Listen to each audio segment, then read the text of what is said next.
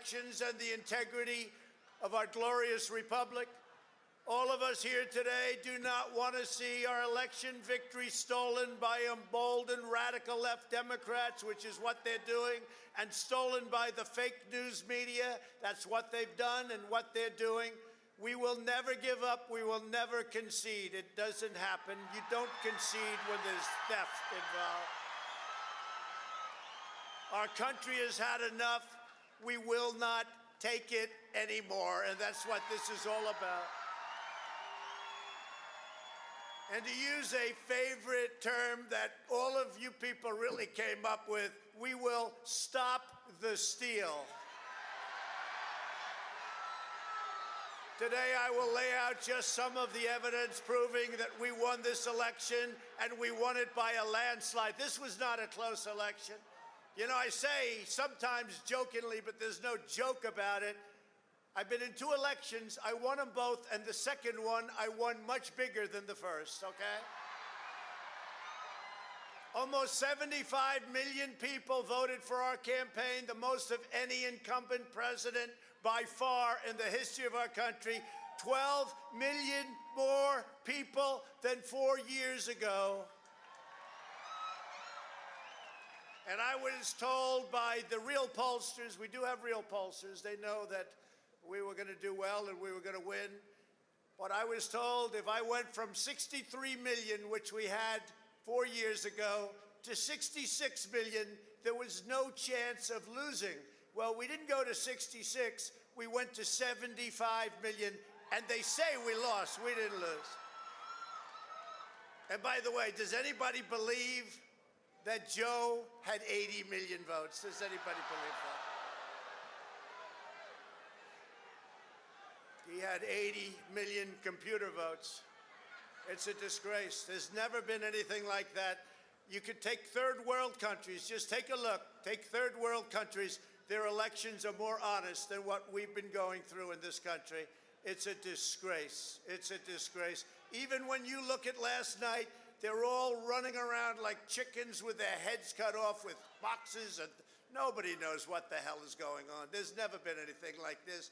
We will not let them silence your voices. We're not going to let it happen. Not going to let it happen.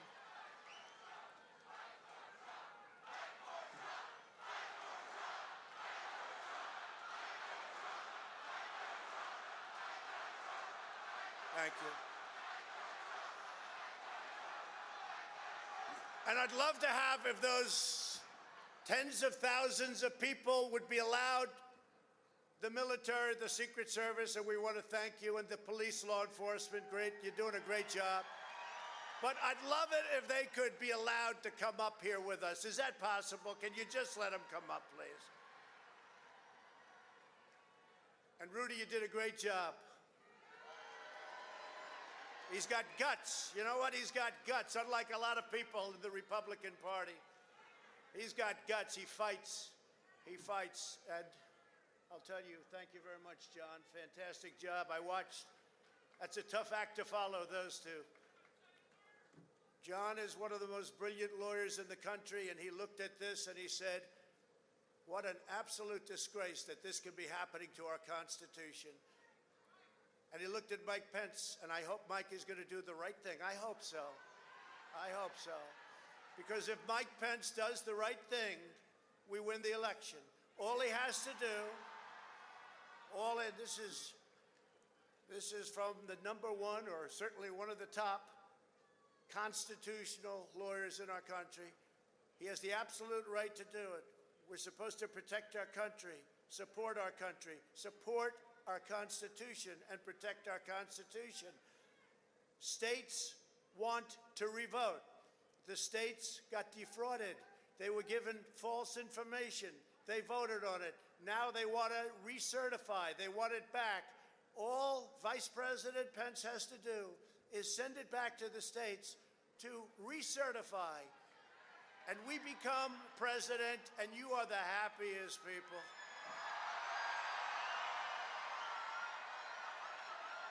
And I just spoke to Mike. I said, Mike, that doesn't take courage. What takes courage is to do nothing. That takes courage. And then we're stuck with a president who lost the election by a lot, and we have to live with that for 4 more years. We're just not going to let that happen. Many of you have traveled from all across the nation to be here, and I want to thank you for the extraordinary love. That's what it is. There's never been a movement like this, ever, ever. For the extraordinary love for this amazing country and this amazing movement. Thank you.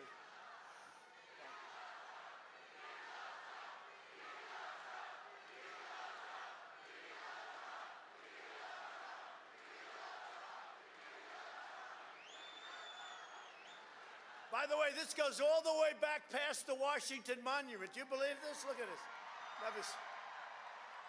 Unfortunately, they gave the press the prime seats. I can't stand that.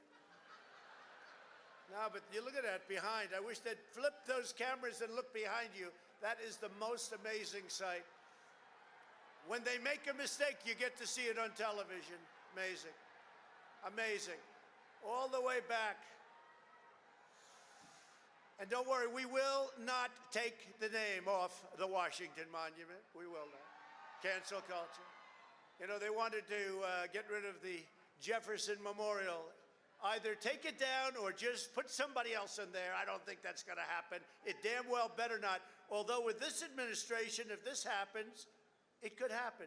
You'll see some really bad things happen. They'll knock out Lincoln, too, by the way. They've been taking his statue down. But then we signed a little law. You hurt our monuments, you hurt our heroes, you go to jail for 10 years, and everything stopped. You notice that? It stopped. It all stopped. And they could use Rudy back in New York City, Rudy. They could use you. Your city's going to hell. They want Rudy Giuliani back in New York. We'll get a little younger version of Rudy. Is that okay, Rudy? We're gathered together in the heart of our nation's capital for one very, very basic and simple reason: to save our democracy. You know, most candidates on election evening, and of course, this thing goes on so long, they still don't have any idea what the votes are. We still have congressional seats under review. They have no idea. They've totally lost control. They've used the pandemic as a way of defrauding the people in a proper election.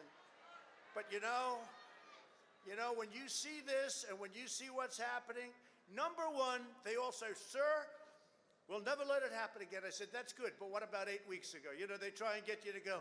They say, sir, in 4 years, you're guaranteed. I said, I'm not interested right now. Do me a favor, go back 8 weeks. I want to go back 8 weeks. Let's go back 8 weeks.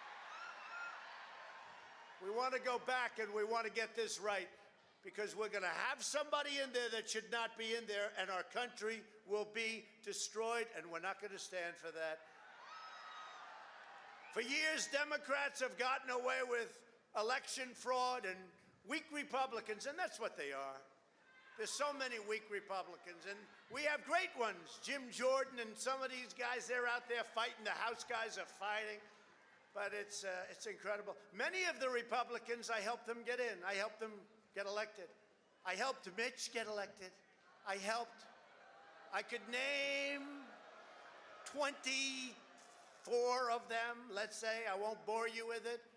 And then all of a sudden you have something like this, and it's like, oh, gee, maybe I'll talk to the president sometime later. No, it's amazing. The weak Republicans, they're pathetic Republicans, and that's what happens.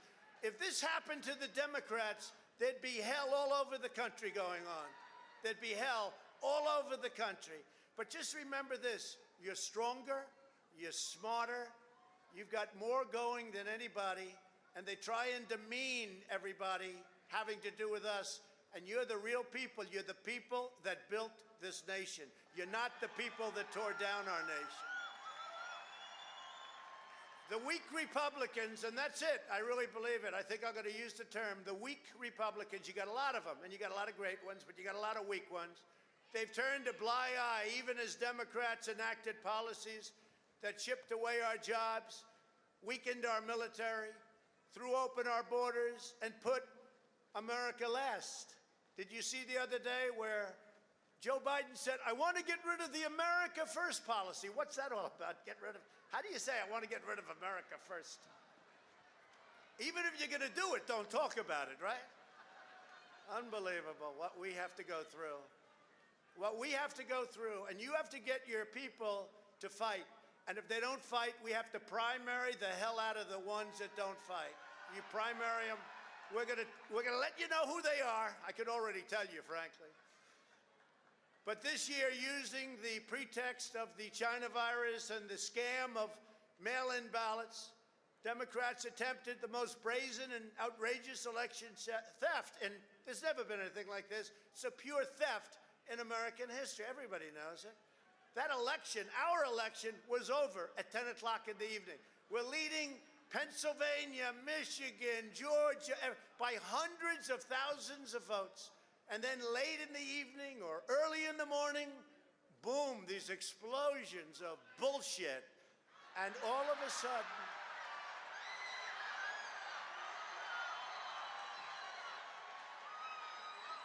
sudden, it started to happen.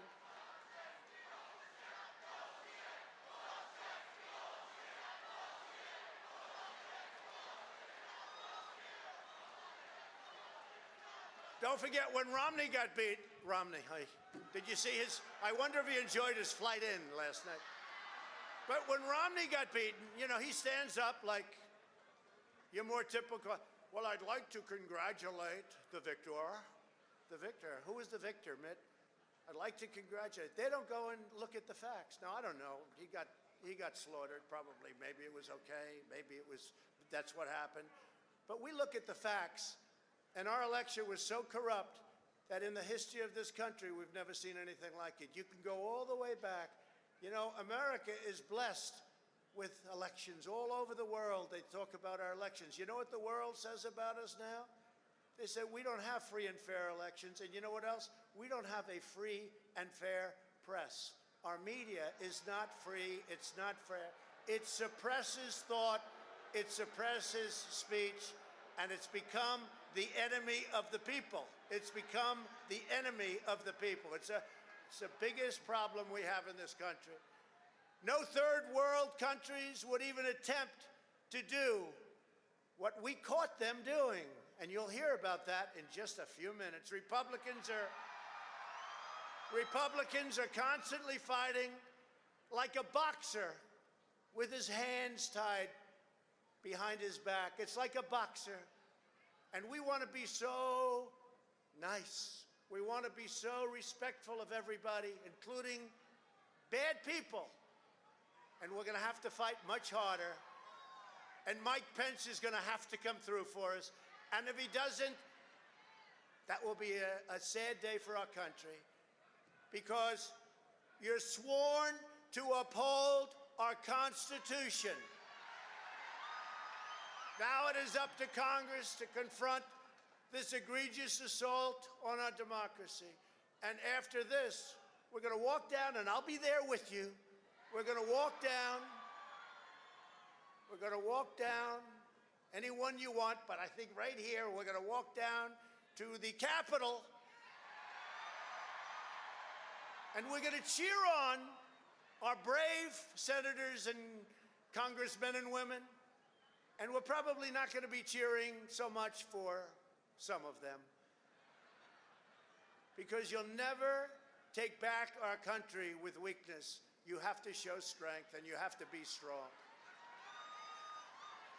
We have come to demand that Congress do the right thing and only count the electors who have been lawfully slated. Lawfully slated.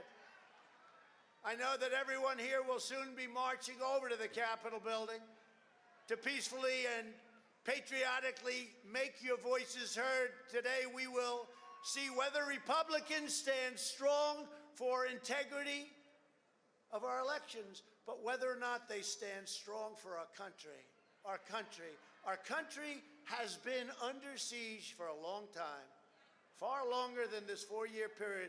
We've set it on a much straighter course, I thought, you know, 4 more years, I thought it would be easy. We created the greatest economy in history. We rebuilt our military. We get you the biggest tax cuts in history. right? We got you the biggest regulation cuts. There's no president, whether it's 4 years, 8 years, or in one case more, got anywhere near the regulation cuts. It used to take 20 years to get a highway approved. Now we're down to 2. I want to get it down to 1, but we're down to 2. And it may get rejected for environmental or safety reasons, but we got it down, the safety. We created Space Force. Look at what we did. Our military has been totally rebuilt. So we create Space Force, which by and of itself is a major achievement for an administration. And with us, it's one of so many different things. Right to try. Everybody know about right to try. We did things that nobody ever thought possible. We took care of our vets. Our vets, the VA now, has the highest rating, 91%, the highest rating that it's had from the beginning, 91% approval rating.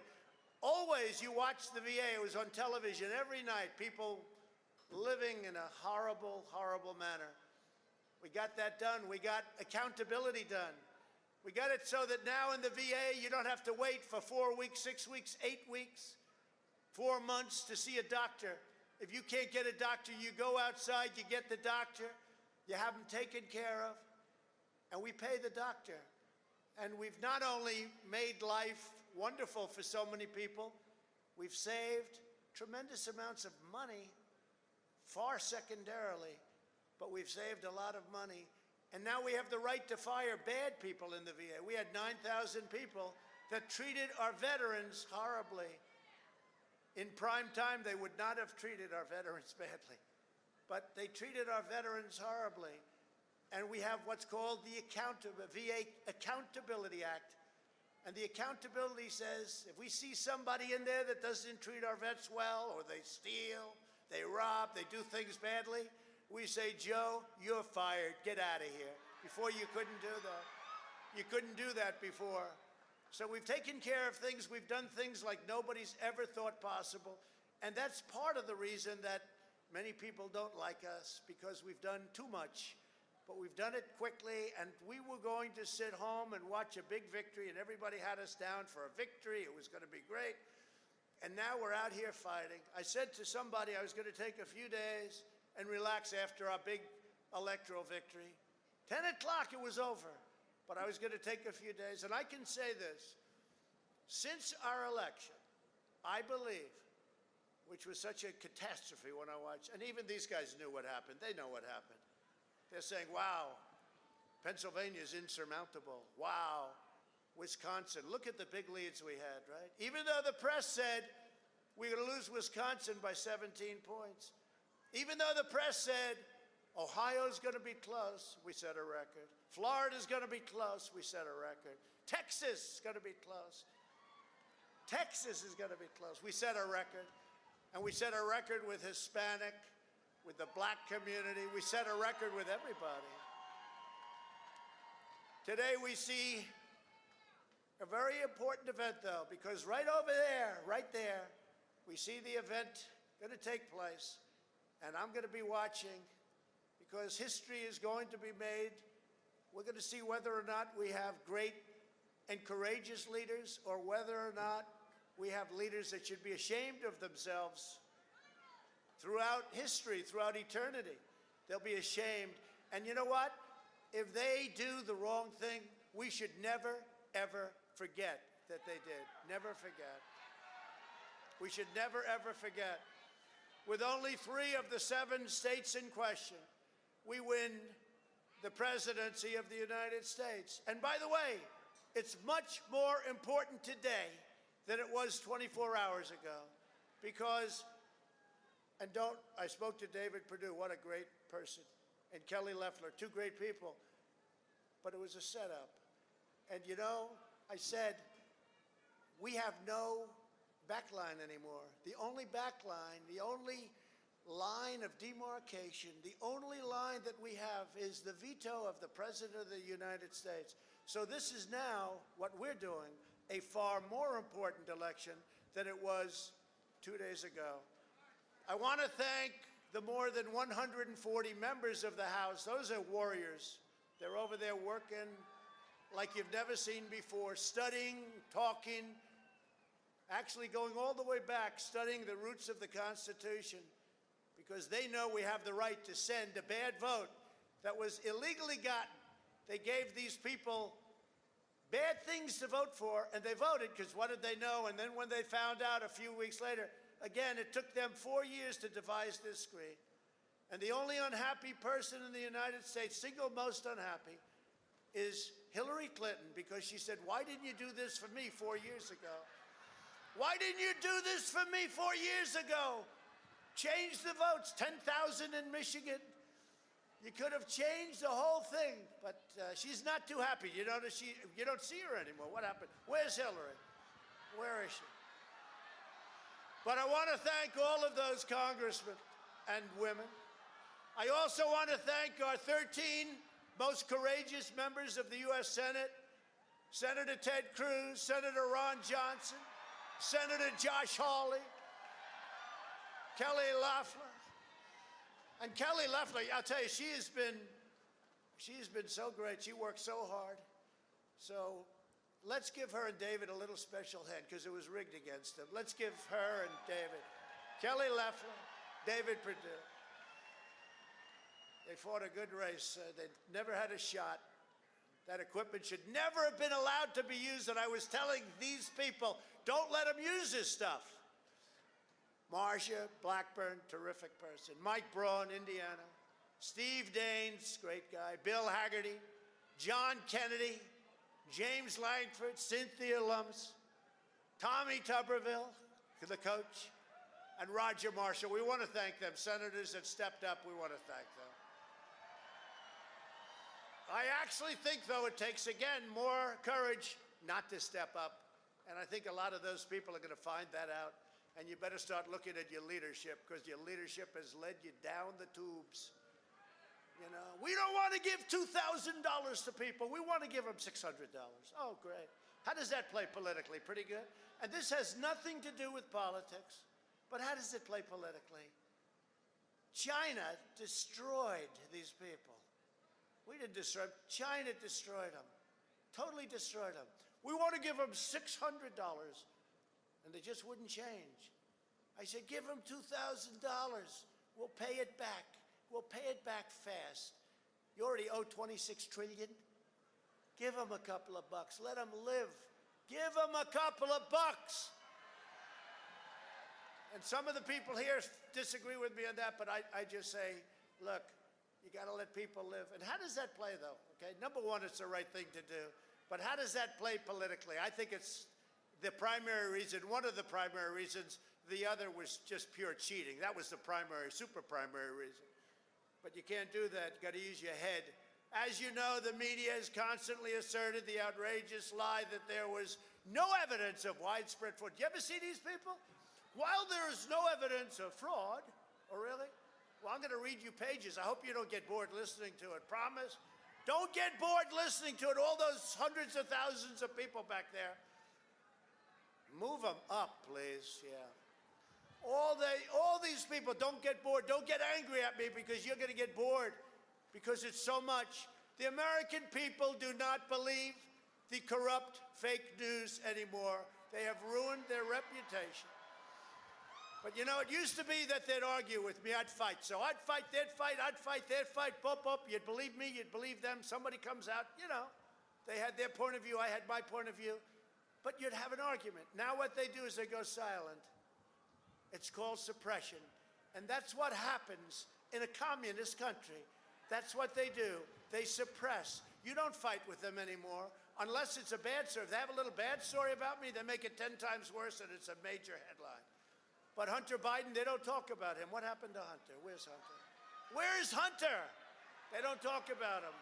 Now watch, all the sets will go off. Well, they can't do that because they get good ratings. The ratings are too good.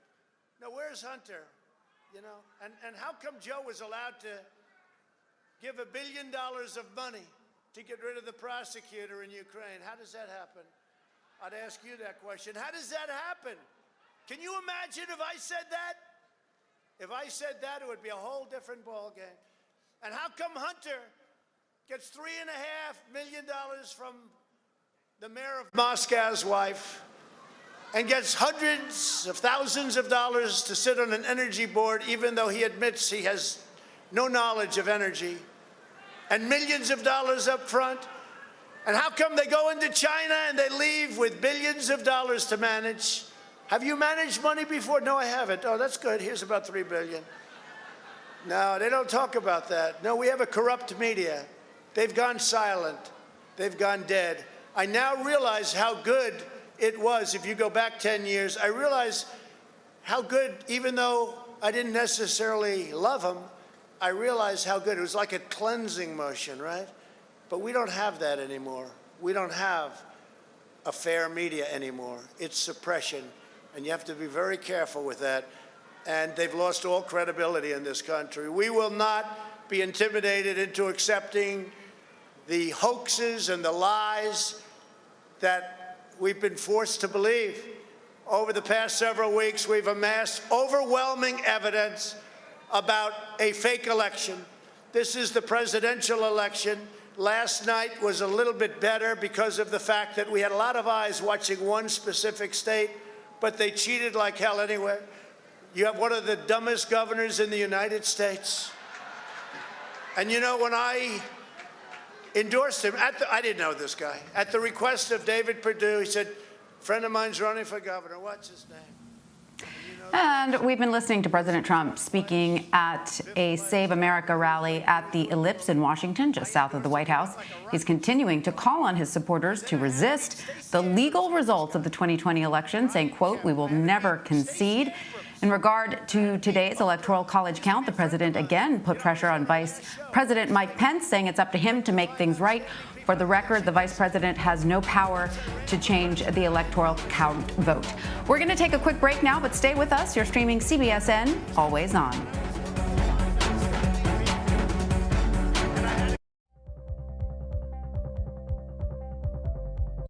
The biggest names in politics. Whoa, that's news. Do you think that the president has the authority to send in active duty troops? Face the questions you want answered. Did the CDC let the American people down? Tell me about the decision. When was it made? Who made it? What is the next area that you are concerned about? What does that mean for the risk of reinfection here in the United States? You bring up a very good point, Margaret. Margaret, that's a great question. Face the Nation with Margaret Brennan on CBS.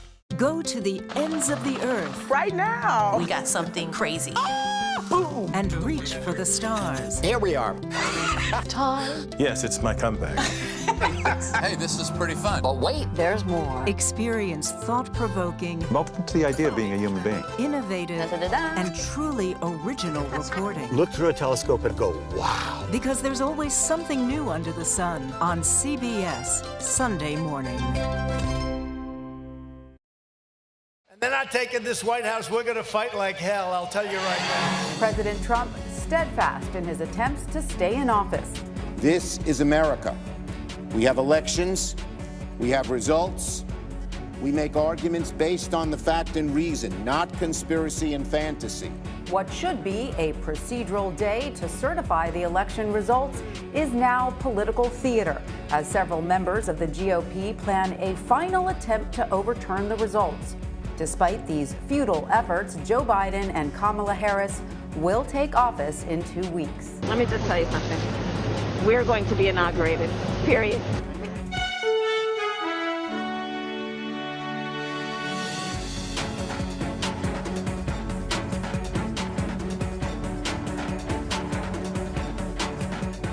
Hello, everyone. I'm Tanya Rivero. Thank you for joining us.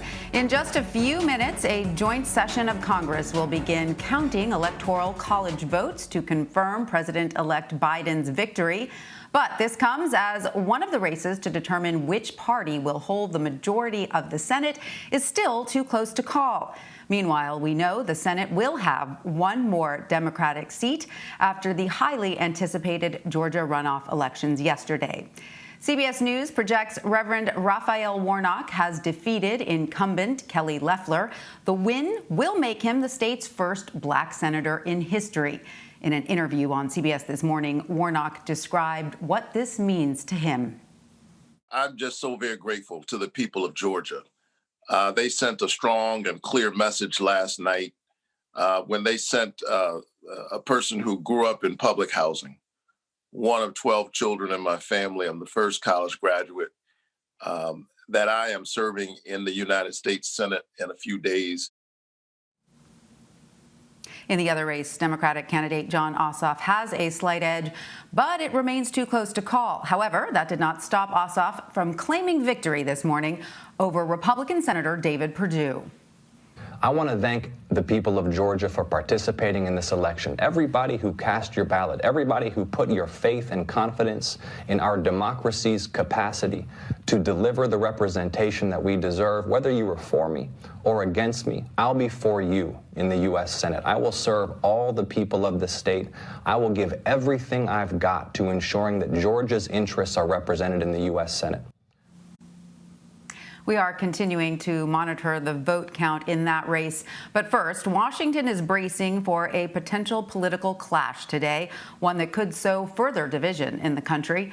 This is a live look from Capitol Hill, where in a little under half an hour, a joint session of Congress will tally the results of the 2020 presidential election. It is usually a largely ceremonial event, one where lawmakers count the Electoral College votes and the vice president announces the winners. But it won't be that simple this year.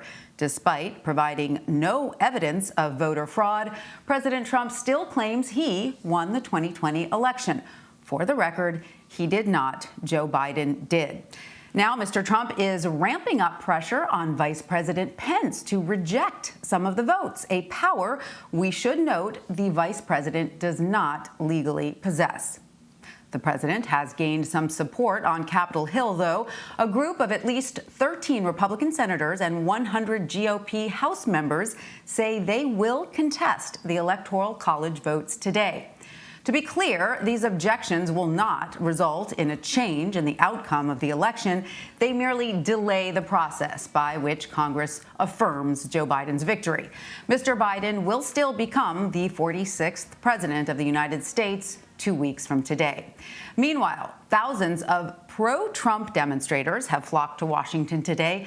They are also protesting the election results. For more, let's bring in Siobhan Hughes. She's a congressional reporter with the Wall Street Journal. Siobhan, welcome. Great to have you with us. So first off, walk us through this process. How are we going to see this play out today?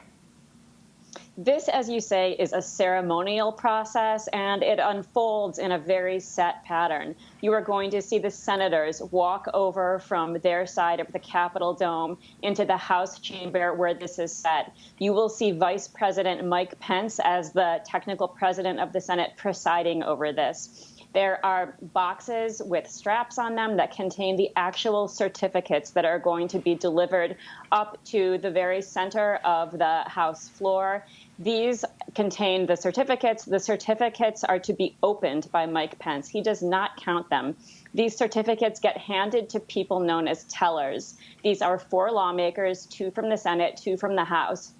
You will see them go through these certificates in alphabetical order, starting with Alabama. You will hear something like Roy Blunt look at the certificate and say, this certificate from Alabama seems to be regular in form and authentic. That is so many electoral votes for Mr. Trump. And they will proceed on down the line. The moment when you are going to see this come to its biggest head initially is with the state of Arizona. Mike Pence is going to recognize likely a House Republican from Arizona. The lawmakers were meeting right before this to determine which Republican that would be, stand up and say, I object. Mike Pence is then going to verify, is your objection in writing, and is that objection signed by the member of the Senate? In this case, the answer will be yes. There will be House Republican objectors and Senate Republican objectors. That is going to trigger the first debate we will see in this process. The House and the Senate will split up into separate chambers. For the Senate side, you will see Ted Cruz leading that debate. Interestingly, he is not going to argue that the electoral votes out of Arizona are fraudulent. He is going to use his time to make the case for an electoral commission, a commission similar to what happened in the 19th century when it was, in fact, Congress who chose the ultimate president of the United States. Also, look to hear from Mitch McConnell. He is going to be the very first speaker when the Senate debate gets underway. He has said that this is going to be one of the most consequential statements of his entire career. At stake, of course, for Republicans and Democrats is the country's system. And there's something practical here at stake, too. There is a latent concern among Republicans that if President Trump succeeds in suggesting the entire process is fraudulent, what could end up happening is you undercut the Electoral College, which is a system that Republicans feel has benefited them, has enabled them to put a lot of Republicans into office. And so that sort of sets the stage for you. A lot to watch for today, Siobhan, but just so our viewers understand, despite all of this, Republicans contesting the Electoral College votes, this will not result in a change in the outcome of the election. Joe Biden will still become the president of the United States in 2 weeks. So what is the political calculus in doing this? Are these Republicans essentially auditioning for Donald Trump's base? These Republicans are auditioning for Donald Trump's mantle, and the people who are speaking on the Senate side most prominently include Josh Hawley and Ted Cruz, who are seen as being two 2024 presidential candidates. They are calculating that Trump's base could repel them to presidency, and so we are already in that next big political fight. All right. Well, Siobhan Hughes, thank you so much for joining us. We really appreciate your insight. Thousands of Trump supporters are rallying in the nation's capital today, protesting the election results. Supporters gathered just south of the White House, carrying American flags and Trump 2020 flags. Many could be heard chanting, "Stop the steal," and "It's rigged." President Trump continues to claim election fraud without any evidence and continues to encourage the supporters to protest. He spoke to the crowd earlier today. Hundreds of thousands of American patriots are committed to the honesty of our elections and the integrity of our glorious republic. All of us here today do not want to see our election victory stolen by emboldened radical left Democrats, which is what they're doing, and stolen by the fake news media. That's what they've done and what they're doing. We will never give up. We will never concede. It doesn't happen. You don't concede when there's theft involved. Back to Georgia now, where the outcome of one of the Senate runoff races is still unknown. CBS News projects that Reverend Raphael Warnock has defeated incumbent Republican Senator Kelly Loeffler. He will now be the first black senator for the state. Last night, Warnock shared a history of his mother. My mother, who as a teenager growing up in Waycross, Georgia, used to pick somebody else's cotton. But the other day, because this is America, the 82-year-old hands that used to pick somebody else's cotton went to the polls and picked her youngest son to be a United States Senator. The race between Republican Senator David Perdue and Democrat Jon Ossoff is leaning Democratic, but still remains too close to call at this time. If Democrats win this seat, there will be a tie in the Senate, and Vice President-elect Kamala Harris will be the tie-breaking vote. Ossoff declared victory in a video message this morning, though CBS News has not projected a winner yet in this race. He thanked voters for the confidence and trust they've placed in him. For more on this, I want to bring in Leslie Sanchez and Linda Tran. Leslie is a CBS News political analyst and Republican strategist, and Linda is a CBS News political contributor and Democratic strategist. Welcome to both of you. Great to have you with us. So, Linda, let me start with you.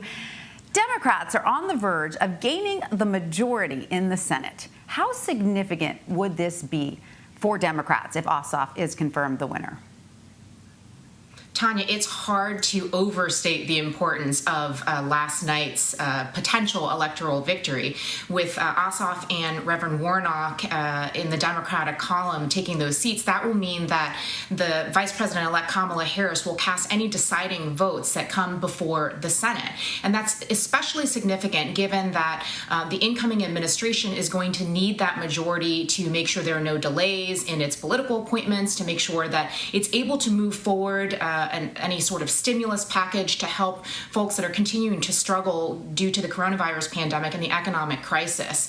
The president-elect and vice president-elect have also made very clear that in addition to addressing the pandemic, they're going to have very ambitious plans around climate change, around healthcare access, and around a lot of different things that they are definitely going to need majorities in both the House and the Senate in order to move forward. So this is really a critical moment that cements the ability for the incoming Biden administration to be successful in moving forward its agenda. And Leslie, President Trump frequently attacked the integrity of Georgia's election and the officials in the state of Georgia. Are Republicans concerned that his rhetoric played a part in the results there? It's a tale of two Republican parties, Tanya. In one sense, you have a lot of Republicans who are blaming Republican Georgia officials for what they feel is bending the rules, causing confusion, having voter irregularities around absentee ballots, none of which there's been merit behind with repeated investigations and reviews.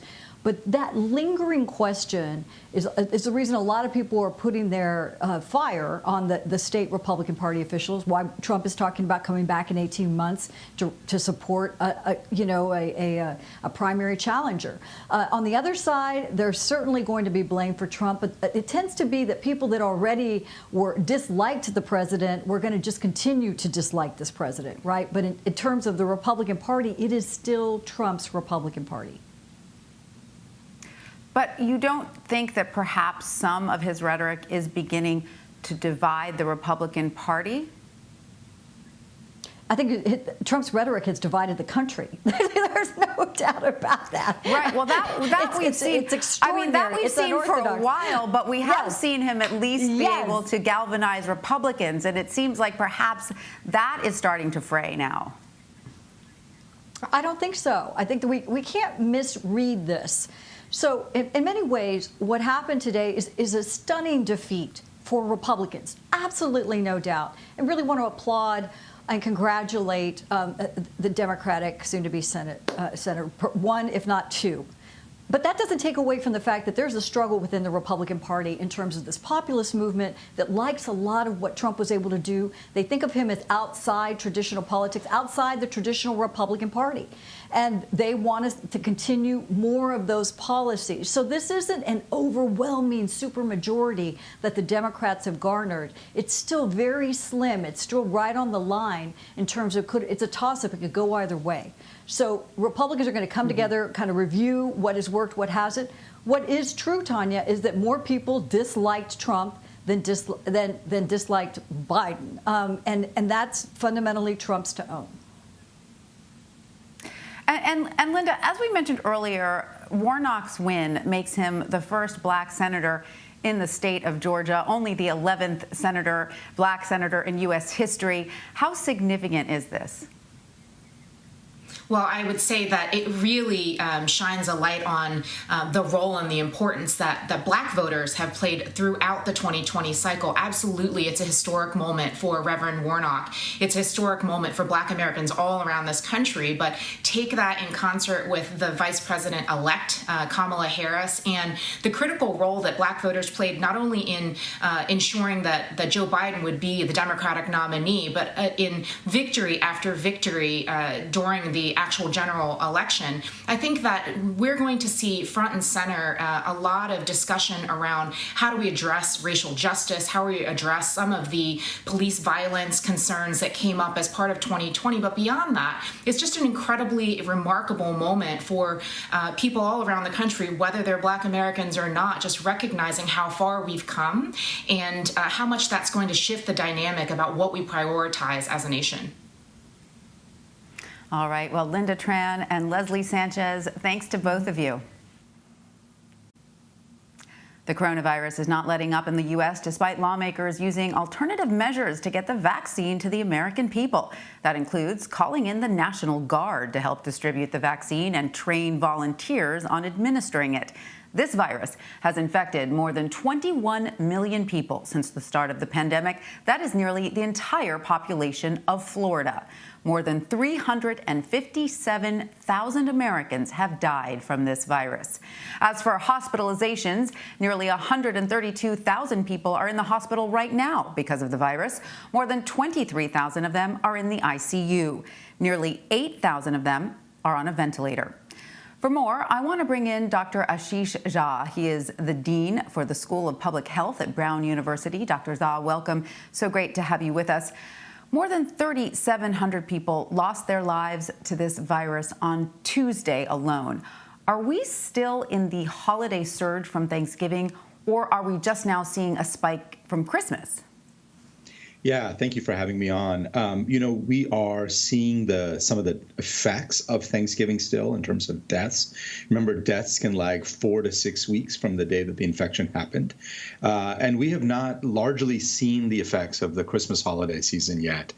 Maybe the beginnings of the spike that we'll see in infections, but the hospitalizations and deaths that result from the holiday season, from the Christmas holiday season, we probably won't see for several more weeks. And let's turn to California quickly. The state is the epicenter right now for the country in terms of this virus. Things have gotten so bad there. Hospitals are rationing oxygen for patients and even turning away ambulances transporting patients. So what do you make of this? It's sort of hard to hear that happening in this country.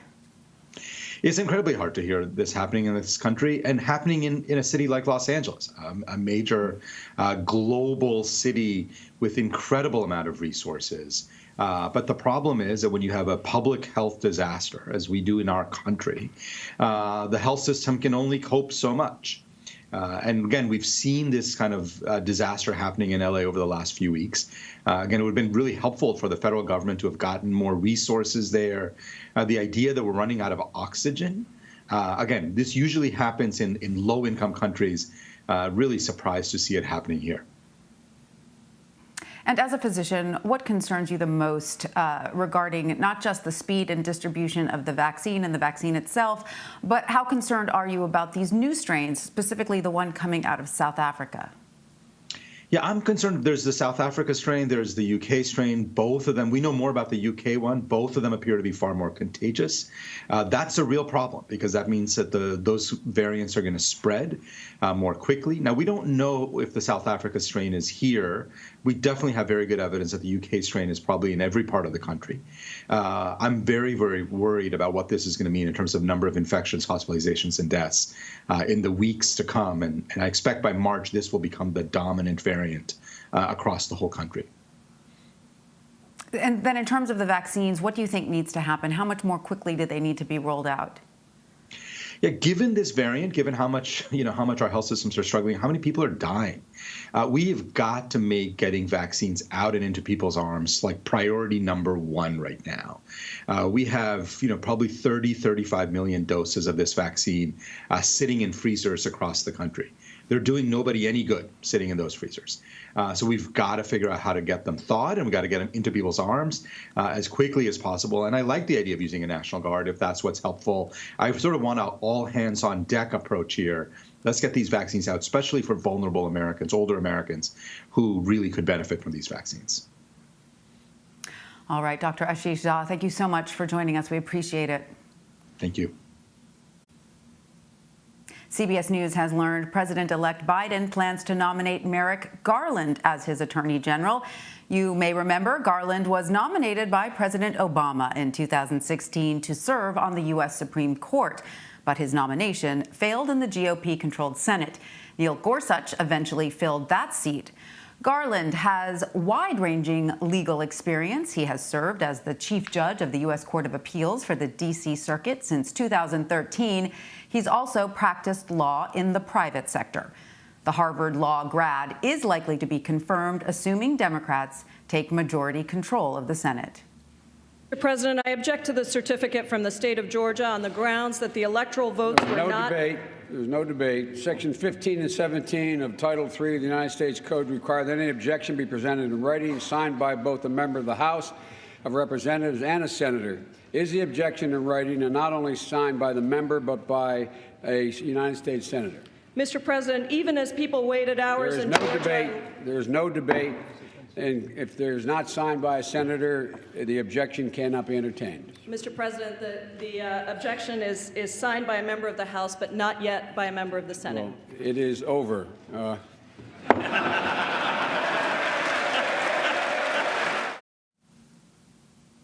In 2017, then Vice President Joe Biden denied opposition to the Electoral College vote from several members of his own party, certifying then President-elect Trump's victory in the 2016 election. Now, 4 years later, President Trump is applying pressure to Vice President Mike Pence to not certify the election results. Earlier, Mr. Trump took to Twitter saying, quote, "If Vice President Mike Pence comes through for us, we will win the presidency. Many states want to decertify the mistake they made in certifying incorrect and even fraudulent numbers in a process not approved by their state legislatures. Mike can send it back." By the way, this tweet was flagged by Twitter for a disputed claim about election fraud. The vice president has historically overseen the certification of the electoral vote count. In 2001, then Vice President Al Gore was forced to certify and announce the results of the 2000 election, in which he lost in dramatic fashion to then Texas Governor George W. Bush. George W. Bush of the state of Texas has received for President of the United States 271 votes. Al Gore of the state of Tennessee has received 266 votes. May God bless our new president and our new vice president, and may God bless the United States of America. Richard Berfault is a professor of legislation at Columbia Law School, and he joins me now. Professor, welcome. Great to have you with us. So, President Trump has been suggesting that Vice President Mike Pence has the power to reject electors from several key states. Let's listen. And I hope Mike Pence comes through for us, I have to tell you. I hope that our great vice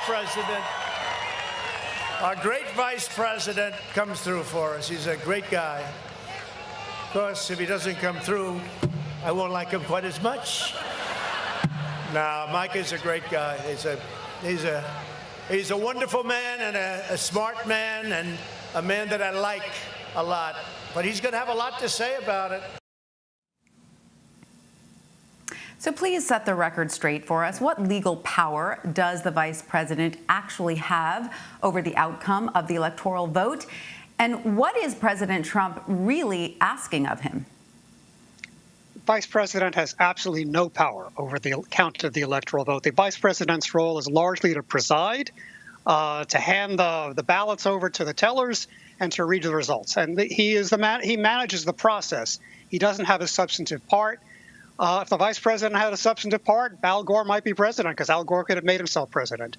The vice president has no substantive role in the counting of the electoral votes. The vice president just presides and resides over the process. And so what is the president asking of him, essentially? He's actually asking the vice president to violate his oath of office. He's asking the vice president to act illegally. And worse than illegally, unconstitutionally, in a way that violates the very structure of the presidential selection process. It is sort of profoundly wrong. And so, Professor, at least 13 Republican senators have said they would follow through on the president's calls to try and overturn President-elect Biden's victory today. On what legal grounds do they think this challenge is justified? It's not clear what they think it's justified on. They're relying on some general idea that there was something wrong with the election of the electors in some of these contested states. Now, there have been something like 60 lawsuits, all of which resolved in favor of the electors who were chosen, actually having been chosen, that rejected all the claims of fraud and misconduct and rigged ballots. At least 60 different lawsuits, federal courts, state courts, appointed judges, elected judges, Republican judges, Democratic judges. But there is some notion out there that the president has emphasized that there was something wrong with the electoral process that led to the selection of these electors. And that's what the disgruntled Republicans in the House and now the dozen in the Senate are raising this issue. Oklahoma Senator Jim Inhofe has opposed the challenge, saying that given the specificity of the Constitution, it would, quote, be a violation of my oath of office to not certify the vote. What does the Constitution state about challenging the Electoral College vote? The Constitution doesn't have any precise details. Between the Constitution and the relevant laws, you can only object if you think that the electors either were improperly elected or an elector once elected did something improper. There's no claim that the electors themselves are acting improperly. So it all goes back to the question of whether or not the electors were improperly selected. And that goes back to the fact that all the states certified that these electors won. And each one of them has been challenged, I don't know, as I say, cumulatively about 60 times. And every single time a court has rejected as unsubstantiated without any backup, any of the evidence. So it would be a violation of your oath of office, I think, or at least as it would be a violation of the system the Constitution sets up. The president is chosen by the people acting through the Electoral College. The Congress is given no substantive role. The only thing here would be if you could show that there was a mistake, a fraud or a mistake made in the selection of these electors. And 60 courts over the past 2.5 months have rejected that. So do you think that today's proceedings will be setting any dangerous precedents going forward? I think it already has. Is the idea we're in a situation now where there's a significant, the President of the United States, a significant chunk of his party, and maybe many people think that some crime has been committed just because they lost. The essence of a democracy is that there are going to be a popular self-rule, is there going to be winners and losers. And the losers have to accept that they lost after they've been given an opportunity to make their case in court if they have a case to make. And what you're really seeing here is it's the equivalent of a kid losing a ball game, picking up the ball and wanting to go home. It really is quite a challenge to the whole idea of self-government to think that it's not possible for me. If I've lost, there must have been a crime committed. Sometimes you lose. And the vote suggests that this time Trump lost. Professor Richard Briffault of Columbia Law School, thank you so much for joining us. We appreciate you sharing your legal expertise with us. Thank you. Hello, everyone. I'm Tanya Rivero. It is 1 p.m. and you're streaming CBSN. Thank you for joining us. We want to take you now to Capitol Hill, where in any moment, a joint session of Congress will meet to count Electoral College votes and seal President-elect Joe Biden's November victory. Republican lawmakers are expected to challenge the results in several key battleground states. For more on this, let's bring in Siobhan Hughes. She's a congressional reporter with the Wall Street Journal. Siobhan, welcome back. Thank you for sticking around with us. Tell us again what we should expect to happen today. How is everything going to play out in terms of what will be unusual about today? What's going to be unusual about today are the objections that are made that result in a process of debates and votes. It's not uncommon for a lawmaker to raise their hand and object to the results from a particular state. We saw this happen, in fact, when Donald Trump was inaugurated. When he was certified, a lot of Democrats objected to the results from some states. What is unusual is that you are going to have senators joining in. Senators will put in writing the same objection that some House lawmakers have. Siobhan, I'm sorry to interrupt, but we're going to listen in because it appears that lawmakers are now entering the chamber and the proceedings are about to begin. They are entering to a round of applause. We're going to listen in. Thanks, Siobhan. We'll be back to you in a moment.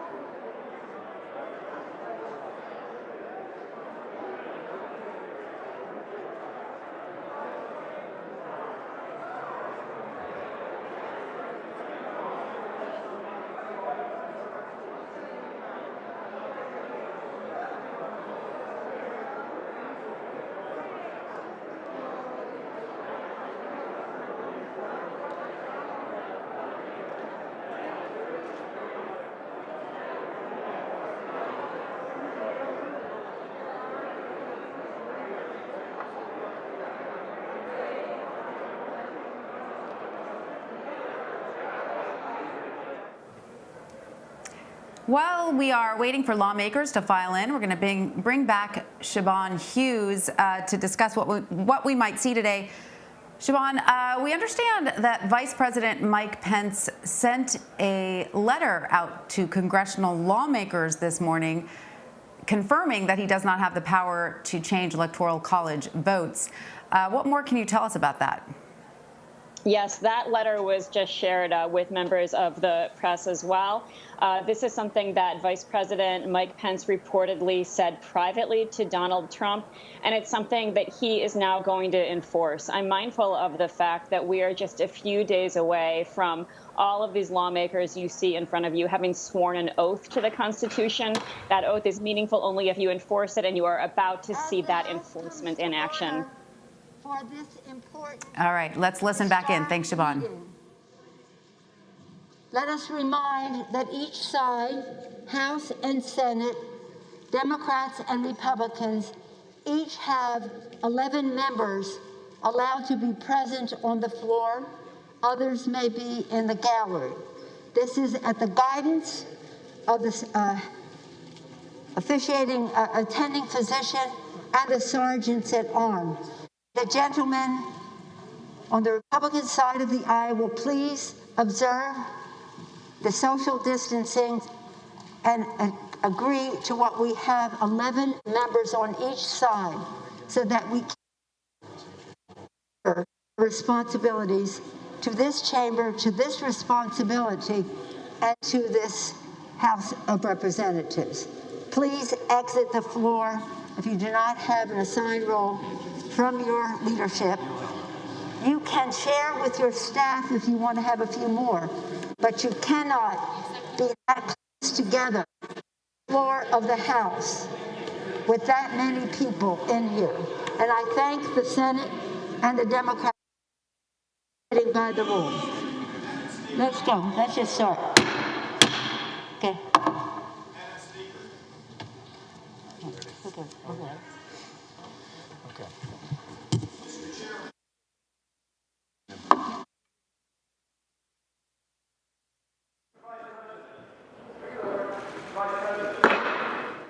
Madam Speaker and members of Congress, pursuant to the Constitution and the laws of the United States, the Senate and House of Representatives are meeting in joint session to verify the certificates and count the votes of the electors of the several states for President and Vice President of the United States.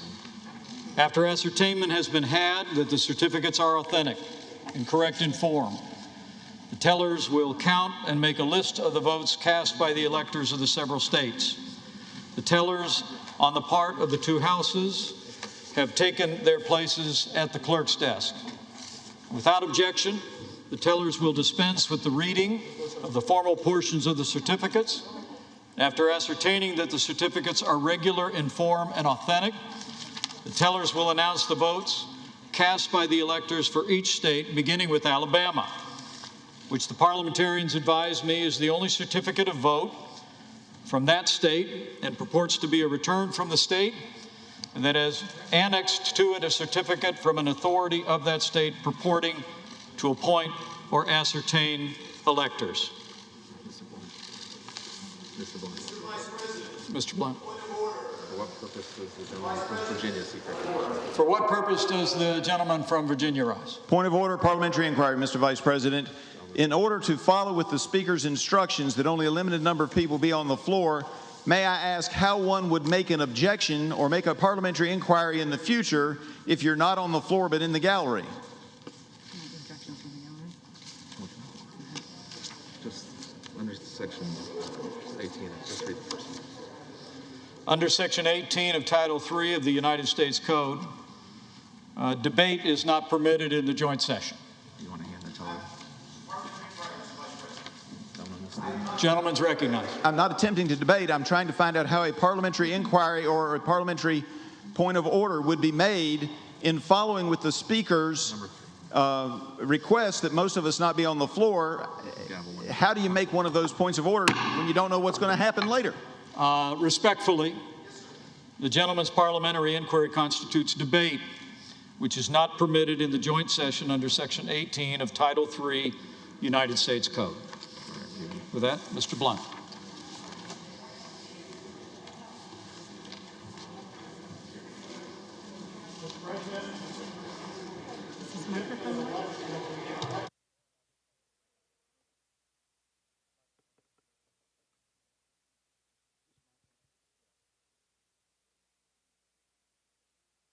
don't think it's on.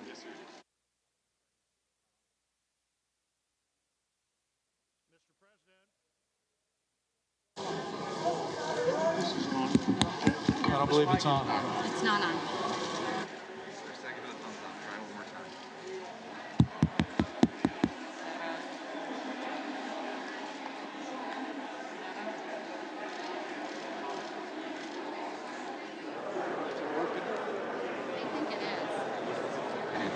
All right. Okay.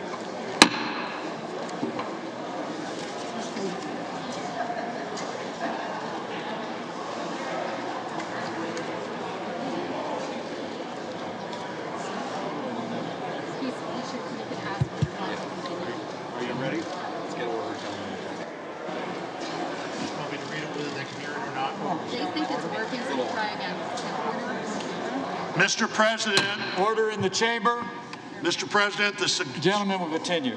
The certificate of the electoral vote of the state of Alabama seems to be regular in form and authentic, and it appears therefrom that Donald J. Trump of the state of Florida received 9 votes for president, and Michael R. Pence of the state of Indiana received 9 votes for vice president.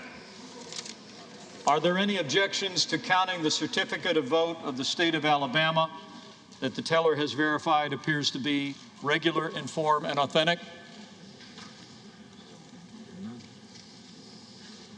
Hearing none. This certificate from Alaska, the parliamentarians advise me, is the only certificate of vote from that state that purports to be a return from the state, and that has annexed to it a certificate from an authority of the state purporting to appoint and ascertain electors. Mr. President, the certificate of the electoral vote of the state of Alaska seems to be regular in form and authentic, and it appears therefrom that Donald J. Trump of the state of Florida received 3 votes for president, and Michael R. Pence of the state of Indiana received 3 votes for vice president. Are there any objections to counting the certificate of vote of the state of Alaska that the teller has verified appears to be regular in form and authentic?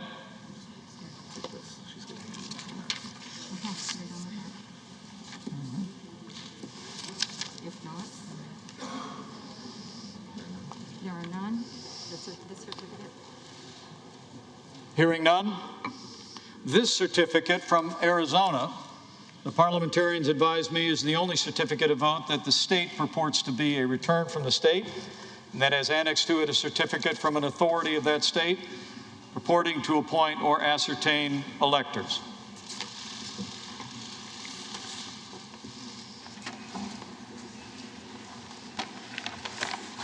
Mr. President, the certificate of the electoral vote of the state of Arizona seems to be regular in form and authentic, and it appears therefrom that Joseph R. Biden Jr. of the state of Delaware received 11 votes for president, and Kamala D. Harris of the state of California received 11 votes for vice president. Are there any objections to counting the certificate of vote of the state of Arizona that the teller has verified appears to be regular in form and authentic? President, I, Paul Gosar from Arizona. For what purpose does the gentleman from Arizona rise? I rise up for myself and 60 of my colleagues to object to the counting of the electoral ballots from Arizona. Is the objection in writing and signed by a senator? Yes, it is. It is.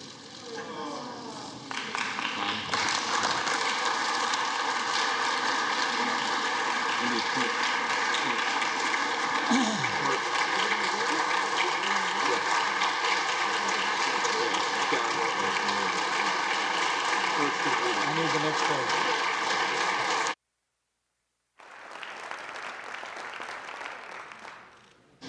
An objection presented in writing and signed by both a representative and a senator complies with the law, Chapter 1 of Title 3 of the United States Code. The clerk will report the objection.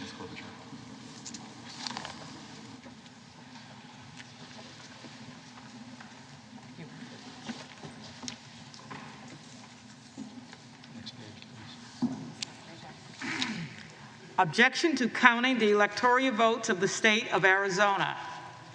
We, a member of the House of Representatives and a United States Senator, object to the counting of the electoral votes of the state of Arizona on the ground that they were not, under all of the known circumstances, regularly given.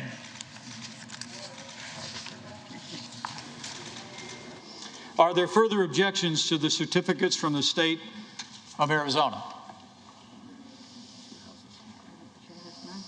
The chair hears none. The two houses will withdraw from joint session. Each house will deliberate separately on the pending objection and report its decision back to the joint session. The Senate will now retire to its chamber.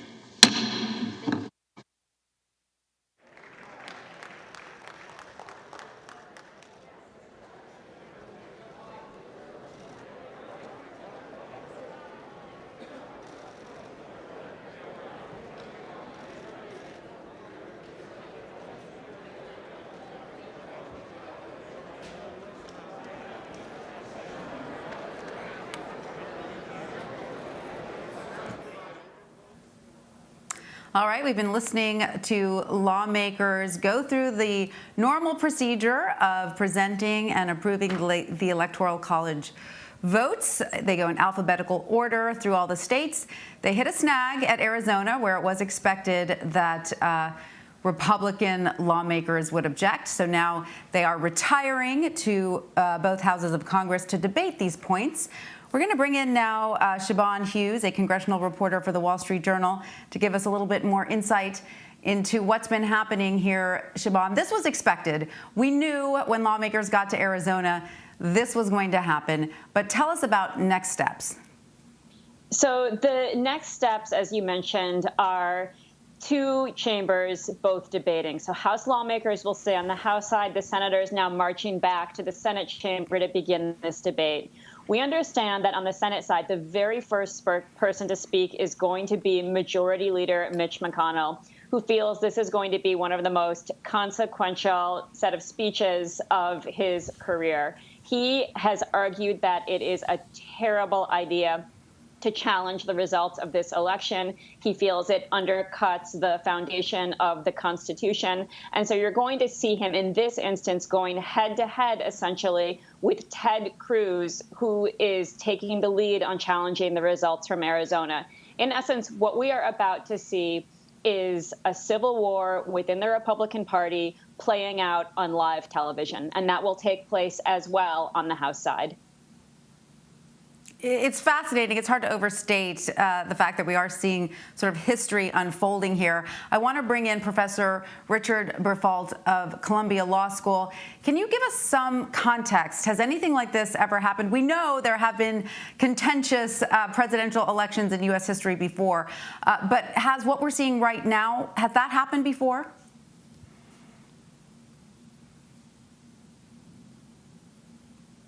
Professor Berfault, are you still with us? Yes, I am. Up. Oh, great. Now we can hear you. Thank you so much. Go ahead.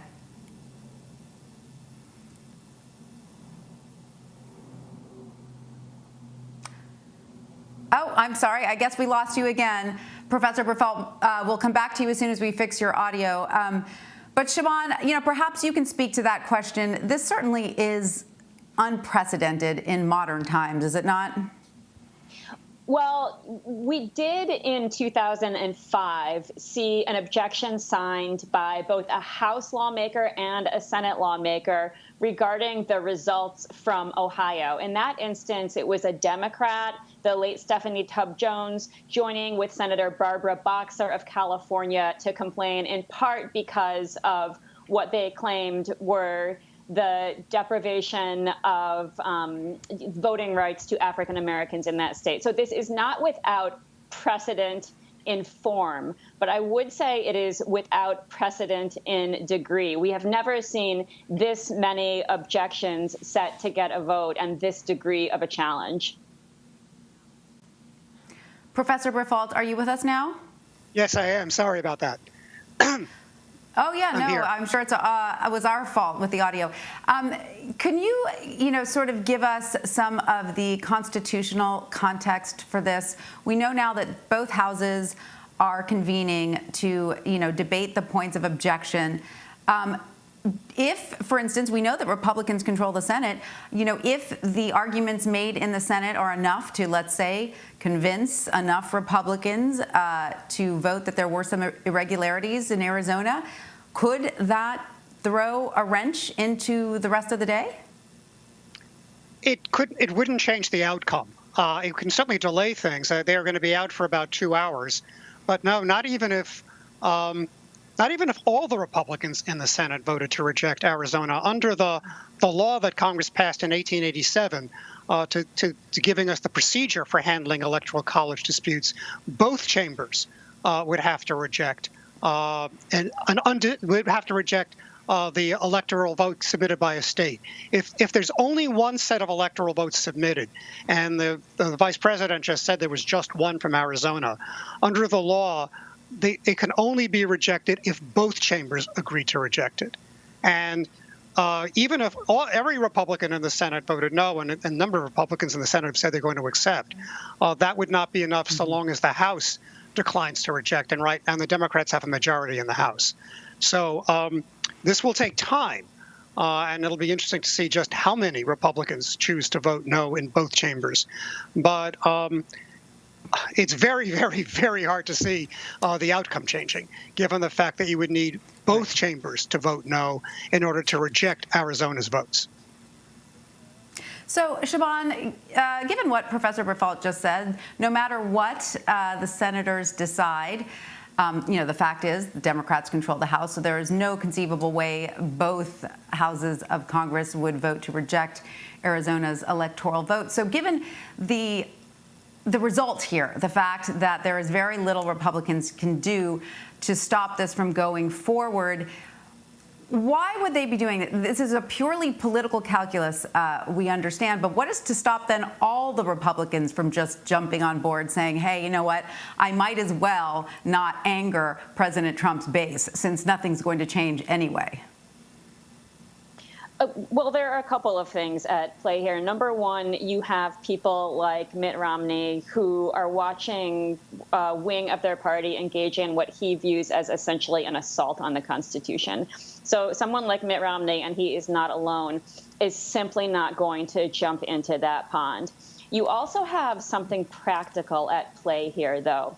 There is a consequence to questioning the legitimacy of the election process, and that is called the Electoral College. That is the system in which the American people pick their presidents. They don't technically vote for a president, but they vote for electors. These are the 538 people who then cast their ballots for the presidency. Progressives want to get rid of the Electoral College on the grounds that they think it gives way too much power to Republicans. It is not democratic. If you have Republicans also now questioning the Electoral College, you are setting up a situation in which Republicans are at risk of losing this system that they feel has been very helpful in terms of electing Republican presidents. So that is a piece of what's going on here. Siobhan, sorry, I think I'm going to have to interrupt you again because it looks like something is continuing. Let's listen in. Of the state of Arizona on the ground that they were not, under all of the known circumstances, regularly given. Signed, Paul Gosar, Representative, State of Arizona. Ted Cruz, Senator, State of Texas. Thank you. The chair will endeavor to alternate recognition between members seeking support of the objection and members seeking opposition to the objection. The chair recognizes the gentleman from Louisiana, Mr. Scalise, for 5 minutes. Thank you, Madam Speaker. I rise today to object to a number of states that did not follow the constitutional requirement for selecting electors. Madam Speaker, this is something that is clear that our founding fathers debated about as a fundamental decision of how we choose our president. There was a lot of back and forth, if anyone reads the founding documents of our country, about the different versions they went through to ultimately come up with a process where each state has elections, each state has a process for selecting their electors and sending them to Washington. And Madam Speaker, in a number of those states, that constitutional process was not followed, and that's why we're here to object. If you look at what the requirement says, nowhere in Article 2, Section 1 does it give the Secretary of State of a state that ability. Nowhere does it give the governor that ability. Nowhere does it give a court that ability. It exclusively gives that ability to the legislatures. And in fact, in most states, that's the process that was followed. But for those states that this wasn't followed, unfortunately, this is not new. We've seen over and over again more states where the Democrat Party has gone in and selectively gone around this process.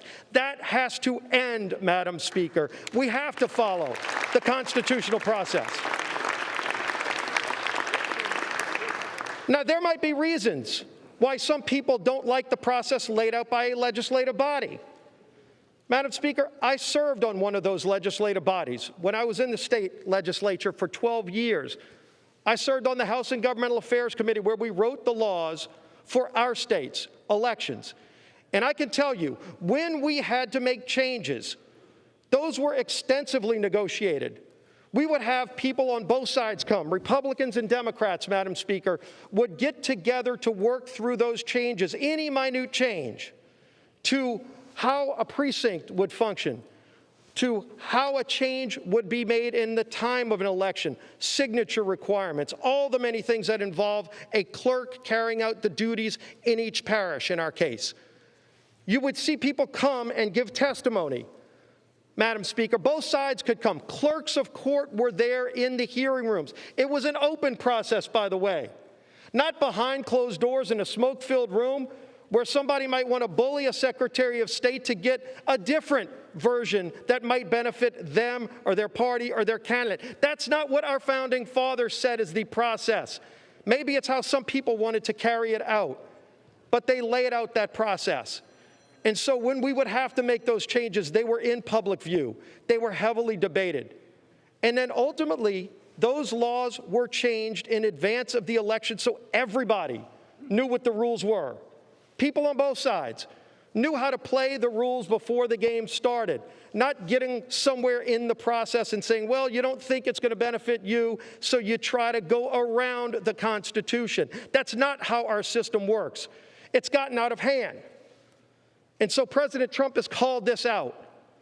And President Trump has stood up to it. So many of us have stood up to it. And in fact, over 100 of my colleagues, Madam Speaker, asked the Supreme Court to address this problem just a few weeks ago.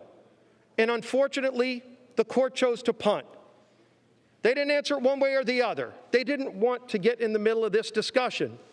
We don't have that luxury today.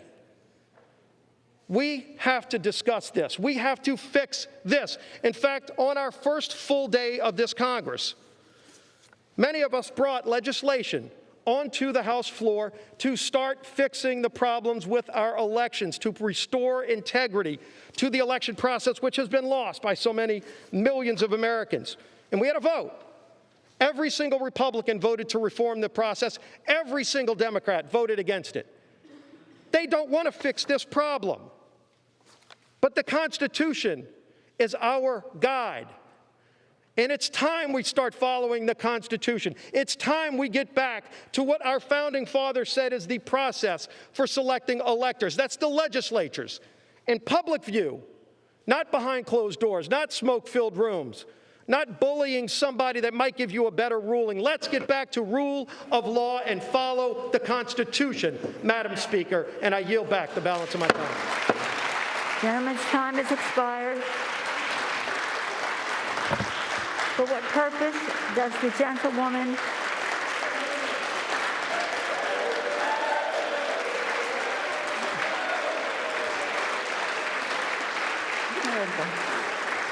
It's over now. I thought it was Jamie. For what purpose does the gentlewoman from California seek recognition? To strike the last word. Without objection, the gentlewoman is recognized for 5 minutes. Madam Speaker, this day marks a crossroads for American democracy. Those who object to the counting of the Electoral College votes, which reflect the votes of the American people, want to substitute their preferences for the voter's choice. That's not what our Constitution requires, and it's at odds with the American Democratic Republic. If Congress selects the next president instead of American voters, we'll have no need for an electoral college. In fact, we'd have no need for presidential elections at all. We'd be moving from a government elected by the people to a government selected by those already governing. That's not America. In the United States, we abide by the choices of the people, not an elite few. The framers of our Constitution considered whether to have Congress select the president and specifically rejected it. Instead, they wrote Article 2 and the 12th Amendment. Article 2 creates the Electoral College, where each state appoints electors.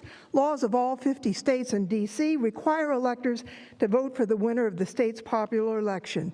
Each state provides for the orderly conduct of elections, including lawful challenges, recounts, and the like. The 12th Amendment is what brings us to today. It says the electors meet in their states. That happened December 14th. The amendment says the electors shall cast their votes, sign and certify them, transmit them to a seal. That's been done.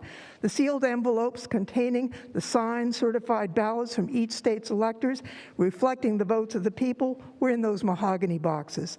The 12th Amendment directs the president, as the vice president, as the president of the Senate, to do only this: open the sealed envelopes, and then the vote shall be counted. Simple. It doesn't say counted in a manner that some members of Congress or the vice president might prefer. No. The votes are simply to be counted as certified and transmitted by the states. During Reconstruction after the Civil War, more than one slate of electors were appointed by states. Dueling lists were sent and protracted processes were undertaken in presidential elections. And as a result, to make an orderly process, Congress enacted the Electoral Count Act of 1887. This law governs our proceedings today. The act provides dispute resolution mechanisms. Under the ECA, if a governor certifies a slate of electors and there are no competing slates from that state, the governor's certified slate must be counted. Today, every single slate of electors, won by Joe Biden or won by Donald Trump, got their governor's certification. Not a single state submitted a competing slate. There's no dispute to resolve. The 2020 election was the most secure election conducted in modern history. Challenges were resolved by lawful recounts and audits. The result, Vice President Biden won the 2020 election. More than 60 lawsuits were filed contesting elements of the election process. None of these lawsuits prevailed. Why? As even President Trump's own judicial appointees ruled, there was no evidence of any wrongdoing that would change the outcome. The people spoke. It was not a close election. The margin of victory for Biden in 2020 was larger than Trump's margin in 2016.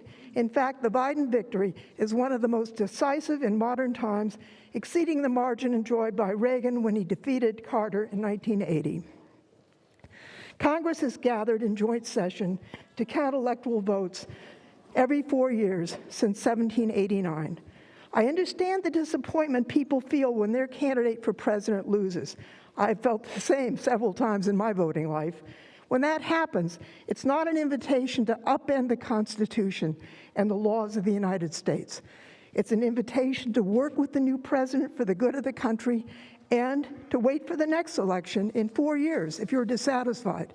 In that spirit, I urge my colleagues to uphold the American democracy. We're going to take you over to the Senate now, where Majority Leader Mitch McConnell is addressing senators. Let's listen in. But over and over, the courts rejected these claims, including all-star judges whom the president himself has nominated. Every election, we know, features some illegality and irregularity, and of course, that's unacceptable. I support strong state-led voting reforms. Last year's bizarre pandemic procedures must not become the new norm. But my colleagues, nothing before us proves illegality anywhere near the massive scale that would have tipped the entire election. nor can public doubt alone justify a radical break when the doubt itself was incited without any evidence. The Constitution gives us here in Congress a limited role. We cannot simply declare ourselves a national board of elections on steroids.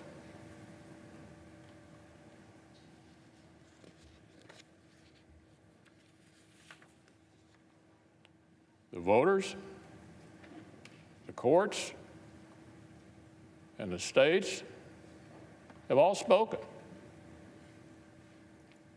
They've all spoken. If we overrule them, it would damage our republic forever. This election actually was not unusually close. Just in recent history, 1976, 2000, and 2004 were all closer than this one. The Electoral College margin is almost identical to what it was in 2016. If this election were overturned by mere allegations from the losing side, our democracy would enter a death spiral. We'd never see the whole nation accept an election again. Every 4 years would be a scramble for power at any cost. The Electoral College, which most of us on this side have been defending for years, would cease to exist, leaving many of our states with no real say at all in choosing a president. The effects would go even beyond the elections themselves. Self-government, my colleagues, requires a shared commitment to the truth and a shared respect for the ground rules of our system. We cannot keep drifting apart into two separate tribes with a separate set of facts and separate realities, with nothing in common except our hostility towards each other and mistrust for the few national institutions that we all still share. Every time in the last 30 years that Democrats have lost a presidential race, they've tried a challenge just like this.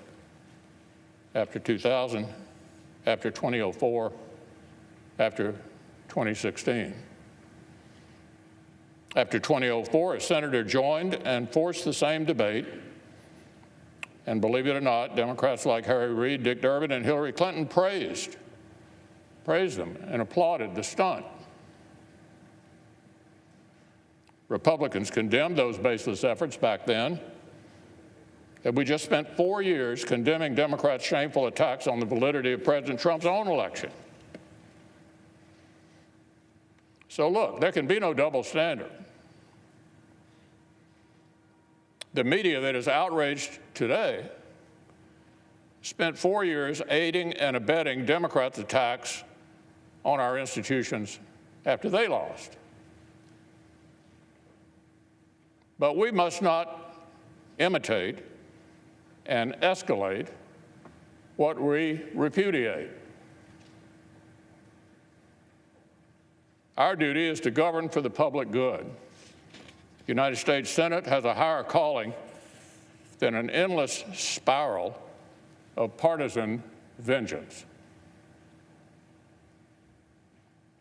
Congress will either override the voters, overrule them, the voters, the states, and the courts for the first time ever, or honor the people's decision.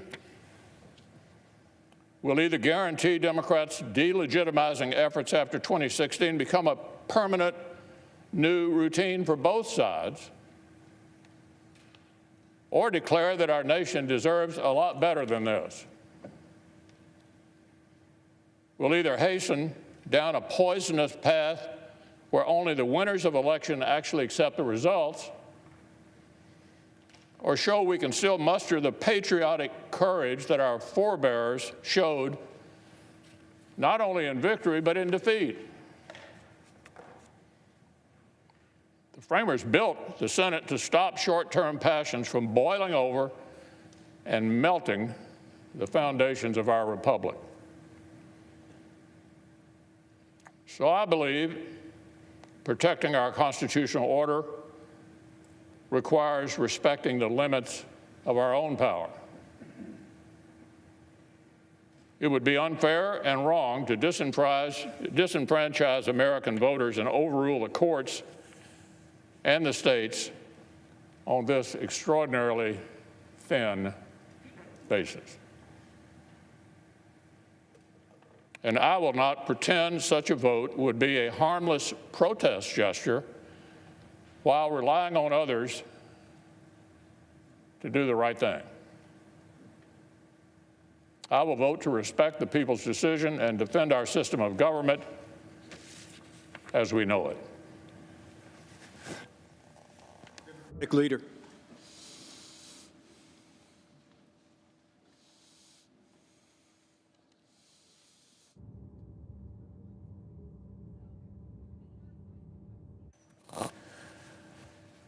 Mr. President, Vice President, as prescribed by the Constitution and the laws of the nation, the purpose of this joint session is for tellers appointed on a bipartisan basis by the two houses to read to the Congress the results of an election that has already happened. We are here to receive an announcement of a vote that has already been certified by every state in the Union and confirmed by the courts many times over. We're here to watch the current Vice President open envelopes and receive the news of a verdict that has already been rendered. It is a solemn and august occasion, no doubt, but it is a formality. The Congress does not determine the outcome of elections, the people do. The Congress is not endowed with the power to administer elections. Our states are given that power. By the end of the proceedings today, it will be confirmed once again something that is well known and well settled. The American people elected Joe Biden and Kamala Harris to be the next President and Vice President of the United States. And yet, a number of our colleagues have organized an effort to undermine and object to that free and fair election. They're in the minority. They will lose. They know that. They have no evidence of widespread voter fraud upon which to base their objections. That's because there is none. There is none. Not brought before any of the courts successfully. They know that President Trump and his allies have suffered a defeat in court after court across the country, losing no fewer than 62 legal challenges. And I might add many Republican-appointed judges, some appointed by President Trump, rendered those decisions. They know, you all know, that Joe Biden and Kamala Harris are going to be sworn in as President and Vice President of the United States on January 20th. But they are going to object to the counting of the vote anyway. And in the process, they will embarrass themselves, they will embarrass their party,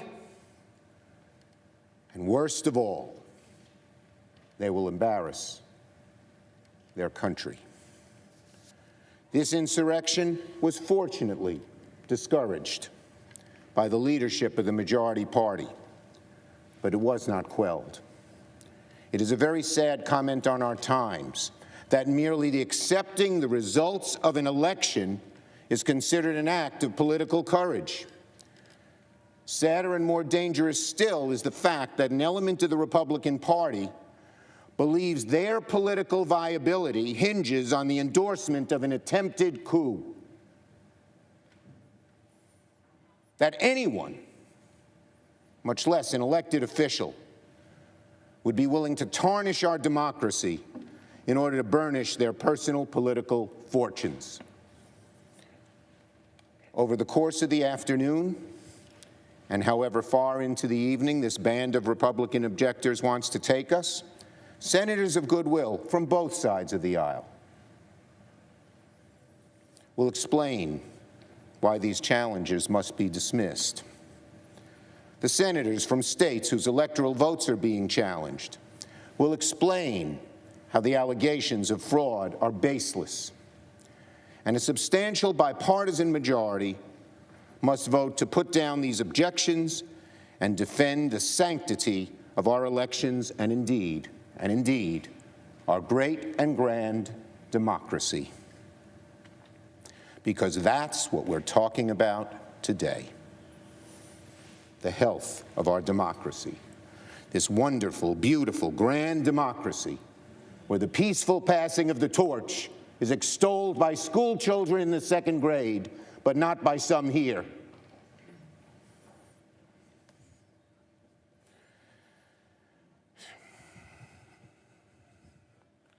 As we speak, half of our voters are being conditioned by the outgoing president to believe that when his party loses an election, the results must not be legitimate. As we speak, the eyes of the world are on this chamber, questioning whether America is still the shining example of democracy, the shining city on the hill. What message we send today? What message will we send today to our people, to the world that has so looked up to us for centuries? What message will we send to fledgling democracies who study our Constitution, mirror our laws and traditions, in the hopes that they too can build a country ruled by the consent of the governed? What message will we send to those countries where democratic values are under assault and look to us to see if those values are still worth fighting for? What message will we send to every dark corner of the world where human rights are betrayed, elections are stolen, human dignity denied? What will we show those people? Will we show those people that there is a better way to ensure liberty and opportunity of humankind? Sadly, a small band of Republican objectors may darken the view of our democracy today, but a larger group of senators and House members from both sides of the aisle can send a message too. That democracy beats deep in the hearts of our citizens and our elected representatives, that we are a country of laws and of not men, that our traditions are not so easily discarded, even by our president, that facts matter, that truth matters, that while democracy allows free speech and free expression, even if that expression is anti-democratic, there will always, always be, praise God, a far broader and stronger coalition ready to push back and defend everything we hold dear. We can send that message today by voting in large and overwhelming numbers to defeat these objections. My colleagues, we each swore an oath just 3 days ago that we would defend and support the Constitution of the United States against all enemies, foreign and domestic, that we would bear true faith and allegiance to the same. We swore that we took this obligation freely, without any mental reservation or purpose of evasion, and that we could well and faithfully discharge the duties of the office we were about to enter, so help us God. The precise words of that oath were shortly written after the Civil War, when the idea of true faith and allegiance to this country and its Constitution took on enormous meaning. Let those words ring in the ears of every senator today. Let us do our duty to support and defend the Constitution of the United States. So help us God.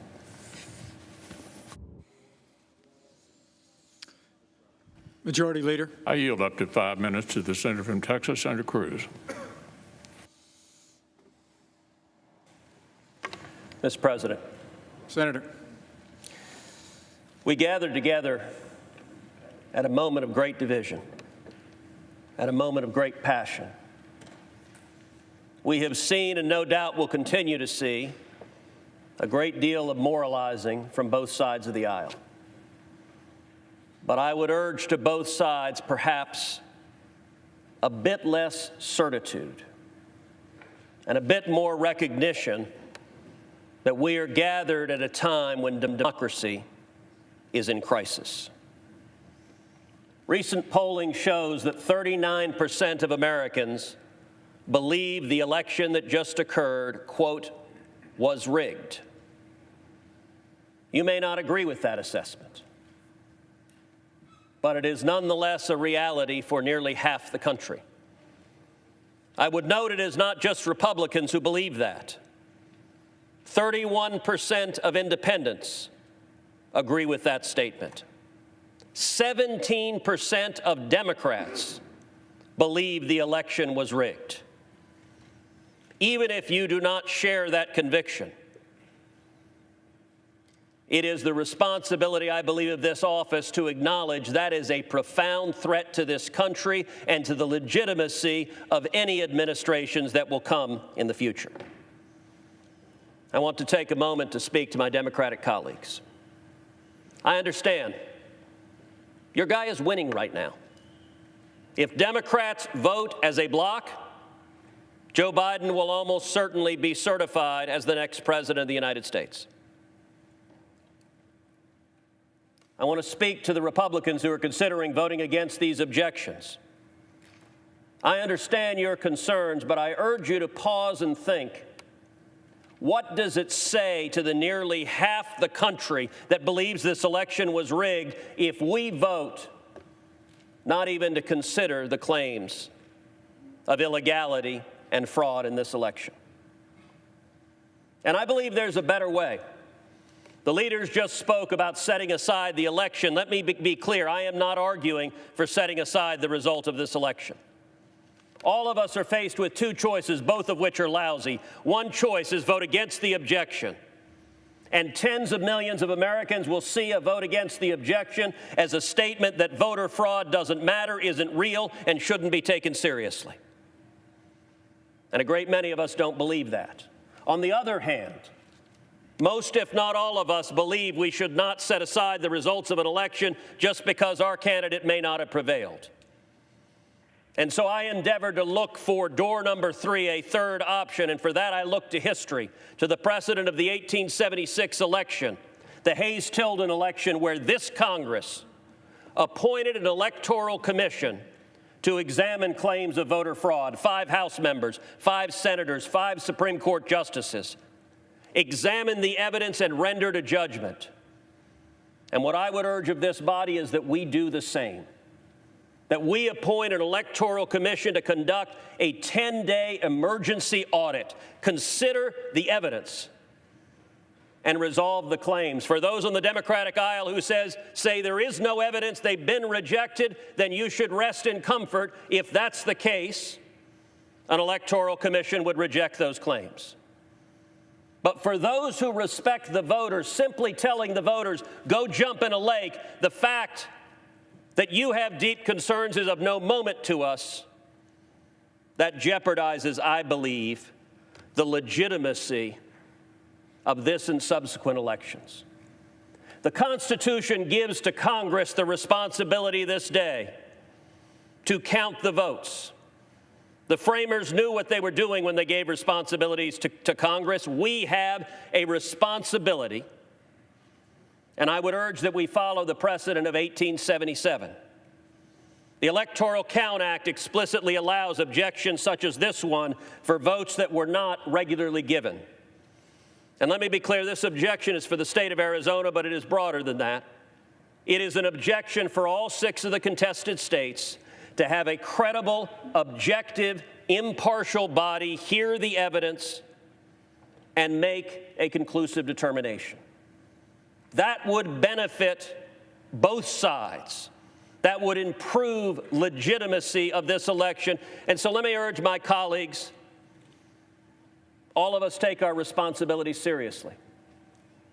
I would urge my colleagues, don't take perhaps the easy path, but instead act together, astonish the viewers, and act in a bipartisan sense to say we will have a credible and fair tribunal, consider the claims, consider the facts, consider the evidence, and make a conclusive determination whether and to what extent this election complied with the Constitution and with federal law.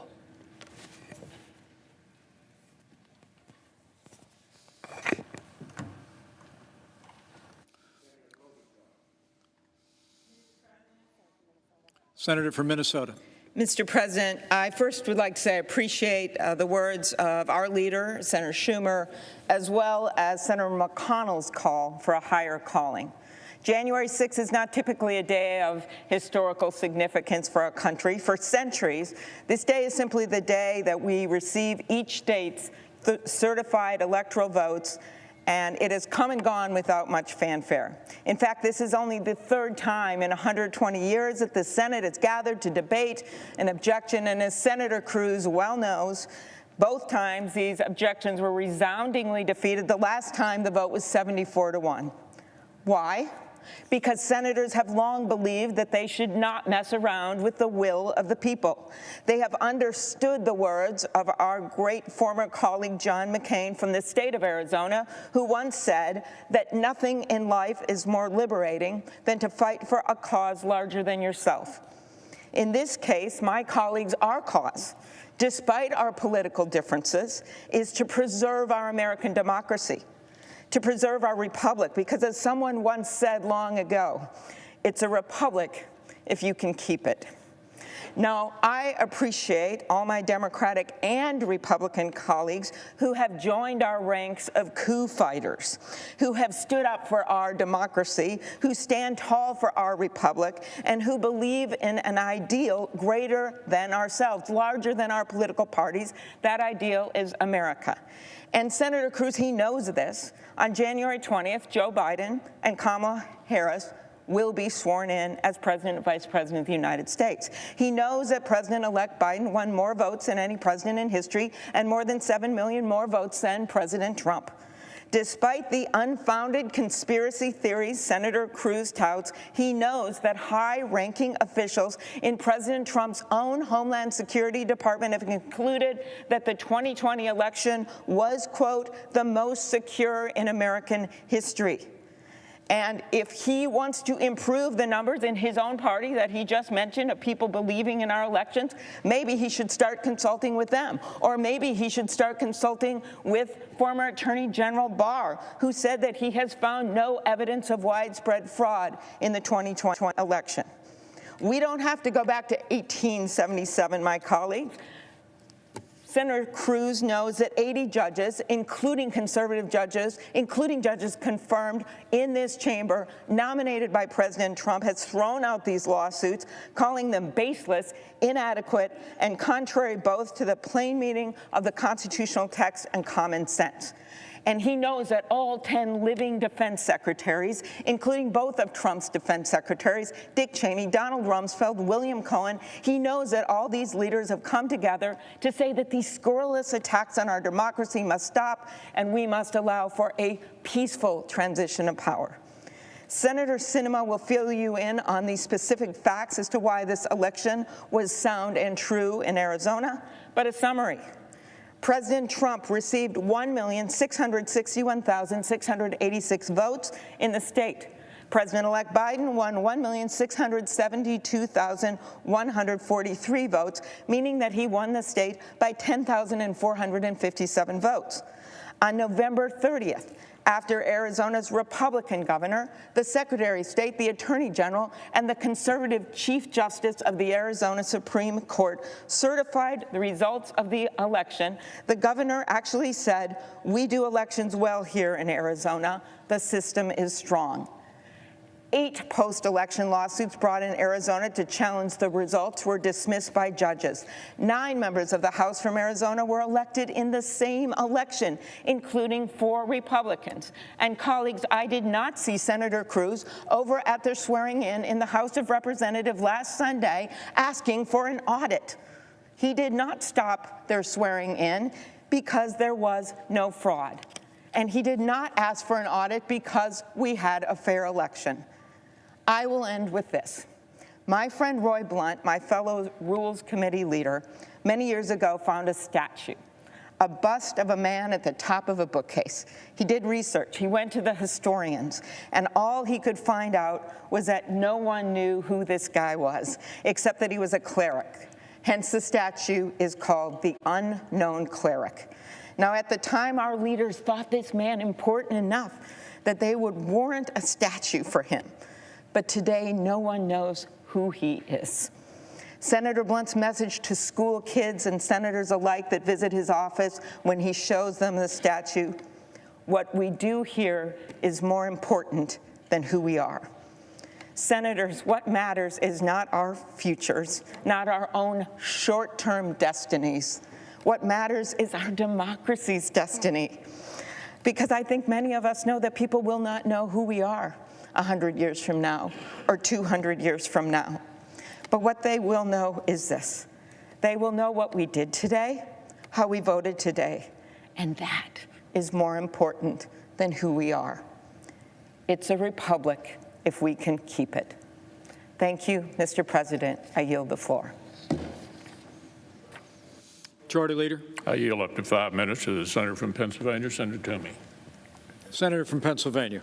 Thank you, Mr. President, and I intend later to address the specifics of Pennsylvania if and when an objection is raised with regard to Pennsylvania. For now, I want to address my remarks to what I think is the fundamental question being posed by the objectors.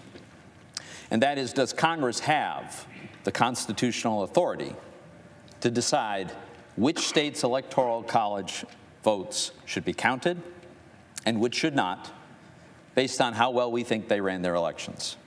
This is what the objectors are really asking us to do, to federalize elections by rejecting electoral college votes from states whose processes they say they disapprove of, and thereby having Congress select the President of the United States instead of the American people. The answer, Mr. President, is no. There is no such authority under the Constitution. The Constitution assigns to the states the responsibility to conduct elections. It's clear in Article 2, Section 1. It leaves courts with the responsibility to adjudicate disputes, and it assigns to Congress the ministerial function of counting ballots, except for extreme circumstances, such as when a state sends competing slates of electors to Congress. Which brings me to the 1877 precedent. Some objectors claim to merely want a commission to conduct an audit and then let states decide whether to send different electors. Well, first, the situations are not at all analogous. In 1877, Congress had before it 2 slates of electors from several states. Here, there are no Trump electors from swing states. There's just Biden electors. Second, legislatures from the swing states, they've already spoken. They've made their decision. They've chosen not to send us alternative electors. Third, a commission? Really? It's completely impractical, and we all know it, with 14 days to go before a constitutionally mandated inauguration. But look at it this way. If the objectors are right, and it really is Congress's job to sit in judgment on the worthiness of the state's electoral processes, then what's the criteria? for acceptable election processes? What investigations have been conducted of these processes? What body has deemed that certain states' processes are unacceptable? What opportunities were these states given to challenge the findings? Why are the objectors objecting only to swing states that President Trump lost? What about the ones he won? I don't know, North Carolina. What about California? They have ballot harvesting, I'm told. If this is all supposed to be Congress's job, you'd think we'd have answers to these questions and procedures in place because we would have done this every 4 years, right? But we don't, because it's not our job. If we adopt this new precedent that we sit in judgment of states' processes, then we're federalizing the election law. We would necessarily have to establish the permissible criteria and rules for the state's elections. The ballot harvesting example, it's illegal in some states. It's encouraged in others. Does it become mandatory or forbidden depending on who's in control of Congress? And as the leader pointed out, it would be the end of the Electoral College. And the Electoral College is the mechanism by which the people select the president. But if Congress gets to decide which states get to vote in the Electoral College, then clearly Congress is selecting the president, not the people. Whichever party controls both houses of Congress would control the presidency. The public would never tolerate Congress picking the president instead of themselves, so they'd abolish the Electoral College, as many of our colleagues would like to do. And the end of the Electoral College, of course, means the nation will be governed by a handful of big blue states and regions that can drum up very large numbers. Mr. President, the Constitution does not assign to Congress the responsibility to judge the worthiness of state election processes, nor its adherence to its rules. That's the responsibility of the states and the courts. Let me conclude with this. I voted for President Trump. I publicly endorsed President Trump. I campaigned for President Trump. I did not want Joe Biden to win this election. But there's something more important to me than having my preferred candidate sworn in as the next president, and that's to have the American people's chosen candidate sworn in as the next president. A fundamental defining feature of a democratic republic is the right of the people to elect their own leaders. It's now our duty, it's our responsibility to ensure that that right is respected in this election and preserved for future elections. I urge you, vote against this objection. Democratic leader. Mr. Vice President. Senator from the great state of Arizona, Senator Sinema. Senator from Arizona. Thank you, Mr. President. I rise today to share the facts about Arizona's recent election and to urge my colleagues to step away from divisive political rhetoric and step towards renewing Americans' faith in our democracy. The 2020 Arizona election was a success, not for any one party or individual, but as a demonstration of the will of the voters. A record 80% of registered voters participated, thanks to local Arizona election officials who ensured our system worked and our laws were upheld. Arizona has offered early voting for more than 100 years, and our vote-by-mail system includes strict safeguards. All ballots include tracking mechanisms and tamper-resistant envelopes. Election staff are trained to authenticate signatures, and Arizona imposes severe criminal punishments for ballot tampering. The Arizona election produced bipartisan results in which members of both parties won races, and these results have been confirmed by stakeholders across the political spectrum. The Republican chairman of the Maricopa County Board of Supervisors said, "No matter how you voted, this election was administered with integrity, transparency, and in accordance with Arizona state laws." The Republican Speaker of the Arizona State House rejected calls for the legislature to overturn the election, saying, "As a conservative Republican, I don't like the results of the presidential election, but I cannot and will not entertain a suggestion that we violate current law to change the outcome." 8 challenges contesting the Arizona election were brought to federal and state courts. All 8 were withdrawn or dismissed, including a unanimous ruling by the Arizona Supreme Court. The Chief Justice wrote, "The challenge fails to present any evidence of misconduct or illegal votes, let alone establish any degree of fraud or a sufficient error rate that would undermine the certainty of the election results." During a recent committee hearing, I asked a simple question of the former Director of Cybersecurity and Infrastructure Security. Did he find any evidence disputing the integrity or fairness of Arizona's election? His answer was simple: no.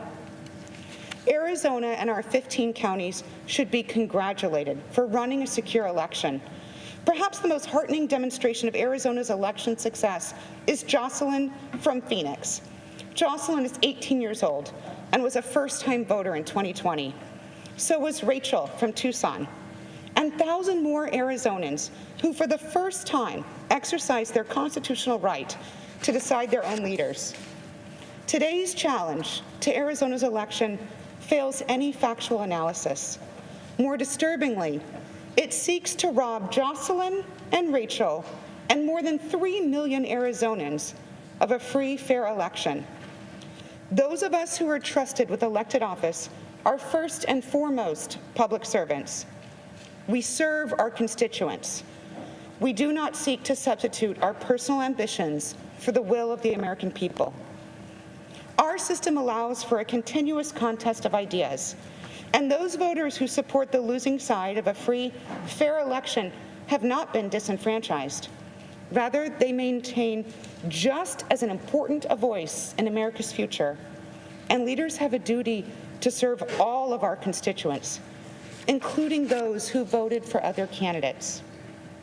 Great leaders in our history face the choice of whether to take an action strengthening our democracy, even if a different action would better serve their political ambitions. Many are revered today because they chose our republic over their self-interests, including my personal hero, Senator John McCain. Following his presidential loss, Senator McCain said, "The American people have spoken. Senator Obama and I have argued our differences, and he has prevailed. Whatever our differences, we are fellow Americans." He spoke to the nearly 60 million Americans who voted for him, saying, "It is natural tonight to feel some disappointment, but tomorrow we must move beyond it and work together to get our country moving again." Senator McCain was right. Today we have serious, significant work to do, beating this pandemic and reviving our economy. I urge my colleagues to follow the example of Senator John McCain and so many others. Reject this meritless challenge and uphold the will of Arizona voters. Thank you. Majority Leader. Mr. President, I yield up to 5 minutes to the senator from Oklahoma, Senator Lankford. Senator from Oklahoma.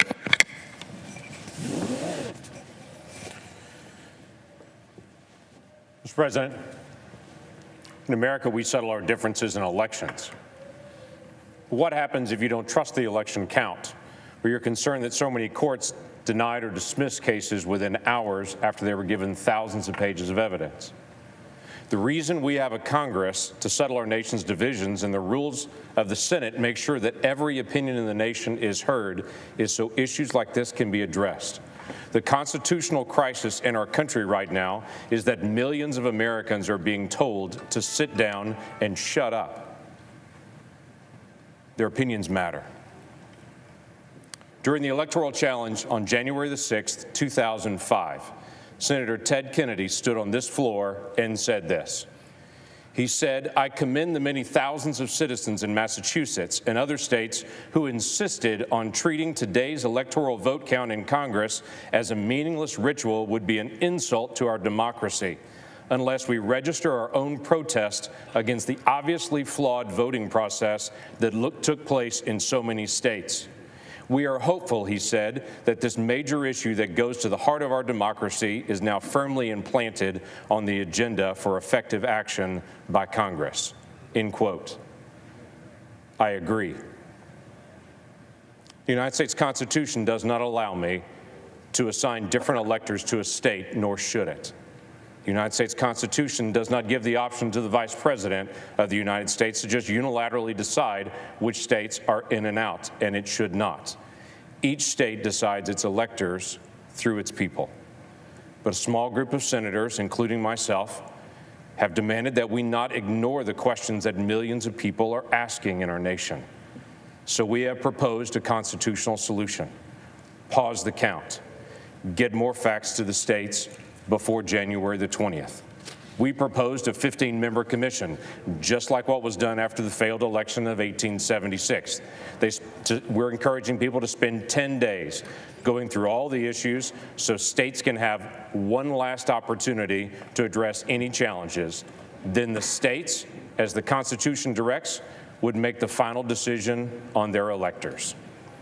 I have some colleagues who have said that a 10-day commission is not enough time, so they have counter-proposed, just ignoring the lingering questions. We need to do something. My challenge today is not about the good people of Arizona. Senate will stand in recess until the call of the chair. We'll pause. Protesters are in the building. Thank you. There wasn't anything you said.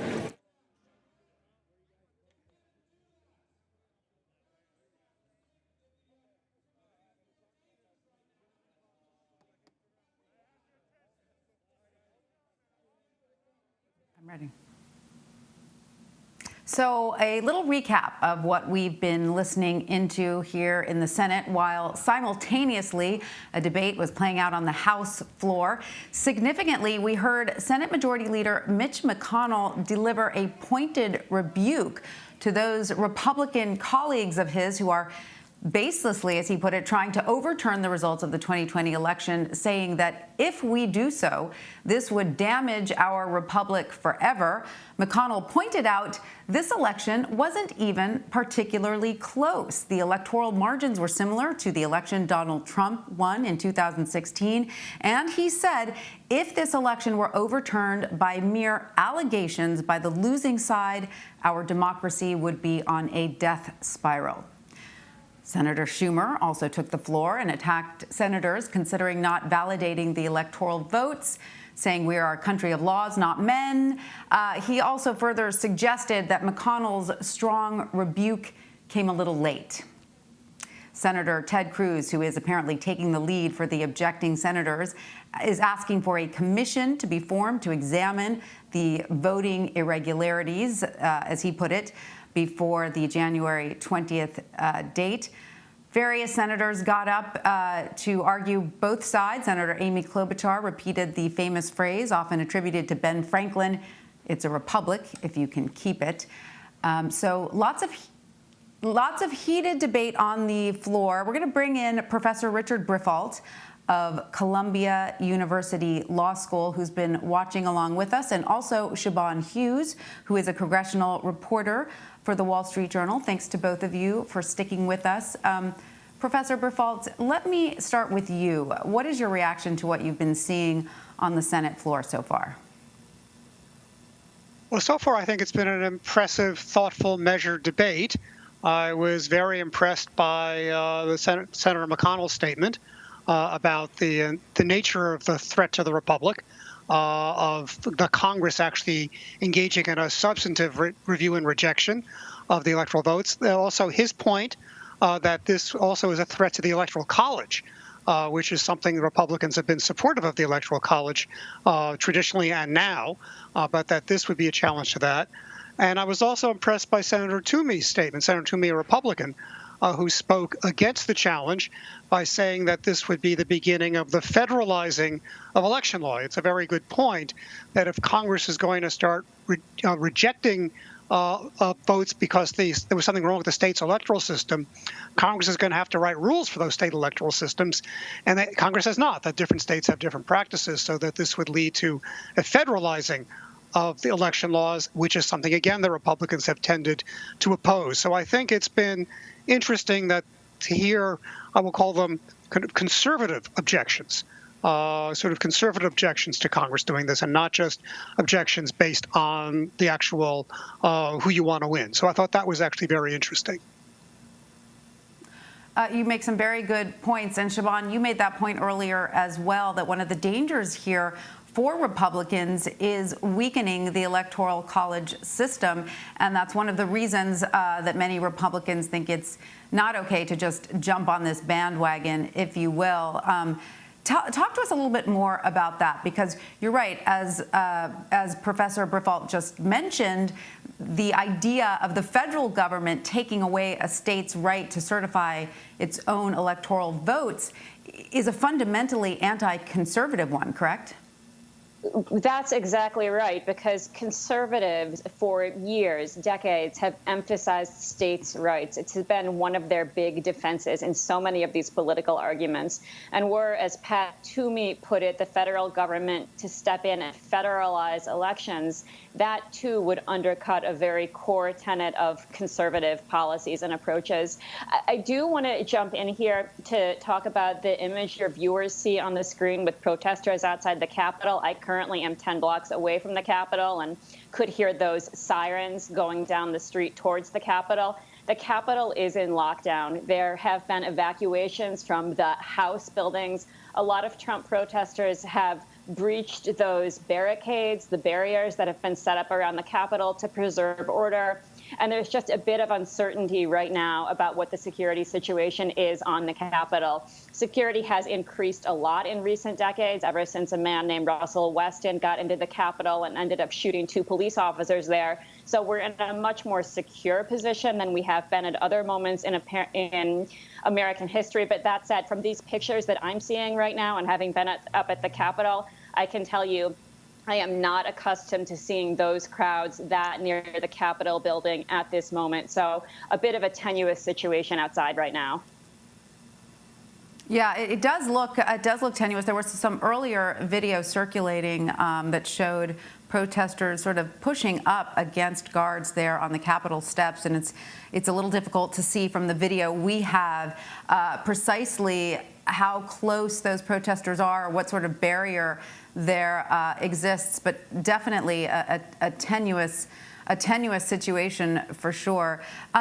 Siobhan, can you speak a little bit more to what Senators Cruz and some of the other Republican senators who are joining ranks with him to protest are suggesting? They're suggesting a commission created by members of the House and senators and potentially some Supreme Court justices who would then do what exactly?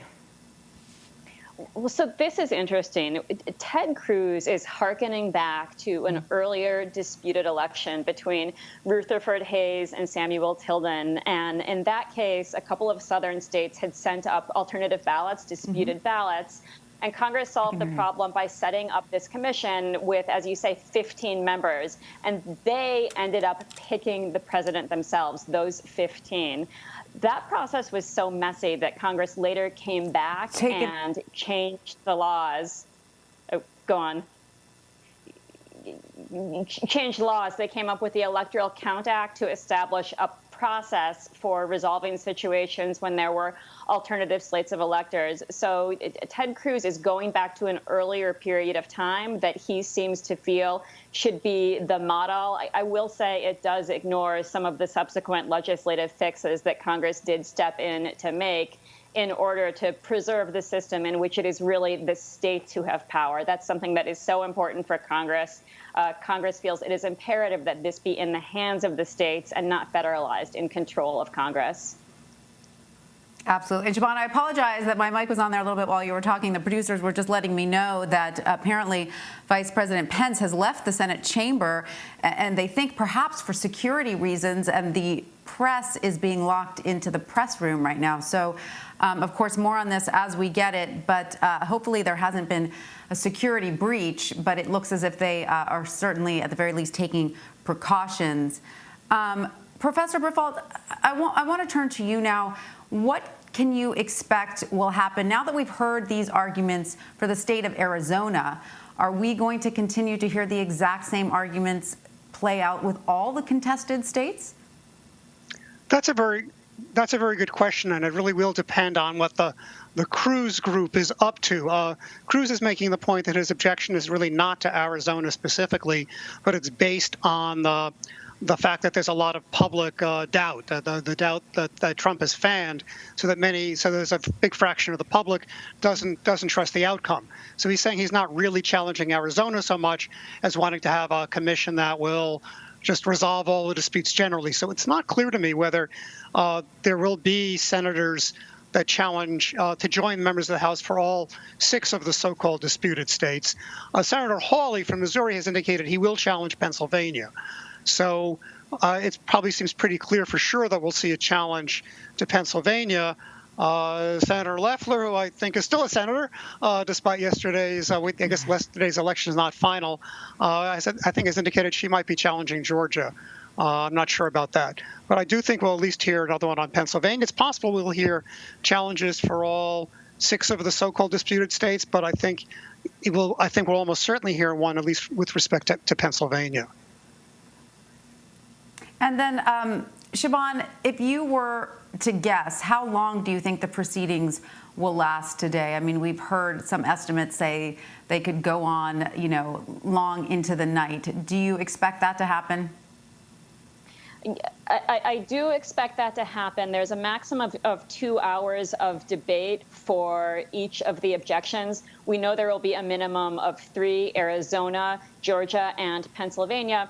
I was also told that the chambers themselves might be cleansed after each of the debates so that just as a COVID protection, that adds time. And then the chambers have gone into recess right now. That debate is not happening because there has, in fact, been a security breach. I can tell you from having been up there, protesters are not supposed to be on those stairs. And so that's a further delay that is going to be building more time into this process. And at this point, it's very, very uncertain how this is going to wrap up.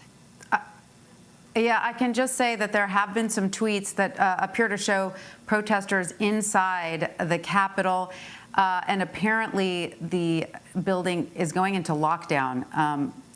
Apparently the Senator, Kamala Harris's office is saying that the Capitol is going into lockdown. The Vice President-elect is not on Capitol Hill. She was on the Hill earlier today. So it is certainly a tenuous situation. Hopefully security has it under control, but no doubt it's got to be a frightening moment for lawmakers inside. I mean, Siobhan, since you're a congressional reporter, what normally happens in situations like this? There are not situations like this. Let me be perfectly clear. I was there during the passage of the Affordable Care Act, and there were certainly protesters outside waving flags, but it was absolutely nowhere near this scale. The Capitol Dome, you can see it's a large building. Underground, there are all sorts of tunnels that are like spokes on a wheel spoking out from the Capitol. And so those are evacuation routes. People could get out through buildings on the sides of that dome. All of this, though, presumes that there aren't a significant number of protesters who have, in fact, entered the building itself. There was a large police presence there today, but it clearly was not enough to stop this. Normally, a couple of stern words from a police officer at a barricade much, much further away from the Capitol will stop people from advancing. But that advancement clearly did not stop. It progressed. And there's now, I don't want to overstate this or make anybody but be too concerned. However, it looks like a siege. Yeah, we are hearing that some House members have been taken off the floor, either by security or staffers. Again, I apologize that the information is rather vague. It's just coming out in bits and pieces right now. But it does seem to be a very worrisome situation. I'm sort of surprised that there wasn't greater security in place, that there wasn't greater preparation for something like this. Does that surprise you as well, Siobhan? I do know that there was preparation. There were precautions taken. Things like lawmakers were told not to wear their pins so that they could not be identified as lawmakers and be targets. But clearly, whatever preparation there was not sufficient. The police forces simply did not anticipate this level of an onslaught. And there have been protests in D.C. before surrounding the elections. The Proud Boys were here not long ago. And while those marches did get unsettling at times, it was nothing like this. And so perhaps the security presence had been conditioned on that belief to think that whatever protests there were, they would only go so far. And that was clearly a miscalculation. Siobhan, I just want to point out to our viewers as well that the president has just tweeted. I'm going to read his tweet. He wrote, Mike Pence didn't have the courage to do what should have been done to protect our country and our Constitution, giving states a chance to certify a corrected set of facts, not the fraudulent or inaccurate ones which they were asked to previously certify.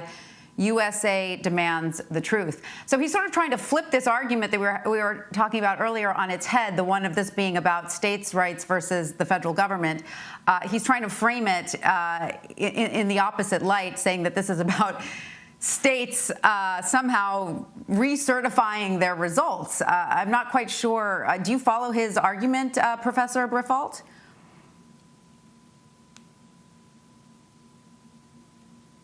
I'm sorry. Oh, I'm sorry. I think we've lost Professor Briffault. Siobhan, do you see where he's going there with this argument about giving states a chance to certify a corrected set of facts? That confuses me a little bit. You know, with President Trump, it's always a little bit difficult to get entirely inside his thinking. But for context, I will point out that in 7 states that President Trump lost, a group of Republican electors who, you know, of course, themselves had lost, they weren't picked to choose the president, got together in separate kind of fake or pretend meetings the day the electors were certifying the results and said, we believe that President Trump did, in fact, win this election. So there are alternative slates out there, and it appears that President Trump is trying to make a play to get legislatures to step in and certify the results of the alternate slate of electors, those pro-Trump electors. That is significant because in 7 of the states where the pro-Trump electors met, 5 of those are in the hands of the GOP. Siobhan? Those are Wisconsin. Oh, go on. Sorry to interrupt. I just wanted to point out we have video right now of the protesters. Yes, I can hear you. I just wanted to point out the video that we're looking at right now is showing the protesters who've breached the Capitol. They're sort of wandering around, kind of almost like tourists. You know, some have their cell phones out taking pictures. They're probably as astonished that they're inside the Capitol as we are. It seems as if, you know, they're just sort of walking up and down in between the ropes. They appear to be calm, but they're not supposed to be there. So it's unclear what their ultimate. No, they're not. So it's unclear what their objective is. But they do seem to be as amazed by their presence in the Capitol as we are, taking out their phones, documenting everything. Where are the security guards? There seems to be no security there. Another of those questions. There does not seem to be any security. It's not clear if the security is not there in sufficient numbers, or if this is part of a calculated effort to lower the temperature, focus on getting the lawmakers and Mike Pence, of course, to safety. The tweet that you just mentioned from President Trump, in addition to making an argument, also, of course, is inflammatory. It puts a target right on Mike Pence's back. And so perhaps the focus now is on keeping lawmakers safe instead of on pushing back these protesters. Right. And of course, the people in that. Oh, go on. No, I was just going to say, of course, this is. Yes, please go ahead. Sure. So the view that you see, that appears to be the second floor of the Capitol building. And I'll just note that that second floor is on the same level as both the House and the Senate chambers. And so this does put these protesters really right on the same level as the House lawmakers and the senators. They are all in proximity. And so that is the potential risk here for the lawmakers and the elected officials. Let me ask you something. Can people just walk into the Capitol building like that? There are no scanners to check for weapons. How does that work? No, people cannot just walk into those buildings. In fact, right now, they can't even walk up to that driveway, the east wing of the Capitol, outside of the Capitol building. Once they get into the building, there are scanners. You have to dispense with your iPhones, with any phones that you might have, your keys. You have to have a special badge, a credential showing that you, in fact, have the right to be in that building. They are by no means supposed to be in that building. There are signs posted on those stairs below the protesters saying the only people who can be on these stairs are members of Congress. So even I, with my credential, do not have a right to be up there. As I'm watching this, I'm stunned by what I'm seeing. It seems, though, that they're marching sort of in an orderly fashion between the dividers. Could security be doing this to sort of diffuse the situation, just sort of let them in and out to kind of calm things down? That would seem highly irregular, but it almost appears as if that may be what's happening. So I want to be clear that I do not know what is in the heads of the security forces, but I will say this from having been up there. I can tell you that those security forces are especially trained in how to interact with people. And there is a major effort to diffuse tension, to talk people down from any tensions that there might be, because this comes up all of the time, even with lawmakers who enter, with reporters who enter, and it is imperative. Anyone who has that job has to have very, very good social skills, very good people skills, and that could be a part of what you are seeing in play right now. Sure, and let me ask you this. Are all of these people now trespassing? Could they all be arrested? I don't know the legalities of whether they could be arrested for trespassing. I suppose that is a possibility. They obviously have not been arrested, and it appears that may not be possible because I don't know if there are the forces to arrest everybody and what would transpire if that happened. Possibly the safest thing to do would be to get everybody out of the building so that this is no longer even an important place to be. Yeah, we were not watching the House debate. We had our cameras on the Senate debate, but apparently, according to some of our reporters that were there on the House floor, I have a note saying that during the House debate there was some chaos, and House Speaker Nancy Pelosi was taken out and a recess was called. So apparently, there were several lawmakers who were escorted off the House floor.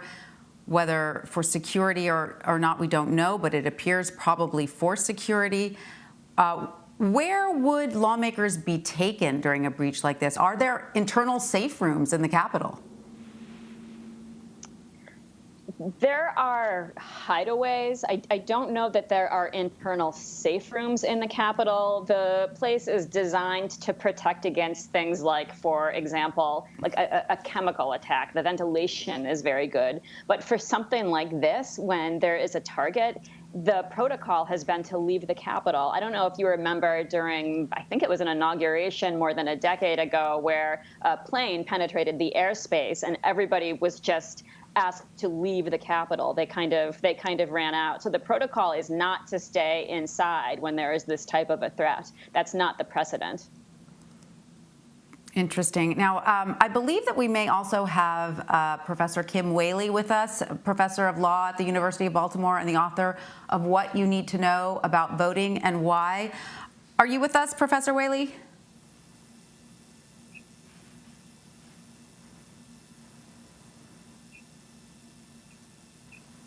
Hello. Hi. Professor Whaley, are you there? Hi. I am, Tanya. How are you? Of course. We're doing well. Thank you so much for joining us. Look, we're keeping a very close eye on what's going on here at the Capitol. We're watching this extraordinary video of protesters who've breached the entrance. They've gotten inside the Capitol building. They're on the steps. They're not supposed to be there. Is this an amazing sort of level of tolerance? I'm sort of wondering why this is being tolerated in the Capitol and why, we've seen protesters pushed back before, and I'm wondering whether we're thinking that this is such a volatile situation that security forces may be just allowing it to play out, or what would you imagine is happening here? Well, keep in mind, over the summer we did see peaceful protesters in front of the White House who were basically bullied by federal law enforcement. That was in a public space. your First Amendment rights are not the same in certain spaces. So if this is a sort of a secure situation, as Siobhan indicated, that is in the Capitol, there is no First Amendment right to barge in that way. So it is unusual that we're not seeing law enforcement step up to the plate the way happened over the summer and in cities like Portland when it came to Black Lives Matter protests. But this is, I think this is one of those moments in American history that hopefully we will never see again. We've never seen it before. So we have to have, I think, a little leeway for law enforcement trying to figure out triage. We've got members of Congress that are potentially at risk. We have the vice president with a target on his back in this moment because the president of the United States has been building up to this moment with his supporters now for weeks, encouraging people to come and to protest in this moment. So it is a bit unusual that D.C. local police weren't ready for this, but I just have to hope that no one gets hurt because we know that people within the Trump camp are heavily armed. There are strong anti-gun laws in the nation's capital, but of course not everyone has to be checked to cross the border from Virginia or Maryland into Washington, D.C.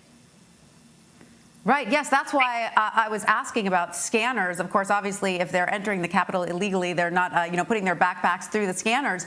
But that is, a big concern whether or not any of these protesters are armed. Of course, I do want to point out that Capitol staff was given notice saying, please move inside your office to the nearest office, take emergency equipment and visitors, close, lock, and stay away from external doors and windows. If you are in a public space, find a place to hide or seek cover. Remain quiet and silence electronics. Once you are in a safe location, immediately check in with your OEC. No one will be permitted to enter or exit the business until directed by USCP. If you are in a building outside of the affected area, remain clear of police activity. And finally, await further direction. Well, Kim, that certainly, sounds rather ominous. I'm sure they have the situation under control, but it's possible they just don't have the boots on the ground, to use a military metaphor, in this moment to manage this crowd. There are only a certain number of actual federal law enforcement. We have the FBI, we have the U.S. Marshal Service. We saw over the summer the Department of Justice deputized members of the Bureau of Prisons, prison guards, ICE sort of agents and things like that to take action in the context of the Black Lives Matter movement. So we've got that. We've got a limited federal law enforcement service. We've got then D.C. local police, and then number three would be, of course, the United States military, which in this moment answers to the President of the United States. I think it's quite interesting, or perhaps disturbing maybe, that over the weekend we saw 10 former secretaries of defense basically pen a letter that said the military should not be brought in to deal with elections. But I think what troubles me is that there wasn't provisions put in place anticipating this, because this is not a surprise. This has been something that has been coming from the bully pulpit now for weeks, if not for months, or you could argue from even Donald Trump's 2016 stump speech. There's been violent rhetoric from day one, and historically that is one of the pages out of authoritarian playbooks. And we're seeing in this moment, Tanya, a fight for American democracy itself. That is what we're seeing. Will we as Americans rally around that form of government or not? Well, I do want to point out that, Donald Trump, the president's own Twitter feed is sending very confusing messages because, about an hour ago, he tweeted pictures of the protesters outside, in a sort of celebratory manner. Then about a minute ago, he posted a tweet saying, please support our Capitol Police and law enforcement. They are truly on the side of our country. Stay peaceful. Some would say that's coming a little late, that maybe the message of being peaceful should have been driven home a little earlier, but at least that's somewhat hopeful. Yeah, just like we saw with Mitch McConnell's speech, calling for rallying around American democracy itself. It's very unfortunate. As you know, we've talked many times over the years. Some of us have been worried about this moment. You know, there are many pieces, kind of chinks in the armor of American democracy that have happened month after month after month. And we're building up to this moment. The Republicans, including Mitch McConnell, have sat idly by and let it happen. And now some of them are stepping up to the plate. And I hope it's not too late. It's clear Joe Biden will be sworn in on January 20th. But the amount of anger and misinformation in this moment, I think, is going to follow him into his presidency. And we can only hope that the damage done to the guardrails of democracy won't be taken advantage of by a future person who really doesn't want to see democracy survive. Someone like Vladimir Putin, who, as we know, for reports for the past 8 or 9 months, has been hacking and infiltrating over 250 both government and private servers. This is bad news for American democracy, and every American needs to hold hands, Democrats, Republicans, in this moment, and really pray and hope for the survival of American democracy itself. I have confidence we will get there, but I think this is a wake-up call for people that this division has to end, and we have to go back to facts, science, and integrity in government. These images are pretty stunning, there is no doubt. And CBSN political contributor Molly Hooper joins me now as well. Molly, you've been covering Congress for a long, long time. What is your reaction to these images that we're seeing right now? It's astonishment. I just can't believe it. Part of me wants to be like up in the middle of it, but the other part of me knows that, you know, what's been going on up on the Capitol ever since the pandemic is that, you know, essentially the Capitol building has been shut off to visitors. So law enforcement has been operating at a much reduced level. Obviously, today was a very important day, but still, they were not expecting a lot of people in the building. And what's really remarkable is seeing so many people allowed to, and I don't want to say storm the building because I don't know how they got in, but you know, just the images that we saw earlier with, you know, protesters walking through Statuary Hall. I think I sent out a tweet to the effect, I haven't seen that many people congregated in Statuary Hall since before the pandemic. So there's a couple things going on up there, but really right now what's happening is that members are trying to, you know, get to safety. I heard that you read some of the instructions that members' offices have been receiving, but really it just looks to me like a lot of chaos up on the Hill. And, you know, this is especially marked because we are operating under these pandemic restrictions, which, again, does impact the amount of law enforcement that is up on the Hill and, you know, the ability to get more members of the law enforcement up there. Right. And can you speak to what sort of security exists within the Capitol building when there is a breach or when there is sort of a known danger in the building? What is the protocol exactly? Because, you know, unfortunately, we do live in a world where there are mass shootings. That's not an unknown occurrence. So there must be some protocol in place if something like that were to happen at the Capitol. Do you happen to know what it is? Well, normally in situations where the Capitol Police are aware that there's going to be sort of a big protest, I take the Brett Kavanaugh hearings, for example. You know, shortly after Brett Kavanaugh had the allegations of sexual assault and had come out, a lot of protesters had started coming into the Capitol, so law enforcement really needed to beef up, and they did. And they would shut off hallways. They would limit the individual's ability to get into the hearing room, and they would even limit the press's ability to move around. And again, there were a lot of law enforcement people at that time because they didn't have to worry about social distancing and masking and whatnot. And again, you just have to remember the times that we are in now, there hasn't been as much activity up on Capitol Hill. Even when the protesters that we had, the peaceful protesters over the summer were, you know, coming up to the Capitol, yes, law enforcement did beef up, but I don't think that they anticipated the scene that we are seeing unfolding now. And normally the doors are pretty much locked. There's a lot of different ways to get into the Capitol, but those entrances, for the most part, are locked, or they are guarded by several security people. You have to go through mags. You know, you have to go through the security systems. You have to have your bag scanned to go into any building when you go up on Capitol Hill, and each door is is monitored and controlled by several Capitol Police people.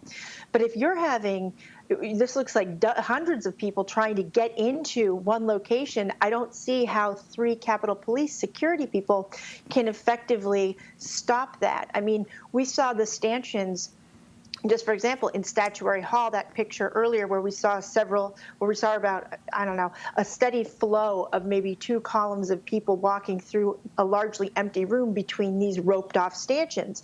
I mean, for the most part, that's what the Capitol Police were using to blockade reporters from getting to the senators walking over from the Senate to get to the joint session. And again, because there are not any visitors allowed in the Capitol these days, the protocol is a lot different because, members of the public are not, entering the building. So again, that means that there are fewer doors that are allowed to, that are open even to enter and exit the buildings. And so I'm going to be interested to see how a lot of these individuals were able to get into the building, but to the buildings, because once you're in the buildings, say on the House side or the Senate side, the office spaces, you can access the Capitol by going underground. So again, there's different access points to the Capitol, but in the past there have been shootings inside the Capitol. Back in 1998, an armed man came through one of the entrances on the east front of the Capitol and got through to Tom DeLay's office. He shot and killed two Capitol Police people before he was subdued. Yeah. So, Molly, I want to bring in now CBS News reporter Christina Ruffini. She is there. You are at the Capitol, correct, Christina? What is the latest you can tell us? Is it we are hearing reports of a gun potentially having been shot? Is there anything more you can tell us? I will be at the Capitol shortly. We've been trying to make our way across the city. This all happened relatively quickly. I'm inside of the Capitol, and what we're hearing as we came across the city, we were basically following behind emergency vehicles. You can hear sirens coming from all quadrants of the city converging on Capitol Hill. Now, as we pulled up to the south side of the Capitol, we saw a lot of Trump supporters in Trump gear with flags. Just kind of, you can hear the sirens behind me. Sorry, and that's an emergency alert on my phone. And now that just went through announcing that D.C. is going into a 6 p.m. curfew. So what you're seeing around these blocks is you're seeing a lot of Trump supporters, but it's fairly calm. They're kind of casually walking. We see a lot of rolled up American flags. But again, we're not quite at the Capitol yet, and all the law enforcement cars that we're seeing are heading in that direction. All right. Well, Christina, thank you so much. And, I'm sure we're going to check in with you a little bit later now. We're going to take you over now to CBS News Network. They are going to be doing a special report on this with Nora O'Donnell. Let's listen in.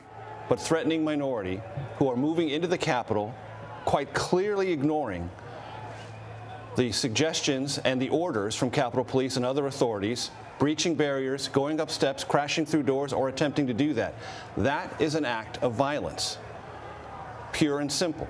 And it is separate from those who are assembling peaceably to express their displeasure. But it must be noted that this is Americans trying to take control and lay under siege the Capitol of the United States government. And that is a fact. And you cannot separate their motives and their actions from the rhetoric of the president.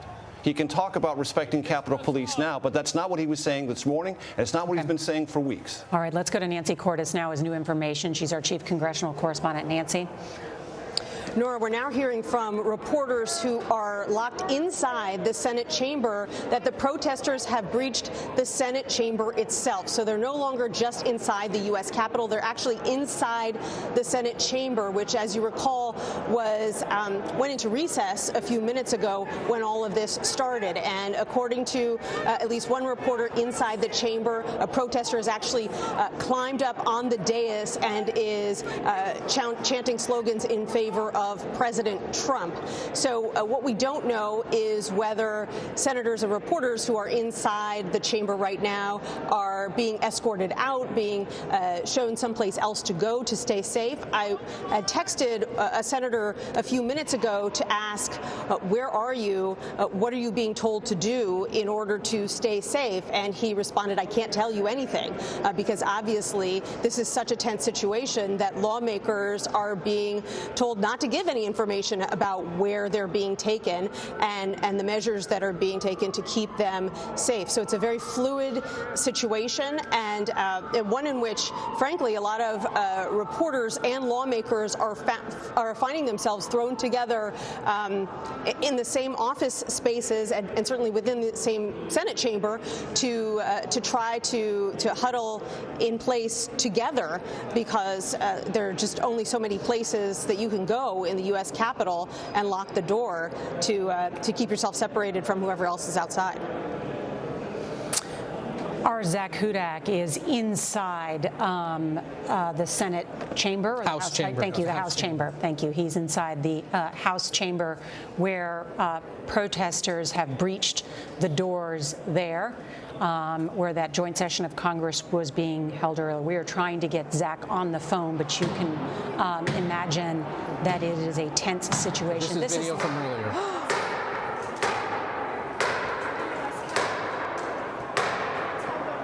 Look at this. Look at this. That's how they banged.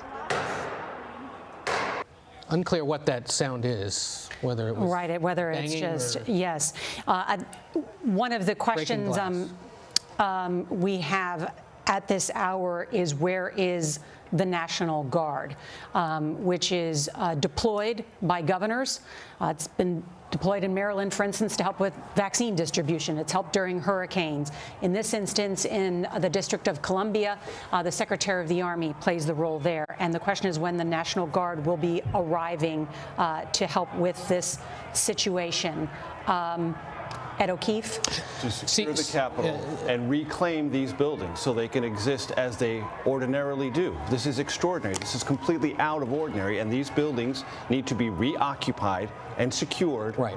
So Congress can conduct the business of the American government. Right. We can convey again, senators have been evacuated from the chamber. From the chamber, and they are being moved to a third location, I'm told. They will be bussed, so it could be that they're removing them off of the Capitol complex. Yeah, I am texting with a senator now who says they cannot tell us where because of security, but will inform us. And we can see here, again, this is the west front of the Capitol, faces the National Mall where the inauguration happens. Those guys in yellow up at the top are the ones that are law enforcement beginning to clear what is supposed to be the inaugural stand and try to diffuse the situation and push try things to down order. a little bit Exactly. and get a little bit of breathing space for the majestic Capitol building so it can begin the process of reclaiming its own territory, reclaiming its own order of business. Inside the Capitol, again, in Statuary Hall, we showed you that a little while ago. You saw the people walking through with the statues around it, the old House chamber. There were cameras in there. Remember, we were showing you images. C-SPAN says the Capitol Police has told them to vacate that area, and someone had unplugged their cameras in Statuary Hall. Unclear if that was law enforcement or the protesters, but we know that there is a tense situation inside the Capitol, in the area of the House chamber, and we're working obviously to get more information. Our chief political correspondent John Dickerson notes that these protesters are now on the inaugural steps where President Trump 4 years ago gave a speech about American carnage. And said he would give the government back to the people, that this, as he described it in that inauguration address, this grouping in Washington of Republicans and Democrats and lobbyists who had deprived Americans of their economic wherewithal, that would end. And that was a resonant language for these protesters. But we have gone far beyond rhetoric. We have gone to incitement. We've gone to occupation. We've gone to a place of, I think it's fair to say, astonishment. Yeah. These are images we never expected to see in our great country. A cleavage, a ripping apart of the sense of what government is, what it's meant to accomplish, and how it is sanctified in every presidential election. And that's what is now being torn apart before our very eyes, or there is an attempt to tear it apart before our very eyes. Also notably, up in Wilmington, Delaware, the president-elect, Joe Biden, was scheduled to speak, and he's actually at the location where he is scheduled to speak, but has not yet spoken. As for the Vice President-elect, Kamala Harris, transition officials won't comment on her exact location, but the president-elect is safe, one of them tells our Tim Perry, a producer who follows her. She was at the Capitol earlier today for a Senate Intelligence Committee briefing, but was not planning to attend the Electoral College ceremonies that were scheduled to take place. I want to bring back Nancy Cordes, who is on Capitol Hill. And Nancy, there are extraordinarily disturbing images of what, after viewing them, I would describe now as a mob fighting with law enforcement right underneath the Capitol Rotunda. What are you seeing and hearing? Nora, we're getting some really good eyewitness information from our colleague Grace Seegers, who was actually inside the Senate chamber covering the debate when all of this happened. She said that she has been evacuated with the senators from the chamber. She said they're going to another building on foot and that there's a huge security presence. She says authorities first evacuated the senators and then said that the press could go too, and they took the elevators down from the Senate gallery in order to avoid protesters. One thing you'll know if you've covered the U.S. Capitol for any period of time is that there are a huge number of back hallways and hidden elevators and different ways to get in and out of these buildings. So it appears that that is what U.S. Capitol Police did, escorting senators out of the Senate chamber in order to keep them safe. I have been texting with one of those senators and asked, are you and everyone around you safe and uninjured? And he responded, yes. He said Capitol Police first secured the Senate when the Capitol was breached and then evacuated us elsewhere. He says, as far as he knows, everyone around him is safe right now, but he can't tell me where he is now because he's been instructed not to share his location for obvious security reasons. Nancy, what's happening now at the dais in the House chamber? Well, the reporting from our Zach Hudak, who's been in the House chamber, is that lawmakers were told to get under their desks and to look for masks that had been placed there, gas masks, because there was a possibility of tear gas being released. So we're seeing these, these safety precautions that have been put in place that most people never assumed would actually have to be used. They are being used today. And, just to give you a sense, Nora, of the confusion that has reigned here.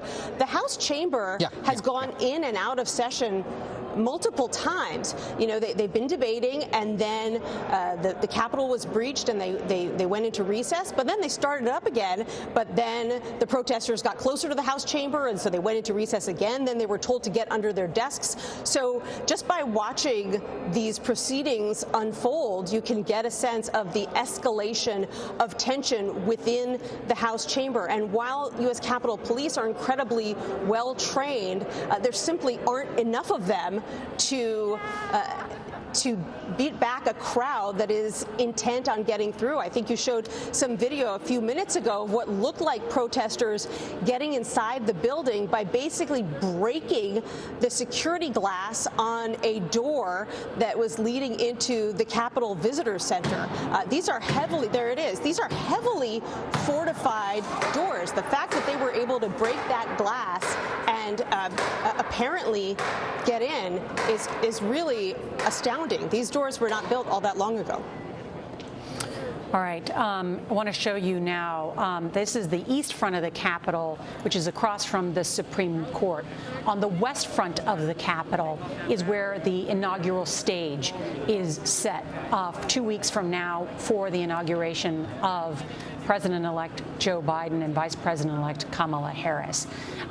This is where you see a number of protesters as well as police there, and what appears to be more of just sort of people milling about and standing about there. What is the deep concern is what's happening inside the United States Capitol right now. It's what we noted on the Senate floor and the House floor, and of course the number of lawmakers and the D.C. Capitol Police who are concerned about their own safety. The President of the United States was tweeting about the courage of the Vice President today. At this hour, we've not heard from the Vice President, who we don't know where he is at this hour. He is in an undisclosed undisclosed location. And there are calls even from the president's own former White House communications director, Alyssa Farah, to condemn this violence, saying, real Donald Trump, you are the only one they will listen to for our country. Once again, a question about the leadership of this country and the vacuum that exists at this moment. The vacuum presided by the President of the United States. I've had texts from several Republicans, I imagine perhaps you have as well, Ed, amplifying what Alyssa Farah just said. The President needs to issue a tweet, put a video up very quickly saying, get out of the Capitol, peaceably assemble, and stop this violence. Nothing from the President, nothing except that anodyne reference to let's support our Capitol Police. That's not sufficient. You set this in motion, you must stop it. But the other underlying and alarming reality of that is the idea that the President can directionally influence this small mob that has breached the Capitol. And that underscores something that is alarming about this scenario, that they are so devoted to him that they will do things of this nature, which we should underscore. This kind of action, breaking glass, coming into the Capitol, menacing Capitol Police, is a crime. They have committed crimes, and they should be prosecuted. And once the Capitol is secured, that process will begin. But the President is now being asked by those who served him faithfully to bring this to an end, via Twitter video, something. Fill this vacuum that you have created that has created so much disturbance and unrest in our nation's capital. And to that concern about a vacuum, a senior aide to the president-elect, Joe Biden, tells me, quote, he's going to speak to the events at the Capitol. I asked when, he said soon. He was already scheduled to speak this afternoon from a theater in downtown Wilmington, Delaware, about 90 minutes from Washington. Now they're changing the plans, and he will speak to what's going on right now at the Capitol. And the other extraordinary thing we have to keep in mind, by law, they're going to have to finish this proceeding of the House and Senate at some point. There is nothing in the law as written, A, that outlines this, but B, that outlines when you can take breaks, for that matter. You can go into recess, right? But so you've got to get back on track. We are literally right now. So much in the last 4 years has been within the confines of the rules and the laws, as much of a pressure point as they've been. This is literally not, because at some point they got to come back and finish this, and they're going to have to do it in some kind of decorous way, or at least, organized way, and it's just incredible to think they might have to come back and do that later tonight with the Capitol under incredible security protection. Under the law, I'm advised just by our excellent executive producer, Jay Shaler, they can recess until 10 a.m. tomorrow and reconvene. Well, they may have to. And that may be where this heads. However, I can imagine some lawmakers would say, no, we're going to clear this, we're going to get this straightened out, and we're going to go back to work. Because we're not going to withdraw for an entire day and night. I can imagine a very lively conversation going on wherever they're able to have a conversation, however they're able to have it. But some institutional lions in the Senate and lionesses will say in the House, no, we're going to go back to work. We're going to set this right, and we're going to go back to work. I can imagine that debate going on. However it plays out, that they can recess, but I can imagine a very strong impulse within both bodies to get back to work. Major, you keep anticipating things that are happening. Our Grace Seegers passes along. She's our producer who is in and around where senators are currently being held. She reports we've been told that the Senate, wherever they are right now, and it's just extraordinary to have to say things like this, is doing a roll call. Only one reporter is allowed in the room right now. It is not a representative of the television pool. But again, the Senate is doing at least some kind of a formal attendance taking to see who's there. Remember, they could meet as a body wherever they are. Yes. If they have a quorum, which it appears they might. And in this virtual world influenced so much by pandemic protocols, these things have been learned. And so they may, in a very strange and unexpected way, provide a means by which a quorum can be assembled and they can get back to work. Yeah, and I'm actually texting with our political correspondent and 60 Minutes correspondent John Dickerson about that very matter, that the senators who have objected and the House members who have objected to what is normally a very quick counting of the electoral votes. In years past, it's been done in 10 or 20 minutes. They could stop their objecting and move this on very quickly, and thus nothing there for anybody to protest. The process is done. Right. They could also go on Twitter and say, all objections will be withdrawn unless you leave the Capitol. If you occupy the Capitol, we will no longer go forward with this. You cannot negotiate with the Congress by occupying it. You simply cannot. And that is something they could also do. Ted Cruz could do that. Josh Hawley could do that. Well, and James Langford could do that. Hold on, we have Zach Hudak on the phone. Zach, tell us what you're seeing. I was just in the House chamber where they just evacuated us and took a good ways from it. But on the way out, there were what we believe were protesters who were trying to knock in sort of the center doors in that chamber. Security placed a large cabinet in front of it and were holding it shut and had guns drawn and aimed at the door. And shortly before they took us out, we were able to hear what appeared to be a gunshot or some other kind of loud bang. And members and press were given gas masks because Capitol Police said that tear gas had been used around the Rotunda area of the Capitol. Hey, Zach, this is Major Garrett. Nora stepped away for just a second, so let me engage you, if I could, for just a moment. What are you doing and seeing as you are right now, and where, if you can, I know that you are under some requirements not to be too specific, but if you can give a general sense of where you are and what's happening immediately around you, do you feel in danger in any sense? I do not. We're being taken to a safe area and moved very efficiently by the Capitol Police, who were extremely on top of things. The only point at which I think everyone got a little bit nervous was when there was that literal banging, trying to knock in the doors that were being held by the cabinet. Do you have any? Go ahead, Ed, jump in. Zach, take us back to what was going on in the House chamber itself. There are conflicting reports about whether guns were drawn and used or whether there were other barricades put in place to keep people out. What can you tell us, having been in the room? I can tell you that guns were drawn. They were handguns, and there were, I believe, 2 of them from by whom? Security or Capitol Police. They were pointed out that door that, as I said, protesters were trying to knock in. We did hear what appeared to be a gunshot in the distance. It was some kind of loud bang. And there was just kind of general commotion. I think that, like, as soon as that door started getting knocked, everyone, the members and their staff included, were worried and, were trying to get out there as soon as possible. And from your vantage point, Zach, in the House chamber, did you see anyone injured or hurt in any way? No. Okay. No. And there were still members in the chamber when this happened, correct? Members of Congress? There were. There were, but they were taken out sort of as soon as you started being able to hear noises right outside. And the press was taken out shortly after. Earlier in the proceedings, was the Speaker of the House still presiding? She was. And was she escorted out first? I believe so, but from where I was sitting in the gallery, I couldn't tell for certain. I believe the first one to be taken out was Representative Hoyer when there was the majority leader, immediately. House majority leader. Sorry. And Zach, the members who had objected, the some 100 members, they did not want to stay inside the House chamber? They did not. And in fact, as we went into lockdown, one man who was sitting up on the other side of the gallery looking down pulled off his mask and started yelling to them, tell the president to call this off or something along those lines. He was sort of hushed up pretty quickly, but there was certainly blame put on them, at least from one guy in the room. Zach, stand by. We have some new reporting right now.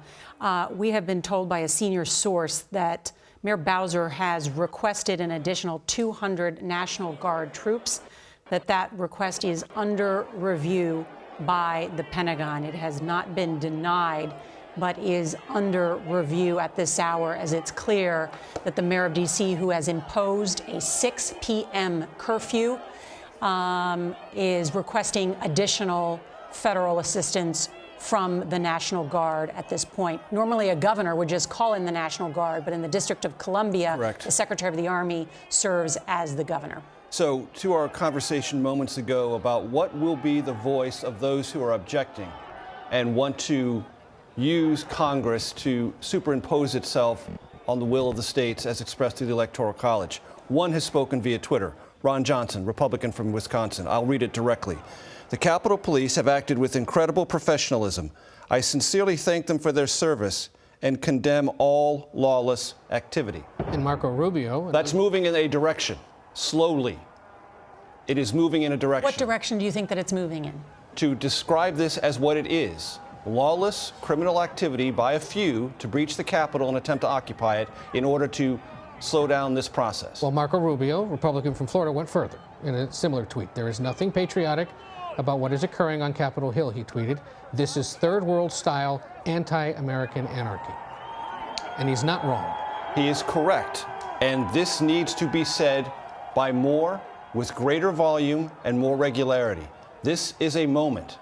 This is a bright, shining moment for every Republican, every Democrat, but especially those Republicans who've associated themselves in word and in deed with this effort to challenge the election and challenge the Congress's counting of the electoral votes. I want to bring in John Dickerson now, who joins us on the phone.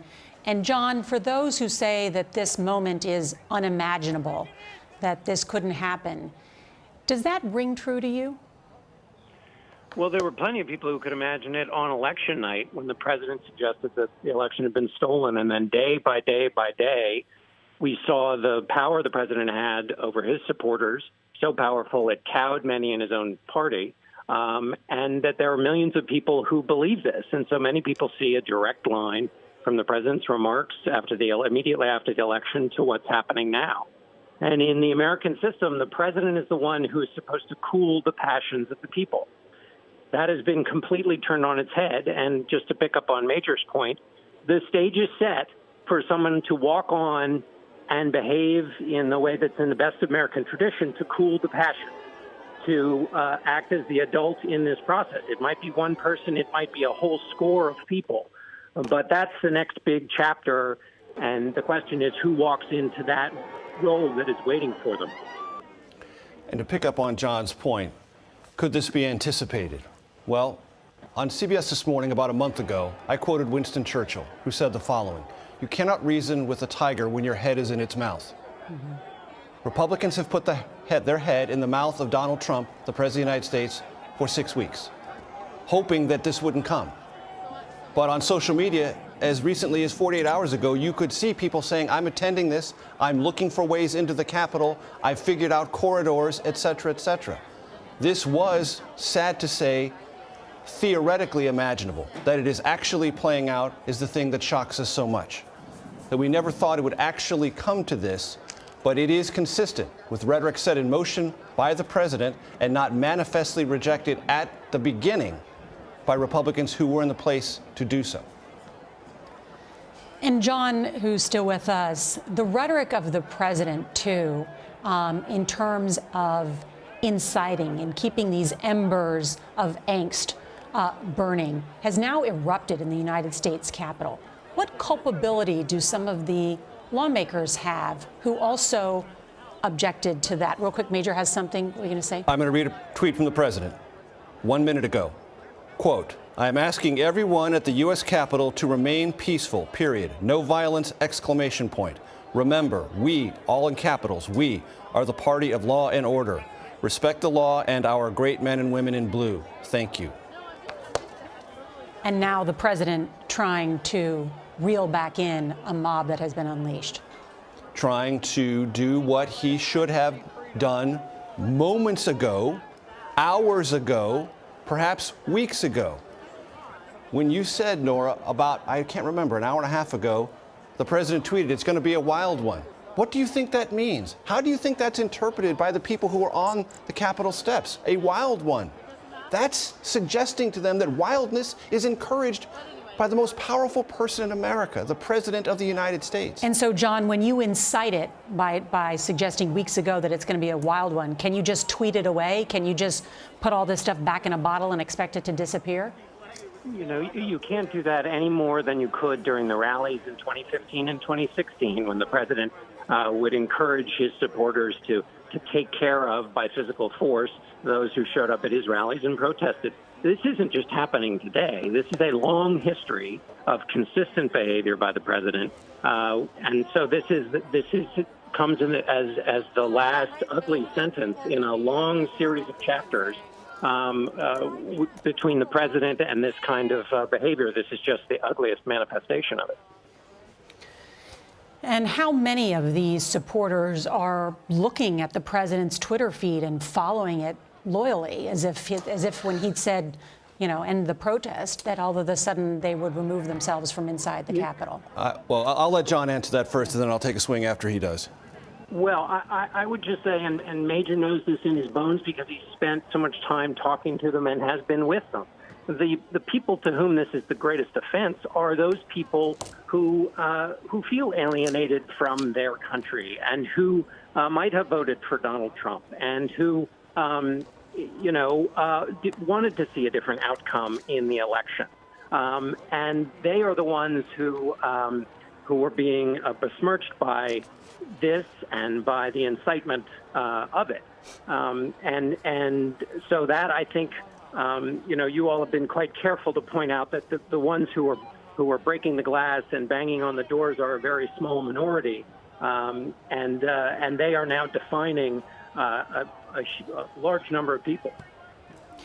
I'm getting this now from a high-ranking member of the Sergeant of Arms office who was outside, said he was tear-gassed, said he's never seen anything like this, and we are fully losing the battle. They breached the West Front, and they just took the East Front.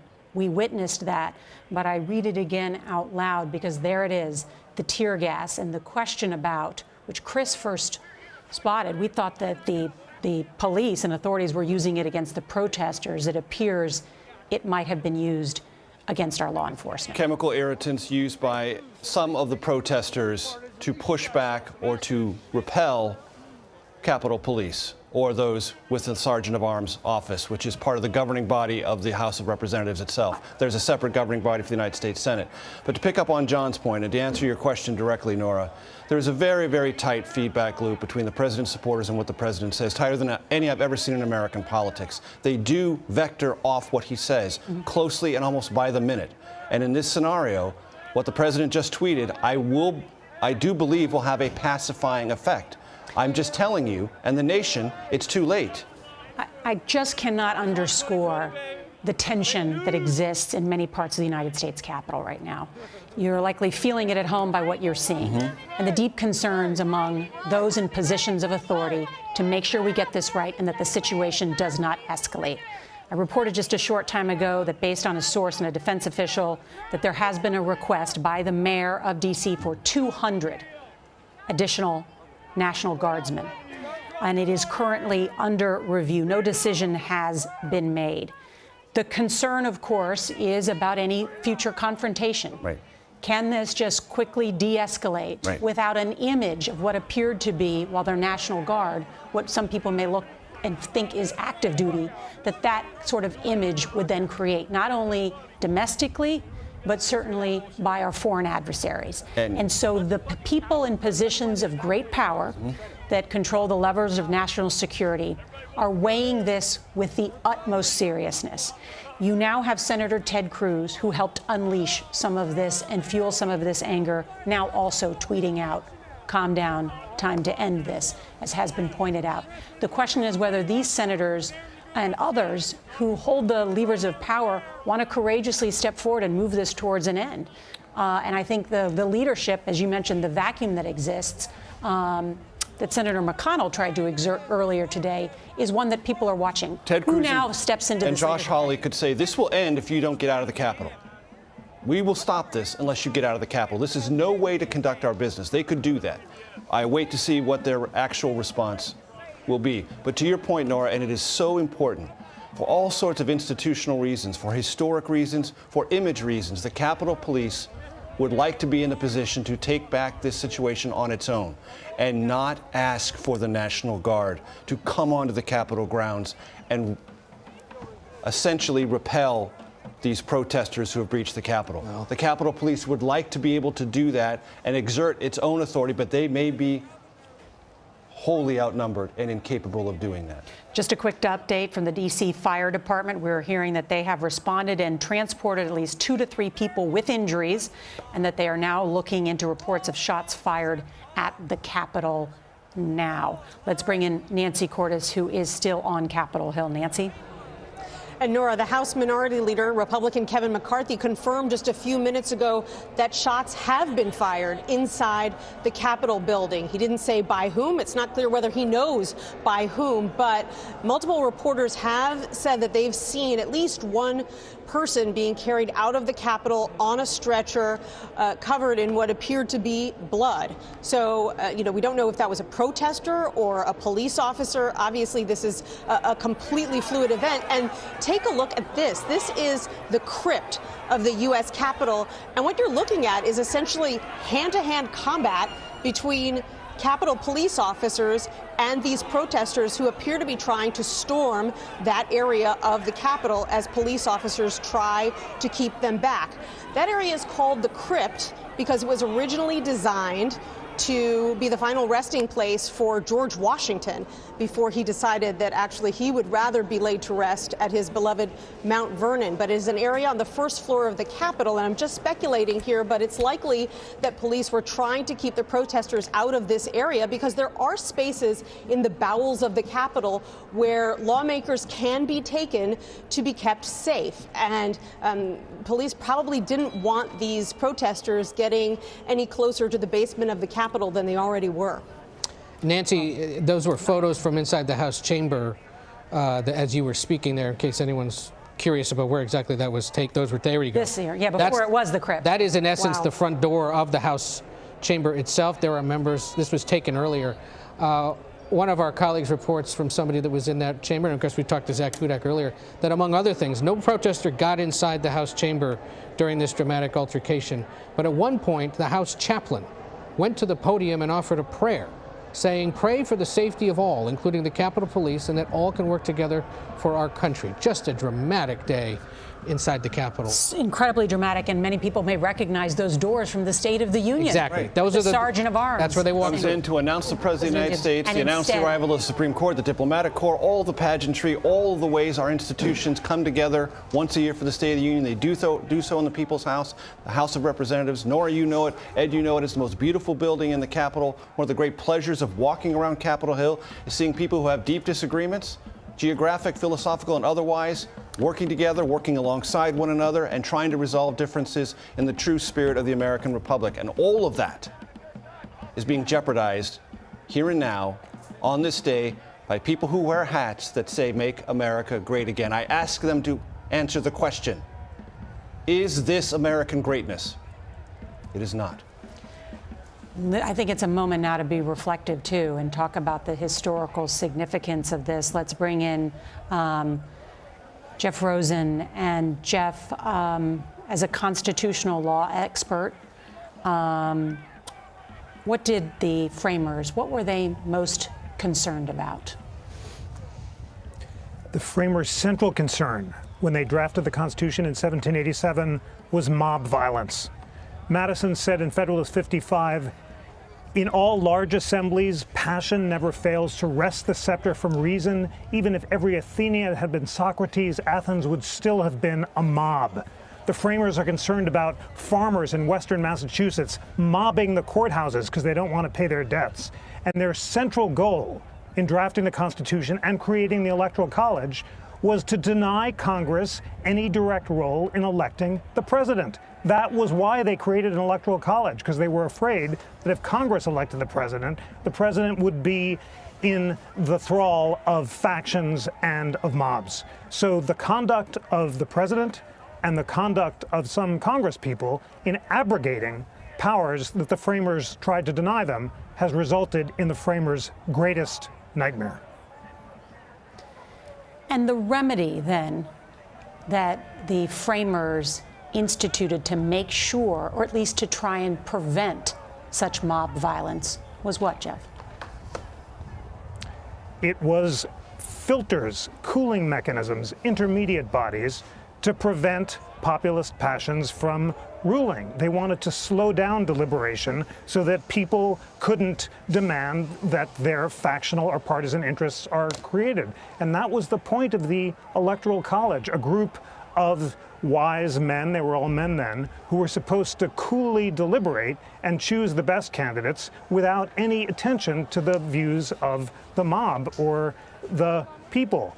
Even after the election of 1800 in the 12th Amendment, the Constitution made clear that it's the Electoral College that chooses the president, and Congress's role is purely ministerial. It's just supposed to count the votes. That's why Senator Toomey was correct before Congress was forced to disband today, when he said that the Constitution gives Congress no role in making substantive determination about who won the presidency when there's no genuine dispute about which ballots a state has submitted. We are reaping what we have sown. I cannot overestimate how dangerous it is to depart from the framers' intended system, but they were visionaries. Even though they didn't know about Twitter, they did know about mobs, and they knew about demagogues who would inflame the passions of the people and try to mobilize them to thwart the rule of law on which democracy depends, and they created the Constitution to avoid that. And that is why we must return to our constitutional procedures.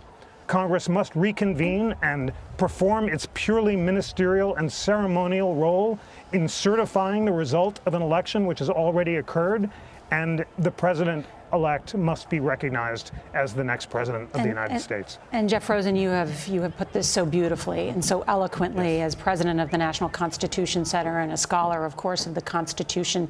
And so I wonder, because this is exactly, well, you put it a lot better than Tom Cotton did in his op-ed, but I wonder then what risk those like Ted Cruz and others who supported this effort have done to, even though they are also, quote unquote, constitutional experts, how damaging has their interpretation of what the process could be today done to our democracy?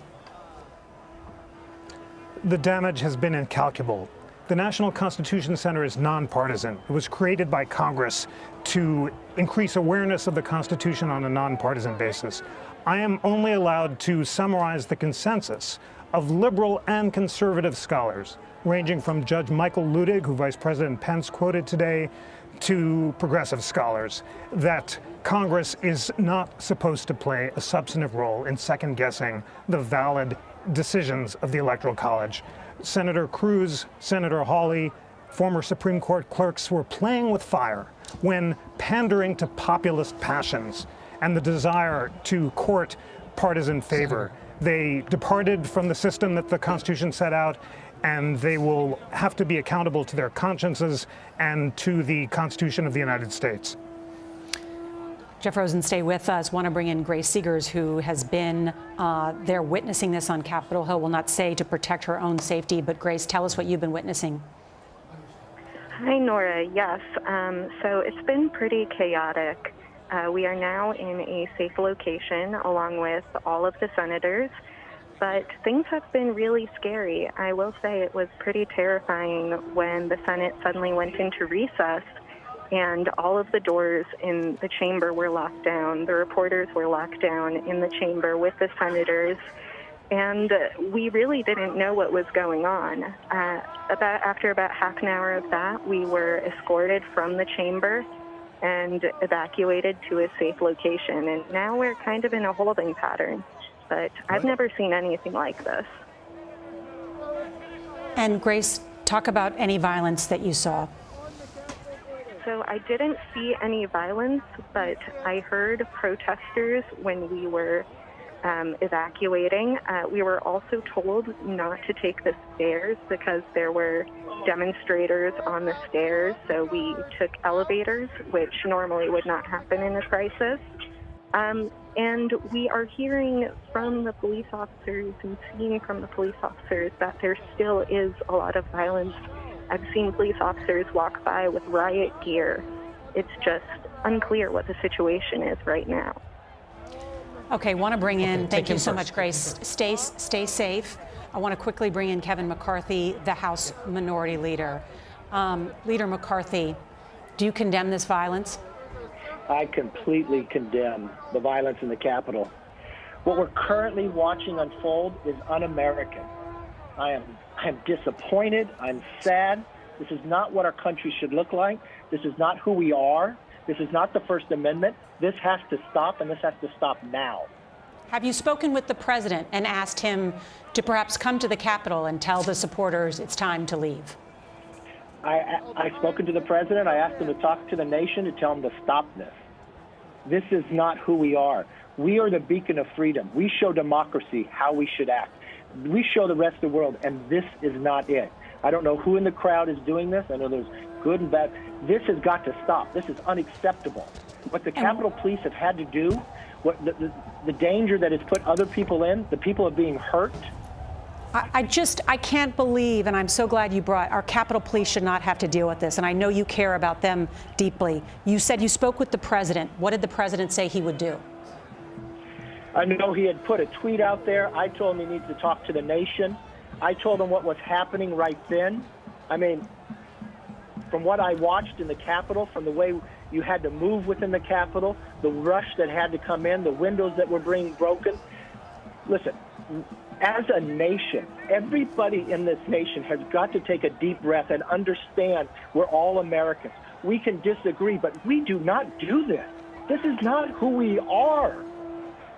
This is who do you think bears responsibility? I hate to ask you this, but who do you think bears responsibility for this, for inciting this mob? You know what? I think there's a combination. Anyone who's ever incited, anyone who's encouraged this. We can encourage to disagree. We can be passionate about our beliefs, but this is not where we go. This is not the best. This is not the best of who we are. I'm appalled by what I'm seeing happen right now. And you think that it was just organic, that this protest just happened on its own? No. If you watch some of the people, if you watch some of the things I watched in this Capitol, there are people inside here that have planned. There are people taking advantage. There are people that get over emotional. There are people that want to make America look like this. All I know is the Capitol Police should not have to be doing. The number of Capitol Police we have, I can't thank them enough for protecting the number of members, the number of staffers. You know, in that building, there's a lot of young people. That is the people's house. What should have happened was the American public should be able to watch the debate, an honest, open debate, not what's going on right now. The president invited tens of thousands of people to, quote unquote, stop the steal. I don't know if you heard his more than hour-long remarks or the remarks of his son, who was the wind-up. It was some heated stuff, Leader McCarthy. I just wonder whether someone is going to accurately call a spade a spade. And I'm giving you the opportunity right now that your precious and beloved United States Capitol and our democracy is witnessing this. Call the spade a spade. I was very clear with the president when I called him. This has to stop, and he's got to go to the American public and tell them to stop this. This is not who we are. This is not who his supporters are. This is more than politics. This is the foundation of this nation. This is the democracy that we are supposed to be the torch for the rest of the world. This is not the view we should see, and nobody should encourage it, and nobody should be a part of it. And so to the leaders who believe that this election was stolen and that oppose the count of the Electoral College, including yourself, why have you all run from the Capitol? Why not stay there and meet these people who believe the same way that you do? Why not meet them with courage? I can't tell you where we are out of safety for everybody else. But the one thing I will tell you is people can have a disagreement. We disagree every day when it comes to politics. People can have that. Not this. Nobody supports this. Nobody encourages this. Nobody wants this. I want to be very clear. I condemn any of this activity. This is not anything I support. This is not anything that I would be a part of, and this has got to stop. Why? I just wonder, are there members of the leadership headed to the White House to try and move this process forward? We're at that point, as you know, Leader McCarthy, we're at that point where this is not only something that tears down at the fabric of our democracy, but will be used by our foreign adversaries. You say you want it to stop. What are you going to do now to make it stop? I'm meeting with the other leaders. I'm talking to the president. I want to first and foremost make sure the security of our Capitol Police and the people who are in the Capitol Let's get this out of control. Let's get them out of the Capitol, out of the chambers. Let's make sure people are safe, and this can never happen again. Leader McCarthy, the President of the United States has a briefing room steps from the Oval Office. The cameras are hot 24/7, as you know. Why hasn't he walked down and said that now? I conveyed to the President what I think is best to do, and I'm hopeful the President will do it. And have you spoken with his chief of staff? I've spoken to the President. I've spoken to other people in there and to the White House as well. You don't think he's sitting and maybe taking some delight watching this? I don't know of any American that takes delight in this. I wouldn't assume that about anybody. I can't believe someone would take delight in this. This is appalling. It appears an all-hands-on-deck situation. It is an all-hands-on-deck. This is the moment that requires leadership. And if it's not presidential leadership, it's congressional leadership. And I think that the American public will hold people accountable for it. And I just am waiting to find out what that is. Where is that leadership? Well, one thing I will tell you right now, we're sitting in the midst of this to get this under control. I will tell you first and foremost, for anything that's happening, this has got to stop, and I'm doing everything in my power to make sure it does. This will never happen again. Well, whoever created this has got to be held accountable for it. So the one thing I will tell you from the highest of offices, I went directly to make that action take place. And I will continue to make that action to take place. Leader McCarthy, Major Garrett, yes, any misgivings about the objections raised and what was set in motion on the floor today that created this environment, that created this storming of the Capitol, or at least, if not created an atmosphere in which they thought it was permissible? Well, no one should ever think this is permissible, and I don't think today started it. But when I've watched this entire nation, how we've gone time and again. I mean, I could go back a number of times, but never to this point. So who's ever been involved in that? A pox on all houses, who ever participated in any of this. This should be a moment that brings us together, that not divides us. This should be a moment where our fiber of democracy gets stronger because we're being challenged at this moment. This is where Republicans and Democrats and independents should stand together against this and never allow this to happen again. Leader McCarthy, does the Capitol Police need to have reinforcements from the National Guard to create a stability situation to get the Capitol back under control? From what I'm seeing right here, I am not a police officer, but I think they're doing an amazing job. But the size of this crowd, and there were barriers around. They have broken through a number of barriers, but I think for the security of others, I think help is needed. From the National Guard? Yes. And what is the plan to bring Congress back into session? Do you have intentions of doing that tonight, getting back to work, or are you going to take a powder for the rest of the day? I think first and foremost, let's get this under control. Let's take a deep breath right now. Let's solve this. And let's take this moment for everyone who is listening, for anyone who's watching. We all have a responsibility here. Let's not blame everybody else. Let's take a responsibility as ourselves. Did we ever do something on social media? Did we ever yell at somebody on a political belief? And let's stop that. Let's stop and respect one another and never take it to this level ever again. Leader McCarthy, this is Ed O'Keefe, along with Nora and Major. A few questions on what transpired this afternoon. What is your understanding about injuries inside the Capitol? Was anyone shot? Was anyone else hurt? We've heard conflicting reports, and I know you've been a confirming source on some of this elsewhere. Look, because of my locality of where my office was, right by the Capitol, because of the Capitol Police and where they had to close everything down, I could hear on radio different things that are being reported. I will wait to see what they are able to report. I don't want to give any misinformation out there, but from what I heard and what I was able to view, I know people are being hurt. Okay. And what was your understanding of the Capitol Police's preparations for today? Did they give you a sense in advance that they were planning more or a more robust presence ahead of today's events? Yes, they had more robust. They had barriers further away from the Capitol. They had barriers on the backside. Those were broken through. I could see from my office people coming in. I saw more reinforcements coming in. I've seen them overtake them just by the size going through windows. I've never seen anything like this. And as far as you know, all of your colleagues are safe and not injured? All your House Lawmaker colleagues? I'm getting reports now from staff and from others. From right now, people are safe, but. Leader McCarthy, Rudy Giuliani said this morning before the crowd of tens of thousands, let's have trial by combat. Will you denounce those comments? I totally denounce. I denounce anyone that thinks that is what we do in America. That is not what we do in America. That is not who we are. I just am at odds with how political leaders can believe that words and rhetoric don't matter. History teaches that. They do matter. I've watched it. I've watched it on both sides of the aisle. I've watched it go. I've had a colleague shot. I've watched members say to go after other members. This has got to stop. And you know what? It has to not just stop with our leaders. It's got to stop with everybody in America themselves. That they think if they say something on social media, they're just saying it. The threats that go. I've watched different houses come after them. All of that has got to stop, and we've got to respect one another and respect the difference of opinion. This is not what we do when we disagree.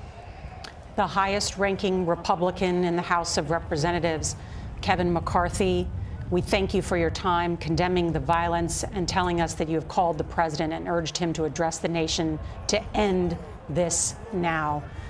We wish you success in your urging of the president to do that. Thank you. I'm actually kind of emotionally moved by his comments because it's like it's all come to this, you know. It's and when you can hear understand who has been a stalwart supporter of the president. Thank you. And but you know, he doesn't want to admit what is obviously true. What is obviously true is this did not happen just because. Organically, as I said, it just. Oh, it's January 6th, 2021. Let's storm the Capitol. No one has ever cared about this date before, except in the 1800s, and it has been. We have been brought to this shabby moment of violence by some storming the Capitol, taking its siege, trying to occupy it for a specific reason and in pursuit of a specific outcome, an outcome that would violate the Constitution and governing federal law. That is where we are. And I understand the political reluctance of Leader McCarthy to say that is what happened. But Rudy Giuliani speaks for the president. The president complimented Rudy Giuliani for his very rhetoric that Leader McCarthy condemned this morning. They are not separable. They are inseparable. They are lockstep. And that is what has created this atmosphere. Again, we delineate. There are peaceful protesters there, and there are those who have stormed the United States Capitol. Those who have stormed and have taken this to a violent end must be dealt with. And as Leader McCarthy made clear, they are violating the law and must be prosecuted. We sit here just before 4 o'clock on the East Coast, and it appears all the violence is over. It appears most, if not all, lawmakers are in and around the Capitol campus, whether it's in the Capitol building itself or the House and Senate office buildings or the Visitor Center, which is actually there just below where most of these protesters are. There are secure facilities down there for classified briefings and, frankly, shelters designed for security incidents like this. So it very well could be, we don't know, but we know that there are facilities in and around the complex here where members, especially of the line of succession, could be brought and kept. We also know, we're going to hear in a little bit from the president-elect, Joe Biden, who was already scheduled to speak this afternoon from Wilmington, Delaware, and is expected to speak just briefly on what has transpired today here in Washington. And where's the Vice President of the United States, Mike Pence, who's also tweeting out for it to end? I mean, he has more security than anybody. Why isn't he in the White House in the Oval Office with the President of the United States? Why isn't he in the briefing room? Standing and again, next to him. this is leadership by tweet. Right. Where is the address to the nation? It's I don't not see that anyone hard. outside looking at their phones while they're sitting here on the steps of the Capitol. Somebody else has got to get to them and tell them to leave. And that's the other thing. You know, if we're at a standstill right now, where nobody's breaking in, but they're still lingering, at what point does somebody have to step in and tell these people back off so that we can hold these two proceedings? Right. And will they do that And before the resecure the sunset? Capitol. And will they do that before the sun sets tonight? Because if not, it could get quite interesting. Let again. me bring in Nancy Cordes, who remains on Capitol Hill. Nancy. You know, Nora, I was listening to your amazing interview with Leader McCarthy and appreciated the fact that he said that he's now urging the president to use better rhetoric. But I have to tell you that over the past 4 years, on a near weekly basis, when I have asked Leader McCarthy or Leader McConnell or many other Republicans about the president's rhetoric, about clear lies, about threats that he has made, about insults that he has made to Republicans and Democrats alike, about inappropriate things that he has done, they have almost always looked the other way, excused it, pretended not to know what we were talking about. At every turn, when they've had an opportunity to stand up and say this is not acceptable, they have chosen not to do so. And so it's no surprise if you don't call him out that after 4 years, his supporters, who are also your supporters if you're a Republican, believe the things that he is saying, because other people who they respect, Republican leaders at the Capitol, have not stood up to him. Even as recently as the last couple of months, Nora, when the president started to say that this election was stolen from him and making these wild claims of fraud and irregularities, Republicans would tell me privately, well, we just have to let him do it. We have to humor him. We have to stand by him, because if we don't, it'll only be worse. We got to let him get it out of his system. But of course, at the end of the day, he'll never really try to hold on to power. Well, what happened today? He's urging his own vice president to overturn the results of the election. If that isn't an attempt at a coup, I don't know what is. And so, you know, Republican leaders, I think, do bear some responsibility here, because while their aides have at times even described the president as a madman, I'm not making that up, Nora. They have used that term, a madman. They are saying that privately, but in public, their bosses are saying either nothing or exactly the opposite. And it's an interesting point that you raise, Nancy, because I got the sense today, and it started with Mitch McConnell, who we all praised as making a historic and remarkable speech. He essentially tried to put the genie back in the bottle. That we can't continue with this. Right. It'll lead us into a death spiral. Right. Retract the zone of permission that he and other Republicans have given President Trump for 4 years, as Nancy has so laudably articulated. That zone of permission has been wide and expansive, and in some cases, almost elastic. It can never be stretched to its ultimate limit, maybe until just now. And this is what happens when the zone of permission becomes so permissible, and you inspire people to think of themselves as insurrectionists, as those who have to storm the Capitol to preserve their idea of what America is. When you lose the idea of what America is through violence, you've given up. You've given up. It's like lighting a match to put a house on fire and then yelling at the fire, stop burning, stop burning. But you can't yell at a fire to stop it from burning. You have to hose it down. I'm being told that we have, because we've reached the point, and Leader McCarthy has confirmed it, and I think why he's speaking out is that the situation has turned violent on Capitol Hill. It has led to some serious injuries as well as gunshots being fired. And I think that's why so many who love this Capitol so this is the person who was apparently wounded by gunshot. We want to warn you that there is blood. But this was inside the United States Capitol this afternoon in the wake of this violence and unrest. I'm going to stay safe inside, but I'll call you back. And as we watch this, we know now that the governor of Virginia is sending some of his National Guard, and Maryland Governor Larry Hogan has tweeted that at his direction, the D.C. Police and U.S. Capitol Police will be backed up by members of the Maryland State Police, saying all Americans should be outraged by this attack. The Attorney General of the District of Columbia reiterating to district residents, quote, all district residents must remain at home. Under no circumstances should anyone travel downtown nor be in the vicinity of federal buildings, calling on the president to order his supporters to leave the District of Columbia and embrace the peaceful transition to Joe Biden and Kamala Harris later this month. But pretty telling that the district had to go to its neighbors and not the military to get assistance faster.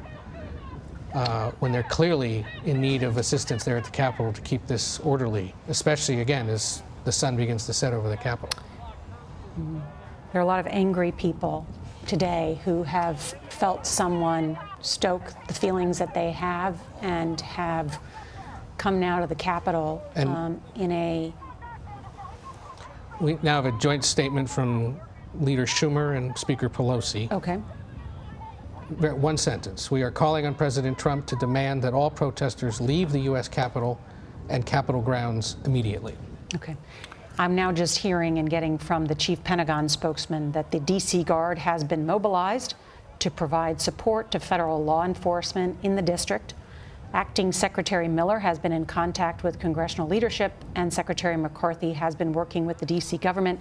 The law enforcement response will be led by the Department of Justice. Led by the Department of Justice.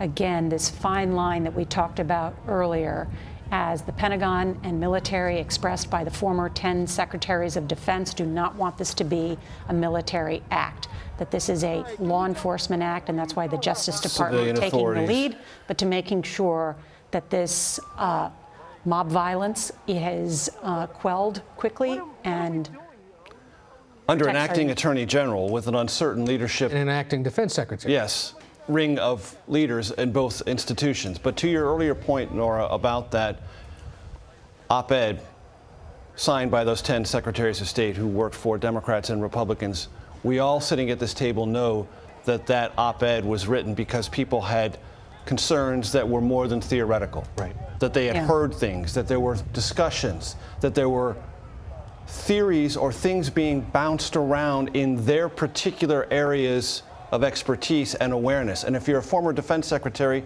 I think you know what I'm talking about. You talk to lots of people who are at the cusp and the very front lines of all of these things in the national security apparatus that never would have been penned had people not legitimate concerns about what might transpire. This is video from inside the House chamber earlier. So this, where this is being shot from, is actually the side of the House chamber where the First Lady normally sits. Yes, correct. During a State of the Union. There you can see members of Congress. That's Pramila Jayapal. Pramila Jayapal from Washington, correct. Remember, there you go. And you can. There's the gunshots. Let's listen.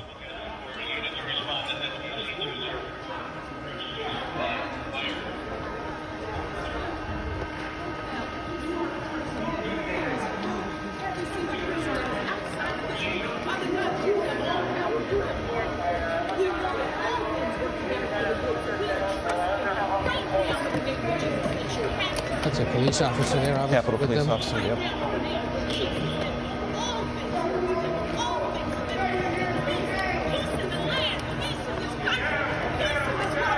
And that woman there is a member of Congress. I couldn't quite make out who exactly.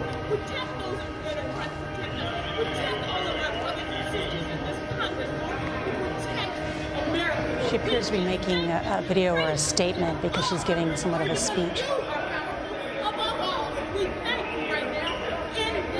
And praying. She's praying. She is praying.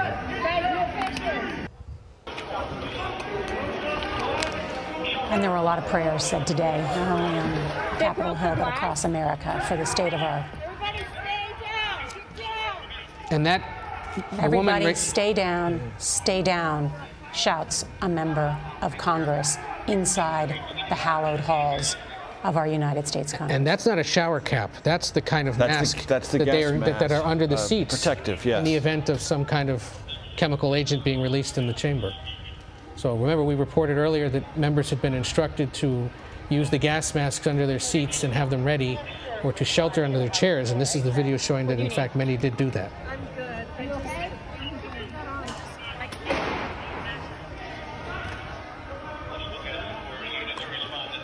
We know the House chamber wasn't breached by protesters, but the Senate chamber was.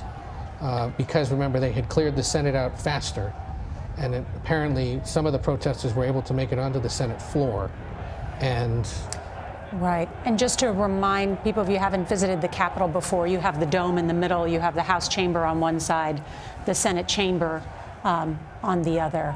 And there you have the images of tear gas. That's the United States Capitol. And so there's the east front, right, are the steps on the bottom of the screen, and the west front where the inaugural will take place at the top of the screen. And you saw much of the breach, we believe, might have come from both places as people went through not only Statuary Hall, but also what's right below Statuary Hall, which is the crypt, which is the basement area under the rotunda. So they were under the rotunda, which has access out to the street. So it would have been an easier way to get into the building for some. Going back to what the Senate Majority Leader said on the floor, back when this day did not have the odor and the repellent imagery of insurrection, he said the president had embraced sweeping conspiracy theories. So let's just walk through this very carefully. It has been suggested the president and his campaign and those allied with it have not had their day in court. That's correct in a certain sense of way. They've had about 60, maybe 70 days in court in lots of different venues, bringing lots of different lawsuits. And all but one have been nullified for lack of point of law and lack of evidence or lack of standing. And in 3 cases, Michigan, Pennsylvania, and Wisconsin, federal courts invited the Trump campaign to bring specific evidence of grievances about the conduct of elections in those 3 states to prove the allegations of fraud. And in all 3 instances before federal courts, the Trump campaign withdrew, did not provide any evidence. So these conspiracy theories have now quite clearly run amok, and they have brought us to this sad and deeply regrettable moment we are seeing playing out on live television. We've just learned that the FBI has been deployed to assist U.S. Capitol Police. There are now concerns about those who will be held responsible in a criminal way. I also want to bring back in Jeffrey Rosen, who's president of the National Constitution Center. And Jeff, one of the ideas that people have discussed in watching this is part of the U.S. Code about seditious conspiracy and about what has led us to this moment. Can you walk us through what is at the heart of seditious conspiracy? Seditious conspiracy occurs when 2 or more people conspire to overthrow or put down by force the government of the United States in any state or any part of the United States subject to its jurisdiction. So this law has been used to prosecute Puerto Rican nationalists, white supremacists, Islamic terrorists in the 1990s. Those have been the most recent uses of that law. I've just reread the text. The conspiracy doesn't even have to succeed. Even if it's attempted, it can be charged. And I have not researched this or read the case law, so this isn't a carefully considered opinion. But the text of the law, which forbids 2 or more people conspiring to overthrow by force the government of the United States, arguably applies to this case. Jeffrey Rosen, thank you as always for your brilliance and for standing with us. And just one more point on that, on the idea of seditious conspiracy and what you just laid out. Do you imagine that's something that someone could be charged with? Well, it could indeed. That would be a federal decision. It would be under the Department of Justice. The new department, led by Merrick Garland, who's just been nominated today, could bring those charges. They would have to decide which members of the mob to charge and how they conspired together. But it would be a federal charge, and it could indeed be brought by the U.S. government. And then, Jeff, as you watch all this, your thoughts? Your passion and the gravity of your reaction as you watch them are those that I share and all citizens share. This is not America, and we must cleave to the Constitution and the rule of law as a shining light. Abraham Lincoln gave the most moving speech to the Springfield Lyceum, where he said that when we allow passion to get the better of reason, then we run the risk of succumbing to mob rule and abandoning the rule of law. Let's reread Lincoln's speech to those people in Springfield, set aside our partisan differences, and realize that without the Constitution and the rule of law as our lodestar, everything that makes America a beacon of light and liberty will be imperiled. Well said, and hopefully those words will be incorporated by some of our leaders as they address this moment. I should let people know that we are expecting to hear from the President-elect Joe Biden at this moment. We have heard from the leading Republican in the House of Representatives, Kevin McCarthy, who condemned the violence and said he had spoken with the President of the United States, President Trump, and asked him to condemn the violence. But we've not heard President Trump come before the American people on camera. We've not heard from the Vice President on camera. They have sent some comments via tweet. But after earlier addressing this crowd of tens of thousands, they have not yet come forward to address them again and ask them to stop the violence against our United States Capitol. The D.C. Fire Department says 5+ people have been transported to the hospital. The woman who we showed you earlier who was shot, she is in critical condition and is at a nearby hospital. We've shown you the pictures of people crawling up the sides of the U.S. Capitol. Someone has fallen off and is suffering from abrasions and fractures. We're also told of someone suffering from cardiac arrest at the U.S. Capitol. No further details from that.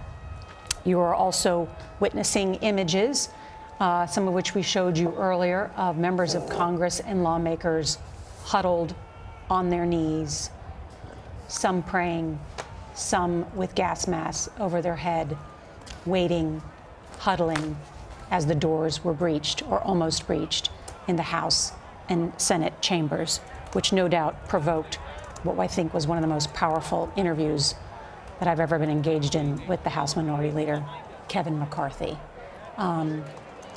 who condemned the comments of Rudy Giuliani earlier today, when Rudy Giuliani, once America's mayor, who incited this crowd earlier by saying it's time to have trial by combat. Those words were clearly ingested, digested, and have now been acted upon to desecrate the Capitol, to seek to occupy it, and to commit criminal acts in the name of patriotism. That's what this is about. People who are, as you said, Nora, imbued with this idea that there is something larger they're fighting for, when they are acting in the smallest possible way, a criminal way, to attack the Capitol, occupy it, and violate federal law in full public view, in pursuit of something they consider to be lofty. The things that you pursue are lofty: the Constitution, the rule of law, what the American Republic stands for. That which you are doing desecrates it in full public view. Mm-hmm. And as we've been reporting, the National Guard, a request for additional National Guard have been approved by the Pentagon, by the request by the D.C. mayor. Ed's reported that the National Guard from Virginia and Maryland's governors, state police, have been activated. Also, the FBI getting involved. But to Ed's point, it would be beneficial for all concerned if they were to arrive before nightfall. Yeah, and there's already some conversation underway about how exactly you begin to restore order and ensure the safety of members of Congress so that they can, at some point, whether it's today or tomorrow, reconvene to hold this extraordinary session that was already supposed to be held. Frankly, at this point, 4 o'clock Eastern would have been 3 hours into the proceedings.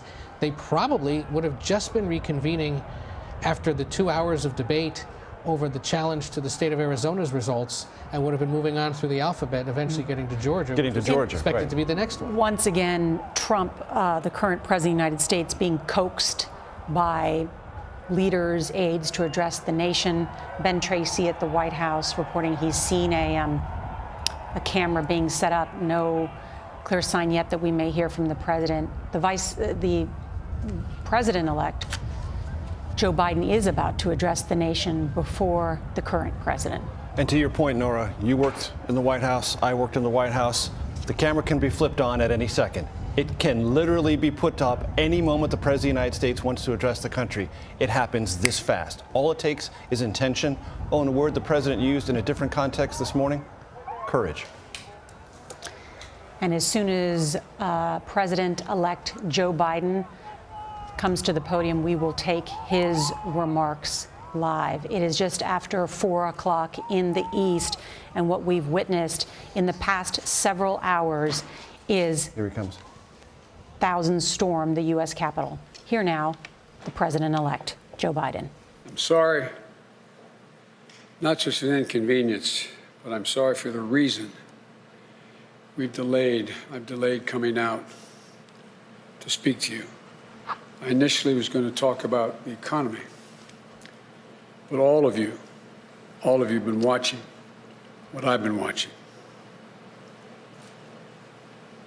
At this hour, our democracy is under an unprecedented assault, unlike anything we've seen in modern times. An assault on the citadel of liberty, the Capitol itself. An assault on the people's representatives and the Capitol Hill police, sworn to protect them, and the public servants who work at the heart of our republic. An assault on the rule of law like few times we've ever seen it. An assault on the most sacred of American undertakings, the doing of the people's business.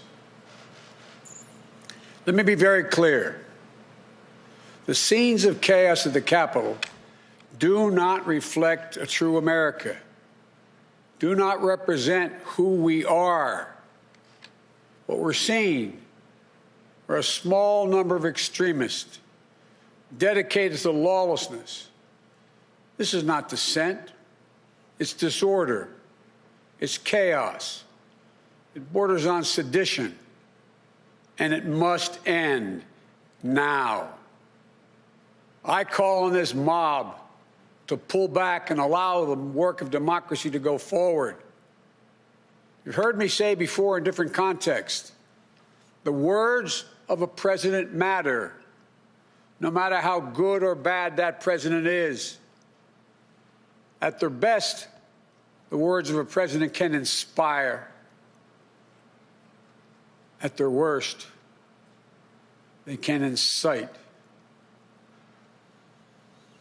And therefore, I call on President Trump to go on national television now to fulfill his oath and defend the Constitution and demand an end to this siege, to storm the Capitol, to smash windows, to occupy offices, the floor of the United States Senate, rummaging through desks, on the Capitol, on the House of Representatives, threatening the safety of duly elected officials. It's not protest, it's insurrection. The world's watching. Like so many other Americans, I am genuinely shocked and saddened that our nation, so long the beacon of light and hope for democracy, has come to such a dark moment. Through war and strife, America's endured much. And we will endure here, and we will prevail again, and will prevail now.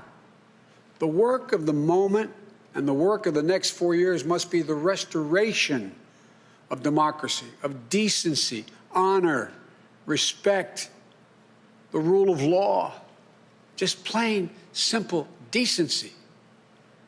The renewal of the politics. It's about solving problems, looking out for one another, not stoking the flames of hate and chaos. As I said, America is about honor, decency, respect, tolerance. That's who we are. That's who we've always been. The certification of the Electoral College vote is supposed to be a sacred ritual, which we affirm. The purpose is to affirm the majesty of American democracy. But today's reminder, a painful one, that democracy is fragile, and to preserve it requires people of goodwill, leaders with the courage to stand up, who are devoted not to the pursuit of power, or the personal interest pursuits of their own selfish interest at any cost, but of the common good. Think what our children watching television is thinking. Think what the rest of the world is looking at. For nearly 2.5 centuries, we, the people, in search of a more perfect union, have kept our eyes on that common good. America is so much better than what we've seen today. Watching the scenes from the Capitol, I was reminded, as I prepared other speeches in the past, I was reminded of the words of Abraham Lincoln in his annual message to Congress, whose work has today been interrupted by chaos. Here's what Lincoln said. He said, "We shall nobly save or merely lose the last best hope on earth."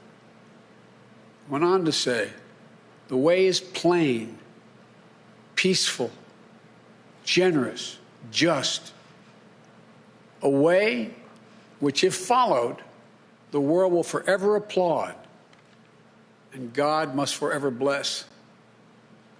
The way is plain here, too. That's who we are. It's the way of democracy, of respect, of decency, of honor, and commitment as patriots to this nation. Notwithstanding what I saw today and we're seeing today, I remain optimistic about the incredible opportunities. There has never been anything we can't do when we do it together. And this god-awful display today is bringing home to every Republican and Democrat and Independent in the nation that we must step up. This is the United States of America. There's never, ever, ever, ever, ever been a thing we've tried to do that we've done it together. We've not been able to do it. So, President Trump, step up.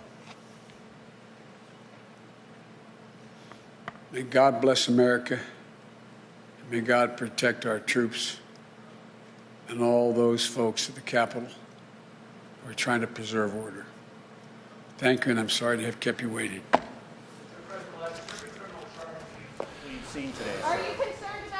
And they're the president-elect saying that at this hour, our democracy is under unprecedented assault, calling on President Trump to step up. My safety, security, or the inauguration. I am not concerned. The American people are going to stand up, and stand up now.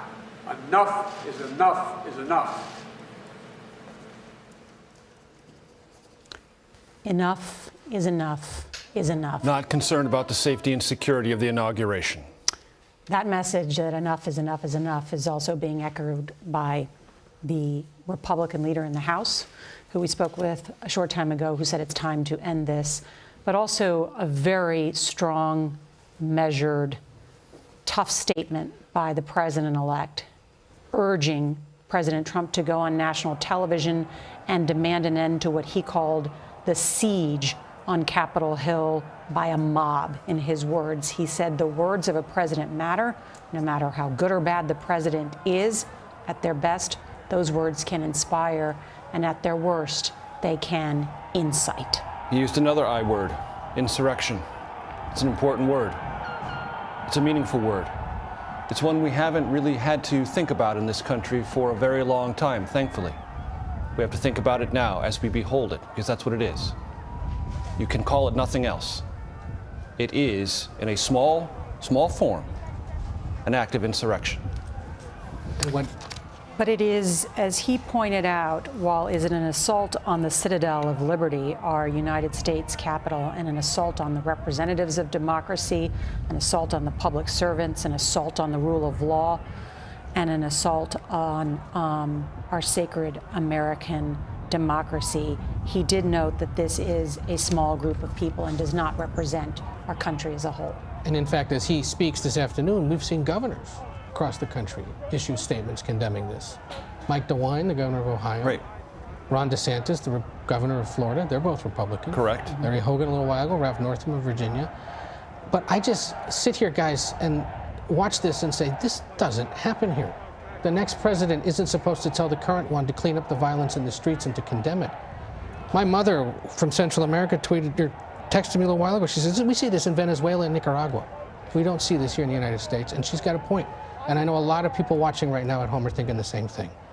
And it's just incredible to think that we are no different now in that regard than some of these other countries who struggled with these kinds of transitions. This is what everyone feared, that watches and monitors this closely, that we've all spoken to since the election in November.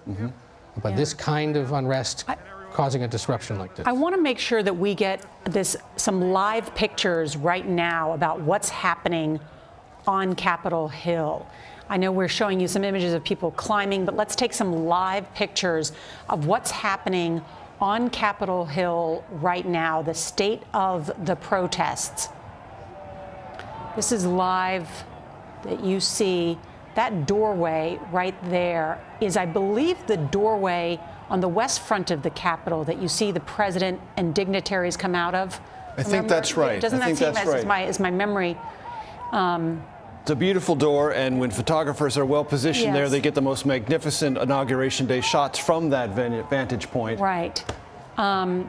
So you sense there a mob. There's another live picture right here of people rappelling up the sides of the Capitol, which is sort of unnecessary because there's steps everywhere. It seems sort of This is the this, I believe, is the north side of the building. This is not the east. Now we're looking at the west. Forgive me. We got the west. We have lots of different feeds coming. We do. Apologies. This is the west front. But there's also at this hour a heavy law enforcement presence that is arriving on Capitol Hill, as there has been a number of National Guard that have been called up, as well as different state police that have been aided. I want to check in with Ben Tracy, who is at the White House. And Ben, I know you've been following our coverage and doing reporting at the same time. There are now calls from everybody in the Republican Party and even the president-elect for President Trump to step up and speak out. Where is he? Well, my colleague Wei Zhejiang and I are now being told that we should expect some sort of video message from the president soon. A little while back, we were actually walking through the West Wing. We could see in the Rose Garden they had set up a camera there, which is often a signal that the president is going to record some sort of message. But to the point that you guys have been making, the president could have, in the course of the last hour and a half, 2 hours, simply walked down a very short hallway to the briefing room where there are already cameras and address the nation. He doesn't necessarily have to take questions, but he has decided not to do that. There is no apparent sense of urgency in the West Wing right now, and that is just kind of bizarre. When you walk through there, the few aides that are there, they are huddled in their offices. They are watching this all play out on television. We're told the president has been meeting with his chief of staff, Mark Meadows, in the Oval Office and watching this on TV as well in the small office just off to the side of the Oval Office. But we are told that we should expect to see the president on camera in a recorded message that he would likely put out on his Twitter feed. All right, Ben Tracy, that video has just been tweeted out by the White House. So it's not clear why the president or his advisors don't want him to speak live to the American public, as the president-elect Joe Biden just did. Perhaps it's a concern about the comments that he will make. It's on his Twitter feed now. It's a video, him standing in the Rose Garden. One relevant quote that's just been told to me through my earpiece is, "You have to go home now." I presume that is a direct reference to the Trump-inspired protesters who have stormed the Capitol in a flagrant act of insurrection. You have to go home now. There'll be more as it plays out, and I'm sure are doing everything to turn it around as rapidly as possible, but it is on the president's Twitter feed, just posted less than 2 minutes ago. And our control rooms, as well as others, are working to turn that around to show to our audiences now. The president has come out from his Twitter feed and appeared on camera following the president-elect to make these comments at this hour. Question is, who's going to tell these protesters? They're not looking at their phones necessarily. They're not. They're in the moment. You know, they're in the moment. And cell signals up there aren't that great anyway when there's that many people, so it's not like any of them are going to be able to see it. But you can tell there has been a concerted pleading effort with the President of the United States to do something. Yes. to His children, his grown adult children, were tweeting about this, saying it needs to stop and to go home. Eric Trump, Ivanka Trump, former aides of his, Brad Parscale and Kellyanne Conway, among others. Mick Mulvaney, his former chief of staff, all saying this needs to stop. All of it designed to catch his eye, perhaps, in his own Twitter stream and encourage him to say something. And bring him to a place of some kind of action, late though it may be. And I noticed, Nora, as social media is an ongoing and continuous conversation, the first retweet of the president's video, someone reminds him of a previous tweet. Big protest in D.C. on January 6th. Be there. Will be wild. Reminding him of his very own fingerprints on what we are seeing playing out in the United States Capitol. I don't follow to be honest, I really don't follow the president's tweets that closely, even as a journalist, but that phrase, be wild, had stuck out to me, even when it was tweeted out several weeks ago, because it seemed to be sort of that coded type of message that sometimes the president engages in. Yeah. Yes, and indulges his supporters in. It's like their code language. Again, I spoke of a zone of permission. This is what a zone of permission from the President of the United States looks like. Do we have the video? And let's listen in now to the video from President Trump. I know your pain. I know you're hurt. We had an election that was stolen from us. It was a landslide election, and everyone knows it, especially the other side. But you have to go home now. We have to have peace. We have to have law and order. We have to respect our great people in law and order. We don't want anybody hurt. It's a very tough period of time. There's never been a time like this where such a thing happened, where they could take it away from all of us, from me, from you, from our country. This was a fraudulent election, but we can't play into the hands of these people. We have to have peace. So go home. We love you. You're very special. You've seen what happens. You see the way others are treated that are so bad and so evil. I know how you feel. But go home and go home in peace. Once again, the president making unsubstantiated claims of a fraudulent election that even his outgoing Attorney General William Barr said was not true, as well as both Republican leaders in the House and the Senate have obviously said is not true. It was not a fraudulent election. So let's make that clear. The president also saying, go home. You know, this really speaks to how detached he is from reality. And the reason is because the president gets to travel by private plane and for 4 years has been able to travel by helicopter. You know, I had people tell me, all these people have traveled on commercial air flights. They're booked in hotel rooms for tonight in the District of Columbia. They're not people of extreme wealth. This is a big outgoing for them. It's their Disneyland of a big event of the year. When people are strapped for cash in an economic time, they've made the decision to spend money and make this their moment. And so just to say go home, it doesn't work that way. They're going back to their hotels. They're going to stay here in the District of Columbia and continue the rage that is been fueled within them by rhetoric for months. And that's something that the president has stoked for months. And he continues to in this message by once again noting about a fraudulent election. It is an arm's length relationship to the reality he has created. That's a fact. The president continues to allow them to nurse these grievances. Again, I repeat, that have had numerous hearings in court, state and federal court, numerous hearings. Nothing has come of that.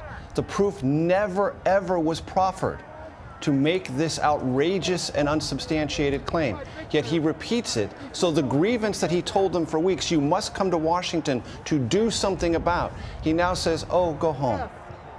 As if that is the only thing that will tamp down the flames that he has blown the hot breath of his presidency on for weeks. It doesn't work that way. It's better than nothing, but it's closer to nothing than it could have been. We're watching now what is the west front of the Capitol and the protesters who seem immovable at this point. Jeff Pegues is there and covers the Justice Department and has been covering these protests from day one. Jeff, what do you see from your vantage point? Well, we just saw, Nora, tear gas there was this loud pop, and then we saw this plume of smoke right over my shoulder here, because as you noted, this crowd doesn't seem to be going anywhere at this point, and we have this curfew that will be in effect at 6 o'clock. We also have a larger law enforcement presence. Perhaps you can see that over my shoulder, and you hear the cheers from the crowd because now they seem to be reacting to what law enforcement is doing. So what is happening here is it seems to be building to some sort of, I don't know if confrontation is too strong a word, but some sort of face-off between police, law enforcement, and this crowd that is gathered here, because over the last several minutes, we've seen some members of the crowd calling for more people to come to help them breach the Capitol. So they aren't backing down. They aren't all going home. Many of them are staying out here, still encouraging people to climb the walls and breach this Capitol. So it'll be interesting to see over the next few minutes, perhaps over the next couple of hours, how law enforcement reacts to this. But for some reason, in the last 10 minutes or so, law enforcement felt the need to release more tear gas. We heard this pop and this plume of smoke. And Jeff, let me get your take on that, because you cover the law enforcement as a beat. Why is your sense that there's some sort of confrontation brewing? Well, because at some point, they're going to have to enforce this law. They're going to have to enforce this curfew that the mayor of D.C. has called for. So at some point, they're going to have to clear these people out. And in fact, we've heard some people who've decided to leave because they have, I overheard one couple saying, listen, I don't want to be caught up in this. I get the feeling that they're going to start pushing these people back. And I would agree with that. At some point, law enforcement is going to have to enforce this curfew and enforce this law and try to calm these crowds down. In fact, over the last hour, we have seen law enforcement move into this area. We've heard the sirens. We've seen long lines of police cruisers coming in. And so we've also seen police officers or law enforcement of some sort. It's hard to see because it's some distance away, with gas masks on. And so they are gearing up for something here. You can just see it, you feel it in the air. But you also have the protesters here getting riled up a little bit, still getting rather riled up. And as I said, calling for people to breach the Capitol. They think, some of them at least, think this is some sort of showdown, some sort of revolution. It's sort of odd to watch. They have it in their heads that this is their time to take back their house. That's what we've heard them say. Is that chanting I hear behind you, Jeff? There is some chanting. It's hard to make out. There is some chanting. Some of it, you hear them chanting about President Trump and other things that, frankly, we can't broadcast. So there is some chanting as well. Yeah, we've got a pool feed that's popping around some images that I just want to show people, that you can see the Metro Police. Yes. DC Fire Department. This looks like this was earlier. This is the Senate entrance. And you can see that's the type of police force that we have guarding the entrance. That's the carriage entrance, isn't it? Yes, Yep. it's the carriage entrance into the, I used to cover Capitol Hill. Nice. The United States. That's where we'd walk in. Carriage entrance. But that's where you would see the vice president enter from. Senators, it brings you right up very quickly, and you can see. Formerly in carriages, now in cars. That's right. Hence and that's the name. why it's called the carriage entrance. This is what our law enforcement is trained to do. And they put their lives at risk to try and keep the peace in a circumstance like this. But if you're one of those wondering what's next or when does this get resolved, one of the things that has to happen, as Jeff was saying, is they have to push all those people back. But then they're going to have to sweep every room of the Capitol complex before they deem it safe enough to reconvene the House and Senate to finish the work that they're constitutionally obligated to do. Got it. And so this could take into the night, into tomorrow potentially even. To just clear the area. To just clear the area and secure it so that they can return. Got it. It is 4:30 here in Washington, and usually the sun sets in just over an hour from now in wintertime, so it is about to get dark here in Washington, D.C., which is, of course, the concern for many law enforcement officials. Parts of the crowds, as Jeff Pegues, have decided to disperse who don't want to be involved in a confrontation. We're getting numbers on the number of law enforcement that are headed to Capitol Hill, a mix of state troopers from Virginia and Maryland, a number of National Guard, we believe, are also on the way that have been approved. We're told this is being coordinated by the U.S. Justice Department, and we're seeing pictures of people with oxygen, law enforcement and others who are being transported from the U.S. Capitol who have been injured.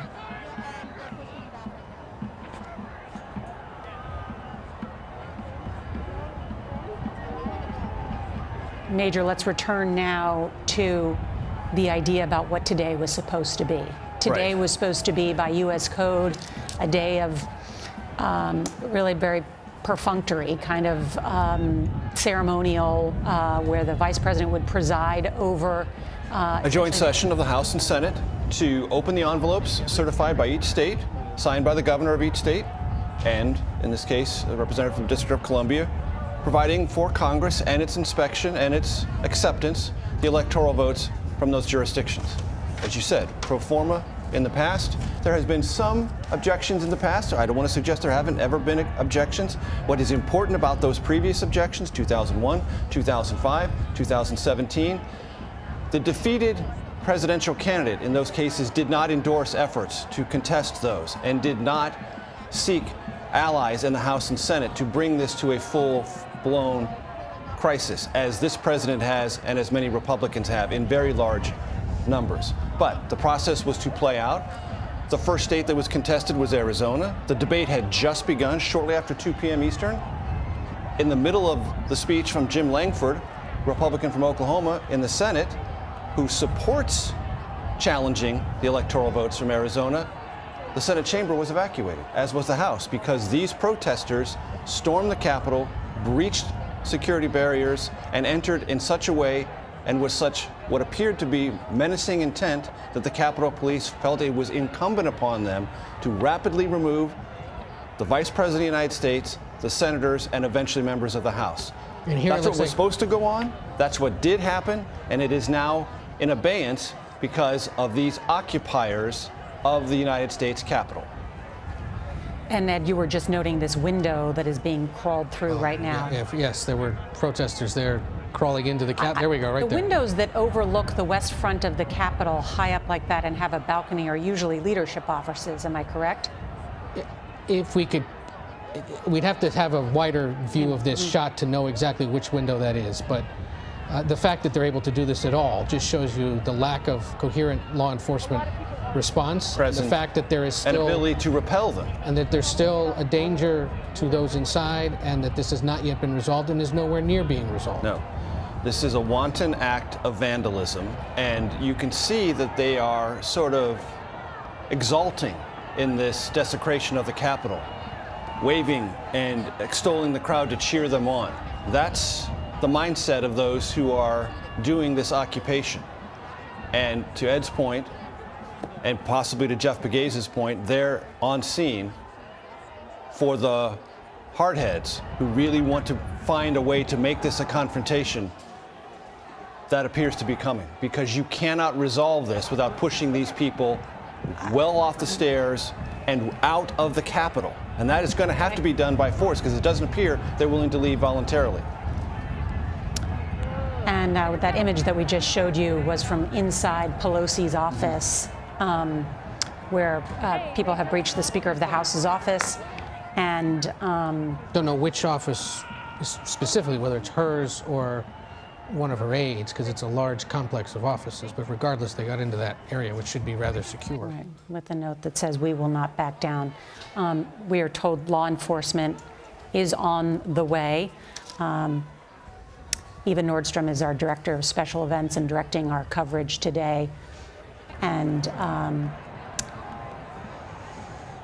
as we see protesters still throughout the District of Columbia, we now have a statement from Senator Hawley, who, along with Senator Ted Cruz, had been one of the senators who directed this opposition to the counting of the electoral. Senator Hawley was the very first to say he would endorse and share an objection with a member of the House to bring this debate to fruition. Yes, he says thank you to the brave law enforcement who put their lives on the line. The violence must end, and those who attacked police and broke the law must be prosecuted, and Congress must get back to work and finish its job. Questions about whether the Senate will courageously return to Congress right now. Those numbers look larger to me, Nora and Ed, and they begin to look to me as if there is movement to push back the crowds, to repel this crowd, to push it back and regain some of the territory, if only bit by bit. But those numbers appear more concentrated and a bit more forceful than they have. Those are Washington, D.C. police, not Capitol Police. So the reinforcements of our MPD there, you see, Metropolitan Police Department. Those are the guys that are trained to deal with these large crowds. They train for potential violence across the nation's capital, and they're doing it now here at the Capitol as the unrest continues. We've got banners now hanging off the sides of the Capitol, and these crowds are not going anywhere, at least so far. Right, and you can see the mask there. Some of this is extravagant, performative revolutionaryism. There is almost a performance art, repellent though it is, quality to this. And let's just articulate the natural extension of what they want. They want to disable the United States Congress from meeting and assembling and conducting its business until they get their way. That, ladies and gentlemen, is the clinical dictionary definition of mob rule. And that's what they're seeking, and that's what their actions represent. There is no other way to describe it.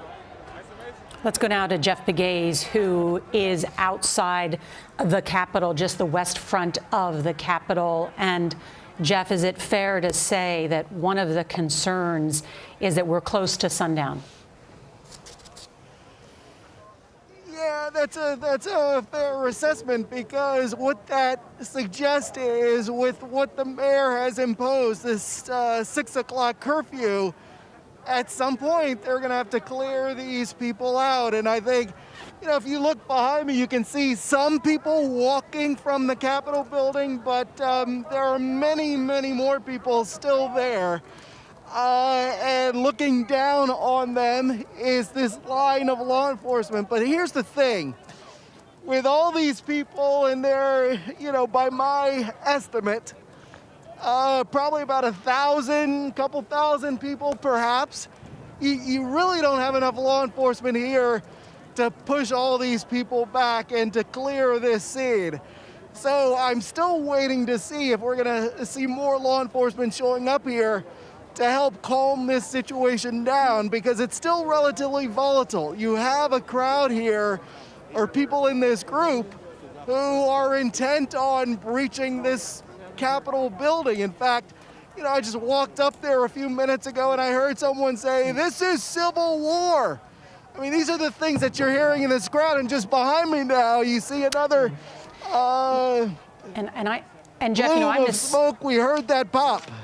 And Jeff, I misspoke earlier, but sunset is at 5:01. So wintertime, it comes quite early. So we're just half an hour now from sunset, and it's already a very rowdy and mob-like crowd. And that's one of the concerns. As Jeff Pegues noted, some have gone home, but others are waiting for that confrontation.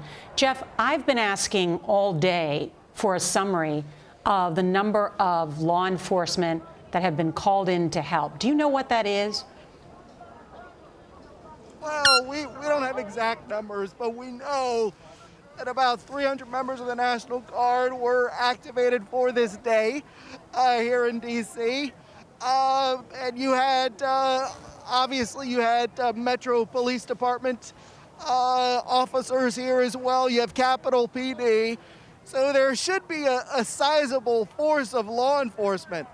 But what we've seen is that today, at least, they've been slow to react. I mean, everybody knew going into this day that there would be this march toward the Capitol. Everybody knew that, but for some reason, it just appears that law enforcement today was slow to react to the number of people who descended on Washington for this event that they called the Save America event.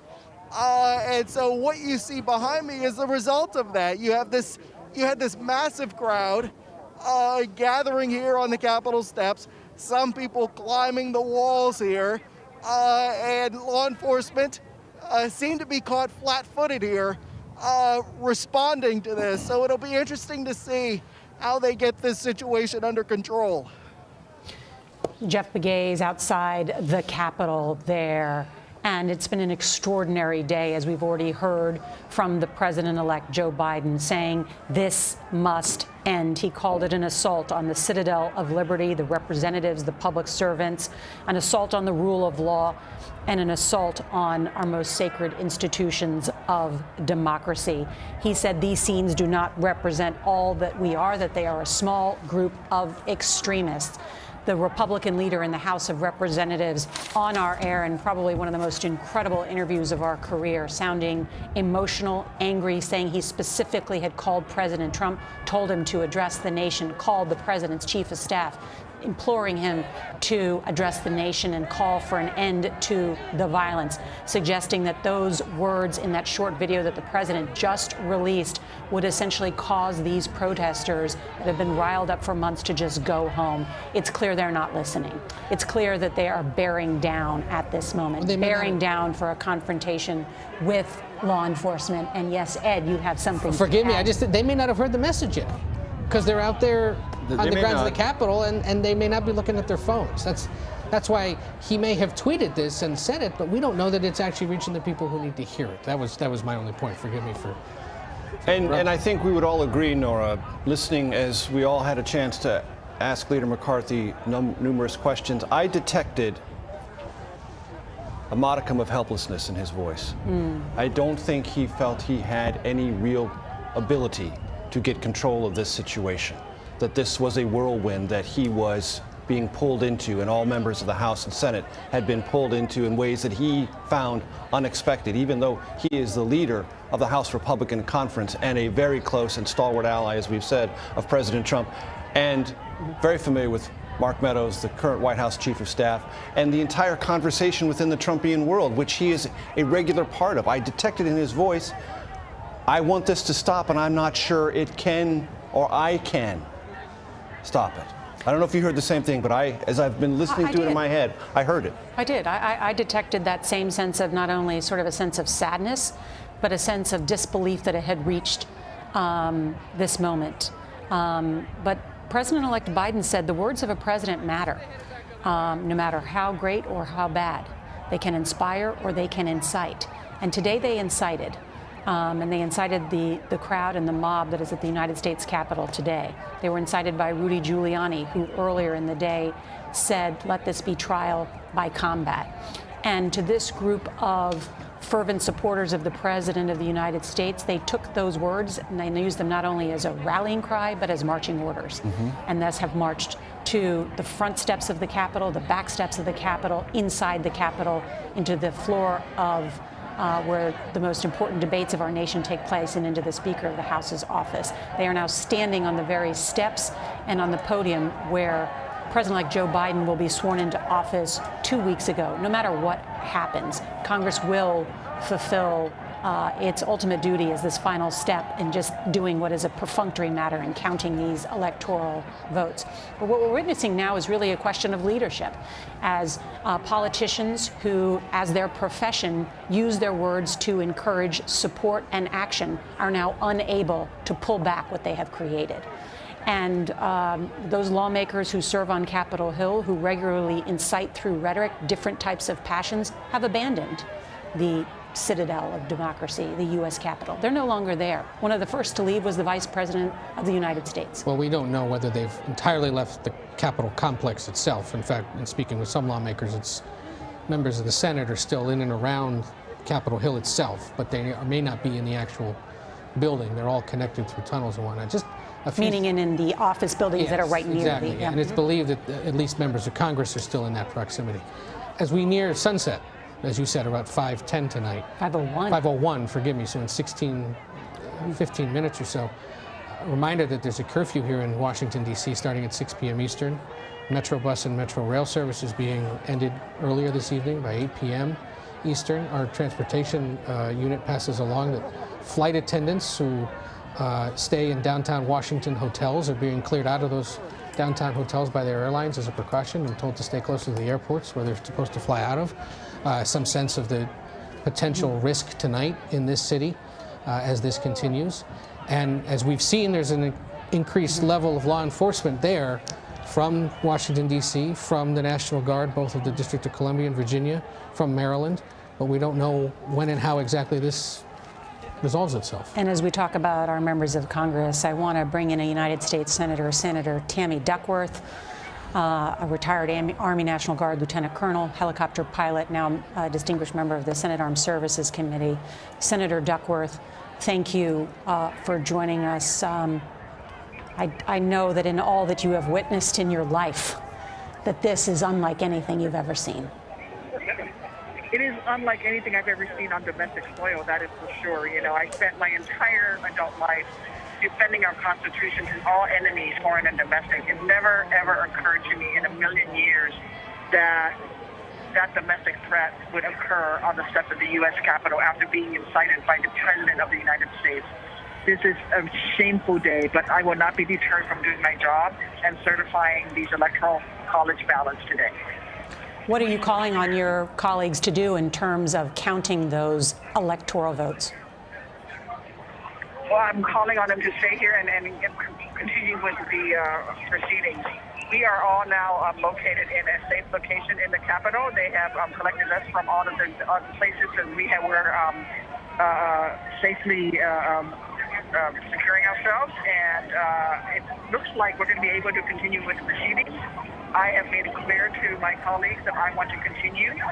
The good news is that one of the staff members was very, very quick thinking, and she actually was able to grab and secure the Electoral College ballots and bring them with her to this location. So we have them with us, and we will be able to proceed as long as Mitch McConnell calls us back into session. This is such an important piece of news, Senator Duckworth. The electoral votes are secure. They are secure with the senators who are in a secure place there in the United States Capitol. And what is your understanding from leadership about, so your understanding is everybody wants to get this done tonight? Well, from the Democratic side, I'm chatting with the Democratic senators. I've not had a chance to sit down and chat with the Republican side. The Democratic senators are on a group chat together, and that has been our consensus as we're chatting back and forth, that we want to continue. I am going to approach some of my Republican colleagues and try to encourage them to agree to move forward and to pressure Senator McConnell into reconvening the Senate so that we can move forward. And are you just secure with Democratic senators and the Republican senators are secure in a different location? No, we are all together in one big room, including staff members. And what they're doing right now is they're doing a roll call. They're calling senators' names and finding those who were not on the floor and bringing those senators. They're sending out, for example, myself. I was not on the floor when the breach occurred. I was actually in the tunnels and was told by the Capitol Police not to proceed on the train and the underground tunnels to the floor, to instead go and to barricade myself into a secure location, which is where I was when the floor was evacuated.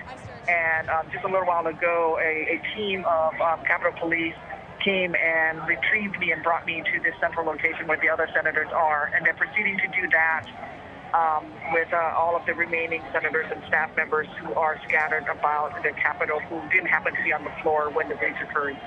Are all of you able to see what's happening outside the Capitol, what we're broadcasting right now?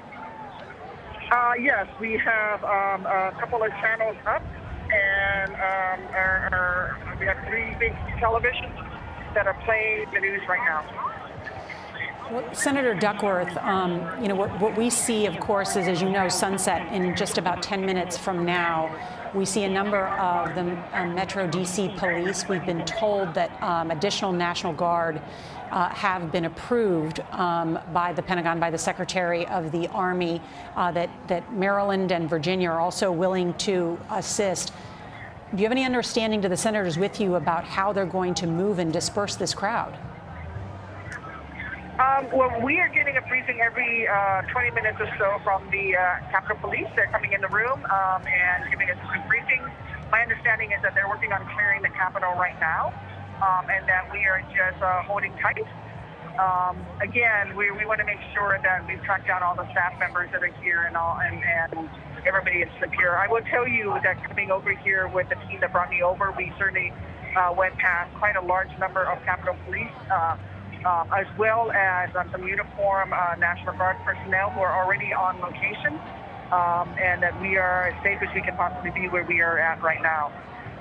But all that we're seeing on TV right now is just what's being broadcast, which is I think, just video footage from earlier in the day, because it's showing that people are, walking around through the Capitol Rotunda and the like, and we're watching Mayor Bowser's briefing, and I think his Secretary of the Army is speaking right now, so we're watching that as well. Major Garrett is with me, Senator. Thank you for your time, and he has a question as well. Senator Duckworth, Major Garrett, I know in the Capitol there are two families, the House family and the Senate family. I know you're all one big family today, but are you aware of anyone in the Senate family, member or staff, who was injured in this fracas?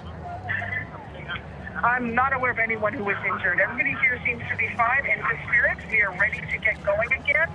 I think people are just anxiously awaiting to make sure that everyone indeed is safe and that we can get going. And I think I saw the attending physician was walking around making sure and checking up on everybody as well, both senators and staff members. Best case scenario, when do you think the Senate might reconvene? Tonight? Tonight, definitely. I mean, that is what I would like, and that's what I have expressed to our leadership. It's also what as I said, the Democratic senators are on a group check together, and we expressed that to our caucus for this purposes. I don't know what the Republican senators are saying. I've not seen Senator McConnell to approach him, but I do know that the Democrats want to keep going with the process. Senator, I must ask you about the culpability of what has led us to this moment. We spoke earlier with the House Minority Leader, Kevin McCarthy, urging supporters of the president to go home. He said he'd called the president and asked the president to address the nation, who recorded a short message still claiming that the election was fraudulent, and then saying, time to go home now. Where do you place the blame? The blame for this is Donald Trump. He is the one that has been spreading conspiracy theories, falsehoods. He is the one who is pressuring governors of states like Georgia and secretaries of state of states like Georgia to fine him missing votes. He is the one that is rejecting the results of this election, which have been certified by all 50 governors. It is this president who has incited his supporters to this violence. And even as he did just now, spend barely a minute telling people to go home, he continued to spread lies about the election. This is Donald Trump's fault. He is fully responsible for this today, and it is shameful.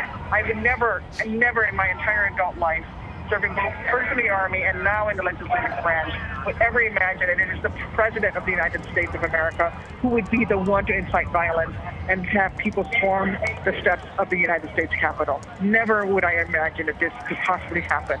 But it did today. But you know what? Democracy will prevail. We will not be deterred by this unruly mob. We will continue to move forward and follow the guidance of our Constitution and make sure that we carry out the will of the American people. And then we need to get to work, and we need to come together, Democrats and Republicans, and get help to working families and fight this pandemic and get our economy moving again. And we can only do that together as partners. But we have to get through tonight first. Senator Duckworth, stand by. I want to ask our control room as well to put up in a banner that the D.C. mayor is not only ordering, but enforcing a 6 p.m. curfew. Because I think the news plays an important role as well in giving out factual information. And it's our understanding as well that what is being broadcast right now outside the Capitol via megaphone is you will be arrested if you are outside after 6 p.m., that is part of the method that our law enforcement is using now, this hour-long via bullhorn, 6 p.m. curfew, you will be arrested. What have the Capitol Police been telling you, Senator? They've told us that they are working on clearing the Capitol, and that was the last briefing that we received about 15 minutes ago.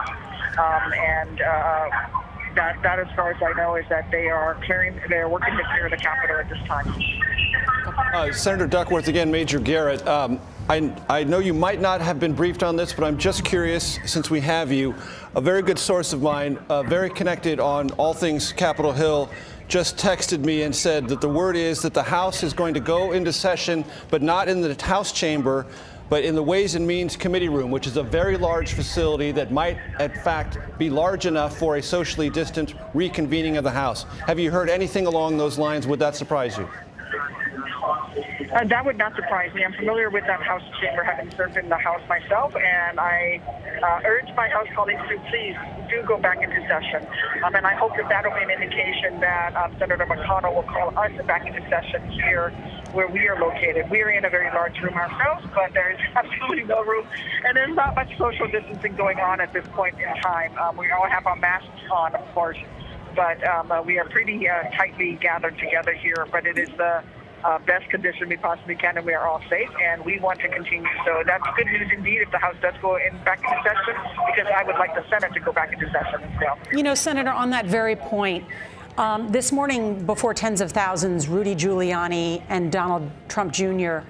Were the warm-up acts for the president, and Rudy Giuliani called for trial by combat. The president's son, Don Jr., told congressmen who weren't going to vote to overturn the election, quote unquote, "We're coming for you." How important is it for members of Congress to not act or show that their duty has been delayed or rather stopped because of that rhetoric and the actions of this mob?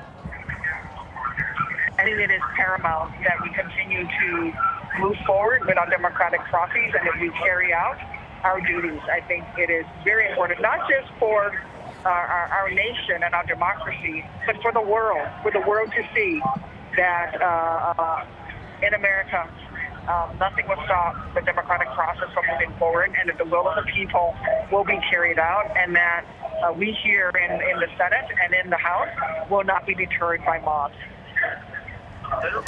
And I think we'll leave it at that. Senator Duckworth, we thank you so much for your time, for sharing what you know, gathered there with all of the other senators in a secure location, and with as Senator Duckworth first reported, with the electoral votes secure.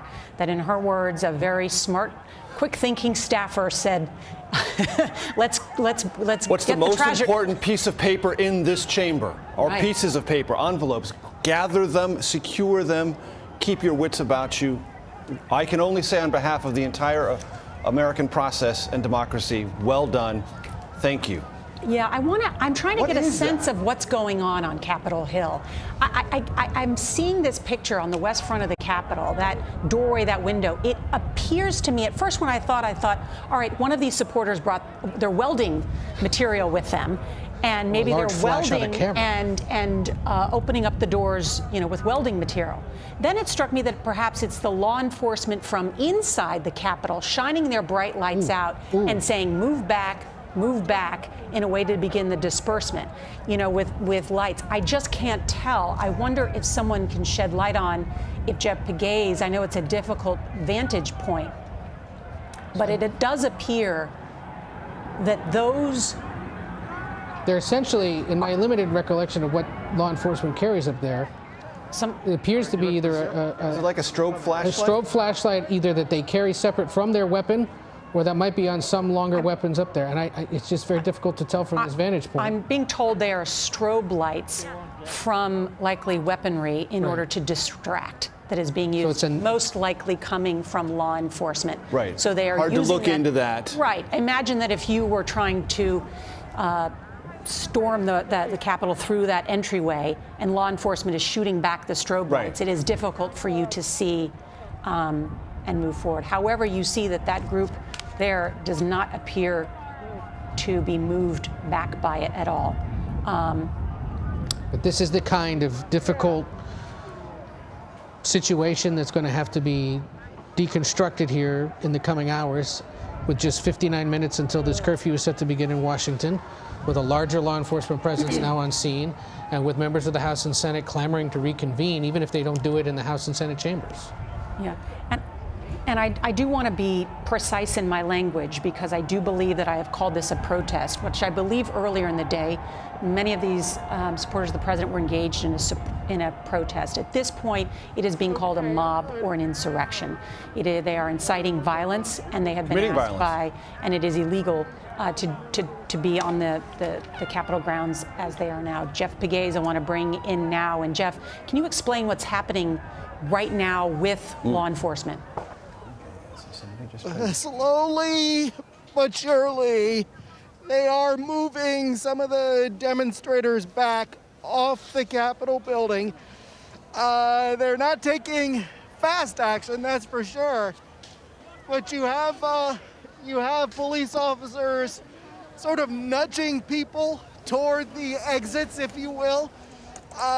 Just in a line of police officers, we saw them just slowly moving people toward the exits, and the people that they were trying to get out off that level of the Capitol building, they were complying. And so that is good news, perhaps from a law enforcement perspective, that things didn't escalate there. But behind me, you still see a lot of people just hanging out there. You do hear chants of USA, USA. And so while some people have cleared out, there are still many others gathering here on the steps of this Capitol building, cheering, waiting perhaps also for law enforcement's next move, because as we've noted, the sun is going down. It is getting darker out here, and we see more. That may be tear gas there. That may be tear gas. Coming from the center of the Capitol building there, where you see just beyond the crowds that have gathered there, you see this yellow plume. It looks like smoke, but we're being told that it is tear gas. Okay, stand by, Jeff. Periodically, we're hearing. Stand by, Jeff. We're going to stay up on that picture. Stand by. Let me know what you can hear. Just want to quickly bring in Catherine Schweitz. She's a former FBI agent who specializes now in mass events. And Catherine, how does law enforcement get a large crowd like this to disperse? And what do those images that we're showing now tell you about what they're trying to do? Hi, Nora. It is a challenge. As you can hear, even just for Jeff, you can hear that he's breathing in tear gas, and that's why his voice is the way it sounds.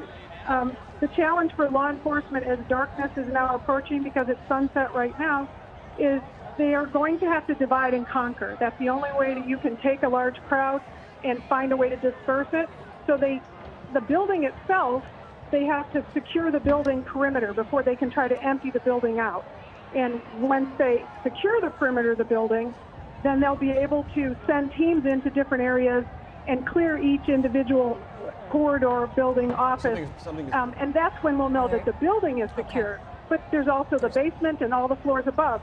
But for the big crowd outside, a lot of times what happens, and we see in this kind of mob situation, terrorist situation, and people who are inciting riots, is they're all about getting to the site, but they don't really know how to get away from the site.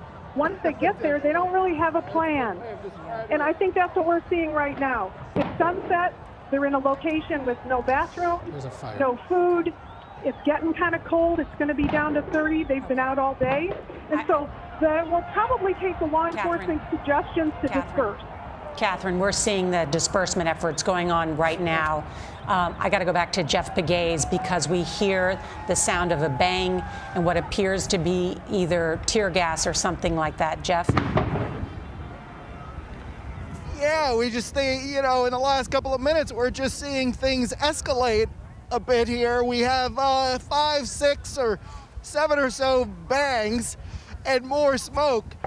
But what is remarkable to me is that we don't see too many in the crowd moving toward the exit. They're just sort of camped out there. No matter what law enforcement does in terms of these flashbangs and tear gas, they're just sort of camped out there. All right, so things have calmed down a little bit. I don't know if law enforcement is going to start another round of these flashbangs. You can see the law enforcement right on one of the arches of those windows, pushing supporters out. Actually, that's what it looks like, saying "Get out." Yeah, it looks like and they're crawling out of offices. Effort. They're crawling out of other offices. Yes, having already penetrated those rooms by breaking the glass and climbing in. This is a very narrow balcony on the west front, so to get these people off of here, they're going to have to find a staircase to get them to. And you can see people now rubbing their eyes and sort of ducking their heads and from what is larger numbers than we've seen before coming out of that central entryway with 2 doors, and you see people withdrawing. It's essentially withdrawing. Yeah. Pulling back, quite obviously under threat of arrest and other consequences, and more flashbangs. You can see the chemical irritant, whatever it is. We don't know precisely what it is. And there comes you can hear Jeff say definitely tear gas. And Jeff, why do you say it's definitely tear gas? Well, just the color of it. It's this yellow. Yes. There's this yellow tint to that smoke. Correct. We do have flashbangs mixed in there. I think I got that right. We do have some former law enforcement with us. They're here helping us describe some of the flashes and the bangs that we're seeing. But clearly this is that point that we thought would come, where police are stepping up their efforts to clear the Capitol building. That's what you're seeing right now. And now you see this. It looked like a firecracker, but it's not. It's obviously a flashbang as they try to clear people out. Jeff Pegues, stand by. We're going to continue to monitor this scene. I want to bring in Michael Morell, the former acting director of the CIA and a national security analyst for CBS News. And Mike, thank you. I guess I need to ask you first about, since you have been at the CIA, how our adversaries may be using, looking, watching at these images. Nora, it's good to talk to you. It's a terrible, terrible day. I think there's 2 things happening overseas. One is what's going through the mind of our adversaries, the Chinese and the Russians and others. And I think they see this as a significant opportunity, right? They'll use it in 2 ways. One is they will show this to their own people, and they will say, this is what democracy brings, so you should actually be happy that we don't live in a democracy. And secondly, they'll share it with the rest of the world with the talking points that this is what the United States is trying to bring the rest of the world when it talks about spreading democracy. So that's an effort to try to reduce our influence. So that's what our adversaries are doing, Nora. What our friends are doing is wondering what is happening. I received a text earlier today from a foreign ambassador to the United States who is back in his capital, and he said he was sitting with his leader trying to explain what was happening here, and he was at a loss for words. He couldn't do it.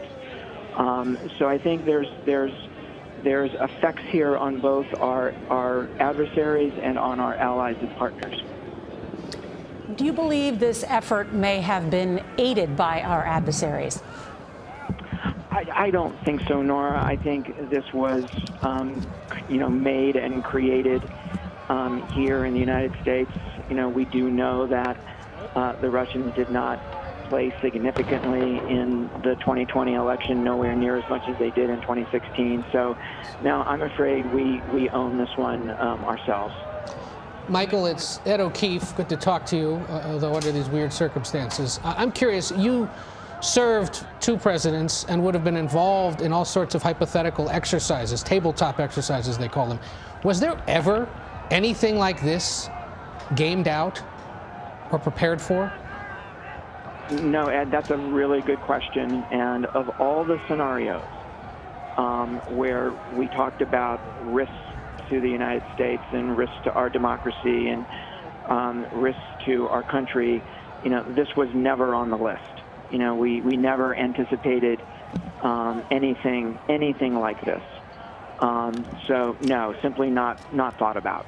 And how does this concern you regarding all the other potential vulnerabilities that the country faces right now as we near January 20th? We know there's been concern about, for example, a potential response from Iran after the killing of General Soleimani a year ago, possibly some other kind of event or incident. There's the ongoing cybersecurity breach by Russia that national intelligence agencies have said was caused by them. Is there any reason to believe that, and then there's the pandemic. I mean, is there any other concern that now some other foreign adversary could try to take full advantage of this and cause even more harm? Yeah, a great question, Ed. I don't think so. The Iranians, for example, they are keeping their head down, right? They are trying to get to a Biden administration without any trouble between them and the United States, right? They want a nuclear deal again with the United States. So I think they're trying to avoid conflict.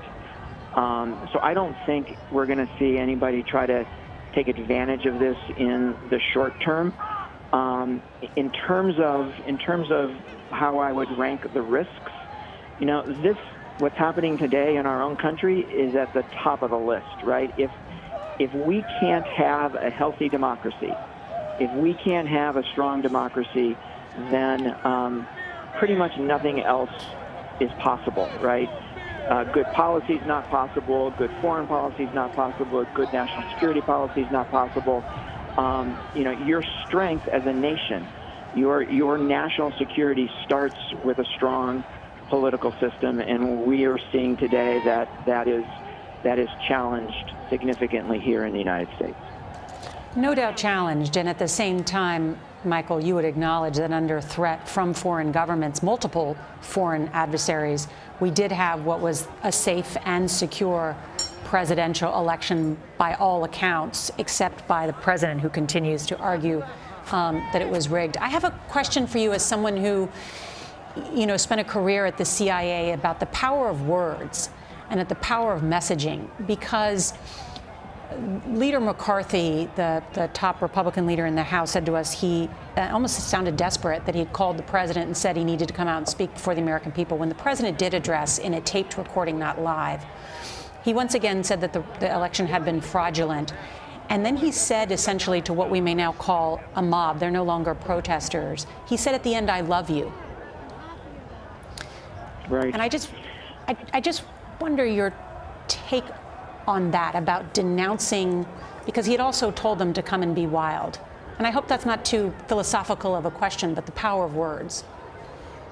So it's a great question, Nora. In my experience, I worked at the agency for 33 years, and there were dozens and dozens of these kinds of situations that I watched in other countries, where mobs of people rose up to try to turn over a legitimately decided election, right? They wanted to overturn the order. I saw it over and over and over and over again. And one of the necessary conditions for that to happen is for a powerful figure to be saying things that motivate those people who are rioting, right, who are trying to overturn that order. It takes somebody to motivate them, and that's what we have seen with the president. Michael, if I could, this is Major Garrett. understanding that you were not participants in any kind of tabletop exercise to game out a scenario like this, but it is nevertheless happening. It is unfolding before our very eyes. You have sat at tables where enormously important and consequential strategies and decisions were made. Honestly, what do you believe are the operational options for the Capitol Police, the National Guard, and those who are trying to clear the Capitol? And what do you think the next 2 or 3 hours ought to look like, and what do you fear they might look like? Yeah, that's a tough question, Major. I do think that they need to be dispersed. They need to be separated, right? In my experience watching these things overseas, as long as groups of people stay together, they stay strong, right? They stay resolute. It's when they break into very small groups and break into single individuals that they lose that power and they lose that determination. So I think breaking them up is of extreme importance, and keeping them from forming someplace else as a group has to be a top priority. And final question, Michael. All of this against the backdrop of that extraordinary joint statement in an op-ed by the 10 former secretaries of defense, an effort that was encouraged by former Defense Secretary and Vice President Dick Cheney, that the military would not get involved. I'm sure you have some insight, as do I, based on my own reporting, but it was as if they foreshadowed this type of situation, the concern that this type of insurrection may occur, and to make clear to lawmakers, to the president, and also to the Pentagon that the military would not be engaged. What's your sense? So when I first saw what was happening at the Capitol today, the first thought I had was these protesters, these rioters, right, this mob, they wanted to create violence in the hope that the president would invoke the Insurrection Act, right, and ask the United States military to come out onto the streets. And I think that's what those former Secretary of Defenses were worried about, is the invoking of that Insurrection Act. And, my understanding, based on the people I talked to, is that the acting Secretary of Defense is a person who could not be counted on to do the right thing in that moment. But the chairman of the Joint Chiefs, General Milley, was somebody who could be counted on to do the right thing. Agreed. And it was said to me, though, however, that while all of them trusted Chairman Milley, that under Secretary Esper, when the president had previously tried to use active duty troops, he was able to slow roll that effort. But that, in your words as well, Michael, with this acting secretary, that would be much more difficult. And then in some ways, it's the civilian leadership that ultimately makes the decision about deploying active duty troops. And as you point out, they were all trying to prevent what would really be a worst case scenario. Yep. Michael, we're always so glad to have you. Thank you so very much. You're welcome, Nora. Thank you. Thank you. To let everyone know, it is now 5:18 here in the nation's capital, and the sun has set and the protesters remain. More than 4 hours we've been live on the air covering what is now a mob on Capitol Hill that has forced a lockdown.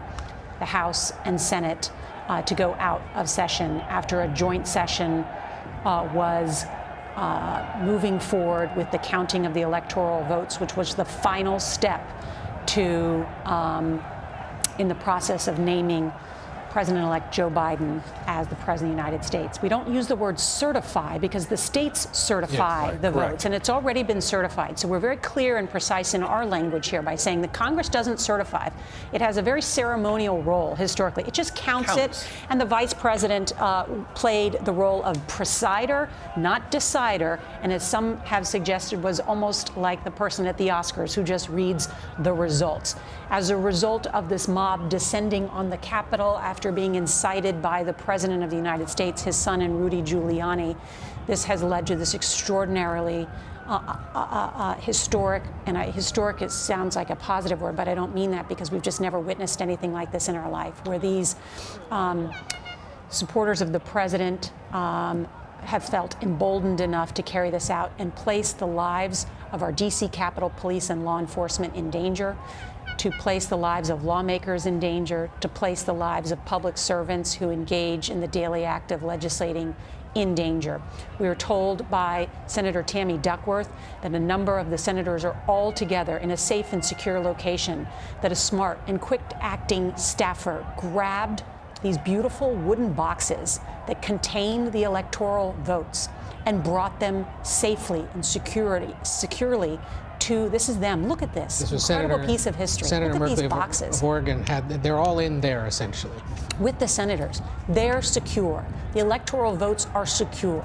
The outcome of this presidential election will not be changed. The vice president, who was implored by President Donald Trump to, in his words, be courageous and change it, said, I'm not going to do that. The Senate Majority Leader, Mitch McConnell, who has carried out the will of this president in almost every way, today said, we're not going down the death spiral of changing what is a duly elected president of the United States. There was not the widespread type of fraud that would change the results of this election. It was an extraordinary rebuke by Republican leader Mitch McConnell, not only of the president of the United States, but of some of his own Senate colleagues, including Ted Cruz, including Senator Hawley, and others who said, let's go ahead and challenge this. And had those senators, those 13 senators and more than 100 House members not done this, and challenged and objected to the count of these electoral votes, this would have been the ceremonial, usually 20-minute process, and all would be said and done.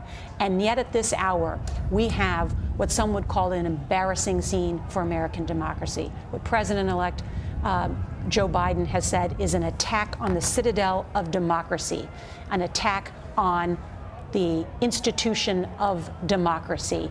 And yet, our law enforcement now doing their very best job with bullhorns and tear gas to disperse this crowd, because as Senator Duckworth told us, her and her colleagues and some of the senators I know that Ed O'Keefe has spoken with amongst his sources, they want to continue tonight. They do. Yeah, tell us what you're hearing. There are several members of the House are back in their offices across the street from the Capitol.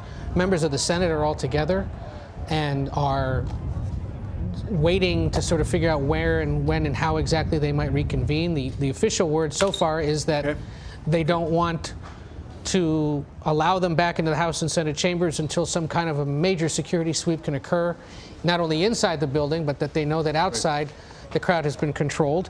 And we therefore await some sense of when exactly they could do this. Of course, Major, there's nothing saying they have to do this in the House and Senate chambers.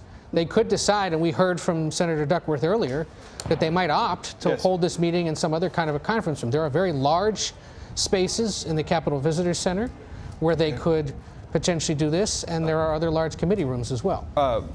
Ed, let me interrupt you for just a second. We have Representative Mike Gallagher on the phone. Congressman, can you hear me, please?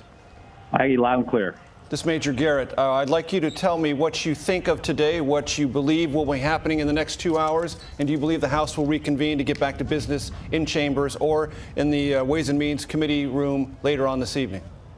I mean, this was absolute insanity. I mean, this was Banana Republic territory, and it's unacceptable. And I think I've opposed the objection from the start on constitutional grounds, but I think the fundamental problem that no one wanted to say out loud is that the objectors thought that they could have a debate, raise awareness to voter, fraud issues or voting irregularities, but because they wouldn't actually achieve their objective, they all knew that they had no chance of actually overturning the election, but they could have it both ways.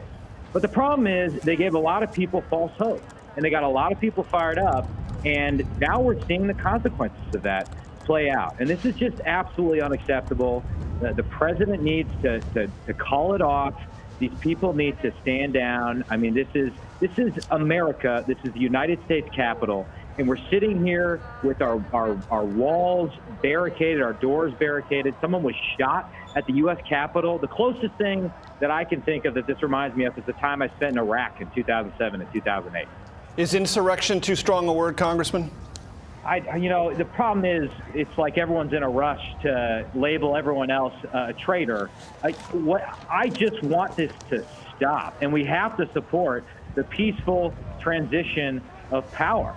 I mean, that's it. We have to accept the fact that the election's over. And the more we traffic in the idea that somehow Congress is going to overturn the results of the election, the more we incite dangerous things like this. And that's just unacceptable. So it's over. I wish Republicans had won. It sucks. I get it. But, there are consequences to going down this road. Congressman Gallagher, it's Ed O'Keefe of CBS News. Thank you again for joining us. As you said, you're not one of those objecting to the results of the Electoral College. You were among the Republicans who reluctantly accept these results and want to move on.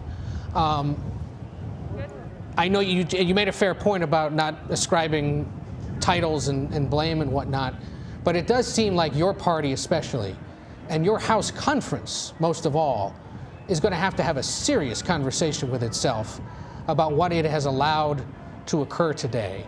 And I just wonder whether you think that conversation will happen, could happen, and what might transpire. Well, the conversation is going to happen in the next few hours. And the objectors are going to have to ask themselves whether they seriously want to persist in their objections after what they've seen today. And again, knowing that what they're doing has no chance of being successful, that it is all a stunt. I mean, that's a pretty cynical ploy right there. So at a minimum, when we get back together at a conference, I think we all have to say we're not going to persist in the objection. We support the peaceful transfer of power, and we're done perpetuating this fiction that somehow Congress has the authority to overturn the results of the states. Congressman, to what degree have you been communicated with by leadership about what will happen tonight? Will you reconvene? I've been told that it's possible that the House may reconvene, not in the chamber itself, but in the Ways and Means Committee room. If that message came down, I missed it. I haven't gotten that. So, I've heard nothing formally from leadership right now. I would imagine they're trying to figure it out. And all the focus right now is just on making sure this thing doesn't escalate any further, making sure that the now violent protesters disband, abide by the curfew. But I have not heard anything about when we're going to reconvene. Do you believe it's necessary for Congress to send a message that it get back to business as soon as possible? Yes, 100%. I think it's necessary for Congress to send the message that we support the peaceful transition of power and that we, as the federal government, don't have the right to overturn the will of the states and, by extension, the American people. That is sort of Schoolhouse Rock Constitution 101. Congressman Mike Gallagher, we thank you so very much for joining us. Chip Reed, I believe, is near Capitol Hill and has some new information to share with us. Chip? Yeah, I'm just on Constitution Avenue, just outside the Senate. Two things here. Number one, there were about a group of about 20 media with cameras at the Senate swamp site, which you are certainly well familiar with, just out at the bottom of the Senate steps. And out of nowhere, we were suddenly surrounded by about 40 or 50 protesters who started chanting things that I can't repeat about the media on TV. They started throwing bottles. They started pushing people. They picked up the metal fences that we were surrounded by and throwing them at us. And we, for our own safety, evacuated the area, but we did stay long enough to get some pretty good video of them smashing the equipment, cameras, sound equipment, everything they could get their hands on. They just completely took over that spot as they shouted USA, USA, and God bless America. Now I'm just across the street at the Russell Senate Office Building, and I just saw a column of, I would estimate, between 120 and 150 police officers. And by the way, the Capitol grounds is now completely surrounded by police, and there are helicopters above. And I saw this column of 120, 150 police officers walking three abreast, all of them in helmets and flak jackets, walking down Constitution Avenue and turned in the direction of the Capitol grounds. You know, there is a 6 o'clock curfew in Washington. They may be timing some kind of move, this might suggest that, to start clearing the Capitol grounds of these protesters in time for that, or sometime in the vicinity of that 6 o'clock curfew. Chip, I must ask you, were you injured at all in this fracas? Were any of our colleagues injured? And where were the police? Where were the police? Did you have any sense that you could or would be protected? There were no police around us. We were on our own. In fact, I remember one of the protesters standing next to me said the police don't care about you guys. They're only protecting the senators. You're on your own, buddy. And so we hightailed it out of there. They were absolutely ferociously angry at the media, I must say, picking out some of the media enterprises by name. And it was a scary moment, I've got to say. I had a flak jacket and a helmet with me. The last time I wore a flak jacket and a helmet, a whole series of times, was when I spent a lot of time in Iraq and Afghanistan. And it is so disturbing to have to wear a helmet and a flak jacket on the grounds of the United States Capitol. Heartbreaking. And to hear you say that, Chip, I know as someone who's worked on Capitol Hill for many years, it's sad to see this happening at this hour, to have to be wearing a flak jacket and a helmet, not only anywhere in the United States of America, but on near our United States Capitol. And that's what's happening at this hour. You have law enforcement descending on the U.S. Capitol to try and disperse this crowd from the Capitol. It is nightfall now here in Washington, D.C. The mayor of the District of Columbia, Mayor Muriel Bowser, has ordered a citywide 6 p.m. curfew. It's my understanding that it has been communicated to protesters that that curfew will be enforced by arrest. It appears they have already used tear gas and other materials. I want to bring in Jeff Pegues, who is right there on the scene. And Jeff, has that messaging had any effect? Slowly but surely, I think it is having an effect out here, Nora. We see a line of police officers in the rotunda here pushing the crowd of protesters back. And in fact, if you look here to my left, you will see that more of the protesters are streaming from this area, which suggests that police are being more successful in their efforts to clear this Capitol area. Now that the sun has gone down, nightfall has come, and that curfew that you mentioned is fast approaching. So their efforts are paying off a little bit more. We see that there are stragglers there waving their American flag, sometimes chanting USA, USA. But certainly law enforcement, as you noted, has picked up the pace in terms of getting this area cleared. Jeff Pegues, who is right there just off the west front of the Capitol, where 2 weeks from now we'll be covering the inauguration of President-elect Joe Biden, which is what today was supposed to be about. Really a ceremonial effort in a joint session of Congress to count the electoral votes, and then tens of thousands of Trump supporters coming from the White House, incited by the President of the United States and encouraged to incite violence. And that's exactly what they carried out. There has been violence on Capitol Hill. A woman shot, transported to the hospital in critical condition.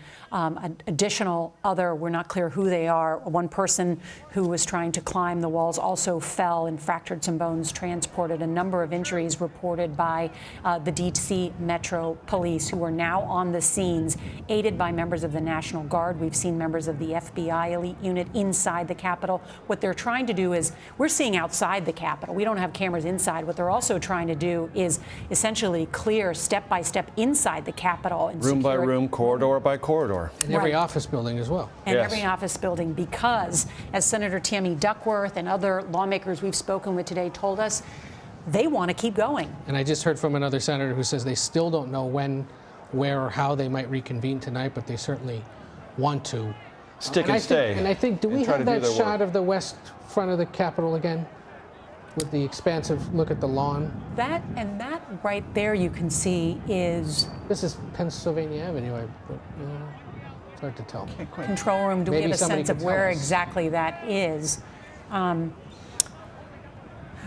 way, what we were conveying with images a little while ago is that while this is an intense crowd, it is not a large crowd at this point. It has begun to thin, it appears, and with the exception of what Chip Reed just reported to us, a full-on assault of members of the media on the east front near the swamp site. That's an area just at the foot of the Senate stairs on the east front of the Capitol. That area is largely empty, it appears, by all the video shots that we've seen, the live footage. So it appears what remains of the crowd has concentrated to the degree it has on the west front. And I would just point out that for those who were chanting God bless America and USA, USA, that is utterly incompatible with assaulting members of the media. Your First Amendment right to assembly is guaranteed in the Constitution. So is the free press. And they are not at odds. They're only at odds when you act like criminals, as those people who tried to attack Chip Reed, our other colleagues, and destroy their equipment did just moments ago. It's an excellent point, and the freedom of the press and the freedom to assemble and others was enshrined in the First Amendment, not the 11th Amendment, nope. The First Amendment, for a very reason, which was to, as the framers talked about, to hold public powerful officials accountable, as Madison talked about. Showing you now live pictures. Come on, guys, go home. You hear the Metro Police trying as peacefully as possible. Let's listen into this.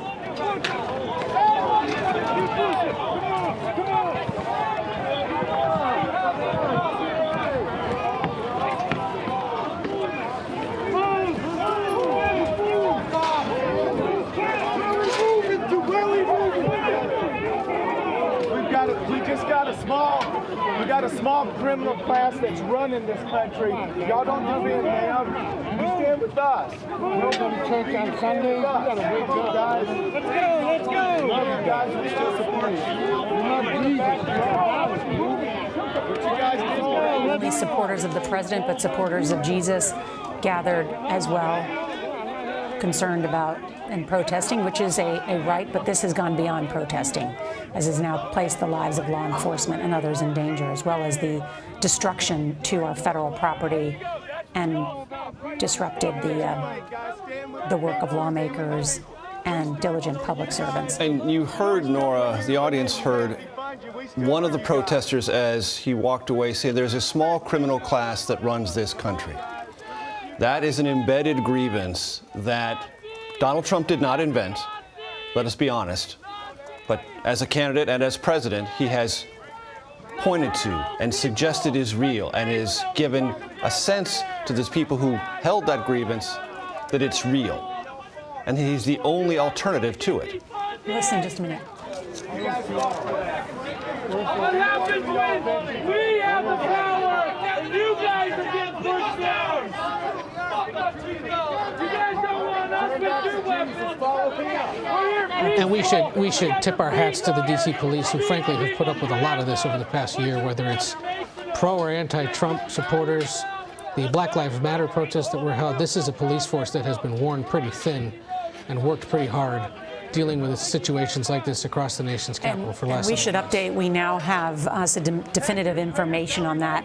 We're being told there are 1,100 D.C. National Guard that have been mobilized, 200 Virginia state troopers, and an unknown number of Virginia National Guard that have all been sent to D.C. at the mayor's request.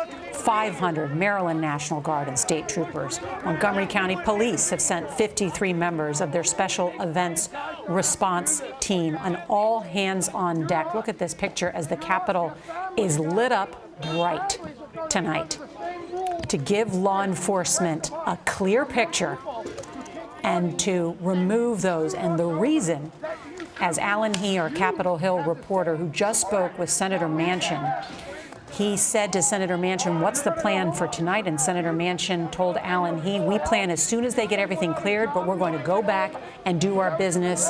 And Alan said in the Capitol tonight, and Senator Manchin said, we sure hope so.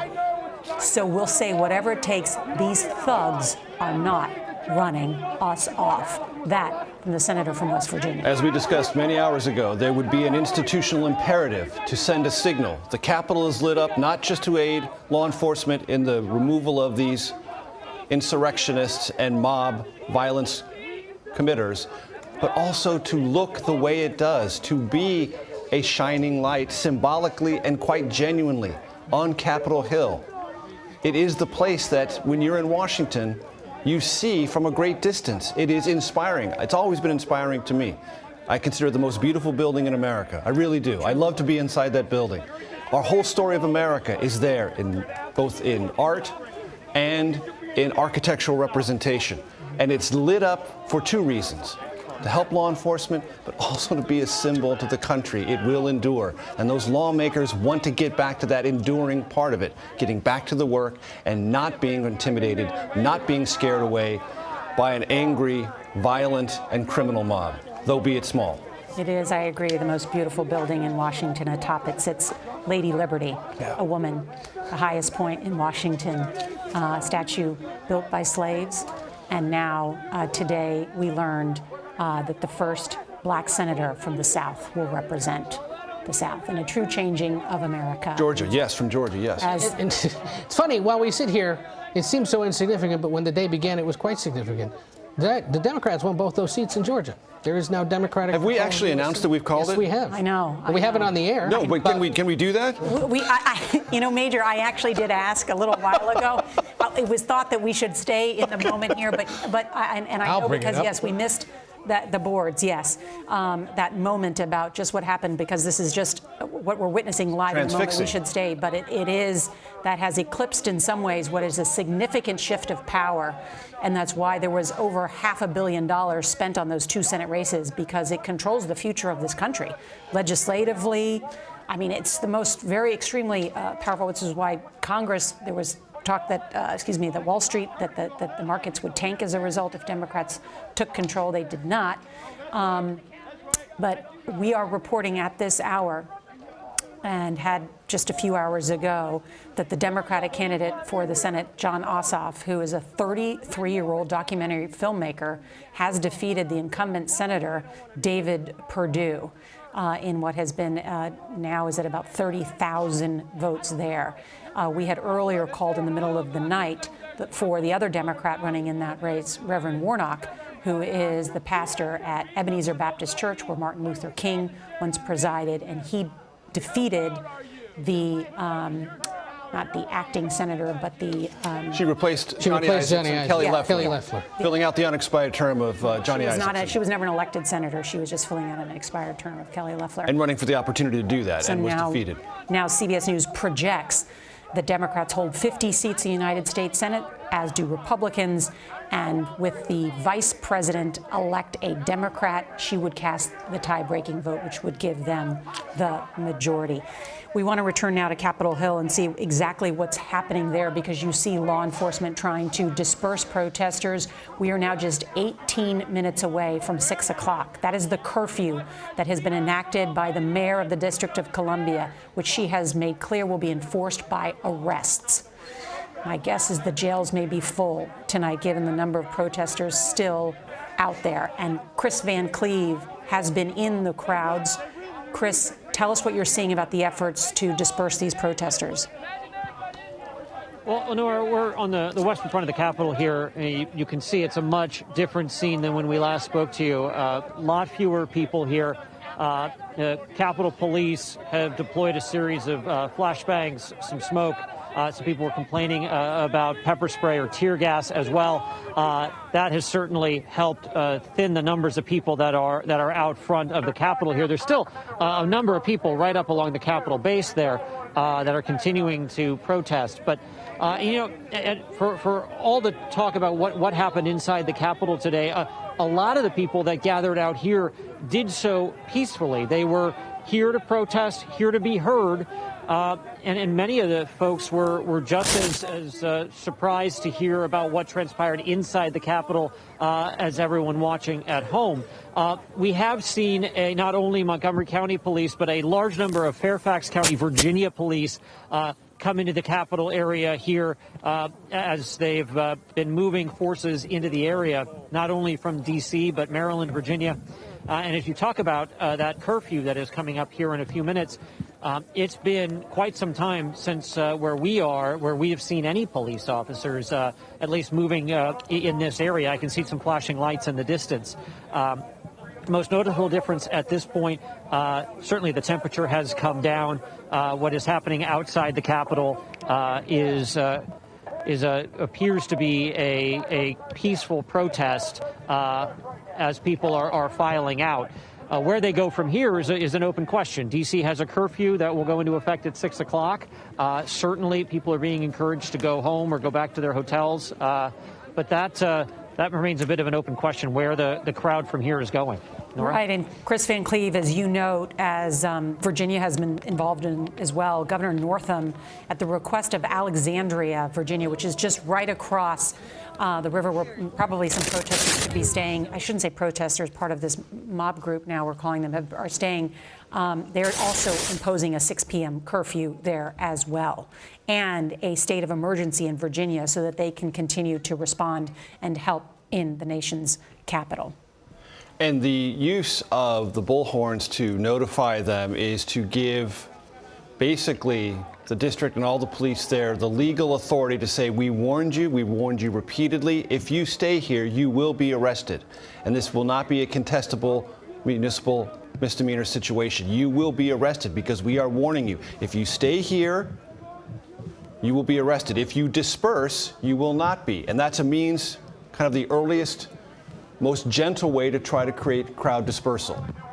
Warn them, we'll warn them repeatedly, give them fair notice, and then see if they withdraw. And as they withdraw, you begin to create a calmer situation. We are beginning to see that begin to materialize, which I don't want to get ahead of this, might be a positive sign. We've got some breaking news right now. Let's go to Nancy Cordes on Capitol Hill. Nancy, what are you hearing?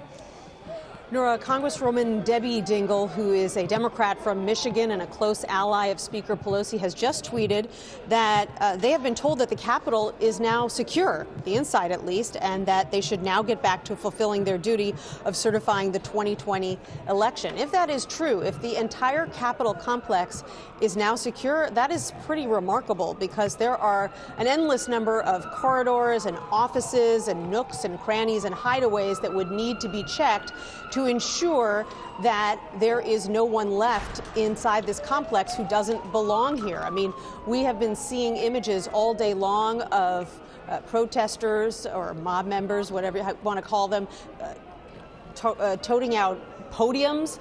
We saw one guy with his feet propped up on Nancy Pelosi's desk. So people clearly fanned out across the Capitol complex. But Debbie Dingell is a reliable individual who I know you know well as well.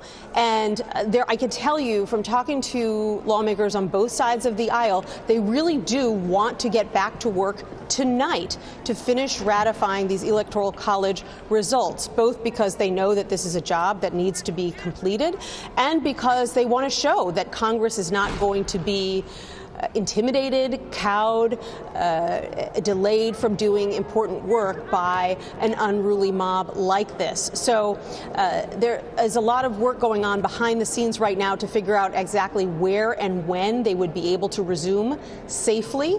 But for hours now, various lawmakers, their aides, have just sort of been gathering in their offices, essentially waiting for more word about what is going to happen next. The one person we haven't heard from at all is Senate Leader Mitch McConnell. He has not released a statement. He hasn't come out anywhere and spoken on camera since his speech on the Senate floor earlier this afternoon. And of course, we're all waiting to hear what he has to say and what House Speaker Nancy Pelosi has to say about what's going to happen next. We're just now hearing some kind of announcement over the loudspeaker here in one of the Senate office buildings. It's a little bit hard to make out what it is they're saying. They may be warning individuals about this impending curfew, but this is the first time we've heard a message like this inside the office building today. You're in the Russell Senate office building, Nancy, which is just to the north of the Capitol. Hey, one question. You mentioned we hadn't heard from Leader McConnell. Do we know the whereabouts of Speaker Pelosi? And do we have any sense that House and Senate leaders have spoken today about what to do? We have not gotten any information from their aides about where exactly they are, where they were taken initially and where they are now. They've given us absolutely no information. In fact, I haven't even heard back from Leader McConnell's aides when I have texted them repeatedly to find out what's going on. I've talked to many other aides and lawmakers, but not McConnell's office itself. I think that there's no question that he's pretty busy right now. He's both trying to figure out whether and how they can resurrect this ratification process safely, but also remember, he's got to deal with an insurrection within his own party. These 13, 14, 15 Republican senators who, at least earlier today, wanted to challenge the Electoral College results. What are they going to do now? Have they had a change of heart? Are they at least paring back the number of states that they want to challenge? And so these are the kinds of things that he needs to really get a feel for before he can decide what his next move is. We are reaching an important, thank you, Nancy Cordes, we are reaching an important moment. We are now just 10 minutes away from the D.C. curfew at 6 p.m., which is to be enforced by arrest. You can see the police, these pictures now, pushing back this mob, telling them to go home. Chris Van Cleve is right there. Chris? Well, Nora, the group of people we were talking about up at the base of the Capitol, you can see here the police. As if you pan over, you can see the police here with their riot shields and their helmets have pushed the crowd back to the street now, completely clearing the west lawn of the Capitol. These demonstrators, these protesters are not happy about it. They have been hurling a lot of obscenities at the police as they've been pushed back. They feel they have the right to be on the Capitol grounds. They see it as public property and that they should be able to be there. The police, and these look like Fairfax County, Virginia police uniforms, have moved the people back, trying to get people to go home. Of course, we're just minutes away from D.C. enforcing a curfew. Doesn't sound like all of these folks realize that there's a curfew that's been put into effect either. So, but you can hear the yelling. That's being directed at the police here. And this is, Nora, I was saying just minutes ago, we hadn't seen police in quite some time. It's clear they were massing to move people out. And now we see an awful lot of police officers. And these folks are in gas masks. They're in helmets. They've got body armor on and shields. This is a very clear message for folks to disperse. Nora? Yeah, and if people want to compare these images to foreign countries, remember that in a foreign country, most of those protesters or that mob would have been shot dead by now. Right. That's the difference with America, the United States of America, that the law enforcement in this instance is trying to peacefully de-escalate and push them back. Now, there are exceptions to that, as we know, and different people are treated differently by the police. That has been witnessed this year, and we've covered those stories. But at this moment, you see what is a job by law enforcement from all around what we call the DMV, which is D.C., Maryland, Virginia effort, trying to secure the United States Capitol so that they can continue with the work of the day. Chris, are you still there? It's Ed. Yes, Nora, I'm here. No, it's Ed, Chris. I'm curious, who are these people out on the streets? Are they predominantly out-of-towners? Are they men? Are they women? Are they young? Did they come from different parts of the country? Do we have any sense of that? Yeah, most of the people we talked to today were folks that were from out of town. One man as far away as Montana, another came in from Los Angeles, one from West Virginia. In fact, one of the people that was walking away from here a few minutes ago was asking, where is the town hall? If they've got a curfew, I want to protest at the town hall. So, and also, D.C. They're not that far from it. Is a heavily right, they're not far. D.C. is a heavily Democratic community. The people that live in Washington, D.C. Were not, by and large, Trump supporters, so it doesn't surprise me that you saw people coming from outside of the area. We know that flights into D.C. last night were very full, and that they had a lot of Trump supporters on them. Based on the videos and things that were posted to social media. So this is a lot of out-of-towners. We saw everything from some very, very old to people that had brought their children out here and sort of everywhere in between. Looks like, a lot of Chris, the folks, it looks like largely a white male crowd. Yeah, it was a predominantly white crowd. There was a mix of men and women, but predominantly white men. I think that's a fair thing to say about the crowd today. The folks that we talked to would make the point that they said, look, we're the good Midwestern folks who feel like we haven't been heard, they're hoping their message was heard today, and they wanted. I was talking to a woman actually right about here, right before the police got here, and she was questioning who the bad actors were that actually went into the Capitol, who that mob was, because she said that doesn't sound like Trump supporters, and she was shaking her head at it too. We are now just 5 minutes away from a curfew in our nation's capital, following a day in which a mob has stormed our nation's capital. And inflamed all by angry Trump speech earlier in the day and his supporters. We heard from the president-elect Joe Biden, who called on Trump to demand an end to this siege. President Trump, in a videotaped message, then said to the crowd, "Go home and we love you," and once again repeating the falsehood that there had been a fraudulent election. A number of senators and lawmakers still on Capitol Hill. Earlier we had heard that they were evacuated, but to be clear, we've heard they're still there.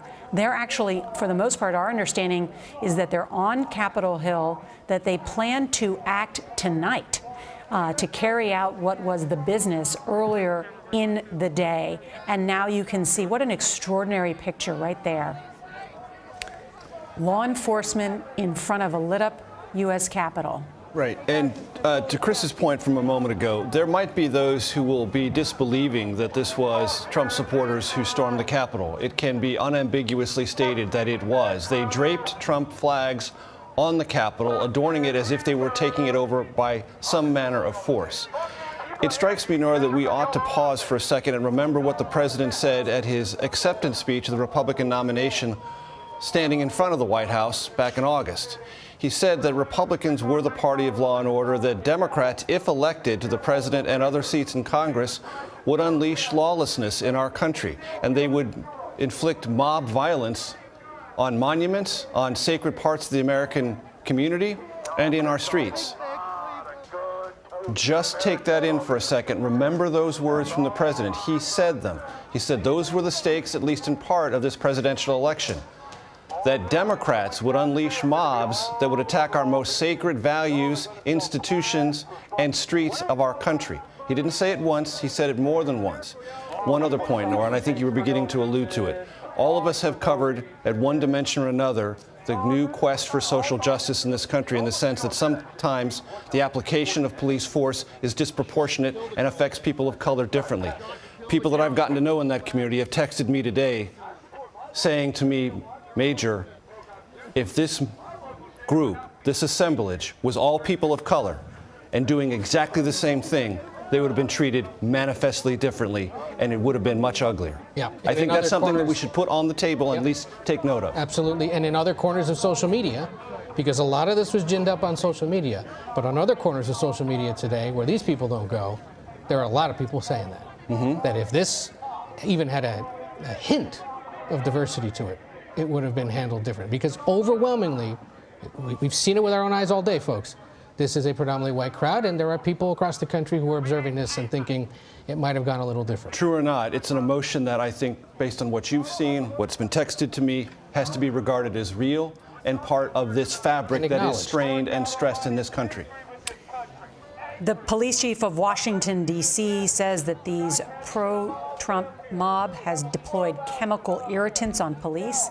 They did earlier in the day in order to break into the United States Capitol. They had declared the scene a riot after one person, a woman, was shot inside the Capitol. Short time ago, he said that 13 arrests have been made, all people from outside the area. And the mayor of the District of Columbia, Muriel Bowser, has said the behavior of those on the Capitol Hill was shameful, unpatriotic, and above all, unlawful, and that this behavior will not be tolerated. And there you hear law enforcement now essentially clearing the west front and east front of the Capitol. Lawmakers on Capitol Hill have been told that the Capitol is now secure. the curfew now, just 2 minutes away in the District of Columbia. And as you can see, the heavy police and ambulance presence on Capitol Hill, we can expect now, and I'm curious what's happening inside the control center that is directing all of this law enforcement about how strict they will be in terms of arrests. This crowd will now disperse into the district, which has banned indoor dining. You cannot go inside a bar and have a cocktail. That's just not permitted because the first time now, we're going to mention this, there is a pandemic raging across America. D.C. has not been one of the worst places because it has enforced a very strict mask mandate policy and, of course, is now under a policy of no indoor dining in many and was very limited even when it extended that. Right. A little news from congressional leadership. A lot of the clamoring to reconvene has come from rank and file members throughout the day, but not the leaders who set the agenda. Senator McConnell, the Republican leader, is encouraging fellow senators that they will resume tonight at some point in order to project strength after what went on today. And Congressman Jim Clyburn, the House Majority Whip, the lead vote counter for House Democrats, says that they will resume tonight, continue the business of, he uses the incorrect word, certifying the Electoral College votes, but a signal from House leaders that run the floor that they will reconvene. You know, and I'm gobsmacked now reading the statement by former President George W. Bush, who has just put out a statement saying this is how election results are disputed in a banana republic, not our democratic republic. I am appalled by the reckless behavior of some political leaders since the election and by the lack of respect shown today for our institutions. Appalled by the reckless behavior of some political leaders. That is a rebuke of Senator Ted Cruz. That's a rebuke of Senator Hawley. Am I incorrect in reading it that way? Nope. I just think that... and if I remember... Well, it's a rebuke of the current office holder. It should also be noted that former President George W. Bush yesterday put out a statement that he would be attending the inauguration of President-elect Joe Biden, a signal that he believes a peaceful transition of power should occur. He does not put any weight into these baseless charges of either election fraud or rigging. And in his words, witnessing the peaceful transfer of power in America never grows old. Mm-hmm.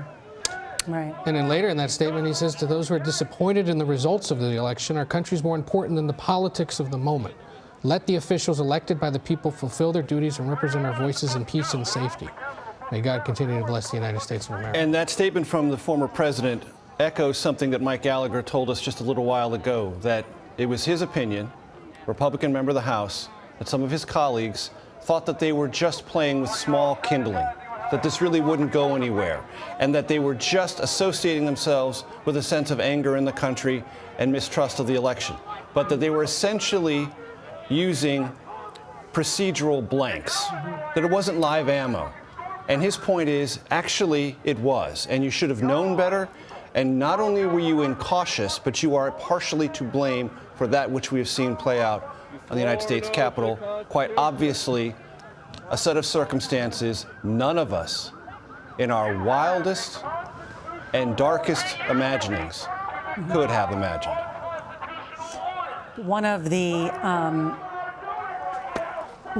scenes that we saw today was not only members of the House, but members of the Senate on their knees with gas masks on, with bags over their heads, as they watched Capitol Police, guns drawn, trying to push back protesters.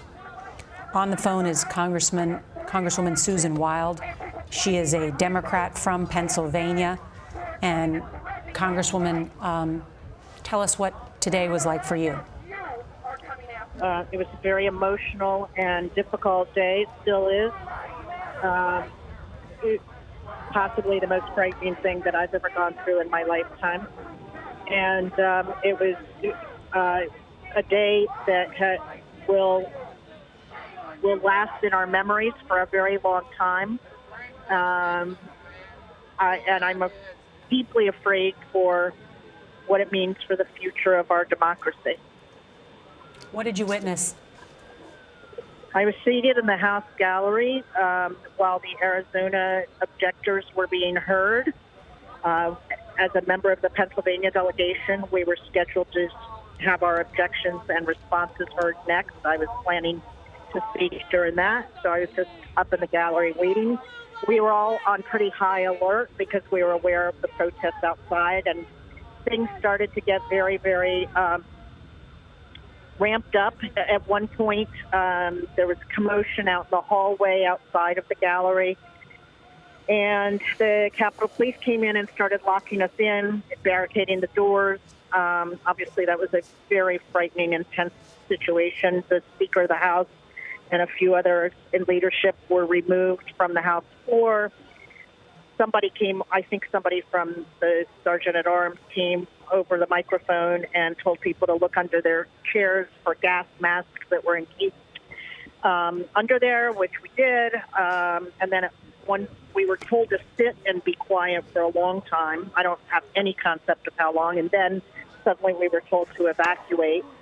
And because of where I was in the gallery, we could only evacuate through one door, which was clear on the other side of the House floor. And so I and about 15 or 20 other members were among the last. And then all of a sudden, they wouldn't let us evacuate anymore. They barricaded the doors and said there were intruders again in the hallway. And the next thing I knew, there was glass breaking and shots being fired, and we were told to get down. And then I don't know how long that lasted. I honestly don't remember. And then at some point, they were able to secure the hallway again, and we were able to evacuate. Where did you stay securely after all of this happened? Well, I'm still where we were taken, but we're not at liberty to disclose where we are. There's about 300 to 400 of us in one location, and we've been here ever since we were evacuated. And all of you are packed in there together? Yes. Are you concerned about coronavirus? Very much so. It's what I would call a COVID super spreader event. About half of the people in the room are not wearing masks, even though they've been offered surgical masks. They've refused to wear them. Who are these people? People from the Republican delegation. Not all of them by any means. I don't mean to suggest that they all have, but some of the newer members from this that are freshmen this year are openly flaunting that they will not wear a mask and refusing to put a mask on. And just as a reminder, Congresswoman, are all members of Congress required to be tested? We're not required to be tested, but testing is readily available every day that Congress is in session. And most of us take advantage of that, at least when we first get to D.C. and before we go back to our respective districts. So you predict a number of lawmakers may contract coronavirus after this event? I'm not going to predict anything, but it's certainly exactly this kind of situation that we've been told by the medical doctors not to be in. Close proximity, especially with people that aren't wearing masks. I mean, we weren't even allowed to get together with our families for Thanksgiving and Christmas, and now we're in a room with people who are flaunting the rules and very much crowded in here. I'm sorry to hear that, Congresswoman. I hope that you are able to stay safe. I must ask you, we've heard now from the former President George W. Bush, who has called this mob attack on the Capitol an insurrection.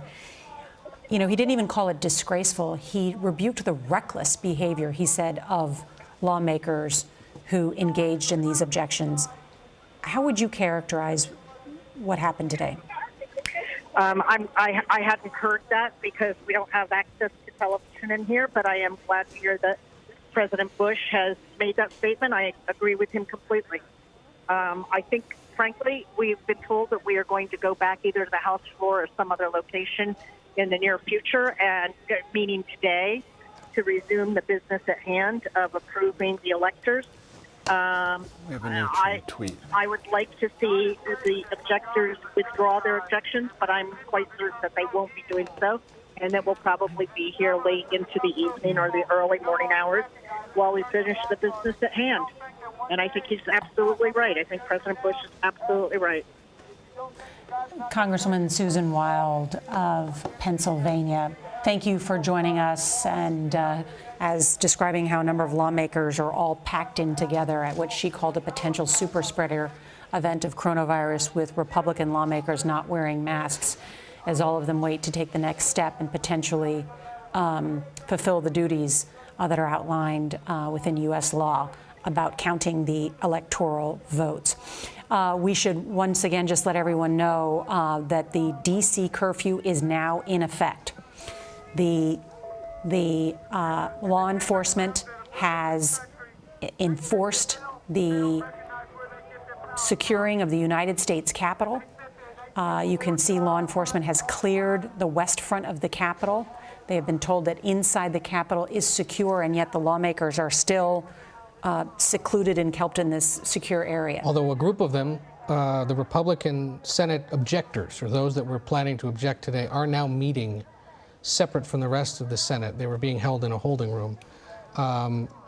We're getting pool reports of reporters who split up to monitor the place, and one of them tells us that Senators Braun of Indiana, Ted Cruz of Texas, Josh Hawley of Missouri, and others are meeting in a separate room together outside of the larger room where the rest of the Senate is being held.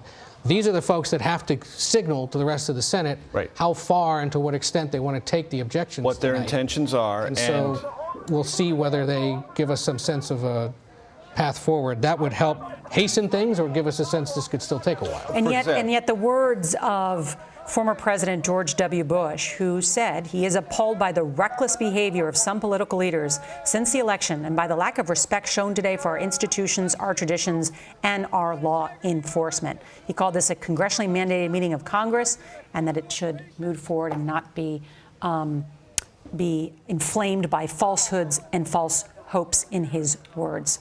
So the senators that Ed just referred to have a very big decision to make, because if they cease objecting to any state, Arizona or any future state, then the objection heard from a House member is not carried forward. There is no debate. It is ruled out of order. That has happened before.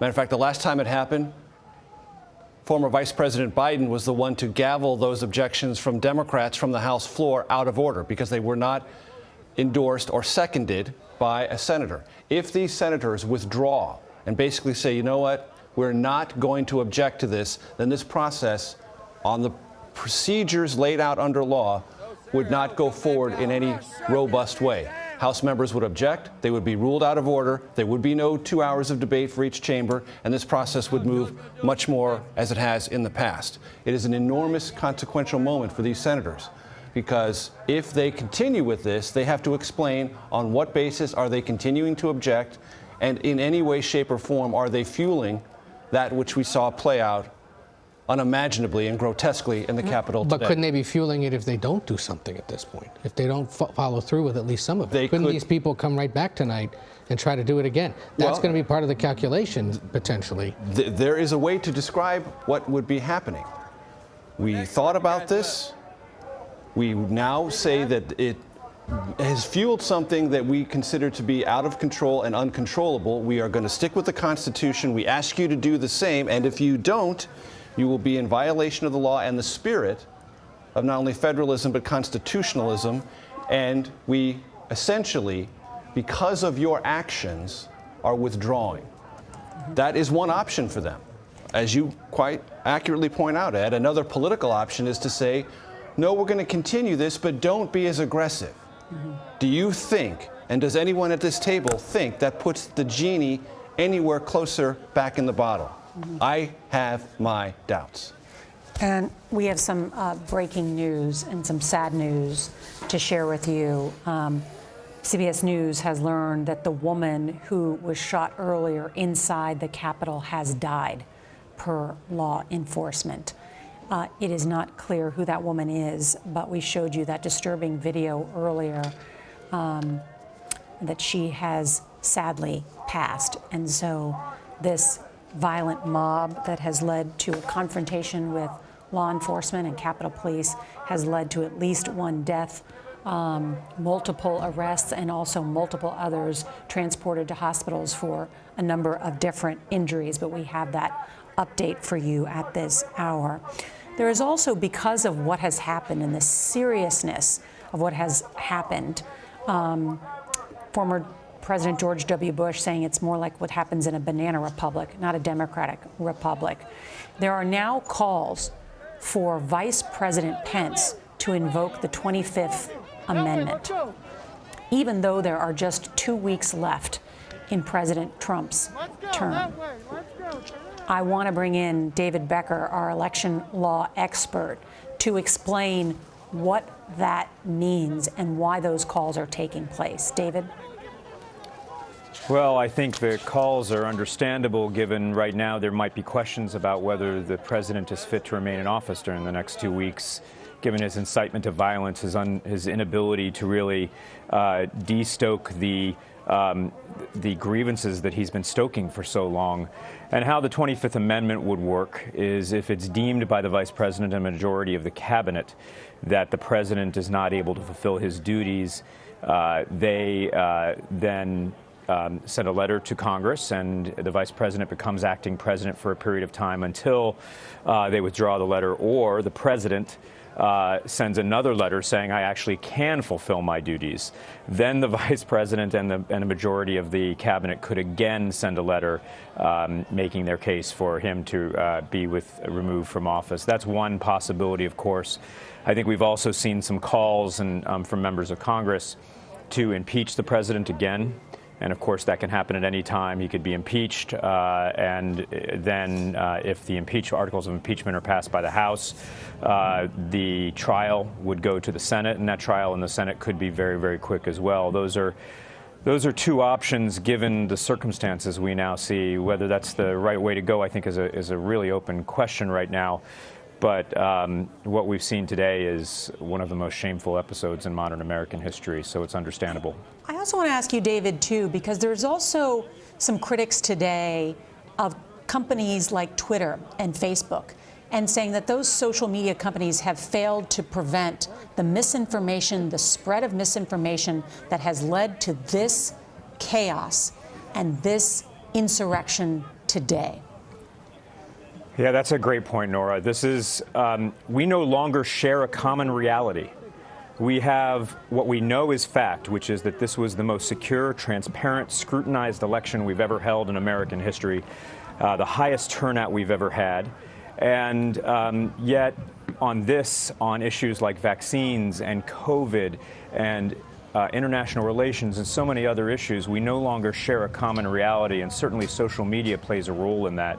There's going to need to be a very long conversation, and it needs to be bipartisan, and it's not going to be solved right away, about how disinformation, how social media, and even perhaps how mental health issues all play into these issues right now, to get people riled up like this over an election that was so successful, where so many people participated, to the point where they would storm the Capitol.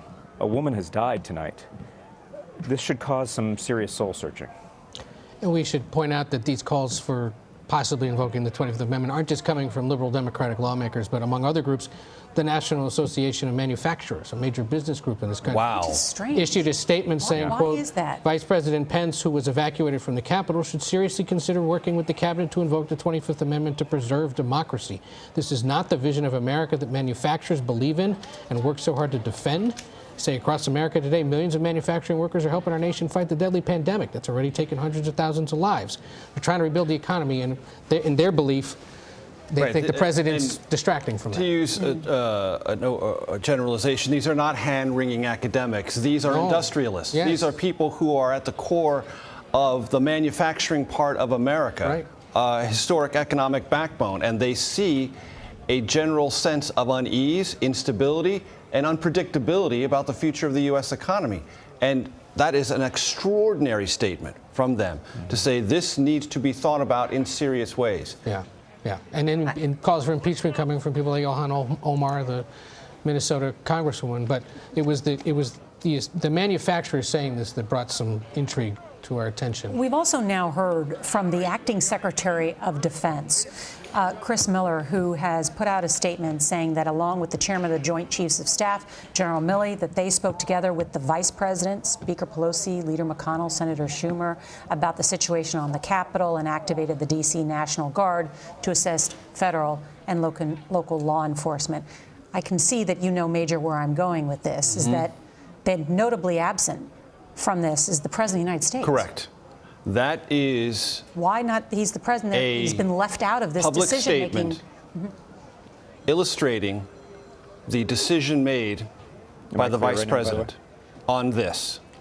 And that is an exercise of power to enlarge the law enforcement presence to quell this uprising. The senior-most member of the Trump administration to ratify that was the Vice President. That gets us a little bit farther down the road operationally to this conversation we were just having about who's exercising power. The Vice President just exercised power in consultation with the bipartisan leadership of the United States Congress and the Chairman of the Joint Chiefs of Staff. And I'm also struck that the President-elect Joe Biden, as well as George W. Bush, both called this an insurrection. And an insurrection usually involves more organization and military planning than this. But there was planning. I looked on the website of this organization to stop the steal, to bring this protest, which was organized primarily by Women for Trump, is the primary organizing avenue among many others. I imagine that's just a fundraising vehicle for that particular group.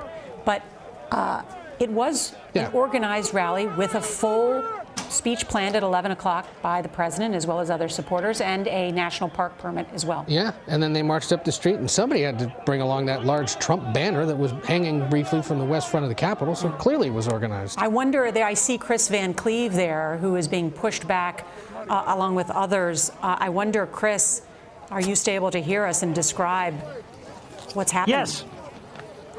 Well, Nora, you know, we are past the point where the D.C. curfew has gone into effect, and now this is D.C. police, largely, that are moving people back. You know, and it's been similar to what we have seen in past protests here in D.C., where they'll draw a line, they'll mass up, and then you'll start hearing them move back, and they'll establish a new perimeter line. And here we go, more move back, and that's what's happening here. Is the D.C. police are walking people away from the Capitol. Hey, Mass, we need to go this way here. You're going to hit a fence. Yep. We're moving back here, further back from the Capitol. You know, these sort of things are pretty commonplace in D.C. where there's a demonstration and D.C. police need to move people around. You know, it's basically every day of the week there's somebody yelling at a building in Washington. So this sort of thing is actually what the D.C. police know how to do. They do it very well, and they are moving the Trump supporters. Mass, you can see there are still some of the Trump flags and things up ahead here that we're walking towards as we're being moved along by the D.C. police. And where are you right now, Chris? National Guard, the D.C. Sure. So we are. We're right at First and what would be First and Delaware or so, right by the reflecting pond that's in front of the west front of the Capitol. They haven't gone far. Yeah, I was going to say, that's still pretty close to the Capitol. Got it. Still pretty close to the Capitol, but certainly backed off of the perimeter, no doubt. Yes, absolutely. And the crowd has gotten smaller, Nora. I think that's important to note. The D.C. National Guard are on scene here. We have people in military uniforms with shields that are part of this law enforcement action that's pushing these demonstrators back. Further away from the Capitol. We're walking towards the National Mall now and the Native American Museum. It has certainly been a remarkable day here. You know, it was quite a sight when I was thinking back on this. You know, as we got out here, it was a big rally, and then when we got down to the West Front, we were looking at people scaling the scaffolding up to the area where the inauguration will be. That then led to people breaching the Capitol. And we know that once people got inside, that turned deadly, where a woman lost her life after being shot inside the Capitol. And just some remarkable images of Capitol police barricading the House chamber and with their guns drawn, as people were apparently attempting to get inside the House chamber where members of Congress were working. And it has continued for hours now. I want to draw your attention here, Nora. You see there's yes, Nora, sorry. Well, the D.C. curfew is now in effect until 6 a.m. And as law enforcement is pushing back those protesters, is there any indication that they're saying to them, if you don't disperse now, you will be arrested? They have not. I have not heard the "you will be arrested" warning yet. What we've seen over the summer when D.C.'s curfew was in effect was you would have an effort to push the crowd back to get people to disperse, and then you'll end up with sort of a core group of hangers-on. That's then when you would start to hear the police say, if you don't disperse, you will be arrested. They normally give that warning 2 or 3 times before they move in and make the arrest. So far, I have not heard that announcement, just a lot of move back, and then, of course, you've got the line of officers with shields and things, which is a pretty good incentive to move. So, and so far, that's what they're doing. They're pushing the crowd back towards Pennsylvania Avenue, back towards the White House very slowly. Chris Van Cleve, thank you for your excellent reporting and right there on the ground in what is clearly a dangerous and developing situation. So thank you, Chris, for that, as he is being, of course, disparaged by some who are out there and is trying to let us know exactly what is happening. You know, we had part of this conversation about leadership and the the Republican leader in the House having to call the White House and say, Mr. President, you need to address, you need to make this end, you need to make this stop. And then the president responding with what some would call a confusing taped message in which he actually praised some of the reporters and then told them to go home. We've now had the acting Secretary of Defense put out a statement that leaves out the President of the United States saying about bringing in the National Guard. And now, Ed, we've heard from the President's National Security Advisor, Robert O'Brien, who has also tweeted out a statement. This is, of course, a principal advisor to the President of the United States in the White House. If you've ever been in the White House, the National Security Advisor is just right there not far from the Oval Office. Not far at all. And he's actually put out a few different statements here. He said, I spoke with Vice President Pence. He's a genuinely fine and decent man. He exhibited courage today, as he did at the Capitol on 9/11 as a congressman. I am proud to serve with him. In a later tweet, the White House National Security Advisor, who reports to the president, said, I have spoken with members of the Senate. They want to return to America's Senate chamber and conduct the people's business. This desire is in the finest tradition of our republic. God bless the Congress. Why this is notable is because the implication, we don't normally, he's starting to imply things here. The implication the Vice President is that the conversations are no longer involving the President of the United States about managing and diffusing the situation. Right. There is no other conclusion you can come to from the statement from the Acting Secretary of Defense and now the National Security Advisor, that conversations within the highest level of the executive branch are not being conducted by the President to deal with this situation, to resolve it, to de-escalate it, and to let the Congress get back to its appointed legal business. That is significant. They are implications only, but they are quite clear, quite clear. Hey, Chris. And it's worth, I think, noting the statement just released by Senator Mitt Romney of Utah. This goes to our conversation a moment ago, Ed, about these senators like Ted Cruz, Josh Hawley, and others who may want to continue to object.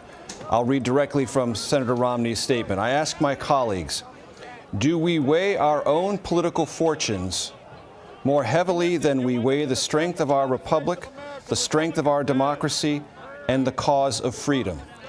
What is the weight of personal acclaim compared to the weight of conscience? Let me convey something a little more urgent.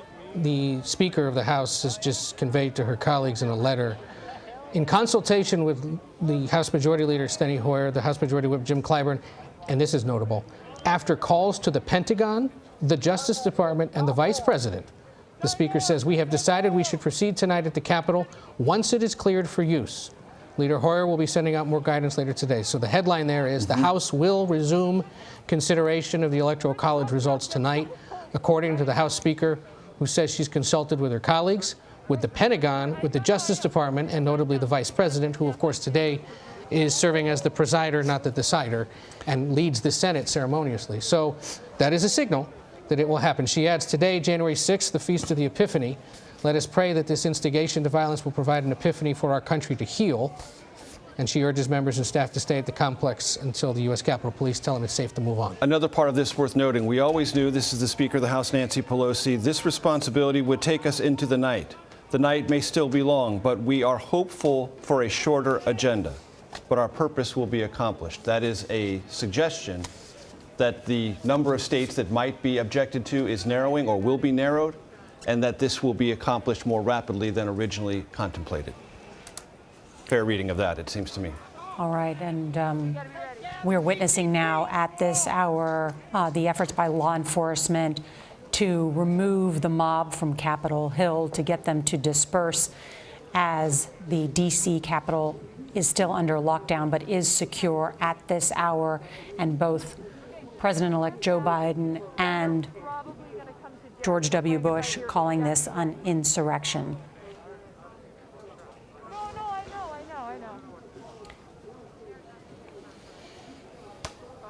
And it is 6:30 in the east, 3:30 in the west. And for those of you who are just joining us, this is a special report of the CBS Evening News. We are witnessing history and what can only be described as a national disgrace. As we come on the air, the U.S. Capitol is under lockdown after violent mobs, stoked and encouraged by the words of President Trump and his allies, stormed the building while the House and Senate were in session. They were meeting to count the votes of the Electoral College. Supporters of President Trump carrying flags with his name on them broke down doors, smashed windows, and attacked police. Some briefly invaded the Senate chamber. At this hour, at least one person has died. Others have been injured, and at least 2 suspected explosive devices have been disabled. All of this because President Trump has refused to accept that he lost the election and has falsely told his supporters that it was stolen from him. The process to count the electoral ballots has been halted. Right now, Washington, D.C. is under a mandatory curfew, and police and the National Guard are trying to restore order. It has been an extraordinary day. Congressional leaders have pleaded for President Trump to call off the protesters. Late today, he did tweet a video in which he repeated his false claims that the election was stolen from him, and he called on protesters to go home. President-elect Biden also spoke, and actually spoke before the President of the United States, saying that our democracy is under unprecedented assault. He also said America is so much better than this. At this moment, we are told that the Capitol building has been secured and that the counting of electoral votes may continue later tonight. We have a team covering all of this. I want to go back to CBS's Chris Van Cleve, who is just outside the Capitol and has been amidst it all day. Good evening, Chris. Nora, the remaining protesters are squaring off with a line of police and National Guard in the street outside of the Capitol. This is a much calmer scene than earlier today, and I think we need to back up to that point when demonstrators among the tens of thousands of people that were outside the Capitol climbed onto the scaffolding that's out in front of the Capitol where the inauguration will take place, and then were able to breach the Capitol building itself. That escalated what had been a peaceful demonstration into something we hadn't seen in American history, really. We can show you some video.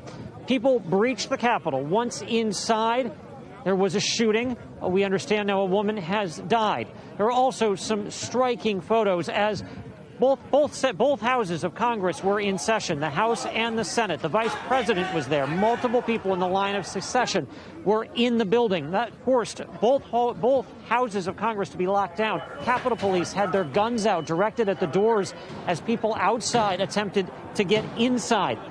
We watched as members of Congress were evacuated, one in a gas mask. Listen to what David Trone, a representative from Maryland, a Democrat, had to say. And it was time to move fast, and everybody moved very quickly, very orderly, out the doors, into the elevators, into the tunnels.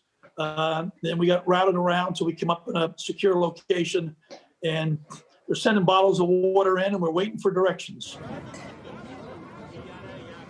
We have seen flashbangs be used. We have seen tear gas and pepper spray be used. We've also seen demonstrators throw smoke at police. Now, right now, we are seeing D.C. is under a curfew. These people are violating the D.C. curfew. They have not been told to go home yet, but the Capitol Police, the Metropolitan Police, the D.C. Police, the National Guard have been moving them further and further away from the Capitol. We are now standing in the street about a block and a half from the Capitol, where the remaining demonstrators are lined up facing police in riot gear. Nora? Chris Van Cleve, amidst it all, an extraordinary day on Capitol Hill. CBS's Nancy Cordes covers Congress for us. She was inside the Capitol when the mobs began storming in. And I understand, Nancy, we have just heard some breaking news from the Speaker of the House. That's right, Nora. House Speaker Nancy Pelosi has sent a letter to her colleagues arguing that she thinks it's time to get back to the work that was interrupted earlier today when the Capitol was breached. She says in this letter that she has consulted with other leaders, along with the Pentagon, the Justice Department, and the Vice President, and that she has decided that they should proceed tonight at the Capitol once it is cleared for use.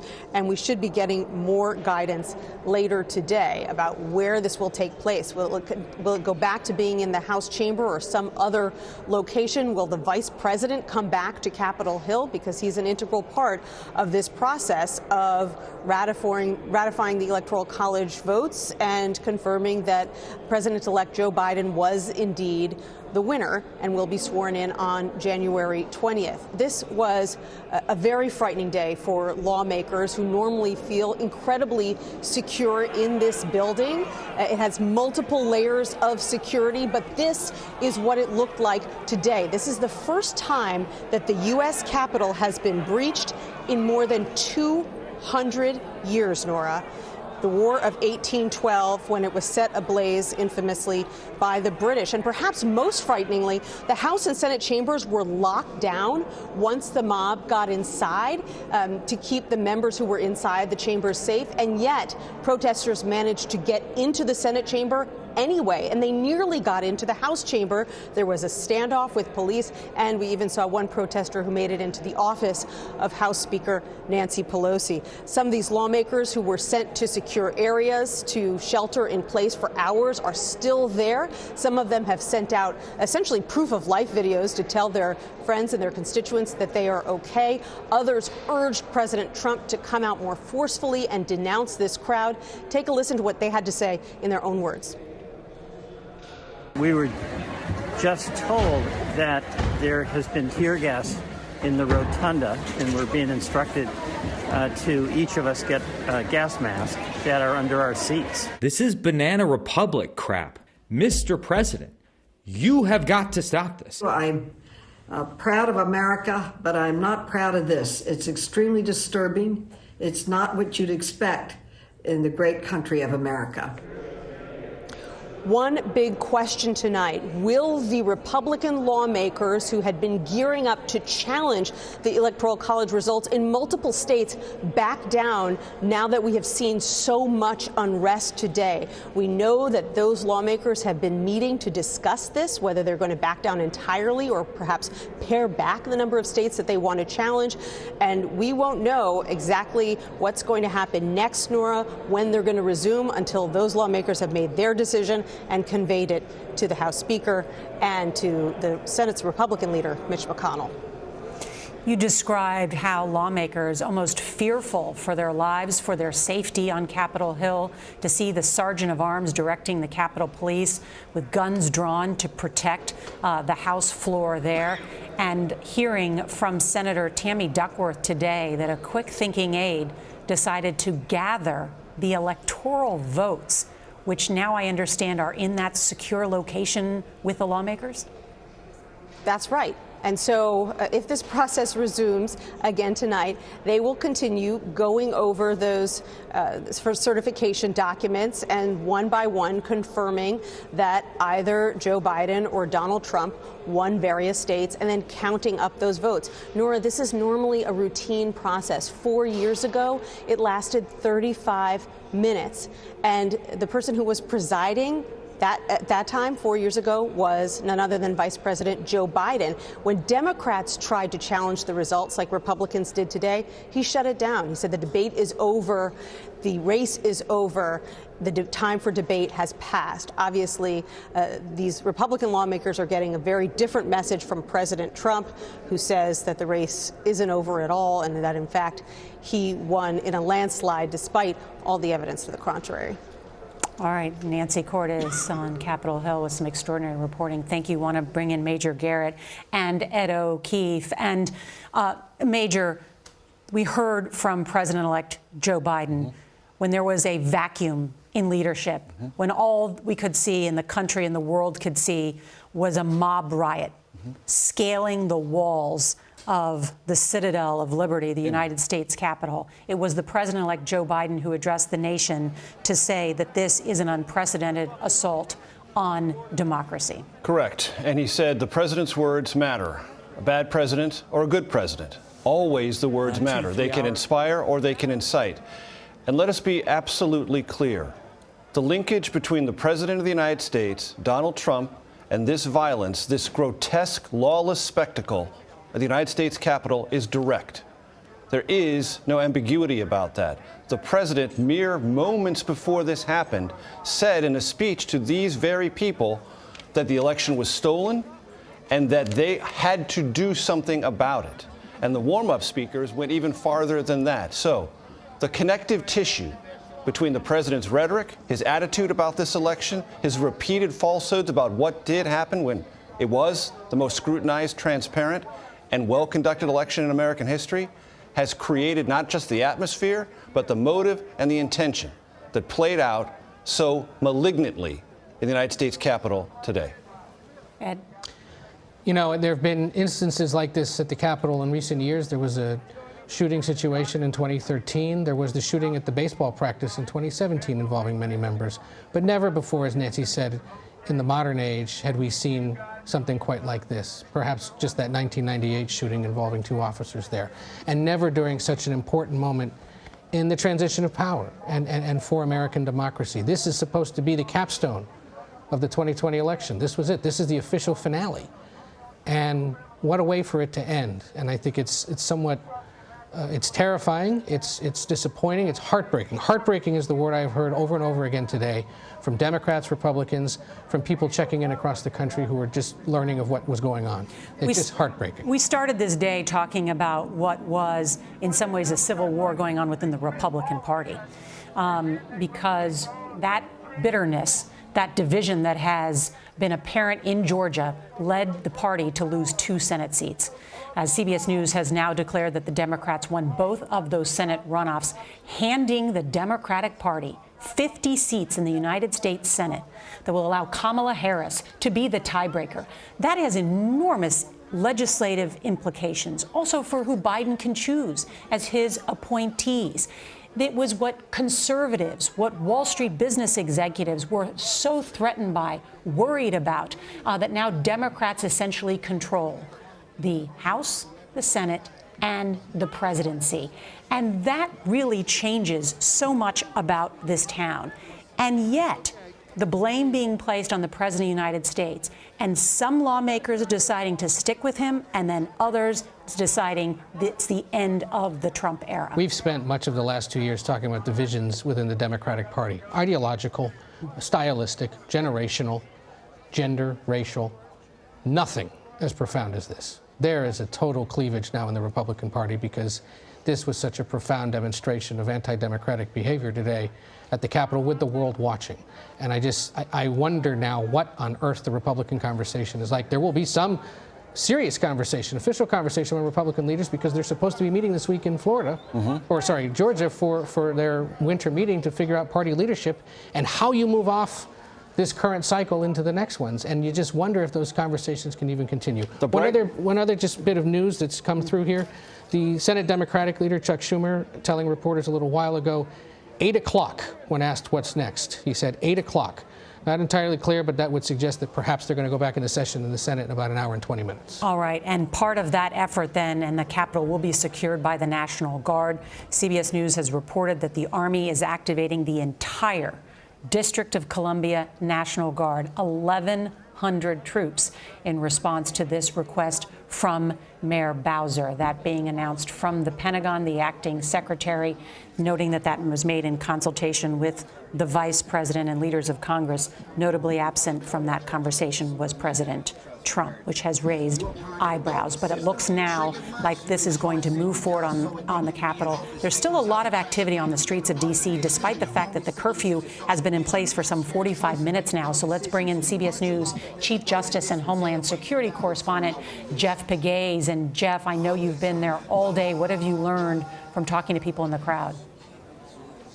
Well, most of the people have cleared this scene, and that is good news, obviously, for the National Guard that is set up here behind me, keeping the crowd that is left back from the Capitol. But since early this morning, President Trump supporters have gathered in D.C. They walked down Constitution Avenue to the ellipse where President Trump had called them for this rally today.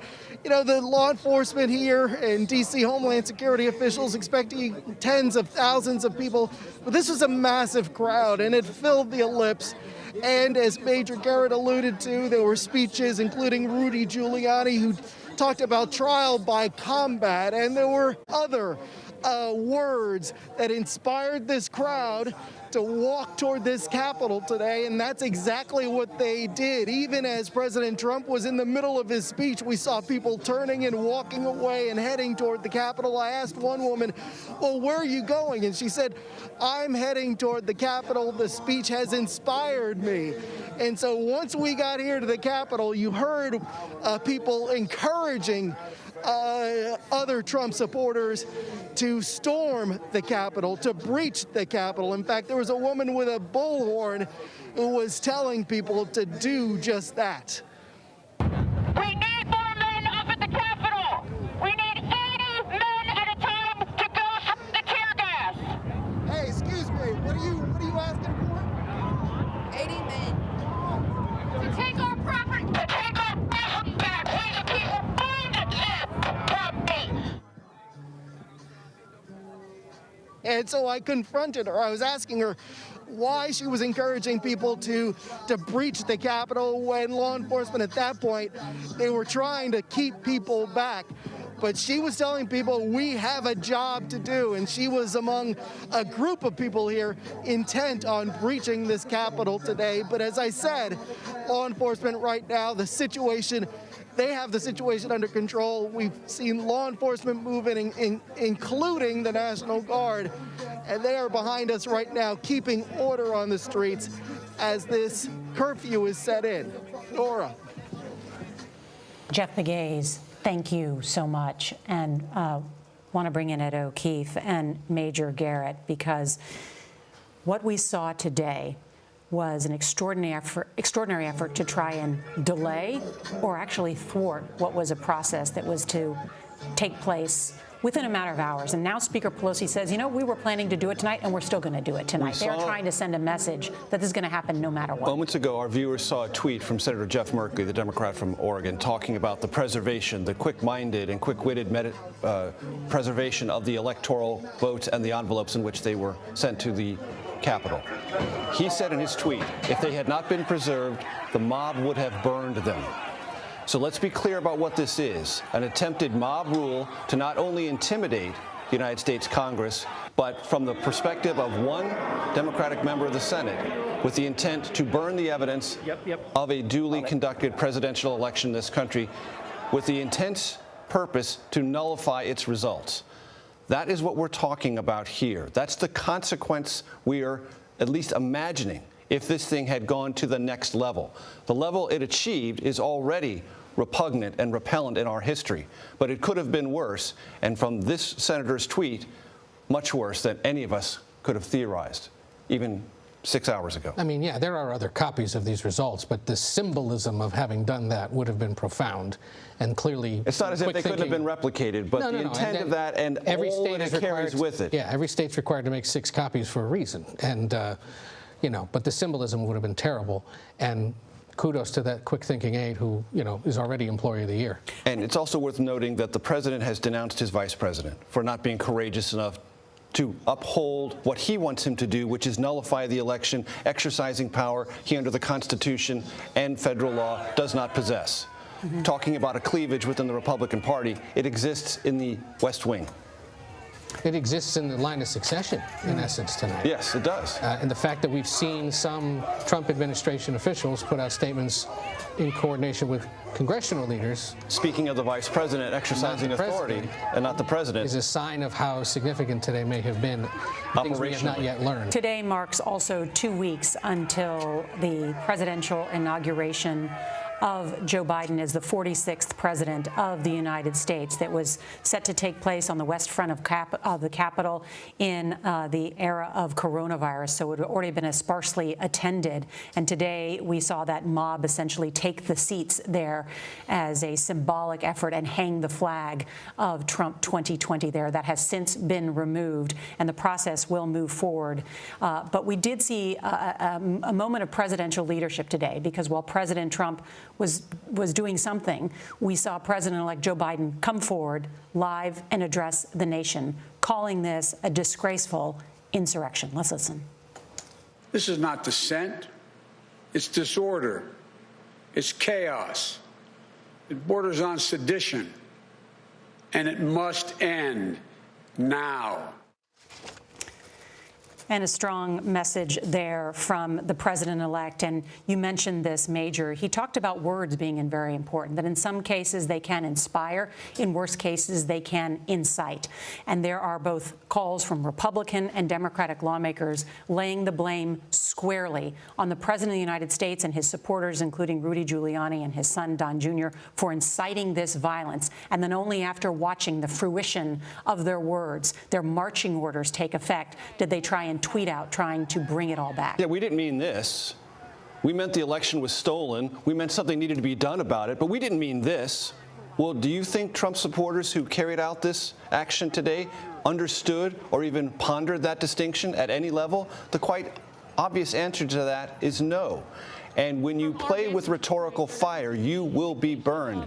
And many, many people in this country have said for months, if not years, that this rhetoric is incendiary and it will get out of control. We saw a manifestation of that today. All I keep thinking is the message Joe Biden's been delivering over the last 2 years has been remarkably consistent.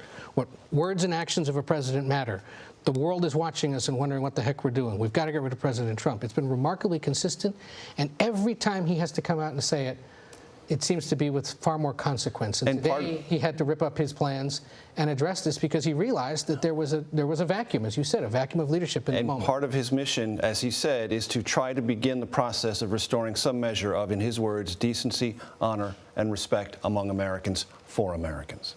All right, you've heard the president-elect, Joe Biden, mention the word sedition. We'll talk more about what that could mean when we come back. We're going to take a quick break. We'll have more of our special coverage here on the CBS Evening News.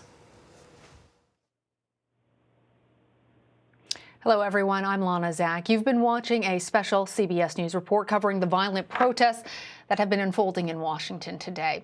An angry mob stormed the U.S. Capitol building, disrupting the Electoral College vote count. Lawmakers were rapidly evacuated after demonstrators breached the Senate chamber. D.C. is now under curfew, and the National Guard has been activated. At least one person has died. I'm going to take you back now to my colleagues, Nora O'Donnell, Major Garrett, Ed O'Keefe, and our CBS News special report.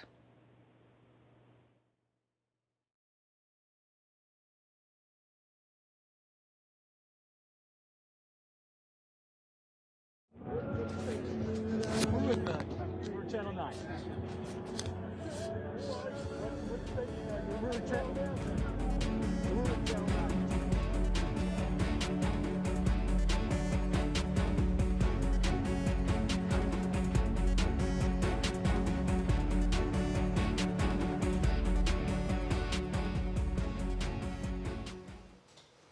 And what some would describe as a disgraceful day on Capitol Hill as a mob stormed the Capitol, forcing a lockdown and forcing lawmakers into a secure situation that one lawmaker described to us as a potential super spreader event, as hundreds of them have been packed inside a secure area for almost 3-4 hours as they await the law enforcement to secure the United States Capitol. I mentioned that word sedition that President-elect Trump mentioned. I want to bring in David Becker on that very legal point because he is our election law effort, and talk about those comments today that have been raised about sedition and seditious activity on those who incited this violence. Yeah, so sedition basically means any activity or conduct that seeks to overcome legal authority, particularly in a democracy. And I think there's a very good case to be made that we've seen activity like that, and that certainly is criminal. It comes with very serious penalties, and it's something, when you see activity that is designed to usurp the natural and peaceful transition of power to a lawful individual, in this case the president-elect, who won an election that wasn't particularly close. That's the kind of thing we're looking at in that case. It's a very serious term and something we should be very concerned about. David Becker noting, of course, that charge of seditious conspiracy that has been leveled against some. I want to also bring in Nancy Cordes, who is on Capitol Hill, with some new information about what we're going to see tonight. Nancy? Nora, we're just learning that the Senate is going to resume counting and debating the Electoral College results at 8 p.m. Eastern Time tonight, as senators have been huddling in a secure area in a room in an office building of the Capitol for hours now. Reporters have been holed up there as well. And one of our colleagues, Grace Seegers, who has been there, says that they've just been told that the senators are going to walk back over to the Capitol around 7 o'clock, and they're going to pick back up where they left off at 8 p.m. Keep in mind where we were when all of this went down. A joint session of Congress had been initiated by the Vice President of the United States in his role as the presiding officer of the Senate, and there was an objection to the results from one of the states, Arizona. And when that happens, the House and the Senate break apart. They go to their respective chambers and they conduct 2 hours of debate about that objection. And that is where we were when the protesters, demonstrators, managed to make it into the Capitol and everything went sideways. And so the Senate is now saying that they're going to pick back up at 8 o'clock and continue that debate. The question is, will any Republican senators who are planning to challenge not just Arizona, but possibly as many as a half a dozen battleground state results decide that they don't want to do that anymore in light of all the very strong emotions that were stirred up here on Capitol Hill and around the country today? That's what we're waiting to find out. We already know that at least one House Republican, Kathy McMorris Rodgers of Washington State, who had been on the list to challenge some of these states, now says she's not going to. She says that that would disenfranchise voters from around the country, and she's going to go ahead and certify and ratify the results from these various states. So we haven't gotten word yet, Nora, about when the House is going to resume, but the Senate, we're being told, is going to pick back up in about an hour. And Nancy, you have just so clearly laid out what we are going to see and the drama that still awaits us this evening, because the question is whether those Republican members of Congress will walk back what President George W. Bush has called reckless behavior in objecting to what he called the constitutionally mandated meeting of Congress. One of the things that these senators who agreed to the objections said was, we need to object because so many people are angry about this election. They've been angered by this election, about this election, by falsehoods perpetrated and repeated by the President of the United States. That anger can be dealt with, but their response is to say, I must yield to it. Well, they have yielded to it, and it has yielded this result. And they now have a constitutional and political decision to make. Having seen the result of that which you yielded to, can you live with yourself? can you live as Mitt Romney, one of their colleagues, Republican from Utah, said, your conscience? The question looms. And I just have to keep quoting the former president because I think he wanted so badly to avoid this moment. He said yesterday he would be attending the inauguration of Joe Biden. I think he cares deeply about the institutions of not only the presidency but Congress, and said that insurrection could do grave damage to our nation and reputation. Have the institutions here in Washington face that damage today? To some extent, yes. But let's see how things go once they reconvene tonight, how quickly it's handled, how respectfully, and the message it'll send to the world that there may have been a disruption, but they're getting back to the business of American democracy. Ed O'Keefe and Major Garrett, thank you. We're going to take another quick break. Our coverage of the assault on the U.S. Capitol continues in just a moment. Hello, everyone. I'm Lana Zak. You have been watching a CBS News special report after rioters stormed the U.S. Capitol building in Washington today. An angry mob overturned barricades, battled with police, broke windows, all disrupting the Electoral College vote count. Lawmakers were forced into hiding in secure locations after demonstrators breached the Senate chamber. D.C. is now under a curfew, and the National Guard has been activated. At least one person has died. Others have been injured, and at least 2 suspected explosive devices have been found and disabled. Lawmakers from both sides of the aisle have called the violence un-American. In a taped message, President Trump again falsely claimed to win the election, but called on protesters to go home after earlier encouraging them to march to the Capitol. President-elect Joe Biden called it an insurrection. We're going to take you back now to my colleagues Nora O'Donnell, Major Garrett, and Ed O'Keefe, and our CBS News special report.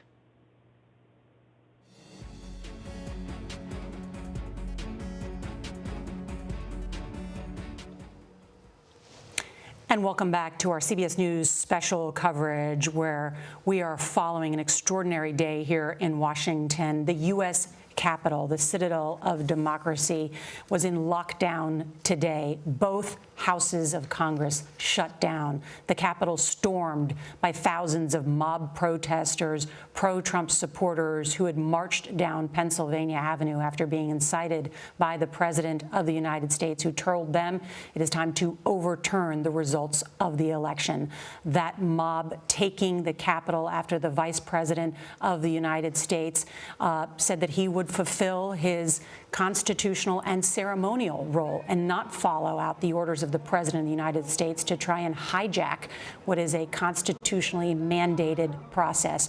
It was extraordinary to see a number of Republican lawmakers, including the Vice President, as well as the Senate Majority Leader, essentially stand up to the President of the United States and say, we're going to move forward with this process, and yet hear the objections of some Republican lawmakers. But as soon as they went into break to debate in both houses, that's when the mob rules started to break through. Some have questioned whether the D.C. police or whether the D.C. Capitol Police should have been more prepared to deal with thousands of people. There's a lot of backbiting and looking back going on tonight. But the National Guard has been called in. Police from surrounding areas in Maryland and Virginia also brought in. And tonight, we can tell you that the U.S. Capitol is secure. The Speaker of the House, Nancy Pelosi, saying in 1 hour from now, they will resume the process. The drama hanging over all of this is, what will those Republican lawmakers like Senator Ted Cruz, Senator Josh Hawley, other Republican lawmakers, will they continue to drag this out and object even as they have been rebuked by former President George W. Bush? You're looking at now the crowds that still exist, even though there has been a curfew in effect in the District of Columbia, our nation's capital, for more than an hour. Deep concern about violence tonight as the sun has set and what will happen in the hours ahead. We've been on the air now for some 6 hours covering all of this, and want to bring in Weijia Zhang, who is at the White House. Weijia. Honora, the White House just called a photo lid, which signals that we will not see or hear from President Trump anymore tonight. But just a short time ago, he tweeted for protesters to go home with love and in peace. But Nora, it is notable that he did not condemn the violence that we have watched all day long. In fact, he justified it, saying this is what happens when a sacred landslide election is stripped away from great patriotism patriots, which, of course, is not true. He echoed that falsehood in a message that the White House released earlier today, but we should note it was pre-recorded. It was not a live address, which, of course, carries more urgency. And it came 2 hours after we saw the unrest begin, and only after a growing number of calls from Republican leaders and President-elect Joe Biden for Mr. Trump to directly speak to the crowd. Here's what he said. You have to go home now. We have to have peace. We have to have law and order. We have to respect our great people in law and order. We don't want anybody hurt. In that same message, Nora, he also amplified the very falsehoods that were fueling the violence today, again claiming that the election was rigged. And so that is why there is so much criticism tonight against President Trump from only reacting to what has happened, but missing the opportunity to proactively ask his supporters to remain calm as they came here to Washington. And of course, what we don't know now is also what he plans to do next after Congress certifies these results. He is absolutely out of options. He already is. He has made clear he will not concede. So will he offer any sort of leadership in his final days of office? Nora? Weijia Zhang there at the White House, and what has no doubt been an extraordinary day there, as well as the vice president who for 4 years has been quite loyal to this president in every way, has today broken with the president. Only in the sense that he is upholding the Constitution and governing federal law. And for that to be a rupture in a relationship between any vice president and president is a scandal in this country. And to your point, Nora, about this idea of loyalty and fulfilling every mandate that President Trump laid before his vice president, I am reminded of an interview I conducted with Chris Christie about a year ago when his book came out. And Chris Christie, in the middle of that interview, said President Trump is most disloyal to the people who are most loyal to him. Let that sink in for a second. And Mike Pence, the most loyal Republican within 100 miles of President Trump for 4 straight years, is living that nightmare today. And the country got a glimpse of a nightmarish aspect of what President Trump can incite, and does enliven in the most poisonous corners of American politics by what we saw play out in the nation's capital. At the same time, what was the warning we heard today from the Republican leader of the Senate, Mitch McConnell, who has also been extraordinarily loyal to this president and has not rebuked him at barely any steps? He has tried to ignore and sidestep most of the most outrageous things that President Trump has said, and on judges, regulations, tax policy, completely lockstep with the president. But he said, if what was contemplated by those who wish to object to this election was carried out, democracy would be, and I'm quoting him directly, in a death spiral. He said the Congress would turn itself into a national board of elections on steroids, that the evidence the president's cite is extraordinarily thin, the underlying election was not unusually close, and the president has embraced sweeping conspiracy theories. Sweeping conspiracy theories leveled at the President of the United States. We now have Mitt Romney saying that Trump incited an insurrection at the Capitol. There is blame from a number of Republicans squarely at the president for what has happened to an institution, no matter what party, that they dearly love and revere. And as a result, I think we're going to see an image, certainly that they want to present, of unity tonight, as senators are going to walk back together, as Grace Sears has reported, back into the Capitol. Not only, I think, an important message domestically, but externally as well to foreign governments who tonight are allies expressing concern and unity with the United States, are adversaries making hay out of what has happened here in our nation's capital. It's incredible to think that the Canadian Prime Minister, the British Prime Minister issue statements about political unrest in the United States of America. It's supposed to be the other way around. Yeah. We aren't the subject of those kinds of statements. We're the ones making them about other corners of the world. And today, we are no better than things that go on in Caracas, Managua, Eastern Europe. It's just incredible. Except that we do have what has been a largely peaceful disbursement of these crowds by law enforcement. In those other countries, those who carried out a mob or protested in this way would be shot dead. Right. But as Michael Morell told us earlier today, the PR aspect of this in corners of the world will be, see, you want democracy, it's going to look a lot like that. But there is an exasperation now by Republican members who have had to spend the last 4 hours huddled together in a secure place together. Roy Blunt, a member of the Republican leadership, saying, I don't want to hear anything from Trump tonight. And that's a man who faces a re-election in 2 years and knows he would probably need support from supporters. And who does not endorse his junior Missouri colleague, Josh Hawley's efforts to object to the acceptance by Congress of the Electoral College votes.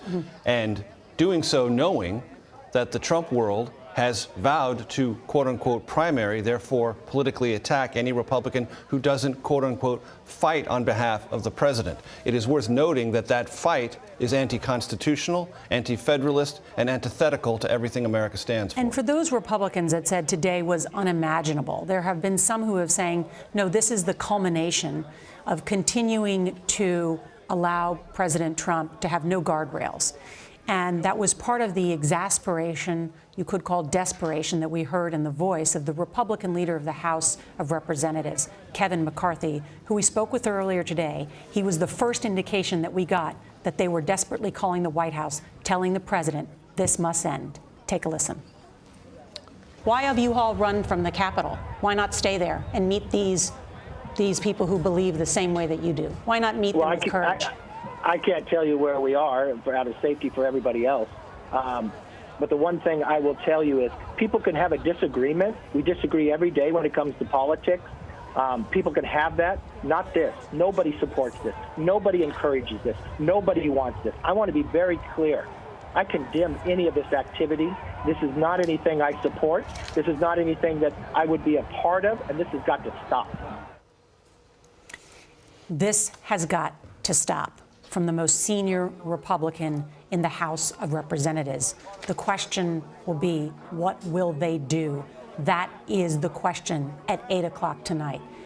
This must stop how? Or will they continue the debate over counting the electoral votes? Will the Republican leadership in the House of Representatives be able to corral the objections of House members? Or will it have to occur in the Senate? Because you need both a written objection from a House member and a Senate member. Yeah. Will the Senate hold the line on this? Or will we go back into a debate again like we saw earlier today? In terms of the guardrails for democracy, tonight we see Twitter, Facebook, other social media companies that are under fire for disseminating misinformation, allowing the wildfire to spread of misinformation, taking some limited action. Ed? That's right. A little while ago, Twitter announced that as a result, I'm just quoting from them, as a result of the unprecedented and ongoing violent situation in Washington, D.C., they're requiring the removal of 3 real Donald Trump tweets, quote, that were posted earlier today for repeated and severe violations of our civic integrity policy. In a subsequent tweet, they say they will lock the account of the president for 12 hours following the removal of these tweets. If the tweets are not removed, the account will remain locked. Future violations, including our civic integrity or violent threats policy, will result in permanent suspension of the @RealDonaldTrump account. And I can hear some of you viewers through the camera saying, what took them so long and why only now? But it's being done. And Facebook also earlier today took down the video of what he had posted this afternoon out of similar concern, that while he was telling these protesters to go home and stop, he was still spreading misinformation and inciting his supporters by reiterating these falsehoods about the election being stolen from him. And it's worth noting that in this context, the president has assailed in every direction in Washington. He has assailed the Supreme Court. He has assailed his own Justice Department. He has assailed his FBI. He has assailed Republicans. He has assailed anyone who does not endorse, amplify, and seek to legislatively or procedurally topple this election. That is the loyalty test he is now applying. It is without precedent in our history. The other big headline of the day is Democrats taking control of the United States Senate. that big runoff election just yesterday. 2 Senate races, unprecedented turnout. More than 4.5 million people in a January election turning out, more than 70% voting via mail, more than 1 million coming out to the polls. The Republican Party feeling confident going in that they would likely win those races. And it turns out that the 2 Democratic candidates actually outperformed Joe Biden among key Democratic constituencies, among African Americans, among young people in the suburbs, doing better than expected. And therefore, CBS News projects that both Democrats have won those 2 seats. Really an extraordinary development, given to not only just about what's changed in the state of Georgia, once a ruby red state, and the changing demographics in a state like this, but Raphael Warnock is the reverend and the pastor of Ebenezer Baptist Church, where Martin Luther King spoke from that podium. I was there for just this year for the funeral of John Lewis. This is a landmark election because Senator-elect Warnock, I guess we could call him Reverend Warnock, becomes the first African-American elected Democrat from the South, the first from Georgia. Extraordinary. As he pointed out today, his mother, who used to pick cotton in Georgia, was able to pick her son and vote for her son to be a United States Senator. And this is part of the legacy as well of the last 2 years of political fighting in this country, that we have seen tremendous change and progress in corners of the country where many didn't think it was possible. And this is also the result of about a decade's worth of work by Democrats in Georgia to gin up support, find people, contact them, speak to them, and get them to vote. Try to persuade them. It's hard work. It takes many, many years. Both parties learn this. But there's some interesting news to share with you, Nora and Ed. The Vice President's office has just released a statement saying 2 things that are important. One, that the Vice President never left the Capitol, and that he has worked throughout the day with all branches of government and senior congressional leadership to make this situation better. That's my description of what the statement says, and that he is prepared to resume his duties tonight when Congress reconvenes.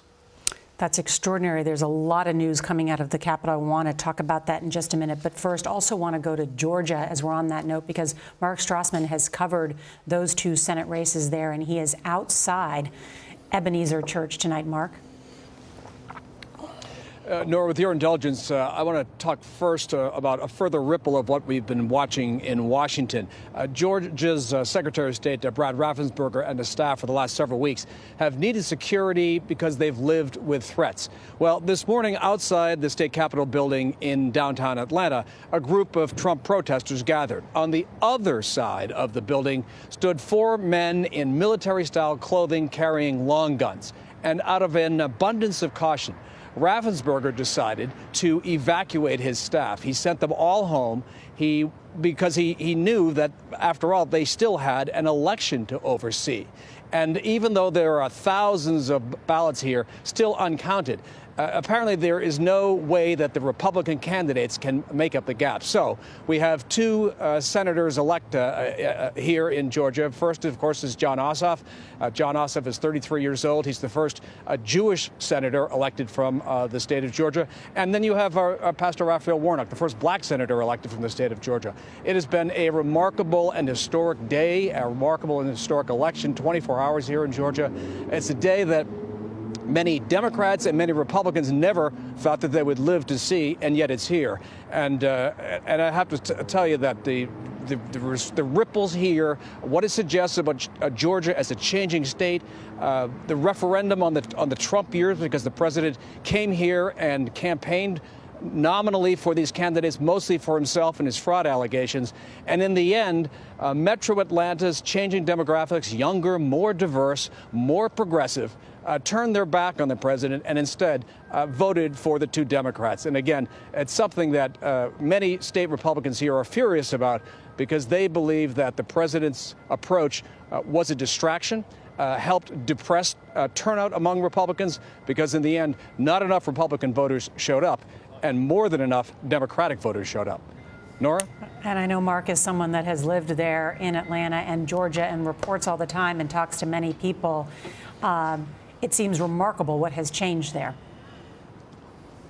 You know, it really has. It's, you know, Georgia, as you've said, once ruby red, that has been slowly changing. But you do have the sense, both with the president's defeat here and now with the two senators, that these changes may be happening much faster than people realized, and that the Republican Party's traditional approach wasn't working particularly well as time was going on. And then, of course, the Trump years was something profoundly different. The whole overall approach was very, very different. And I think what you can say here is that the president wore out his welcome in the suburbs of Atlanta.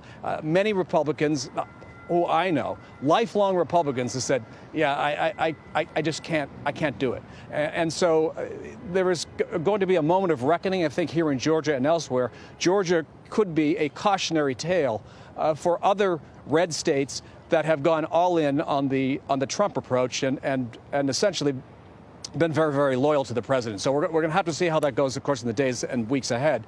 But clearly, there is a real seismic shift going on here in Georgia.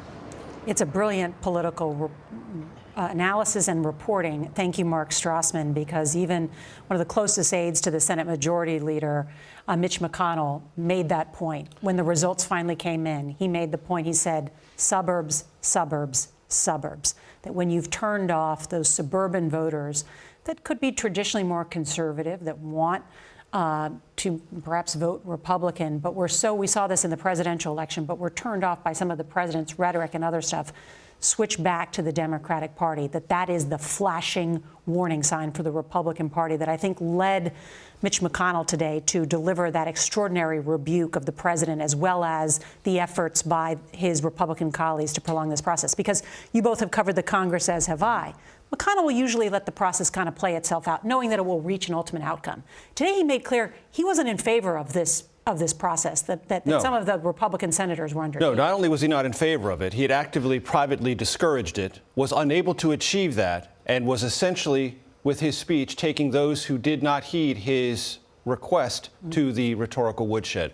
There's something important about Georgia, because we talked earlier about, were there warning signs? Yes, there were. Gabriel Sterling, one of the top election officials in Georgia, who has had to repeatedly debunk and explain away all of these wacky, unjustified theories of things going askew with vote counts in Georgia, many weeks ago said, Mr. President, stop this rhetoric. People will get hurt. People will get shot. He said those words out loud with great passion and great emphasis. Weeks ago, not yesterday, he foreshadowed, sadly, regrettably, heartbreakingly, what we saw play out today.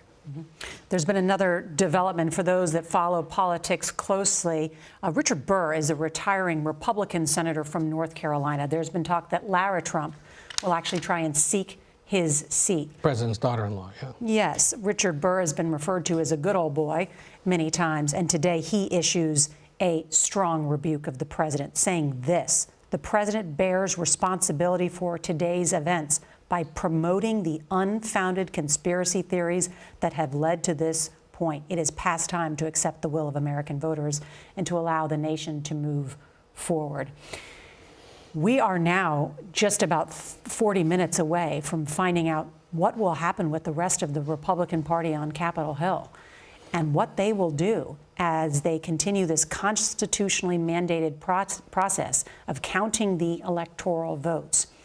Will they fall in line behind the Republican Majority Leader Mitch McConnell and others who seem exasperated and disgusted with what has happened today, or will they continue to oppose and pour fuel on these unfounded conspiracy theories that Senator Richard Burr, the Republican from North Carolina, has just mentioned? And so far, we got word of only one member of the House Republican contested caucus saying she's instead now going to back off and vote to approve these Electoral College. Kathy McMorris Rogers of Washington State, former member of House Republican leadership, now saying that she will not join her colleagues in contesting these results.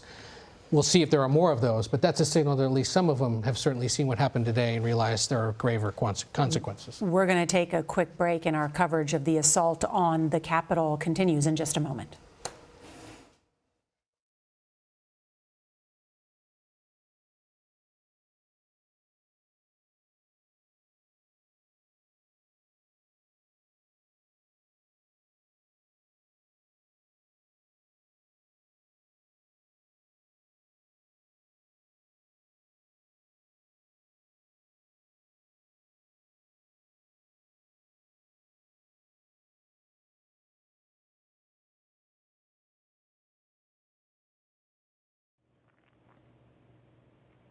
Hi, everyone. I'm Lana Zach. You continue to watch a CBS News special report after rioters stormed the U.S. Capitol building in Washington today. The angry mob overturned barricades, battled with police, broke windows, disrupting the Electoral College vote count. Lawmakers were forced into hiding in several secure locations there at the Capitol after demonstrators breached the Senate chamber. D.C. is now under curfew and the National Guard has been activated. At least one person has died, others have been injured, and at least 2 suspected explosive devices have been found and disabled. Lawmakers from both sides of the aisle have called the violence un-American.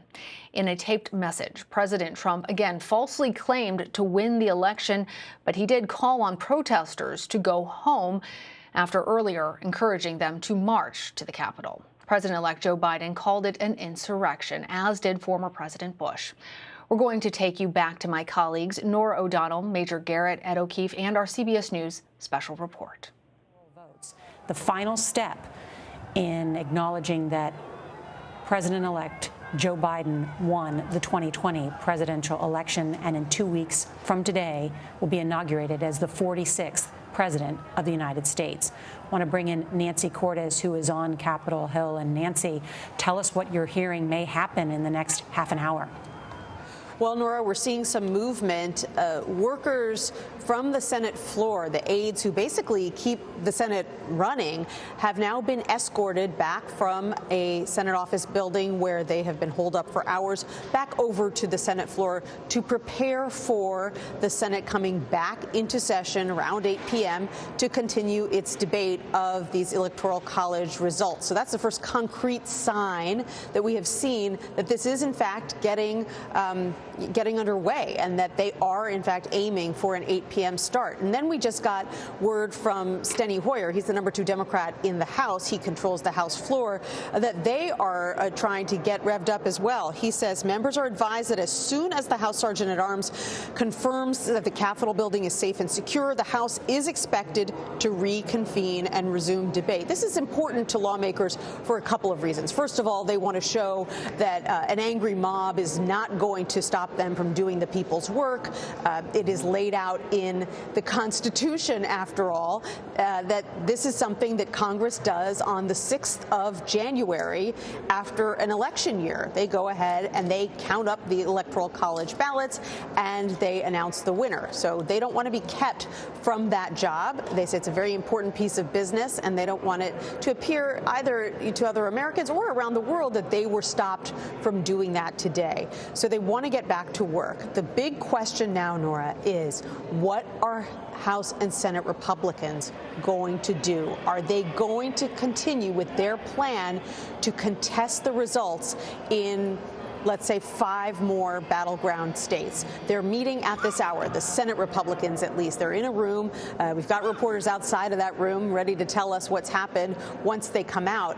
But it is a mystery right now, and there's a very good chance that there is a diversity of thought, if you will, among these Republicans about what exactly they should do. You've got Josh Hawley of Missouri, Ted Cruz of Texas, James Lankford of Oklahoma. These are very different individuals who sort of found a marriage of convenience here when they all decided to contest the results, but they all had very different reasons, and there's no guarantee that they all feel the same way now about what they should do going forward. And that's why these conversations seem to have dragged on for quite a long time now, and we're still waiting for an answer about what this process is going to look like after everything that we've seen today. Nancy Cortez there on Capitol Hill. And what we are expecting in the next half hour is a key moment, I think, for not only the Republican leadership, but the Republican Party. A moment when all eyes of the nation and the world are trained on the United States Capitol.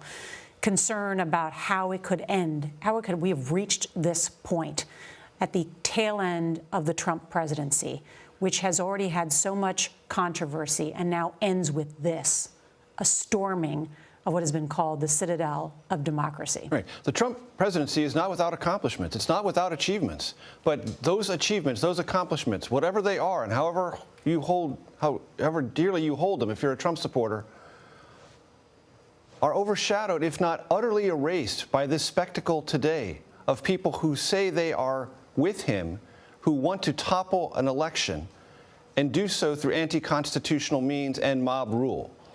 That is and will be the lingering image of this Trump presidency. There's just no two ways about it. You cannot erase this image. This image is indelible.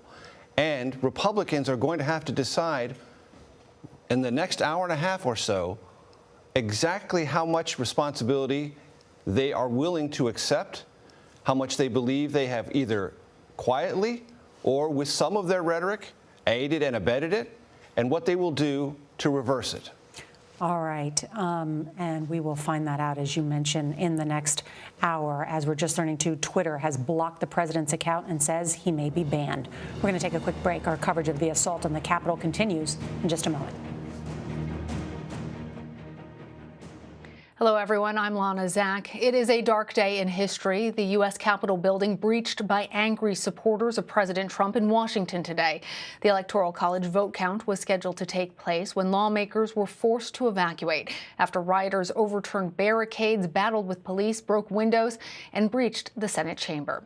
Lawmakers are expected to return to finish the vote count tonight, and lawmakers from both sides of the aisle have called this violence un-American. In a taped message, President Trump again falsely claimed to win the election, but he did call on protesters to go home. He has not addressed America still at this point, though. President-elect Joe Biden called it an insurrection. As we've mentioned previously, D.C. is now under curfew, and the National Guard has been activated. In all of this rioting, at least one person has died. Others have been injured, and at least 2 suspected explosive devices have been found and disabled. I'm going to take you back now to our full coverage and my colleagues, Nora O'Donnell, Major Garrett, and Ed O'Keefe, and our CBS News special report.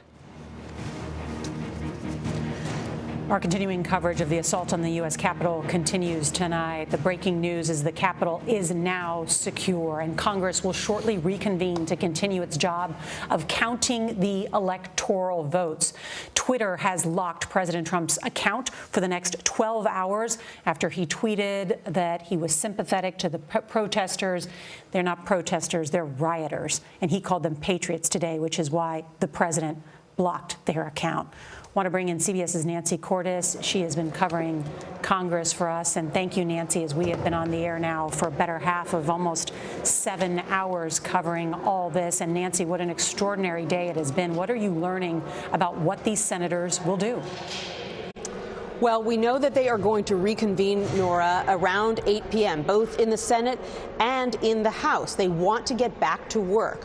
When we left off far earlier today, they had just begun the process of going through the list of states one by one in alphabetical order and reading out loud the Electoral College results from each state. And they had run into their first opposition to one of the states filed by both House and Senate Republicans to the state of Arizona. We were in the A's. So what happened then was that the 2 houses split up. The joint session of Congress was halted. The Senate went back to the Senate side. The House remained in the House chambers, and they commenced with 2 hours of debate. That's when you heard that very stirring speech from the Senate Majority Leader Mitch McConnell arguing against the individuals in his own party who had decided to contest the results. He argued that this was really a race to the bottom, and that contesting the results when there is A, no evidence of widespread fraud, and B, this race wasn't particularly close, in his words. All it does is fuel mistrust in public elections, and he said that there's nowhere to go but down from there. That was a pretty prescient speech because it wasn't much longer before these individuals who had been outside of the Capitol broke into it. And so everything had to stop. And that's where they are now going to pick up at 8 p.m. Although I anticipate, even though this is supposed to be a debate over whether to accept the election results in the state of Arizona, I expect instead that what you'll see is members of Congress who want to come and speak for a few minutes about what they saw today, how much it upset them, how much it disturbed them. And I think you'll hear a lot along those lines when the debate resumes. What we're waiting to see now is whether this process will last another couple of hours or whether it is going to last all night. And that is really up to a group of Senate Republicans who need to decide whether they are going to continue with their crusade, along with perhaps 100 House Republicans, to contest the results in up to 5 more battleground states, citing, again, widespread irregularities for which there is no evidence, or whether, given the events of the day and how shaken up everyone is, and how obviously these unfounded claims of a stolen election have really stoked a segment of this population, and perhaps it's time to act a little bit more responsibly, whether Republicans decide to drop their challenges and just say, okay, let's go ahead and ratify the results of this election. So that's what we're watching to see right now, Nora. And Nancy, I'm sensing something right now, which is an avalanche of Republican criticism and disgust directed at the White House and the President of the United States. Liz Cheney, right now a member of the Republican leadership in the House, saying there's no question the president formed the mob, the president incited the mob. Those are very strong words. The communications director at the Republican National Committee, saying that what happened today was domestic terrorism. Our soldiers have died carrying the American flag into battle for our freedom. To see that flag used in the name of unfounded conspiracy theories is a disgrace. But there are Republican lawmakers who have also stoked those same conspiracies, Nancy.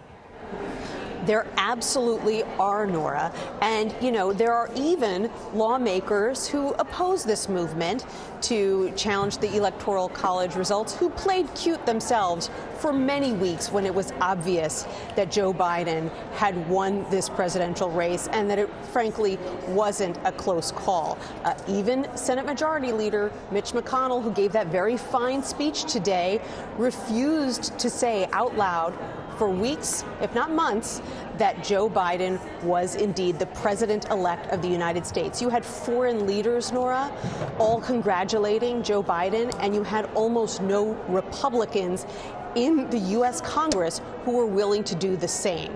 So while these lawmakers are now criticizing the president, criticizing their colleagues for going ahead with this movement, they themselves did give the president the running room to be able to continue with the claims that he was making, that this was somehow a landslide victory for him that we just all missed and that every single state botched. Had they come out sooner and shut that down and not said things like, well, we have to let every single legal challenge play out, even though they knew that so many of these legal challenges were bogus and would go nowhere, then perhaps we wouldn't be in the situation we are in right now. We just don't know.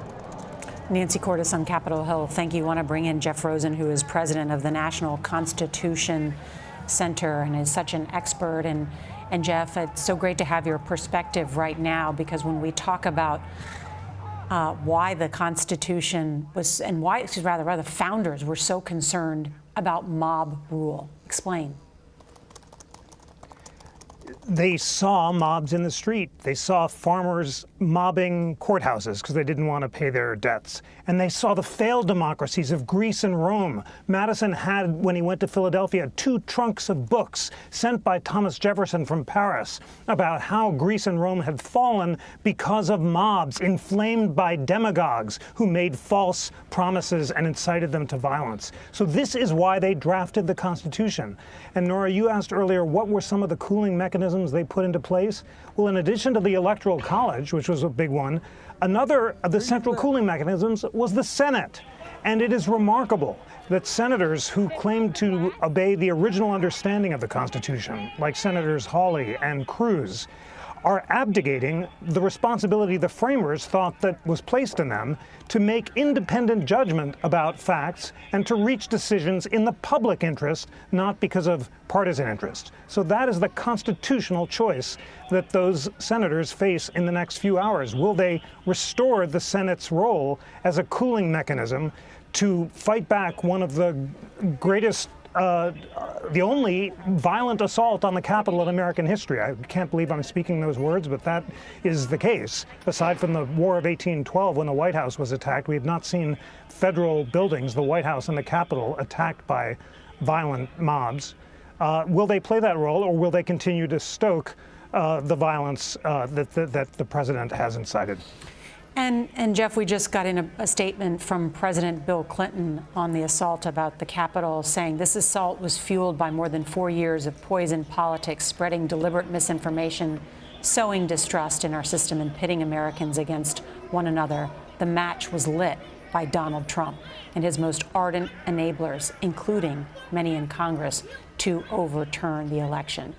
He also called this an unprecedented assault on our Constitution. And you also heard President-elect Biden and former President George W. Bush use the word insurrection. Those leaders would not have used that word insurrection lightly. Explain why. Insurrection is extraordinarily serious, an armed conspiracy against the lawfully constituted authorities of the United States. The word insurrection appears in the Constitution in the 14th Amendment, which forbids anyone who's aided or abetted an insurrection from holding public or military office. That was passed after the Civil War to prevent former Confederate sympathizers from holding office. We have not previously seen an officer of the United States government calling for violence against its legally authorized authorities, or at least inciting it by encouraging it. And that is why 2 former presidents of the United States have talked about an assault on the Constitution. The Constitution is grounded in the rule of law and limited powers of the president and Congress and an independent judiciary all doing their job. And when mobs try to prevent any institution from doing that job, then we have the Constitution indeed under assault. So that is why it is so urgently important. The courts have spoken almost unanimously on these issues, and now it is time for the Congress of the United States to perform the only role that the Constitution assigns it, which is to count the electoral votes and to put an end to what is indeed one of the most serious assaults on constitutional values in American history. And do you believe there's any indication that someone in our government has aided in a seditious conspiracy? Well, we just see that the mob appeared to be responding to the president's tweets. And the president tweeted, and soon after, the mob organized on social media and summoned themselves to the Capitol. Now, it's an important and remarkably difficult legal question about whether the president's tweets themselves constitute legal incitement. To legally incite violence is a very high standard in Supreme Court law. You have to intend to and be likely to incite imminent violence. And the question is whether when the president said, gather at the Capitol or it's going to be wild, he intended to and was likely to incite imminent violence. It certainly appears that it was likely to incite it because it did. Whether he intended it, you know, he can say he was joking or some such. But that is why this is so serious. There are 2 questions. What was the president's role in inciting this violence? And what was the mob's role in conspiring to aid and abet it? And there are statutes governing sedition and insurrection. The Smith Act passed during World War II because of fears of fifth columnists who would rise up and threaten the U.S. during World War II. But never have these instruments been invoked against a president or against a mob attacking the Capitol. Now, this is not the time to resolve this in courtrooms. Months later, it's now that the Congress of the United States must act and make clear by its own actions that it will calm this violence and perform its constitutional duty. Jeff Rosen, thank you so much for your constitutional expertise. And I could listen to him for hours. I could too. Thank you, Jeffrey. I know. We could just listen to you for hours. I want to check in with Weijia Zhang at the White House because there are some breaking news about from the White House. And Weijia, tell us what you're learning. Nora, we have just confirmed that Stephanie Grisham, who is the First Lady's chief of staff, has resigned. Of course, Stephanie Grisham was also President Trump's third press secretary, most well known, especially among the press, for never holding a single press briefing. However, she was certainly a staunch defender of President Trump, who had worked with him on the campaign. And we know tonight that she has decided to leave as a result of the protests that we have all been watching unfold. She says in a statement that it has been an honor to serve the country in the White House, that she's very proud to have been part of Mrs. Trump's mission to help children everywhere and part of the many accomplishments, and proud of that part of this administration. But it is certainly notable that she has decided to step down when she was really, in the middle of many of fiery conflicts that involved the president. In fact, during her time here,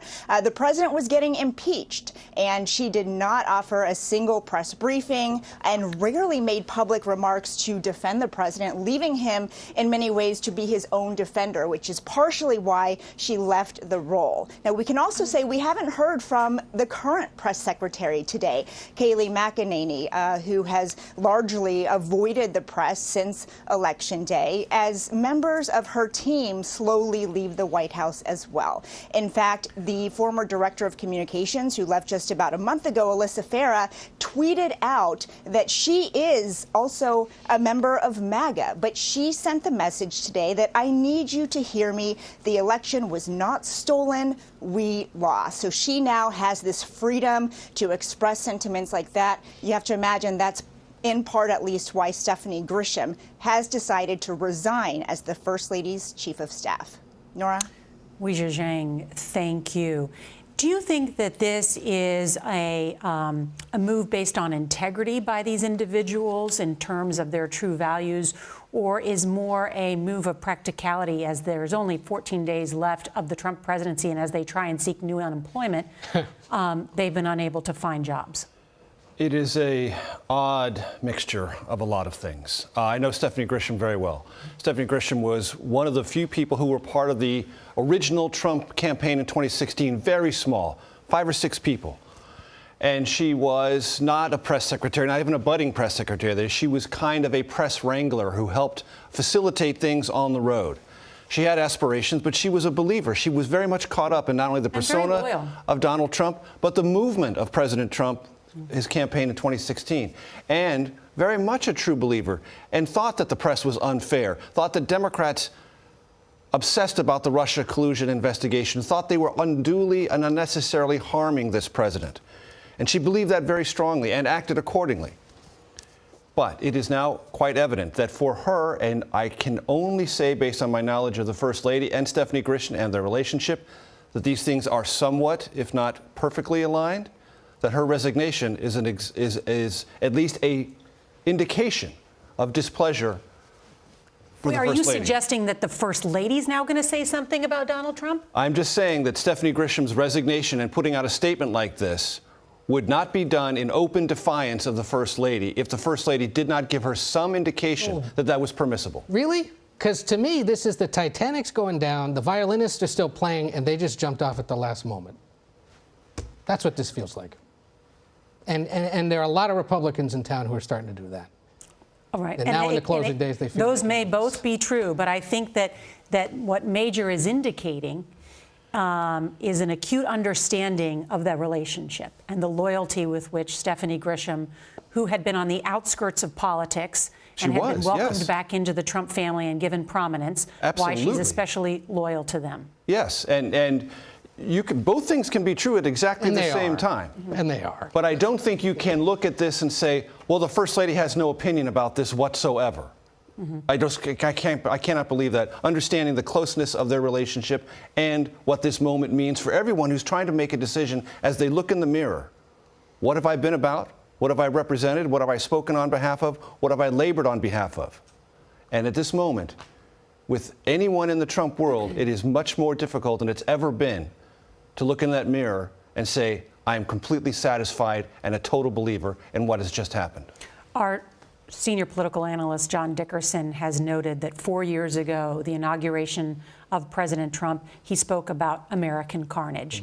Tonight, there's a number of Republican officials that are saying that the President of the United States has brought disgrace to democracy. In the words of Liz Cheney, that he incited the very mob violence that took over the U.S. Capitol today, that put a strain on U.S. law enforcement.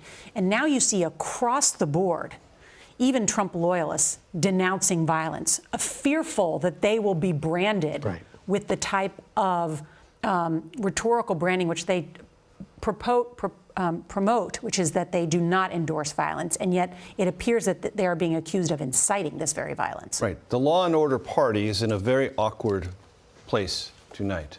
The visuals do not support that rhetoric and the actions of those who carried out. And Samuel Johnson is a well-known British theorist and political writer. He wrote famously, "Patriotism is the last refuge of the scoundrel."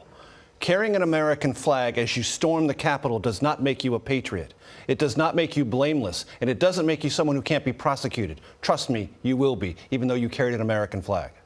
And that's the point that has been made by many people, why Twitter has suspended the account of President Trump and says they may ban it altogether for calling mobsters and violent individuals patriots. CBS's Nancy Cordes covers Capitol Hill for us, joins us from up there. And Nancy, we are now just minutes away from senators and lawmakers trying to resume business there. What are you hearing?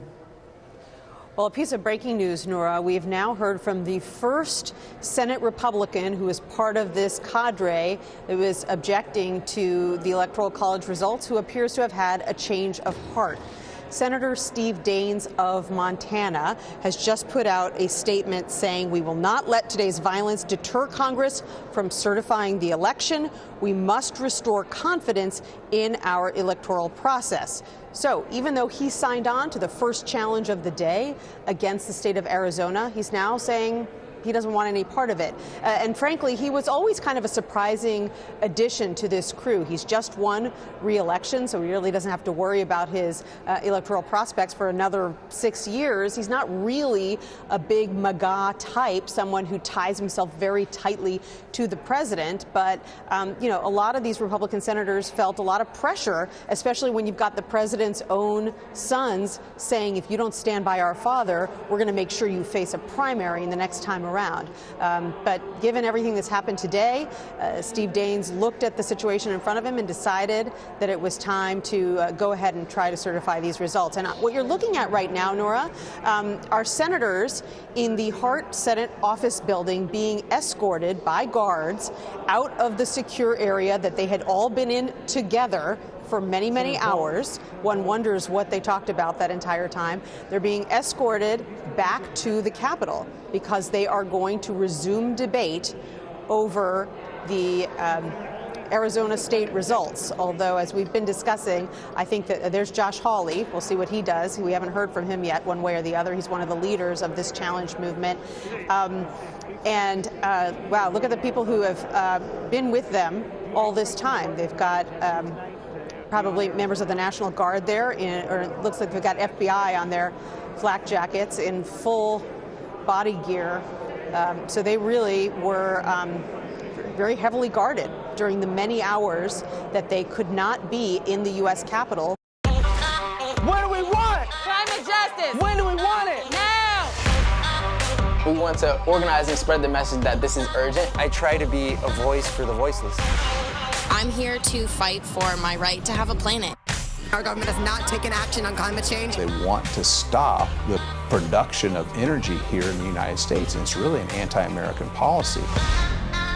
Young people have the most at stake. We're seeing stronger storms, stronger droughts. We are racing against time. The climate crisis is first and foremost a human issue. Like, we've always been out in the street pushing the envelope because we want our future to be better. COVID-19 is impacting every American in one way or another. But if you're Asian American, members of Congress because of an external threat would have been 9/11. Yeah. We're going to take a quick break. Our coverage of the assault on the Capitol continues in just a moment.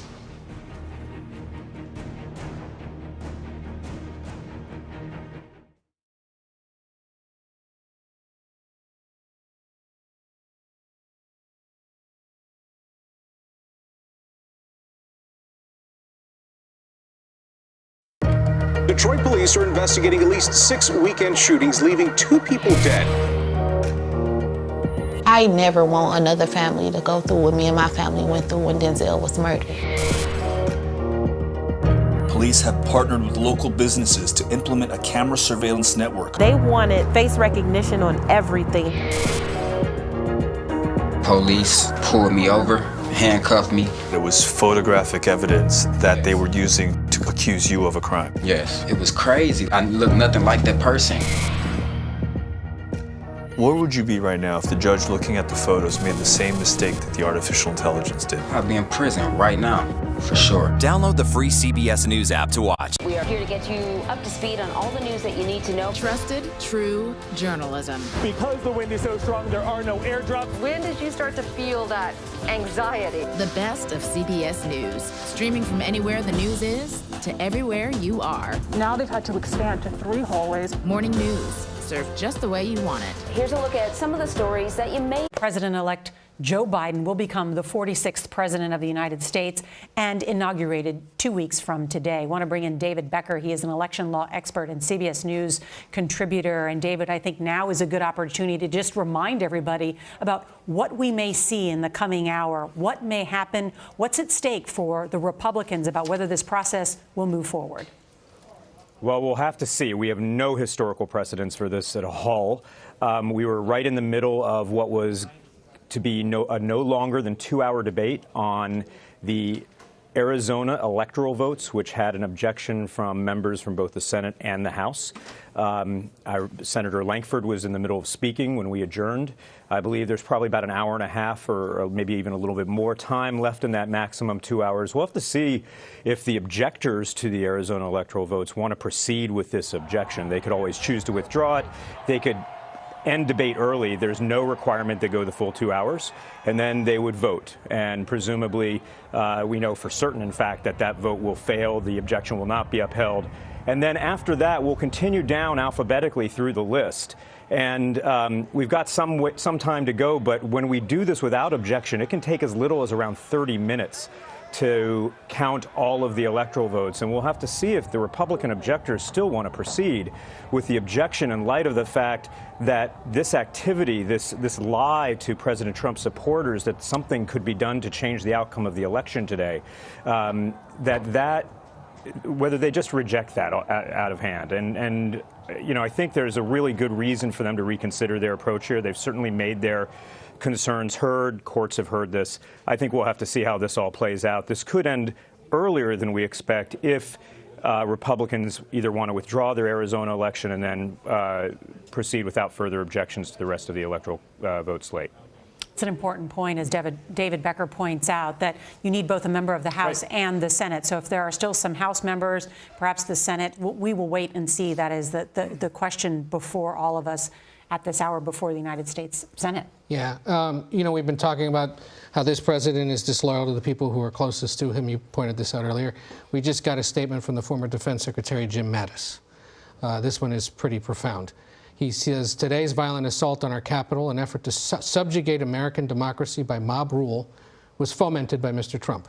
His use of the presidency to destroy trust in our election and to poison our respect for fellow citizens has been enabled by pseudo-political leaders whose names will live in infamy as profiles in cowardice. Our Constitution and our Republic will overcome this stain, and we, the people, will come together again in our never-ending effort to form a more perfect union, while Mr. Trump will deservedly be a man left without a country. That from his former defense secretary. Profiles in cowardice. Is this ultimately the flushing of Trump from the Republican Party, or is he still quite powerful within it? If it isn't, it's not flushable.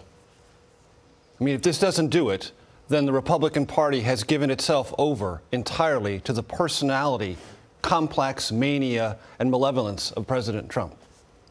This has to be the breaking point. This has to be the moment with which Republicans of conscience say, this and no more. Not 1 inch more. We are done. And if they don't, then this becomes the Trumpian Party, and the Republican Party disappears before our very eyes. And will Vice President Pence, who we are about to see shortly, preside over this? Will he ultimately denounce the president that he has served loyally for the past 4 years? Well, he's already been accused by the president of effectively denouncing him by not taking extra constitutional actions to do what the president has instructed him to do, to follow the law. Following the law in President Book's handbook now means you are essentially betraying him. That's his orientation to the Constitution and the rule of law. That's where we are. And if that's not a break for the Republican Party, to your question, does this flush Trump out of it? If it doesn't, he's not flushable. He is a constant force, and Republicans will cling to it, I think, to former Defense Secretary Mattis's words, their everlasting infamy and detriment. An extraordinary statement from the former Defense Secretary, Jim Mattis, who was called General Mad Dog by the president. He did not like that name. He did not like it at all. And he's saying that this is a stain on our democracy and that Trump is to blame for that. We heard President George W. Bush, President-elect Joe Biden calling this an insurrection. Liz Cheney saying all incited and fomented by the President of the United States. The question tonight, what will the Republican Party do?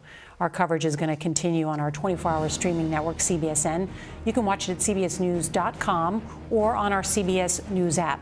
There's going to be more on your local news on this CBS station. This has been a CBS News special report. I'm Norah O'Donnell, CBS News, Washington.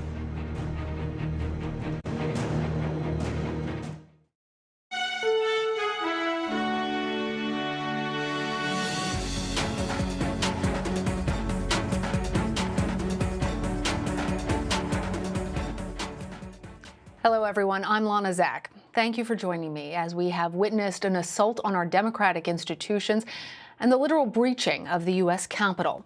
But in a symbol of the resiliency of our democracy, the Senate has, in fact, reconvened after hundreds of President Trump's supporters stormed the U.S. Capitol building. Lawmakers will resume counting Electoral College votes in each state. The count was cut short when rioters breached the Capitol. We will be monitoring this count and have the very latest throughout the evening.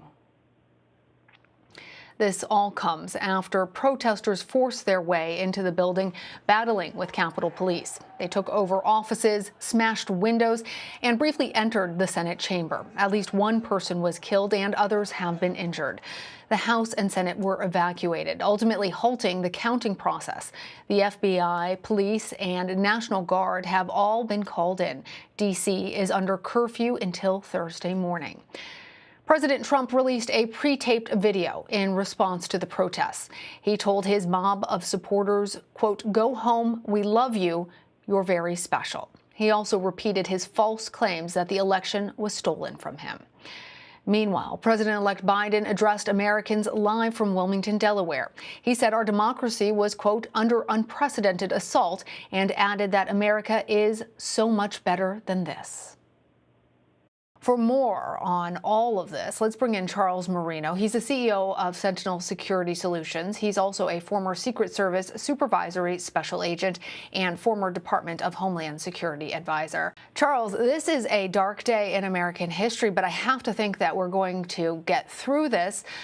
First of all, let's just talk a little bit about the overall security at the U.S. Capitol. Do we know why it took so long for Capitol Police and other law enforcement to respond? I think that these images that we have seen are really shocking, that this is our U.S. Capitol and that it could be breached in such a way.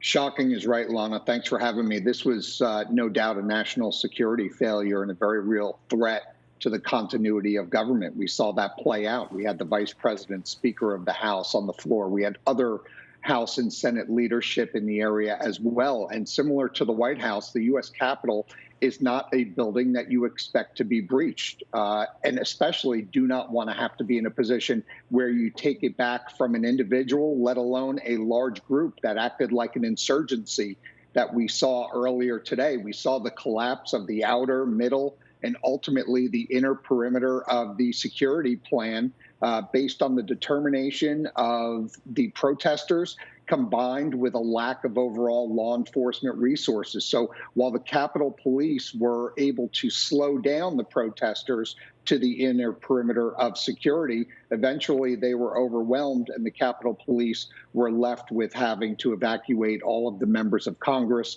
and the Secret Service with evacuating the Vice President. Well, and we know what an exceptional job the Capitol Police do day in and day out. But given your expertise, what do you believe would have been the best way for law enforcement to have de-escalated or handled this situation before it got so out of hand? Yeah, I think the overall intelligence picture here comes into play in terms of preparation for events like this. So, for example, we knew that there was going to be a rather large rally in the vicinity of the ellipse that the president was going to attend. Unfortunately, the president's rhetoric has to come into that intelligence picture. We know what the president was going to say to his group of supporters, as well as those like Rudy Giuliani, who said, maybe we should have a trial of the election by combat. These words do nothing but incite. So to take all of this into the overall intelligence picture combined with the number of attendees, I think there's probably should have been some more robust security planning to include pushing that perimeter of the U.S. Capitol out even more. You mentioned that quote from the president's advisor and lawyer, Rudy Giuliani, combat. Obviously, we didn't know that he was going to say that, but we did know that this planned protest was supposed to take place. We knew that President Trump and his supporters have been stoking this unrest. Do you have concerns, given all this, about our nation's national security, given how quickly this turned violent, given how quickly it seemed like law enforcement had to cede control for a moment while they were waiting for reinforcements? Yeah, well, what it exposes, Lana, is it exposes the vulnerability now our adversaries, they don't necessarily need to be domestic, by the way, saw that a large group of people were able to make their way into what is normally a very secure location. Further than that, we saw an evolution of additional threats take place, like suspicious packages and devices throughout the greater Washington, D.C. area. So that leaves us very vulnerable. But as you said, there was an overall lack of deployment of the National Guard, for example, of other law enforcement agencies like the Metropolitan D.C. Police Department being called in, the Secret Service, the FBI. So this is certainly going to be looked at from a planning standpoint, where you have almost similar to the State of the Union, where it's a national special security event run by the Secret Service. I think a model like that will be looked at going forward, where you have a large amount of leadership and the continuity of government in play at one location at any one time. And Charles, help us understand a little bit about all the various levels of law enforcement that exist in a situation like this. As you mentioned, National Guard, we've talked about D.C. Capitol Police. There's also the Washington, D.C. Metropolitan Police. Who is responsible for mobilizing these various aspects of law enforcement? And were they just not called in soon enough? Yeah, the quick answer is they weren't called in soon enough. They weren't part of the overall security plan in terms of a large cohesive deployment to secure the Capitol during the certification of the election. So as a result, many of these adjoining agencies responded. D.C., as you know, is rich with law enforcement agencies. There are numerous agencies that all have specific responsibilities at the federal level and by far outnumber the local police department at the Metropolitan D.C. Police Department. So the question is, how do these agencies all come together? Under what construct? If this were to be declared a national special security event today, for example, the Department of Homeland Security, the secretary there would have designated the event as a national special security event. It would have been signed off by the Gang of Eight on the Hill, and the Secret Service would have brought all of these resources together. What we saw today was that the Capitol Police operated like it was every other day at the Capitol. They knew that they had this large adjoining protest group that was going to be on the ellipse to listen to the president, but they operated like they normally did in terms of securing the Capitol, whereas maybe some additional resources should have been brought into the planning process. So we heard President Trump tape a message to his supporters that were there rioting at the Capitol. He didn't say that he was conceding the election. He continued to peddle this misinformation that he won in a landslide, which we know is false, and much of the rhetoric that actually stoked this emotion, or that at least is that we have heard from many of the violent protesters, the rioters, and this angry mob, that they were believing. Given that the president and his supporters continue to do this, I'm wondering about the future of events like this, and what types of security concerns you think people in charge need to be considering now for the future, if you expect that more of these types of activities might in fact occur, if not at the U.S. Capitol, but at other places throughout the country. Yeah, like I said earlier, Lana, you're right. I mean, the last person you expect to incite violence is the commander-in-chief. This is a very unique position that we find ourselves, unfortunately, in this country. You can't say, as the president does, that you support law enforcement, but then incite groups to act out against law enforcement and ultimately cause the problems that we saw today for the Capitol Police. That's extremely unacceptable. And then on the flip side, you have the President-elect Biden delivering the message that we would expect from our commander-in-chief, that this is not tolerable behavior from citizens of this country, and also the way forward, and thanking law enforcement, but truly trying to de-escalate. So the fact that we need to take the president's rhetoric into account, and as we prepare for these types of events, I think and hope that is going to be uniquely relayed to the president here. And hopefully we won't have to take that into consideration going forward, which I doubt we will. Washington, D.C. is now under curfew. What can we expect to see overnight and into the morning? Yeah, so the mayor of D.C. imposed a 6 p.m. curfew. They'll let that go over 6 p.m. I think they'll start to enforce that and become more and more strict over time. So we'll see a lot of the resources, the National Guard, Metropolitan D.C. Police Department, impose that curfew and try and de-escalate and break up the crowd to make sure there's no more problems in D.C. But it will certainly take time. Also, I know that Congress wants to get back tonight to consider the process of certifying the electoral vote. We want to take you now to Capitol Hill, where lawmakers are reconvening to count Electoral College votes after protesters stormed the U.S. Capitol earlier and halted proceedings. This process will certify the results of the 2020 presidential election. We hear now Republican Majority Leader Mitch McConnell speaking. Let's listen. The will of the American people and counting the Electoral College votes. We've fulfilled this solemn duty every 4 years for more than 2 centuries. Whether our nation's been at war or at peace, under all manner of threats, even during an ongoing armed rebellion and the Civil War, the clockwork of our democracy has carried on. The United States and the United States Congress have faced down much greater threats than the unhinged crowd we saw today. We've never been deterred before, and will be not deterred today. They tried to disrupt our democracy. They failed. They failed. They failed to attempt to obstruct the Congress. This failed insurrection only underscores how crucial the task before us is for our republic. Our nation was founded precisely so that the free choice of the American people is what shapes our self-government and determines the destiny of our nation. Not fear, not force, but the peaceful expression of the popular will.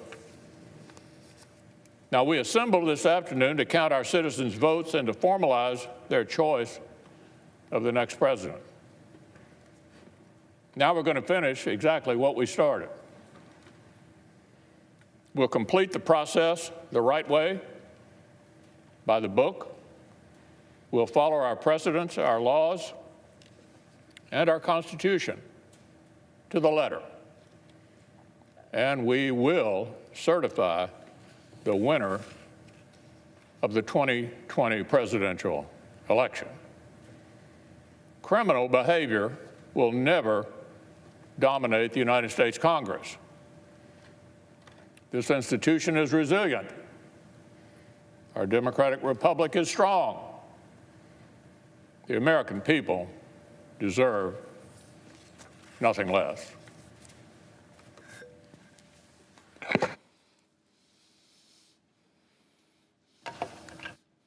Democratic leader. Mr. President. Mr. President, it is very, very difficult to put into words what has transpired today. I have never lived through or even imagined an experience like the one we have just witnessed in this Capitol. President Franklin Roosevelt set aside December 7, 1941, as a day that will live in infamy. Unfortunately, we can now add January 6, 2021, to that very short list of dates in American history that will live forever in infamy. This temple to democracy was desecrated, its windows smashed, our offices vandalized. The world saw Americans' elected officials hurriedly ushered out because they were in harm's way. The House and Senate floors were places of shelter until the evacuation was ordered, leaving rioters to stalk these hallowed halls. Lawmakers and our staffs, average citizens who love their country, serve it every day, feared for their lives. I understand that one woman was shot and tragically lost her life. We mourn her and feel for her friends and family. These images were projected to the world. Foreign embassies cabled home their home capitals to report the harrowing scenes at the very heart of our democracy. This will be a stain on our country, not so easily washed away. The final, terrible, indelible legacy of the 45th President of the United States, undoubtedly our worst. I want to be very clear. Those who perform these reprehensible acts cannot be called protesters. No, these were rioters and insurrectionists, goons and thugs, domestic terrorists. They do not represent America. They were a few thousand violent extremists who tried to take over the Capitol building and attack our democracy. They must and should be prosecuted to the full extent of the law, hopefully by this administration, if not, certainly by the next. They should be provided no leniency. I want to thank the many of the Capitol Hill Police and Secret Service and local police who kept us safe today and worked to clear the Capitol and return it to its rightful owners and its rightful purpose. I want to thank the leaders, Democrat and Republican, House and Senate. It was Speaker Pelosi, Leader McConnell, Leader McCarthy, and myself who came together and decided that these thugs would not succeed, that we would finish the work of that our Constitution requires us to complete in the very legislative chambers of the House and Senate that were desecrated, but we know always belong to the people and do again tonight. But make no mistake, my friends, today's events did not happen spontaneously. The president who promoted conspiracy theories that motivated these thugs, the president who exhorted them to come to our nation's capital, egged them on. He hardly ever discourages violence and more often encourages it. This president bears a great deal of the blame. This mob was in good part President Trump's doing, incited by his words, his lies. This violence, in good part, his responsibility, his everlasting shame. Today's events certainly would not have happened without him. Now, January 6th will go down as one of the darkest days in recent American history. A final warning to our nation about the consequences of a demagogic president, the people who enable him, the captive media that parrots his lies, and the people who follow him as he attempts to push America to the brink of ruin. As we reconvene tonight, let us remember, in the end, all this mob has really accomplished is to delay our work by a few hours. We will resume our responsibilities now, and we will finish our task tonight. The House and Senate chambers will be restored good as new and ready for legislating in short order. The counting of the electoral votes is our sacred duty. Democracy's roots in this nation are deep, they're strong, and they will not be undone, ever, by a group of thugs. Democracy will triumph, as it has for centuries. So to my fellow Americans who were shocked and appalled by the images on their televisions today and who are worried about the future of this country, let me speak to you directly. The divisions in our country clearly run deep, but we are a resilient, forward-looking, and optimistic people, and we will begin the hard work of repairing this nation tonight, because here in America, we do hard things. In America, we always overcome our challenges. I yield the floor. Mr. President. Majority Leader. I yield 2 minutes to the Senator from Oklahoma, Senator Langford. Senator from Oklahoma. The Vice President, you said things more eloquently than how we say it in Oklahoma. In Oklahoma, we'd say something like, why in God's name would someone think attacking law enforcement and occupying the United States Capitol is the best way to show that you're right? Why would you do that? Rioters and thugs don't run the Capitol. We're the United States of America.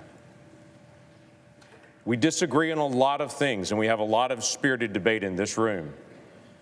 But we talk it out, and we honor each other, even in our disagreement. That person is not my enemy. That's my fellow American. And while we disagree on things and disagree strongly at times, we do not encourage what happened today, ever. I want to join my fellow senators in saying thank you to the Capitol Hill Police, the law enforcement, the National Guard, the Secret Service, who stood in harm's way. While we were here debating, they were pushing back. And I was literally interrupted mid-sentence speaking here because we were all unaware of what was happening right outside this room because of their faithfulness and because of what they have done. And I want to thank them. Ronald Reagan once said, "Peace is not the absence of conflict. It is the ability to handle conflict by peaceful means." The peaceful people in my state in Oklahoma want their questions answered, but they don't want what happened today. They want to do the right thing, and they also want to do it the right way. They want to honor the constitutional process, but they also want to have debate about election security because they want to make sure it's right, which is why it's an important issue that still needs to be resolved. Transparency in government just doesn't seem like a bad idea. Obviously, the commission that we have asked for is not going to happen at this point, and I understand that. And we're headed towards the certification of Joe Biden to be the President of the United States. And we will work together in this body to be able to set a peaceful example for the days ahead. I yield the floor. Democratic Leader. Senator from Nevada, Senator Cortez Masto. Senator from Nevada. Mr. Vice President, I know that this room is full of leaders of both parties who love this country, and many believe that for America to succeed, our politics must find common ground. And that has never been clearer than today, when armed rioters stormed the U.S. Capitol, emboldened by President Trump's false and inflammatory rhetoric about the 2020 elections. I believe that we in this chamber have a special duty as leaders to work together to lower the temperature of our politics. And I hope that my colleagues who have questioned the legitimacy of this election in Arizona and all of these other states now see the dire and dangerous consequences of sowing doubt and uncertainty. I also know that as U.S. senators, we all take solemnly the oath we swear to support and defend the Constitution of the United States against all enemies, foreign and domestic. At this moment in history, I can think of nothing more patriotic than renewing our faith in the charters of freedom that our founding fathers crafted for our republic, starting with the fundamental American principle in our Declaration of Independence that governments derive their just powers from the consent of the governed. The people have spoken in this election, and our only job here today is to do what they ask. It is not to argue election security. That's not the place for what we are doing today. Our Constitution specifically reserves to the people the right to meet in their respective states and vote for the president and vice president. As a result, individual states oversee and implement the election process, not the federal government. To guard against fraud or irregularities in the voting process, the states are required to have robust election security measures. Likewise, state legislatures have the opportunity to examine evidence of voter fraud before they certified their Electoral College votes. And our courts, from district courts to the United States Supreme Court, adjudicate legal challenges and election disputes. All of those things happened after the 2020 election. State houses and courts across the country took allegations of voter fraud seriously and followed the constitutional process to hear challenges to this year's elections. No state found evidence of any widespread voter fraud, and neither did any court ask to review the state's findings. In Arizona, Republican Governor Doug Ducey, Democratic Secretary of State Katie Hobbs, Republican Attorney General Mark Brnovich, and State Supreme Court Chief Justice Robert Brutinel all certified the results of the election on November 30th. And we have heard, Arizonans have been voting by mail for almost 30 years. And Governor Ducey has expressed confidence in the state's process numerous times. In November, he said, "We do elections well here in Arizona. The system is strong, and that's why I have bragged on it so much." He further stated, "We have some of the strongest election laws in the country, laws that prioritize accountability and clearly lay out our procedures for conducting, canvassing, and even contesting the results." And they are right. Arizona has one of the most transparent election processes in the country, with built-in accountability, starting with internal auditing. We have heard unfounded allegations that voting machines in Arizona and elsewhere somehow changed vote tallies or somehow improperly rejected ballots while claiming to accept them. These allegations all ignore the fact that Arizona counties conducted ballot audits by hand to double-check the machine counts, and these audits found no widespread fraud or irregularities.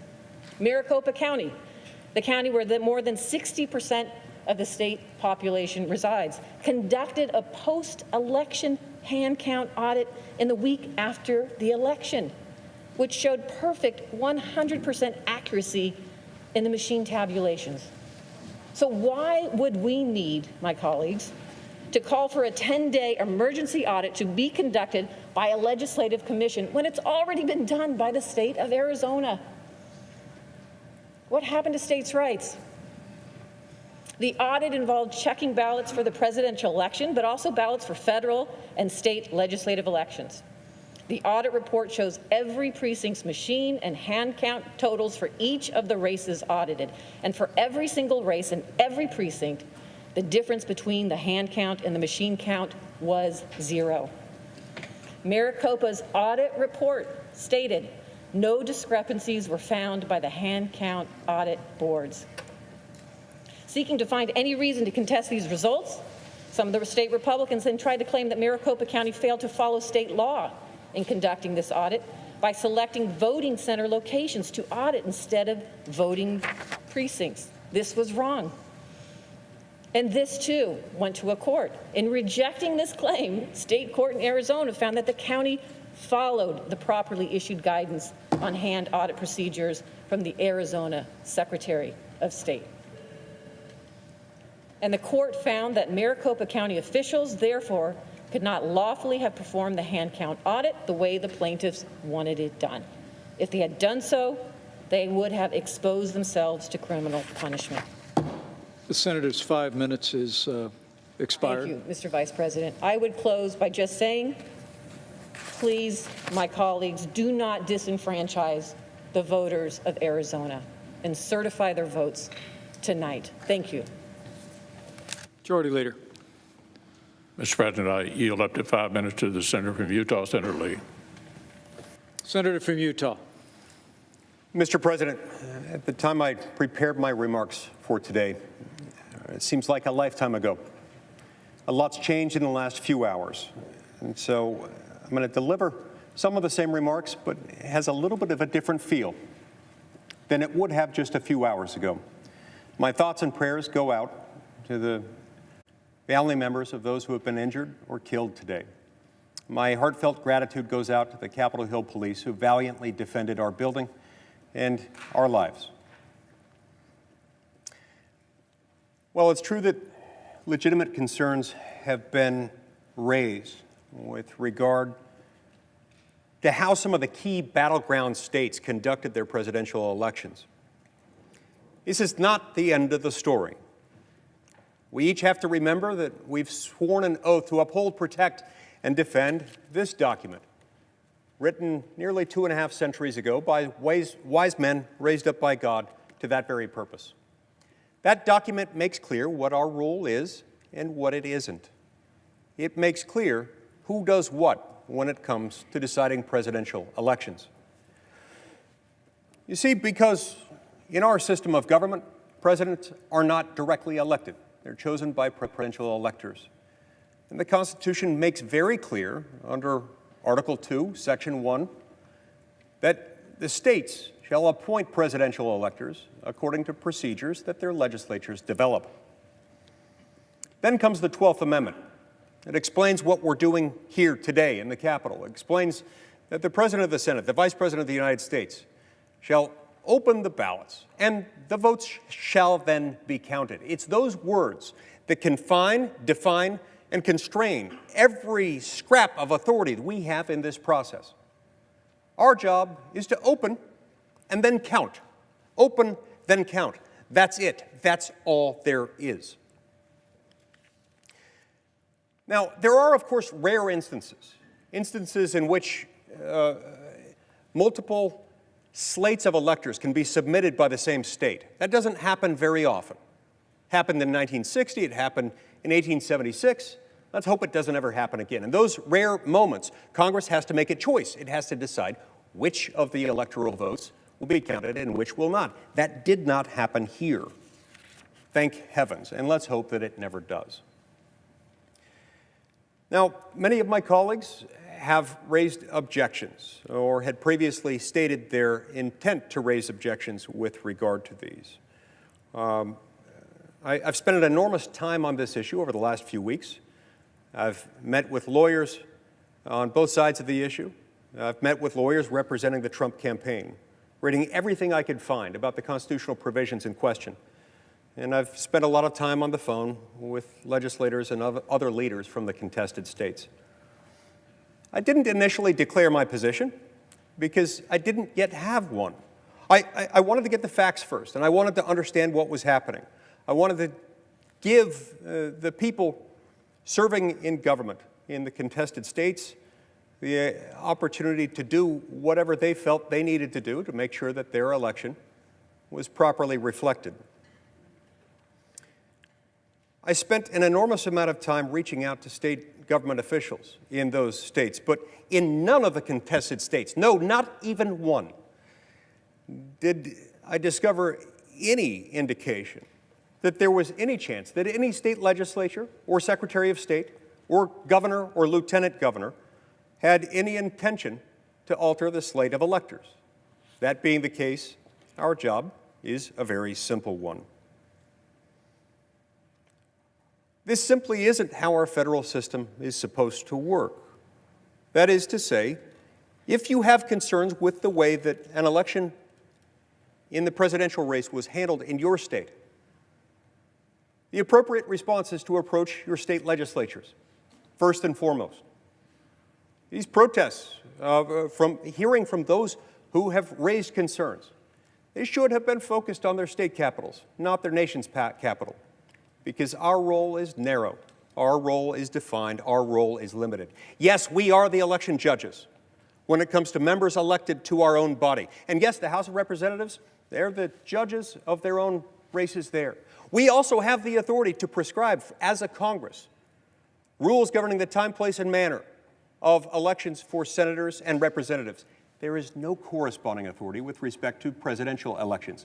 None whatsoever. It doesn't exist. Our job is to convene, to open the ballots, and to count them. That's it. Thank you, Mr. President. I yield the floor.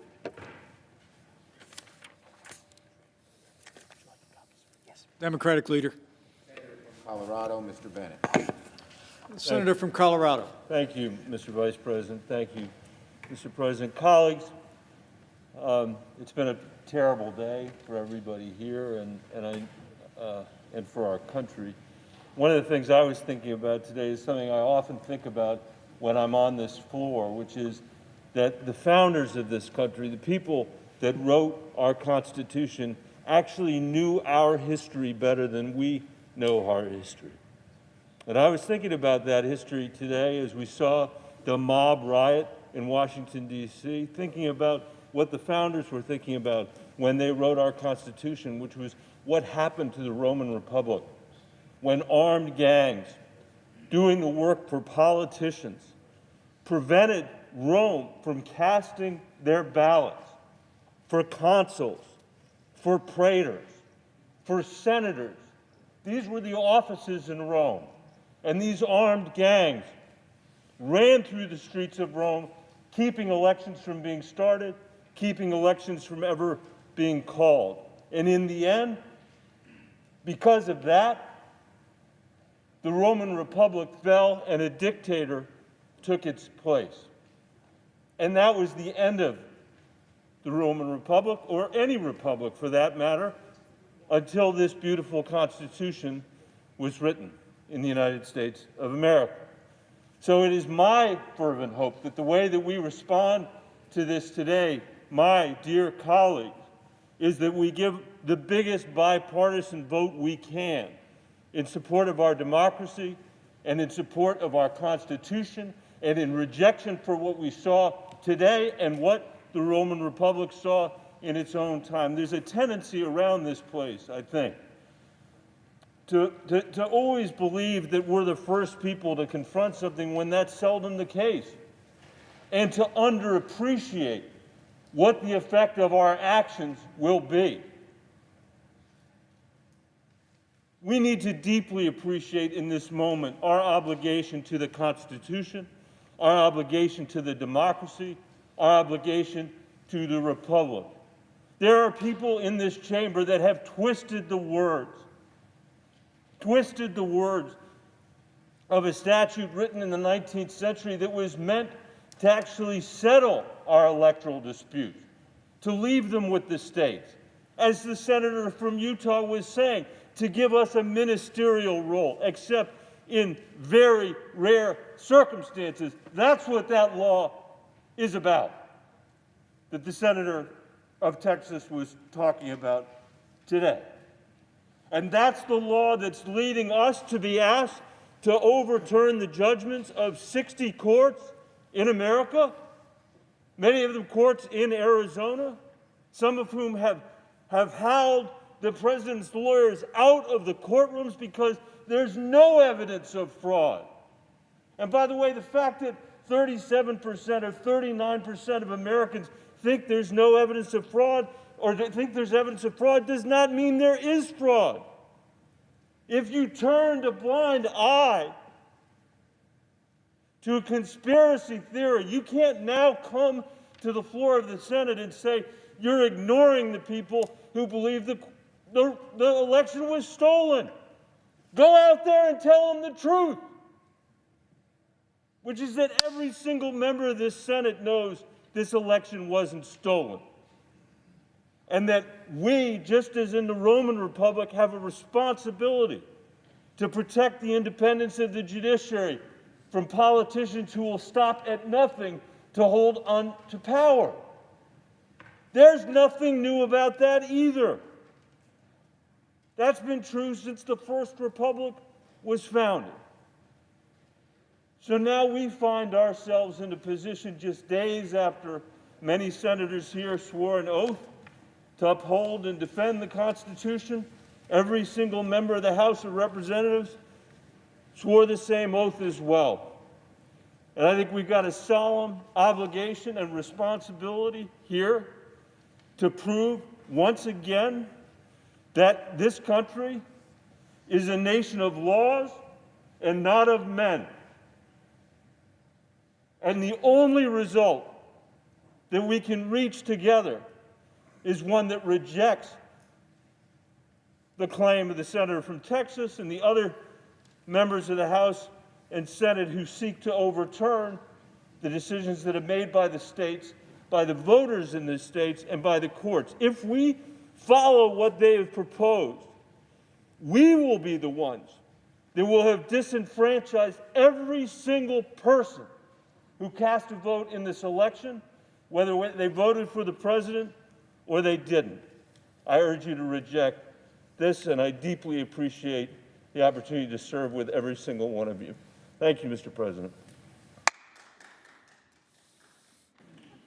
Majority Leader. I yield up to 5 minutes to the senator from Georgia, Senator Loeffler. Senator from Georgia.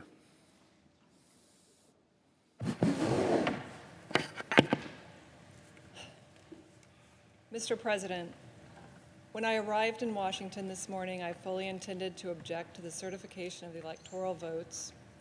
However, the events that have transpired today have forced me to reconsider, and I cannot now in good conscience object to the certification of these electors. The violence, the lawlessness, and siege of the halls of Congress are abhorrent and stand as a direct attack on the very institution my objection was intended to protect, the sanctity of the American democratic process. And I thank law enforcement for keeping us safe. I believe that there were last-minute changes to the November 2020 election process and serious irregularities that resulted in too many Americans losing confidence not only in the integrity of our elections, but in the power of the ballot as a tool of democracy. Too many Americans are frustrated at what they see as an unfair system. Nevertheless, there is no excuse for the events that took place in these chambers today, and I pray that America never suffers such a dark day again. Though the fate of this vote is clear, the future of the American people's faith in the core institution of this democracy remains uncertain. We as a body must turn our focus to protecting the integrity of our elections and restoring every American's faith that their voice and their vote matters. America is a divided country with serious differences, but it is still the greatest country on earth. There can be no disagreement that upholding democracy is the only path to preserving our republic. I yield the floor.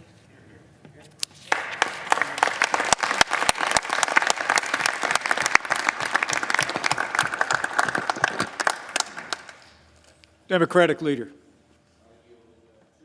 Minutes to Senator Booker and 2.5 minutes to Senator Kaine. In reverse order. Senator from Virginia. I applaud the comments of my colleague from Georgia deeply. My first job after school was in Macon, Georgia, working for a federal judge, Lanier Anderson. And I learned a lot about integrity and a lot about law from him. I also learned some sad lessons that in the history of Georgia, and indeed Virginia and many states, so many people, especially people of color, have been disenfranchised over the course of our history. Our late friend, John Lewis, congressman from Georgia, was savagely beaten on Bloody Sunday just for marching for voting rights. That act of violence inspired this body, the U.S. Senate, to come together in March of 1965 and work to pass, in a bipartisan fashion, the Voting Rights Act. We should be coming together today after acts of violence as a United States Senate to affirm the votes of all who cast ballots in November. Instead, we're contemplating an unprecedented objection that would be a massive disenfranchisement of American voters. The Georgia result was very clear, a 12,000 vote margin, 2 certifications by Republican officials, 4 separate recounts and canvasses, 7 lawsuits, as in the other states. If we object to results like this, the message is so clear. We are saying to states, no matter how secure and accurate your elections are, we'll gladly overthrow them if we don't like who you voted for. But more importantly, what we'll be saying, really what we'll be doing, is as the body that acted together to guarantee Americans the right to vote, we will become the agent of one of the most massive disenfranchisements in the history of this country. So I urge all of my colleagues, please oppose these objections. Thank you, and I yield to my colleague from New Jersey. Senator from New Jersey.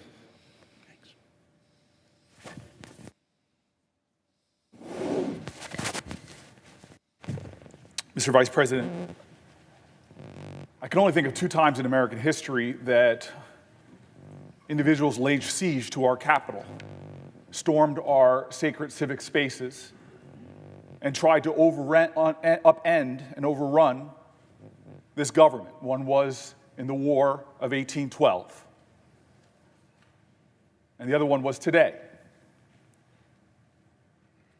What's interesting about the parallel between the two is they both were waving flags to a sole sovereign, to an individual, surrendering democratic principles to the cult of personality. One was a monarch in England, and the other were the flags I saw all over our Capitol, including in the hallways and in this room, to a single person named Donald Trump. The sad difference between these 2 times is one was yet another nation in the history of our country that tried to challenge the United States of America. But this time, we brought this hell upon ourselves. My colleague from Texas said that this was a moment where there were unprecedented allegations of voter fraud. Yes, that is true.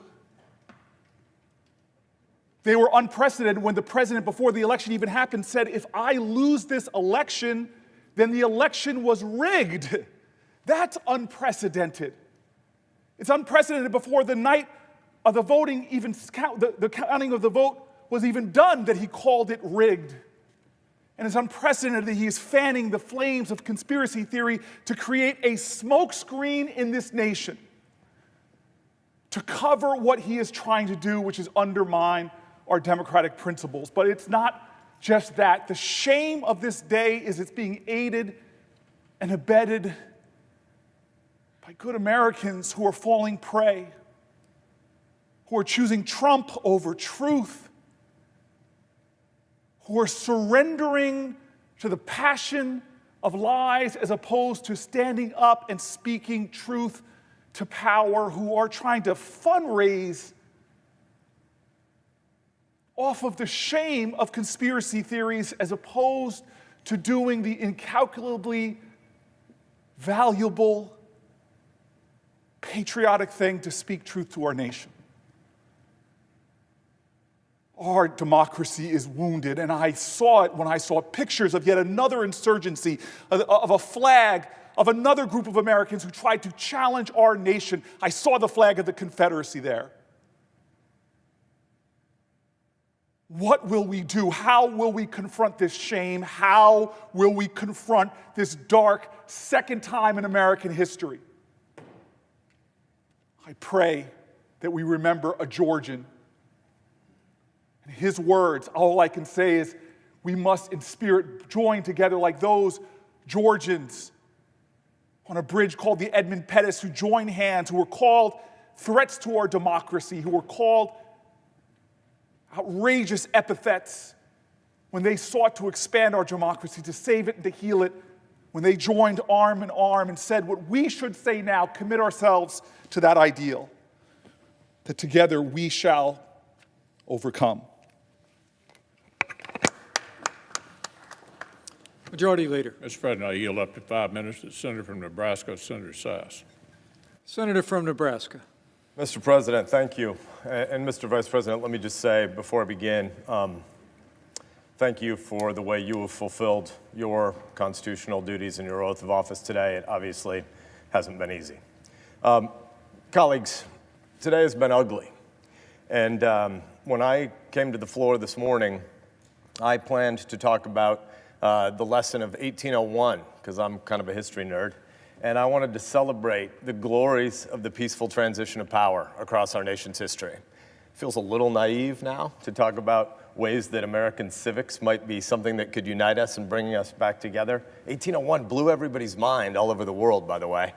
John Adams loses to Thomas Jefferson, and Adams willingly leaves the executive mansion and moves back to Massachusetts, and Jefferson peacefully assumes power. And people all over Europe said, that must be fake news. Those must be bad reports. There's no way any executive would ever willingly lay down power. And yet Adams, in defeat, did something glorious to give all of us a gift. I wanted to celebrate that, and it feels a little bit harder now. This building has been desecrated. Blood has been spilled in the hallways. I was with octogenarian members of this chamber that needed to have troops and police stabilize them to get down the stairs at a time when a lot of our staffs were panicked and under their desks and not knowing what was going to happen to them. It was ugly today. But you know what? It turns out that when something's ugly, talking about beauty isn't just permissible. Talking about beauty is obligatory in a time like that. Why? Why would we talk about beauty after the ugliness of today? Because our kids need to know that this isn't what America is. What happened today isn't what America is. They've been given a glorious inheritance. This is the 59th presidential election. If the vice president wasn't the chair and if the president pro tem was, I'd have made some joke that Chuck Grassley has voted in 2/3 of those 59 presidential elections. He's laughing. It's not as good as Hit Dear, Dear Dead, but it's still got a Grassley laugh. I don't think we want to tell the Americans that come after us that this republic is broken, that this is just a banana republic, that our institutions can't be trusted. I don't think we want that. We don't want that in this body. We don't want that in our hometowns. I don't think we want to tell our kids that America's best days are behind us, because it's not true. That's not who we are. America isn't Hatfield's and McCoy's blood feud forever. America's a union. There's a lot that's broken in this country, but not anything that's so big that the American people can't rebuild it, that freedom and community and entrepreneurial effort and that neighborhoods can't rebuild. Nothing that's broken is so big that we can't fix it. Generations of our forefathers and our foremothers, probably not a word, our ancestors, have spilled blood to defend the glories of this republic. Why would they do that? Because America is the most exceptional nation in the history of the world, and because the Constitution is the greatest political document that's ever been written. Most governments in the past have said might makes right, and we saw some of that Cthulhugan nuttery today. Might makes right. No, it doesn't. God gives us rights by nature, and government is just our shared project to secure those rights. America has always been about what we choose to do together, the way we reaffirm our constitutional system, where we've got some governmental tasks, and we all in this body could do better at those governmental tasks, but the heart of America is not government. The center of America is not Washington, D.C. The center of America is the neighborhoods where 330 million Americans are raising their kids and trying to put food on the table and trying to love their neighbor. That's the center of America. We're not supposed to be the most important people in America. We're supposed to be servant leaders who try to maintain a framework for ordered liberty so that there's a structure that back home where they live, they can get from the silver frame of structure and order to the golden apple at the center, as Washington would have said it, which is the things that they build together. The places where they coach Little League, the places where they invite people to synagogue or church. Sometimes the big things we do together are governmental, like kicking Hitler's ass or like going to the moon. Sometimes there is governmental stuff, but the heart of America is about places where moms and dads are raising kids, and we're supposed to serve them by maintaining order and by rejecting violence. You can't do big things like that if you hate your neighbors. You can't do big things together as Americans if you think other Americans are the enemy. Look, there's a lot of uncertainty about the future. I get it. There's a lot that does need to be rebuilt. But if you're angry, I want to beg you, don't let the screamers who monetize hate have the final word. Don't let nihilists become your drug dealers. There are some who want to burn it all down. We met some of them today, but they aren't going to win. Don't let them be your prophets. Instead, organize, persuade, but most importantly, love your neighbor. Visit the widower down the street who's lonely and doesn't want to tell anybody that his wife died and he doesn't have a lot of friends. Shovel somebody's neighbor, or shovel somebody's driveway. You can't hate somebody who just shoveled your driveway. The heart of life is about community and neighborhood, and we're supposed to be servant leaders. The constitutional system is still the greatest order for any government ever, and it's our job to steward it and protect it. Let's remember that today when we vote. Democratic leader. Senator Durbin. Senator from Illinois. Thank you, Mr. Vice President. In March of 1861, a Springfield lawyer caught a train to Washington. His name was Abraham Lincoln. It wasn't his first trip here. He'd served as a congressman 15 years before, and he returned in the beginning of the Civil War to serve as president. It was a different place than he knew it as congressman. In 15 years, it had changed a lot. The Spriggs boarding house across the street, which is now the Library of Congress, was gone. And this building was changing. Big changes. They're building a dome on the Capitol. But they were also in the earliest days of a war, and President Lincoln was counseled, stop building the dome. It costs too much money, and we can't spend any more time on it. And he said, no, we're going to build that dome and we're going to finish it. That dome and this building will be a symbol of this country that will survive this Civil War and come back strong. So they built the dome, they won the war, and since those days, that dome and this building have been a symbol to this country, a symbol of unity and of hope. Tourists come through here before COVID-19 by the tens of thousands. And if you've ever noticed their tours, they're often shushed. People are saying, show some respect for this building. We know this building in the Rotunda as a place where some of the greatest American heroes of both political parties lie in state, and we go there to honor them. We know this building because we work here. We enact laws here that change America. We gather for State of the Union messages from presidents and honor the people in the gallery. This is a special place. This is a sacred place. But this sacred place was desecrated by a mob today on our watch. This temple to democracy was defiled by thugs who roam the halls and sat in that chair, Mr. Vice President, the one that you vacated at 2:15 this afternoon, sat and posed for pictures, those who were roaming around this chamber. What brought this on? Did this mob spring spontaneously from America? No. This mob was invited to come to Washington on this day by this president for one reason, because he knew the Electoral College vote was going to be counted this day. He wanted this mob to disrupt the constitutional process which we are part of. This mob was inspired by a president who cannot accept defeat.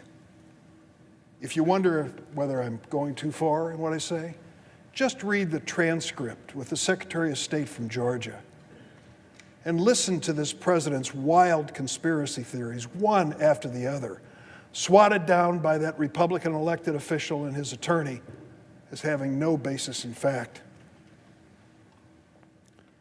This president begs, he coaxes, he even threatens that Secretary of State to find the votes he needs.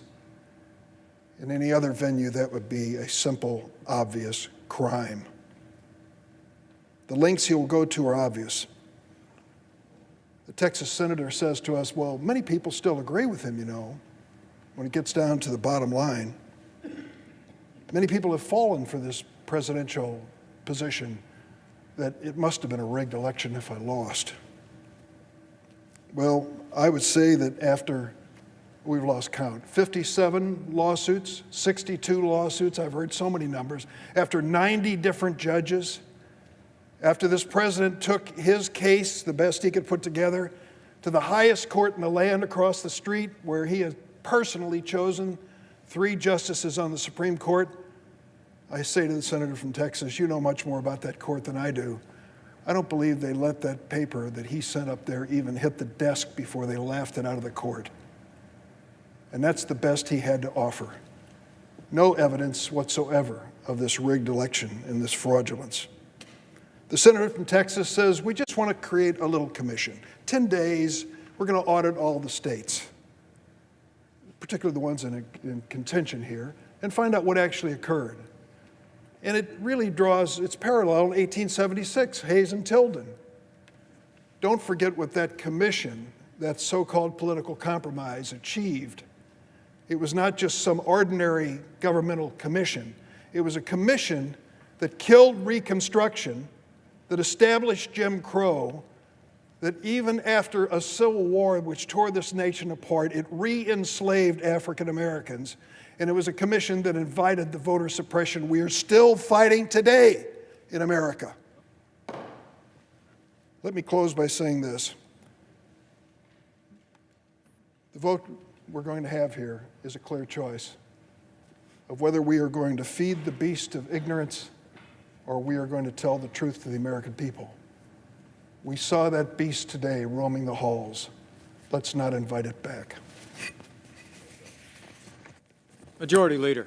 President, I yield up to 5 minutes to the senator from Kansas, Senator Marshall. Senator from Kansas. Thank you, Mr. President. Freedom of speech and the freedom to protest are provided in our Constitution. And while I share the same frustrations many Americans have over the presidential election, the violence and mob rule which occurred at the U.S. Capitol today and across the country over the past year are unacceptable, and I condemn them at the highest level. And like all of us in the chamber, I'm thankful for the heroic law enforcement officers who worked feverishly to restore order so that we get back to the electoral certification process. During my 29-year career as an obstetrician and gynecologist, too often I had to sit down with patients and give them a very bad diagnosis. It might have been a young mother of 3 who I delivered all 3 of her babies, now with metastatic breast cancer, or perhaps another woman with advanced cervical or ovarian cancer, all with a very challenging prognosis. But before I sat down with each one of those patients, I carefully reviewed all their labs, their x-rays, and their pathology to make sure I had the facts straight. But at the end of the day, my final recommendation was always going to be a recommendation from my heart. I want my fellow Kansans and all Americans to know that I've given as much consideration and thought surrounding the issue objecting to a state's electoral college votes as I did considering the treatment plan for a serious health concern. and today's decision, once again, is from my heart. Mr. President, I rise today to restore integrity to our republic. And I rise to join the many of our colleagues who are all concerned for current and future generations. We must restore faith and confidence in one of our republic's most hallowed patriotic duties, voting. There is no question our U.S. Constitution empowers state legislatures to execute free, legal, and fair elections. Unfortunately, in several states, the clear authority of those state legislatures to determine the rules for voting were usurped by governors, secretaries of states, and activist courts. Our laws and Constitution should always be followed, especially in a time of crisis. I don't rise to undo a state's legally obtained Electoral College votes. Rather, I rise in hopes of improving the integrity of the ballot to hold states accountable to the time-proven constitutional system of the Electoral College. This is why I urge the formation of an electoral commission to give constructive suggestions and recommendations that states can make to make our elections once again safe, free, and fair after a year of jarring irregularities. We must and will have a peaceful transition to power. To all my fellow Americans, I have no doubt that our republic can grow stronger through this difficult day. May God bless this great republic. Thank you, Mr. President. I yield back. Democratic leader. Senator Duckworth. Senator from Illinois. President, in 2004, I packed up my rucksack, laced up my boots, and deployed to Iraq, ready to sacrifice whatever was asked of me, all because I loved this nation, willing to sacrifice my life if needed. Because I believe in the sanctity of our electoral system, which had declared George W. Bush my commander-in-chief. I earned my wounds, proudly fighting in a war I did not support, on the orders of a president I did not vote for, because I believed in, and I still do believe in, the values of our nation, because I believe in a government of, by, and for the people, where voters choose who leads them, not the other way around. I have spent my entire adult life defending our democracy, but I never thought it would be necessary to defend it from an attempted violent overthrow in our nation's own Capitol building. Well, I refuse to let anyone intent on instigating chaos or inciting violence deter me from carrying out my constitutional duties.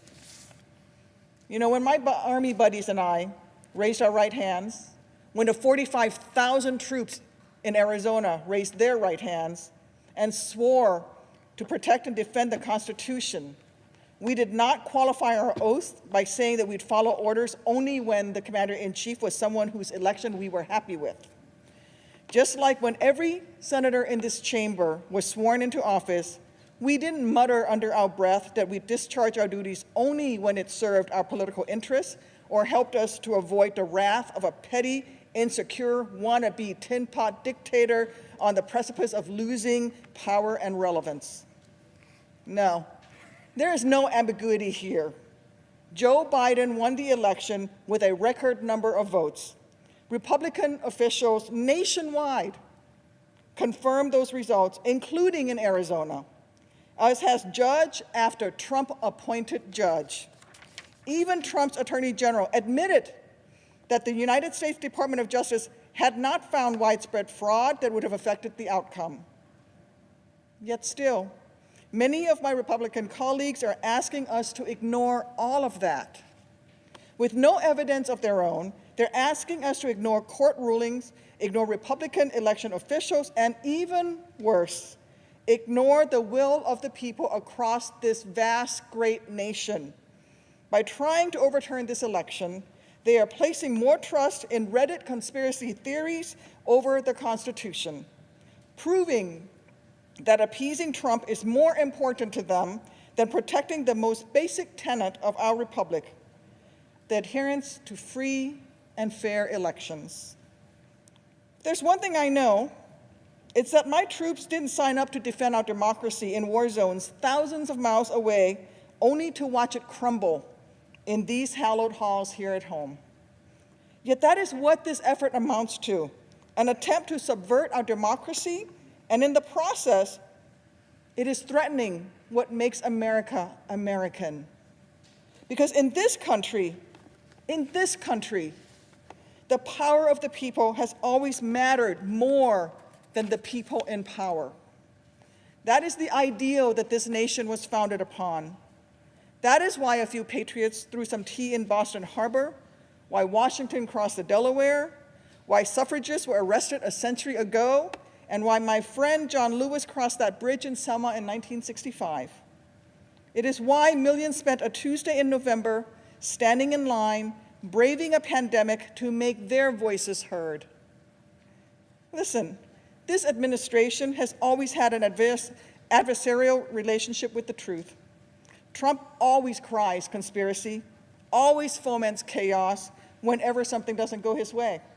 But today, we here in this chamber have the opportunity to prove that here in this country, truth matters, that right matters, that the will of the people matters more than the whims of any single powerful individual. I have no tea to throw in Boston Harbor tonight, and I regret that I have no rucksack to pack for my country, no Black Hawk to pilot,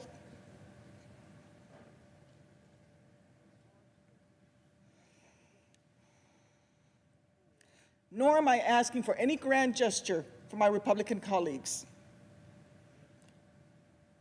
All that I'm asking of you is to reflect on the oaths that you have sworn, on the damage done to our union today, and on the sacrifices made by those who've given so much to this nation.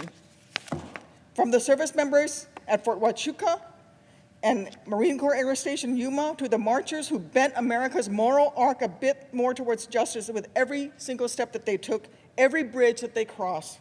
Then ask yourself whether the democracy they were willing to bleed for, the country that each of us in this chamber has sworn to defend, is worth damaging in order to protect the porcelain ego of a man who treats the Constitution as if it were little more than a yellowing piece of paper. I think we all know the right answer. Majority Leader.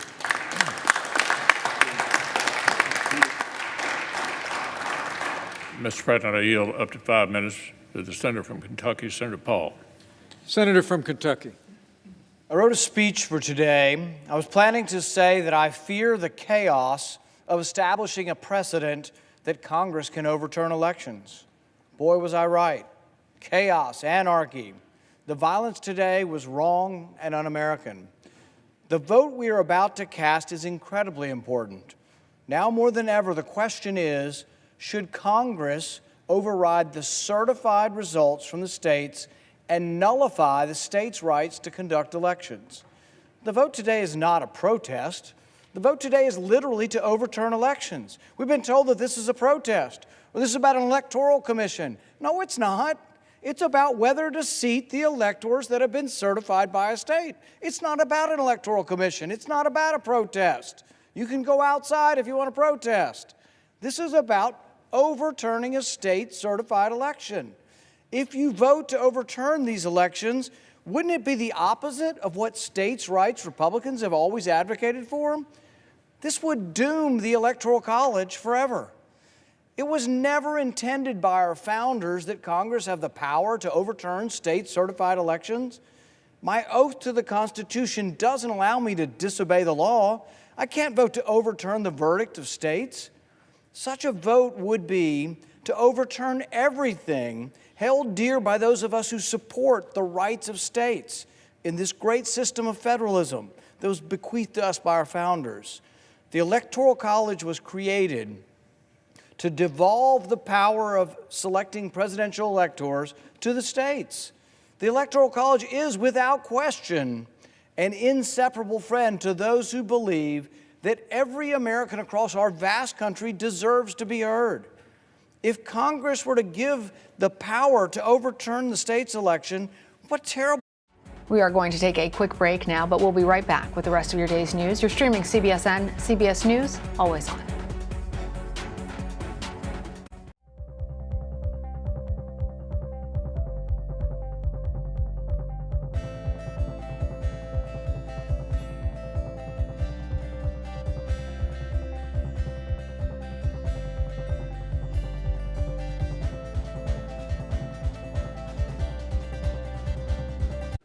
We believe in we the people. And the way the people, one of the speakers, I think it was the senator from Texas, expressed, we're here for the people. If those were the people, we're in a lot of trouble. Our electoral system, our democratic system, however, did not break under the strains of the misinformation, the claims of fraud, which court after court after court have dismissed out of hand. Not because there was a little evidence, because there was no evidence. That's why we're the longest lasting constitutional democracy in the world.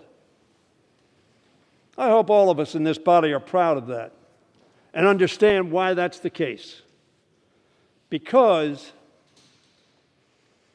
as Dick Gephardt said on this floor many years ago, democracy is a substitute for war to resolve differences. It proved once more the ever-beating strong heart that gives life to our republic and our freedoms. That strength, Madam Speaker, is derived in part from our institution and our laws.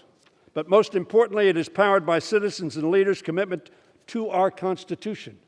Not just us, we swear an oath. But it's all of America.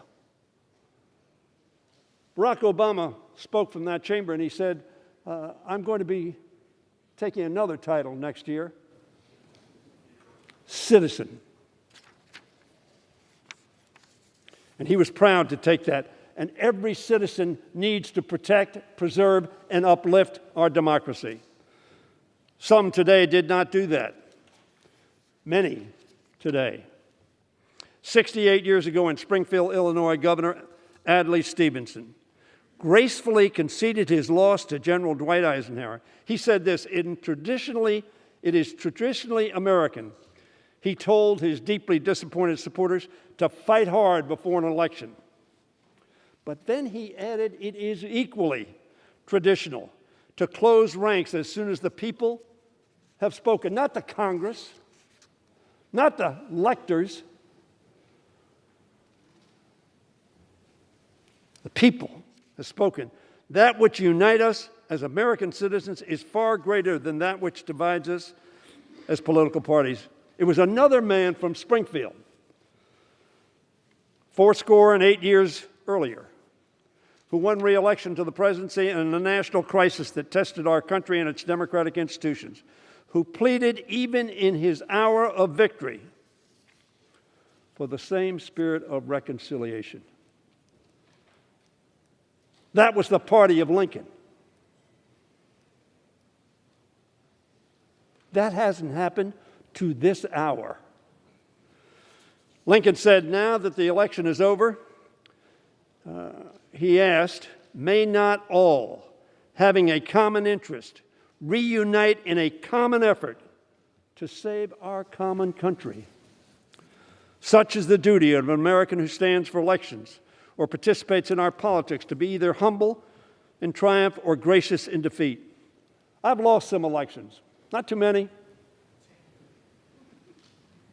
and I've won a lot of elections. And I hope that I've been gracious in defeat and humble in victory. I hope that I put my state and my country first, not myself. It is clear to all that the outgoing president has not followed the path that Stevenson and Lincoln urged.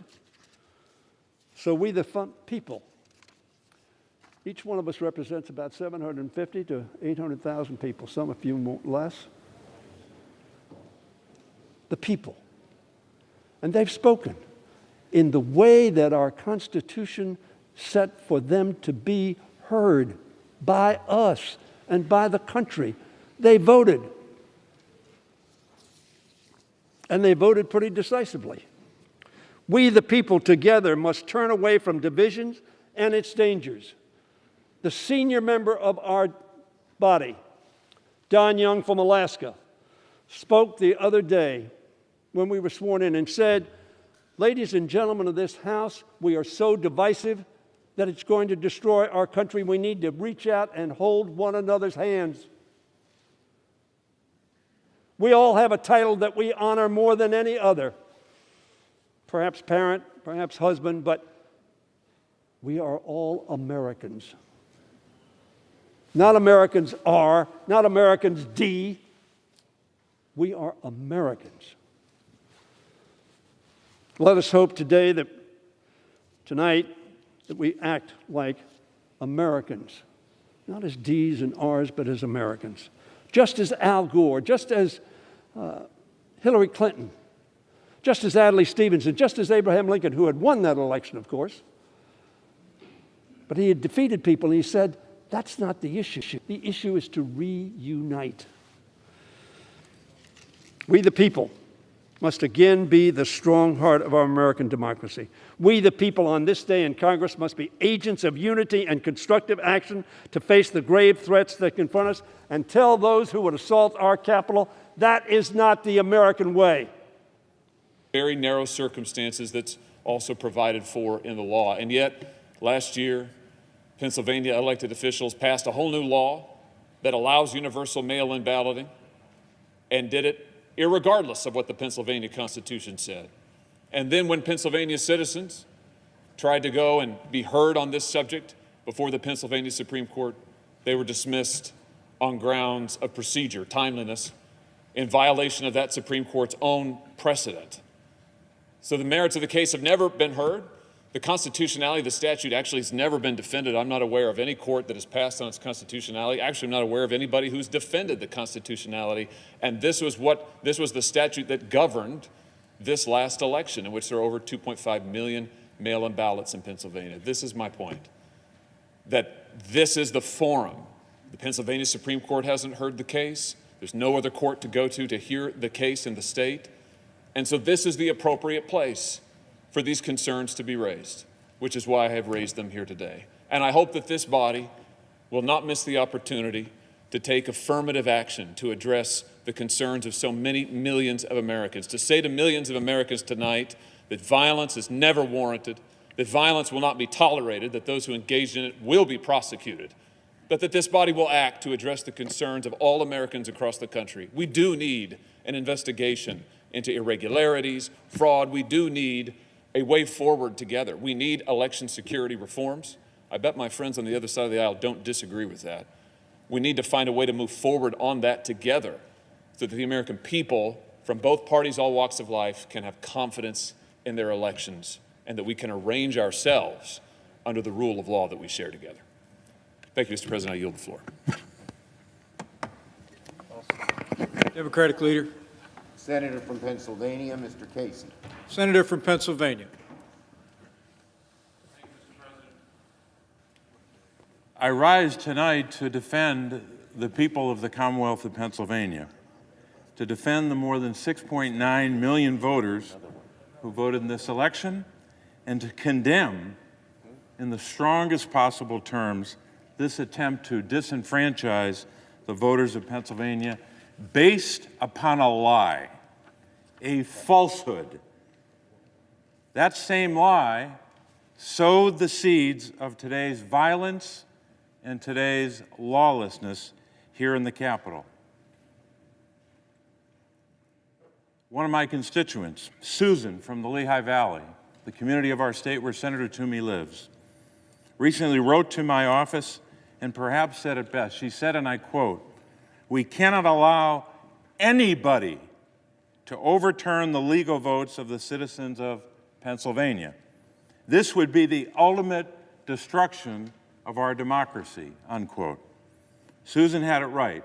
We cannot allow anybody, and she put that word in all caps, to overturn the legal votes of the people of our state. Let me address the allegation regarding the Pennsylvania Constitution and the General Assembly. Somehow that the General Assembly didn't have the authority to enact no-excuse mail-in voting, that process for the people of our state. First, the law in question, Act 77, was passed in 2019 and was implemented without any serious question as to its constitutionality. The law was passed by a Republican-controlled General Assembly, House and Senate. It was only after the 2020 election, when it became clear that President-elect Joe Biden won Pennsylvania by a little more than 80,000 votes, did some Republican politicians in our state decide to challenge the constitutionality of the law. Second, Act 77 is plainly constitutional. My colleagues allege that the state constitution requires in-person voting except under limited circumstances. This is not true. While Pennsylvania lays out specific situations in which absentee voting is required, there is no in-person requirement in our state's constitution. The Constitution set a floor, not a ceiling, for this type of voting. Second, apart from the argument made by my colleague, there's bipartisan agreement across our state, at the local, state, and federal level, that our election was fair, secure, and lawful. On Monday, my colleague from Pennsylvania, Senator Toomey, wrote in an op-ed, and I'm quoting, "The evidence is overwhelming that Joe Biden won this election," unquote. There's simply no evidence to justify the outrageous claims of widespread voter fraud or election irregularities suggested by those seeking to overturn the election. 60 cases, court after court, all throughout our state and throughout the country, including the Supreme Court, dealing with this bizarre argument that we know is based upon that lie. In one court, the United States Court of Appeals for the Third Circuit, Judge Bibas, appointed by President Trump, he said, quote, "The campaign's claims have no merit," unquote. The United States, he said, has free and fair elections, which are the lifeblood of our democracy. Charges require specific allegations and then proof. We have neither here, unquote. So said Judge Bibas. Finally, Mr. President, a word about those election officials who did such work. These election officials all across our state, Republicans and Democrats, from red counties and blue counties, they did their jobs. They are patriots. And these objections are an attack on these Pennsylvania public servants. Give you one example. Republican Commissioner Al Schmidt, I should say, of Philadelphia. He wrote, and I said, and he wrote, as I will quote as follows, quote, "There really should not be a disagreement, regardless of party affiliation, when we're talking about counting votes by eligible voters. It's not a very controversial thing, or at least it shouldn't be," unquote. After Election Day, Commissioner Al Schmidt, his family, and his colleagues were subjected to death threats simply because he was trying to do his job with integrity. It calls to mind, Mr. President, that great line from America the Beautiful, "O beautiful for patriot dream that sees beyond the years." These election officials, like so many of our patriots, we heard from Senator Duckworth tonight, a real patriot. These patriots did their job. Let's support these patriots. Vote against this objection. Majority Leader. I yield 5 minutes to the senator from Utah, Senator Romney. Senator from Utah. Mr. President, today was heartbreaking, and I was shaken to the core as I thought about the people I met in China and Russia and Afghanistan and Iraq and other places who yearn for freedom and who look to this building and these shores as a place of hope. And I saw the images being broadcast around the world, and it breaks my heart. I have 25 grandchildren. Many of them were watching TV, thinking about this building, whether their grandpa was okay. I knew I was okay. I must tell you as well, I was proud to serve with these men and women. This is an extraordinary group of people. I'm proud to be a member of the United States Senate and meet with people of integrity as we do here today. Now we gather due to a selfish man's injured pride and the outrage of supporters who he has deliberately misinformed for the past 2 months and stirred to action this very morning. What happened here today was an insurrection incited by the President of the United States. Those who choose to continue to support his dangerous gambit by objecting to the results of a legitimate democratic election will forever be seen as being complicit in an unprecedented attack against our democracy. Fairly or not, they'll be remembered for their role in this shameful episode in American history. That will be their legacy. I salute Senator Langford and Loeffler and Braun and Daines, and I'm sure others, who in the light of today's outrage have withdrawn their objection. For any who remain insistent on an audit in order to satisfy the many people who believe that the election was stolen, I'd offer this perspective. No congressional audit is ever going to convince these voters, particularly when the president will continue to say that the election was stolen. The best way we can show respect for the voters who are upset is by telling them the truth.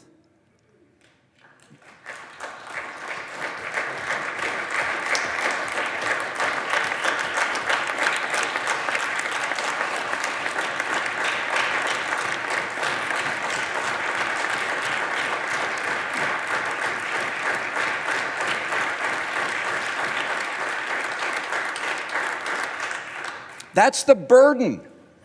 That's the duty of leadership.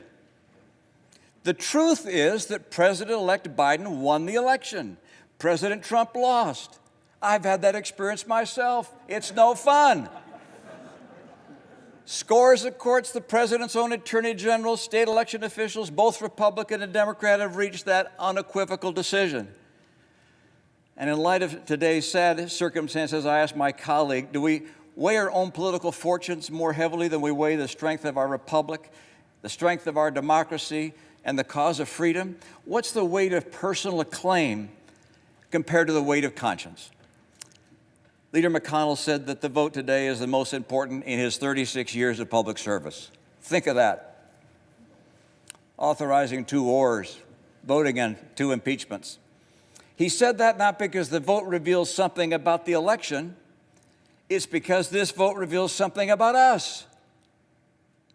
I urge my colleagues to move forward with completing the electoral count, to refrain from further objections, and to unanimously affirm the legitimacy of the presidential election. Thank you, Mr. President.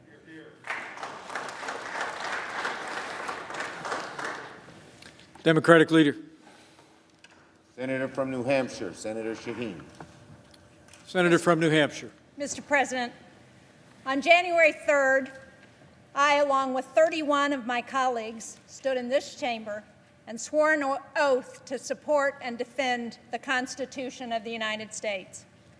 It's both ironic and deeply disappointing that only 3 days after swearing these oaths, some of my colleagues are willfully coming close to breaking this promise.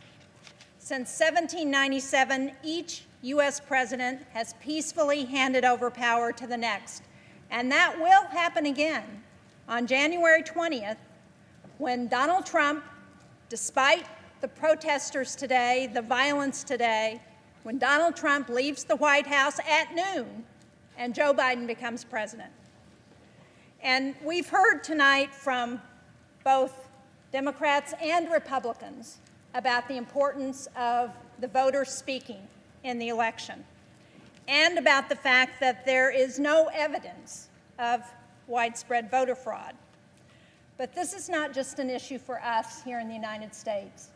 This is an issue for nascent democracies around the world who, as Senator Romney said, look to the United States as an example. We are the shining city on the hill. We give those struggling under oppression hope for a better future. Now, like so many of us in this chamber, I've traveled to developing democracies around the world, to Afghanistan and Iraq, to the Western Balkans, to Africa, to the country of Georgia. I went there with my colleague, Senator Risch. In 2012, we went to Georgia to observe officially, on behalf of the Senate, the election between outgoing President Mikhail Saakashvili and his United National Movement Party, and the challenge by Georgian Dream, which was a newly formed party supported and funded by billionaire oligarch Bidzina Ivanishvili. It was a battle for parliament, but also for control of the government. Senator Risch and I visited multiple polling places on Election Day, and we agreed with the international assessment that that election was free and fair and that Georgian Dream were the winners. But there was real concern in the country that Saakashvili was going to refuse to give up power, that would lead to violence, it would end the nascent democratic reforms that were happening in that former Soviet republic.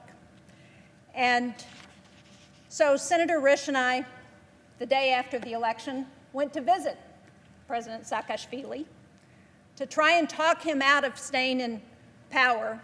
And I remember very clearly going to his home, and we sat down with him and we pointed out that the hallmark of a democracy, what he had worked so hard for in his 8 years as president of Georgia, the hallmark of that was to turn over power in a peaceful election to the person that the voters chose.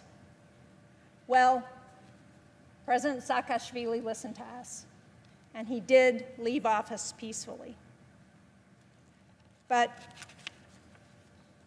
it's important that future generations recognize that America, like democracies everywhere, depends on a peaceful transition of power, on believing in what the voters say and in ensuring that happens.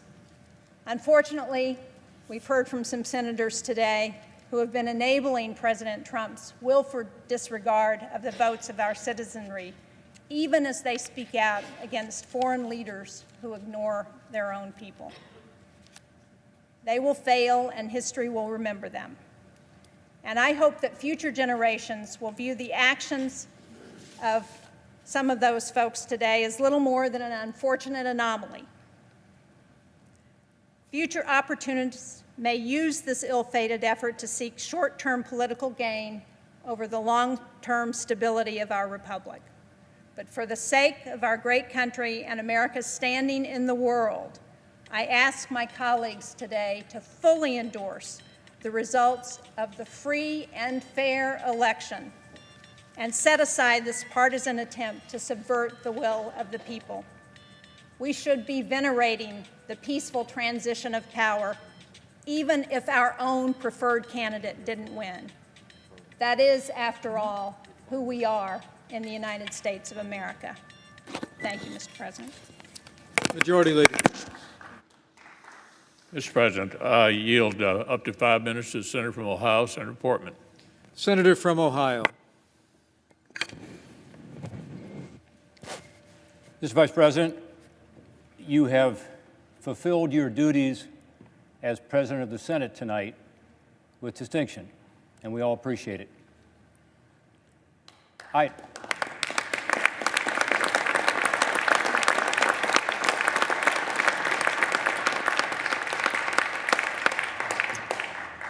thought about changing my mind and not speaking tonight, given the lateness of the hour, and I know all of my colleagues would have appreciated that greatly. But I felt it was necessary to speak because I want the American people, particularly my constituents in Ohio, to see that we will not be intimidated, that we will not be disrupted from our work, that here in the citadel of democracy, we will continue to do the work of the people.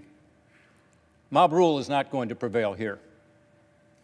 Now, let's face it, we did not reclaim this chamber tonight. Brave and selfless law enforcement officers stood in the breach and ensured that the citadel of democracy would be protected and that we would be defended. And we are deeply grateful for that, as is the nation. I've listened carefully to the comments of my colleagues, and I've listened over the past couple of weeks as this issue has been discussed, and I tell you, for me, it's not a hard decision. I stand with the Constitution. I stand with what the Constitution makes clear. The people and the states hold the power here, not us. My oath to the Constitution and my reverence for our democratic principles make it easy for me to confirm these state certifications. By the way, I posed this process some 15 years ago when some Democrats chose to object to the electors from my home state of Ohio after the 2004 elections. I opposed it then, and I oppose it now. I said at the time, Congress must not thwart the will of the people. That's what we would be doing. Let's assume for a moment that those who object to the certifications are right, that the Constitution intended that a bare majority of members of Congress could circumvent the states that have chosen to certify the popular votes of their own state citizens. I ask the objectors to think about the precedent that would be set if we were to do that. What if the majority in the House and the Senate was of the other party when a presidential candidate of our party came through a close presidential election? Would you want a Congress controlled by the Democrats to play the role you now intend for us? It is asking Congress to substitute its judgment for the judgment of the voters, and its judgment for the judgment of the states that certified the results. And even forgetting the dangerous precedent that would be set, what would be the basis for objecting in this election? Look, I voted for President Trump. I supported him because I believe the Trump administration's policies are better for Ohio and for the country. And I supported the Trump campaign's right to pursue recounts. They had every right to do it. And legal challenges. I agree that there were instances of fraud and irregularities in the 2020 elections. I think we all do. And by the way, there is fraud and irregularities in every presidential election. But it is also true that after 2 months of recounts and legal challenges, not a single state recount changed the result. And of the dozens of lawsuits filed, not one found evidence of fraud or irregularities widespread enough to change the result of the election. This was the finding of numerous Republican-appointed judges and the Trump administration's own Department of Justice. Every state has now weighed in and chosen to certify its electoral slate based on the popular vote as set out in the Constitution. I understand that many Americans who would never storm this Capitol don't trust the integrity of the 2020 election, don't think the states should have certified, don't think we should have accepted the results from the states, and are insisting on more transparency and accountability. In the 2016 elections, lest we forget, many Democrats objected to the results and distrusted the election. I challenge my colleagues on both sides of the aisle to listen, but also to do our part to try to restore faith in our elections.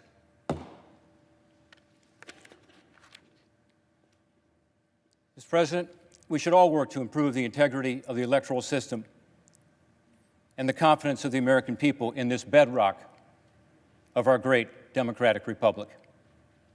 Today, I'll do my constitutional duty and oppose these efforts to reject the state-certified results.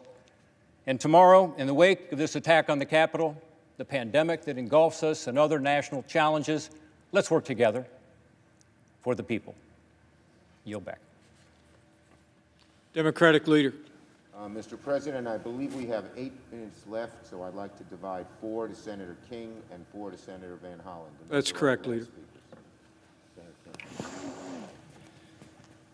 Mr. President.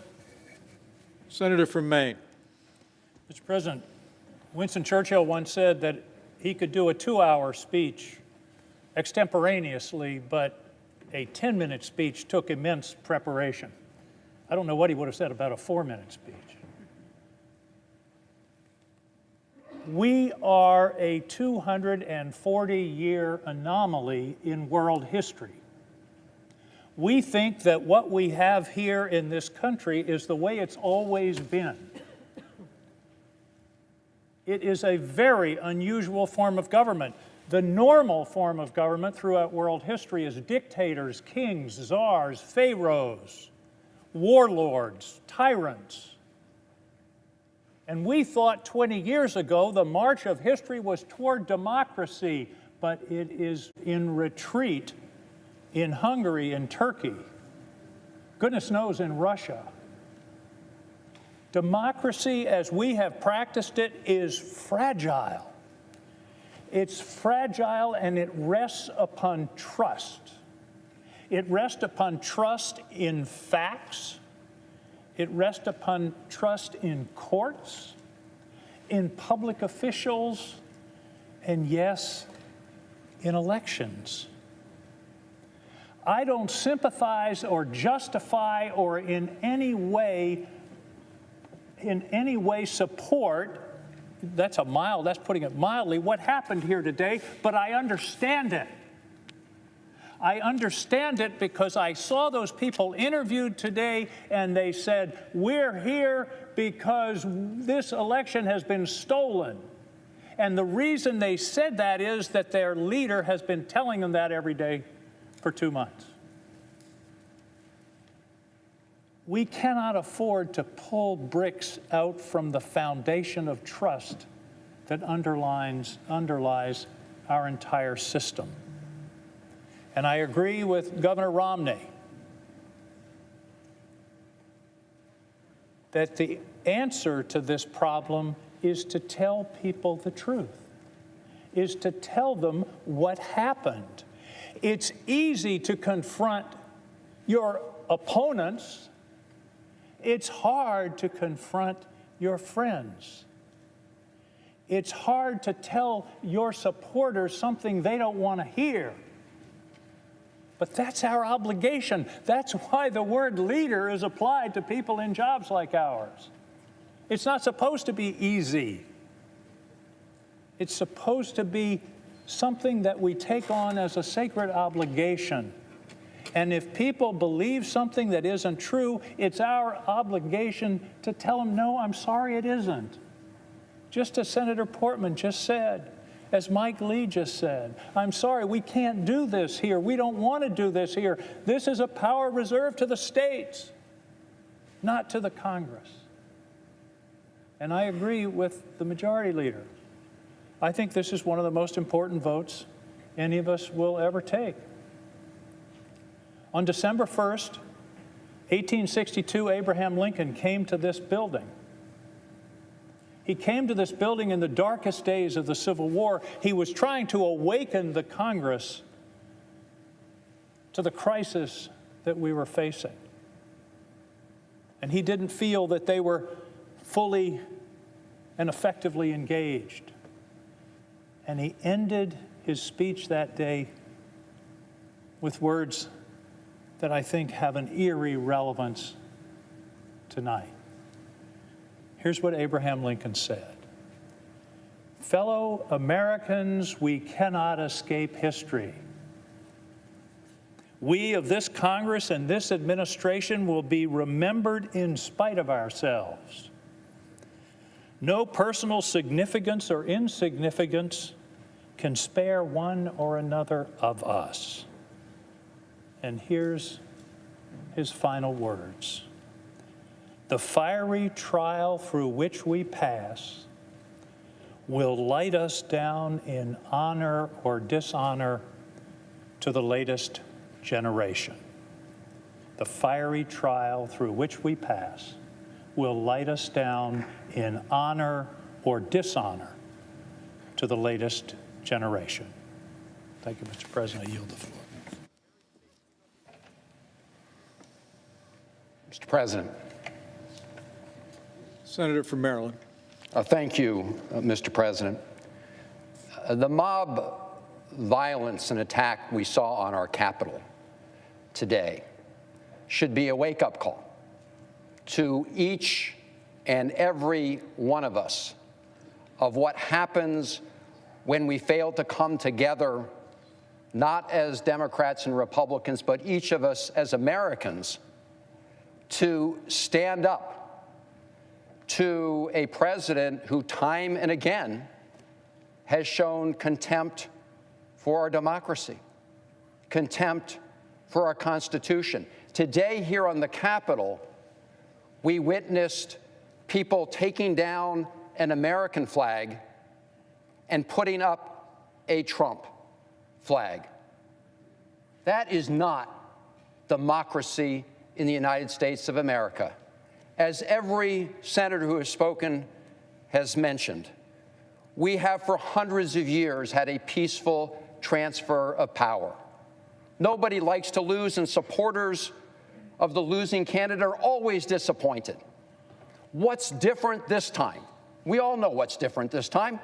We had a president who, as a senator from New Jersey said, even before a vote was cast, that if he didn't win the election, it was going to be a fraud. And every day since then has perpetrated that lie.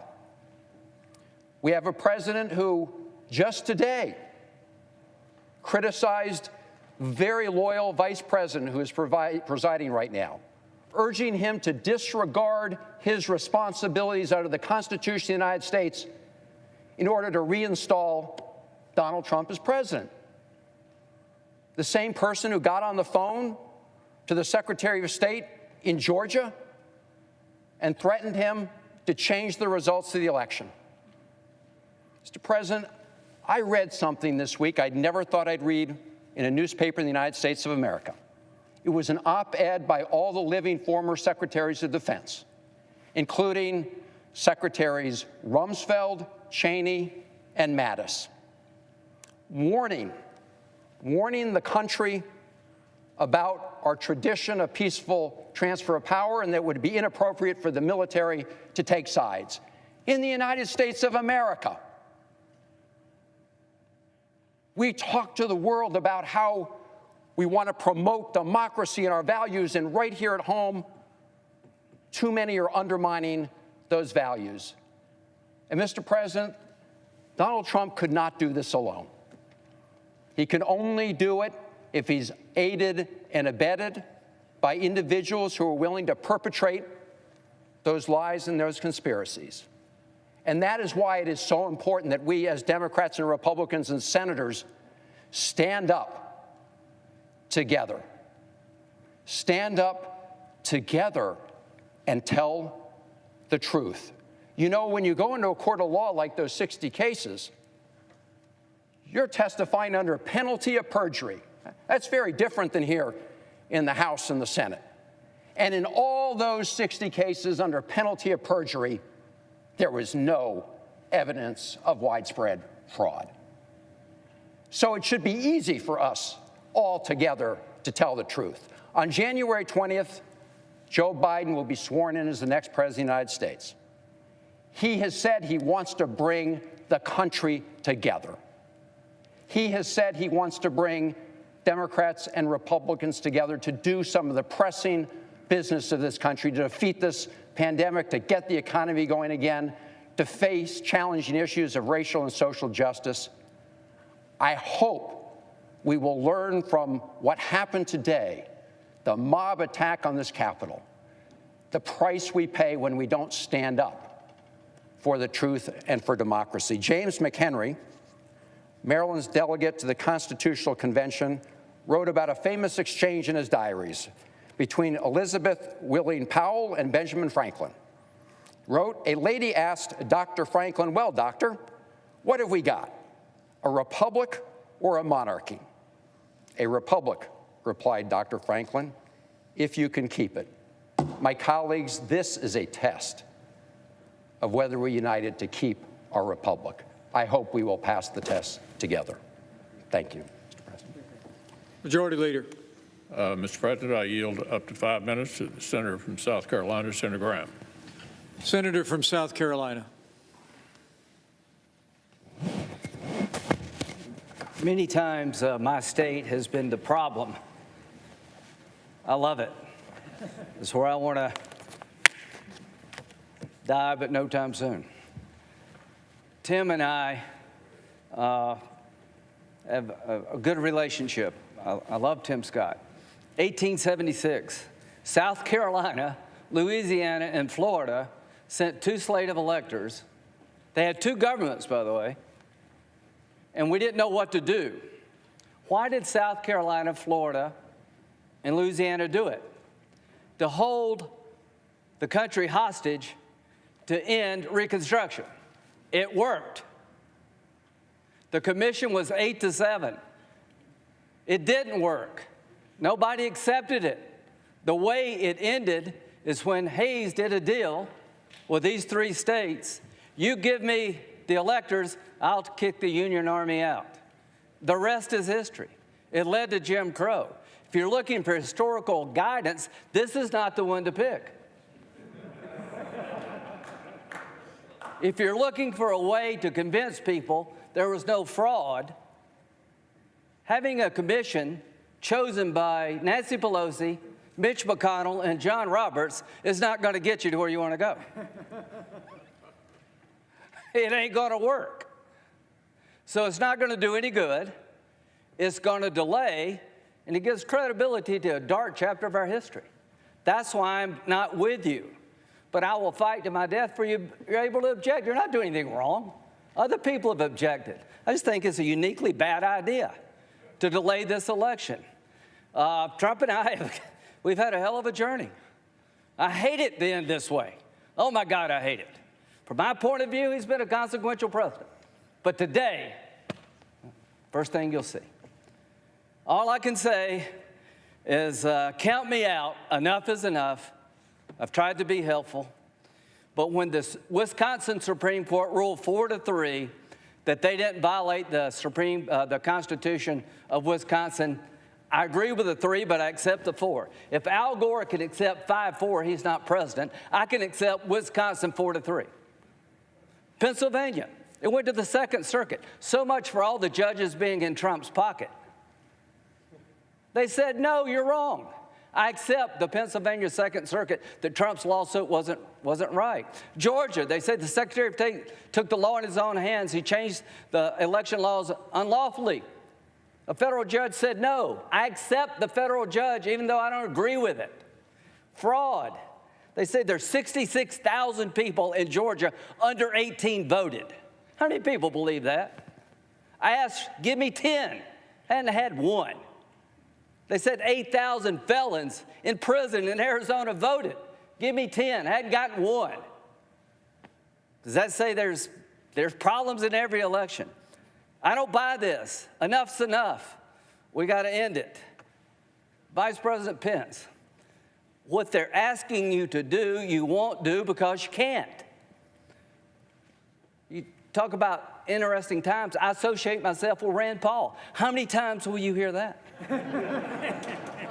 The mob has done something nobody else could do to get me and Rand to agree. Rand is right. If you're a conservative, this is the most offensive concept in the world, that a single person could disenfranchise 155 million people. The President of the Senate shall, in the presence of the Senate and the House of Representatives, open all certificates, and the votes shall then be counted.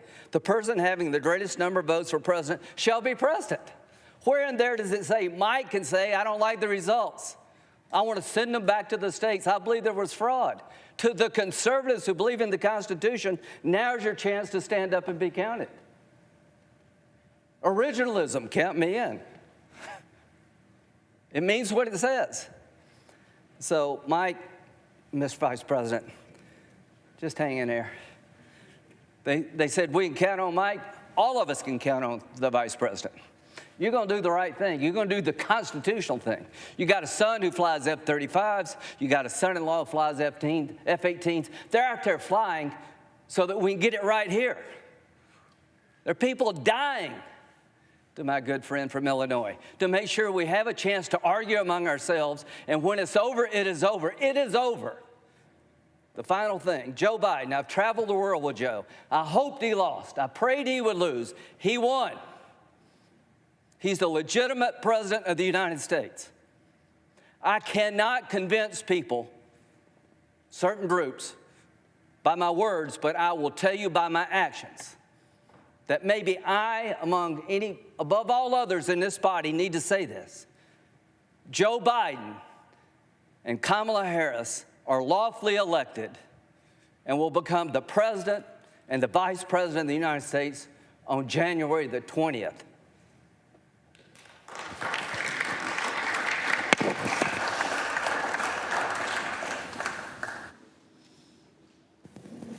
Majority Leader. Mr. President, I yield back the balance of our time. All time has expired. The question is, shall the objection submitted by the gentleman from Arizona, Mr. Gosar, and the senator from Texas, Mr. Cruz, and others be sustained?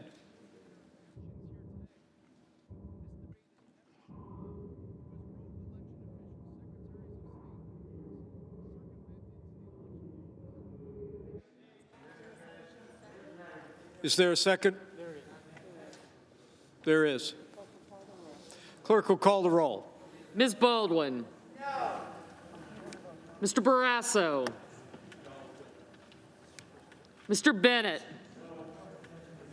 No. Mrs. Blackburn. No. Mr. Blumenthal. No. Mr. Blunt. No. Mr. Booker. No. Mr. Bozeman. No. Mr. Braun. No. Mr. Brown. No. Mr. Burr. No. Ms. Cantwell. No. Mrs. Capito. Mr. Cardin. No. Mr. Carper. You've been listening to debate on both the Senate and House floors. This all comes after rioters stormed the U.S. Capitol building, forcing lawmakers to evacuate as they were starting to count Electoral College votes. For more on what transpired today, we want to take you to a CBS News special, Assault on the Capitol.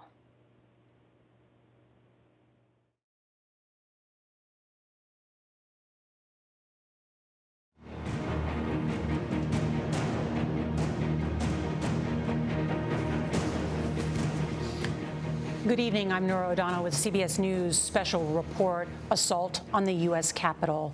In an extraordinary day here in the nation's capital that no one thought would come to fruition, an angry mob of supporters of President Trump convened on the U.S. Capitol, overwhelming law enforcement. This is an image inside what is called the Capitol crypt, as those supporting the president sought to storm the House and Senate chambers, what can only be viewed as an attempt not only to thwart the democratic process, but also an effort incited by the President of the United States to try one last effort to overturn the presidential election. Senators, congressmen, their staffers were quickly whisked into a secure location. Among them as well, the Vice President of the United States, brought by the U.S. Secret Service into a secure location. All of them holed up for hours, trying to remain secure. This picture encapsulates it all. The U.S. Capitol Police, guns drawn. Those are members of Congress on their knees, with bags that were to protect them from chemical agents in the galley, watching stunned, staffers scared. These are some of the people who tried to storm the Capitol, and the law enforcement with long guns drawn, asking them to stop this assault on democracy. And outside the west front of the Capitol, which 2 weeks today will witness the inauguration of the 46th President of the United States, hung a Trump 2020 flag. That flag is no longer there. Law enforcement, including our National Guard, was activated.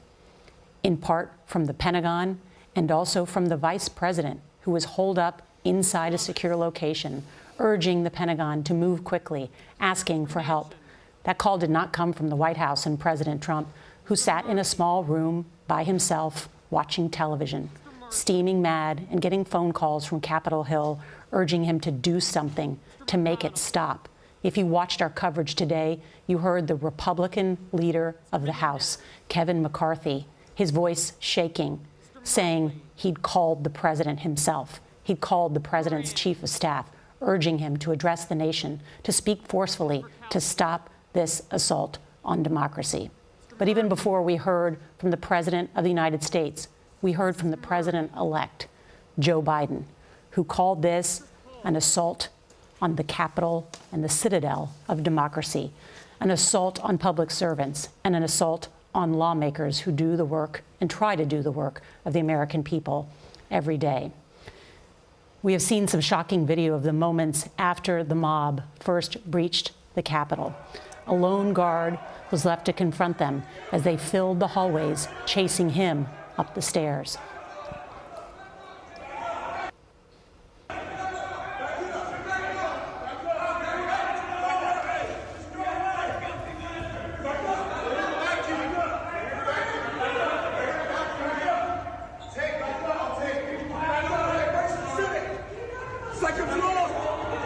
This scene in itself has prompted calls about whether this party that incited this violence is the party of law and order. It has been a remarkable day, and I want to bring in CBS's Jeff Pegues, who is still on the streets of our nation's capital tonight, which is under a mandatory curfew, a state of emergency since 6 o'clock, as the mayor has called in 1,100 members of the National Guard to help secure the peace. Jeff. Nora, this has been an extraordinary day, and it started early this morning when President Trump's supporters, at his urging, descended on Washington, D.C. They came here before the sun came up, and we were walking with them along Constitution Avenue as they prepared to fill the ellipse. As I was describing it, I said that there were tens of thousands of people there, potentially, but one of President Trump's followers corrected me. She said that you should call this a massive crowd, and it was a massive crowd that seemed to grow during the day and grew even larger as it got closer to President Trump's speech to the crowd. And when he arrived, he soaked up the adulation. He repeated some of the slogans, stop the steal, the slogans that suggested or said outright that the election was rigged. Slogans that his followers repeated to me over and over and over again without evidence.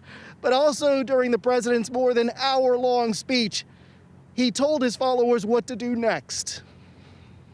We're going to walk down to the Capitol, and we're going to cheer on our brave senators and congressmen and women. And we're probably not going to be cheering so much for some of them, because you'll never take back our country with weakness. You have to show strength, and you have to be strong. You have to show strength, and you have to be strong. At the Capitol, those protesters, upon hearing the president's speech, some of them left the speech early, heading for the Capitol. They clashed with police as they surrounded the Capitol and climbed the walls. It has been extraordinary. We need more men up at the Capitol. We need 80 men at a time to go through the tear gas. Hey, excuse me, what are you asking for? 80 men. To take our property, to take our property back. We the people own this property. And there were others saying similar things. In fact, I heard a few people say this is civil war. So they were intent on breaching the Capitol, and they did. And Their actions today raise questions about whether law enforcement was truly prepared for what was going to happen today. Everybody knew in this city that this day was going to come. The president had been advertising it to his followers for at least a week, urging them to come to D.C. They did. They got permits.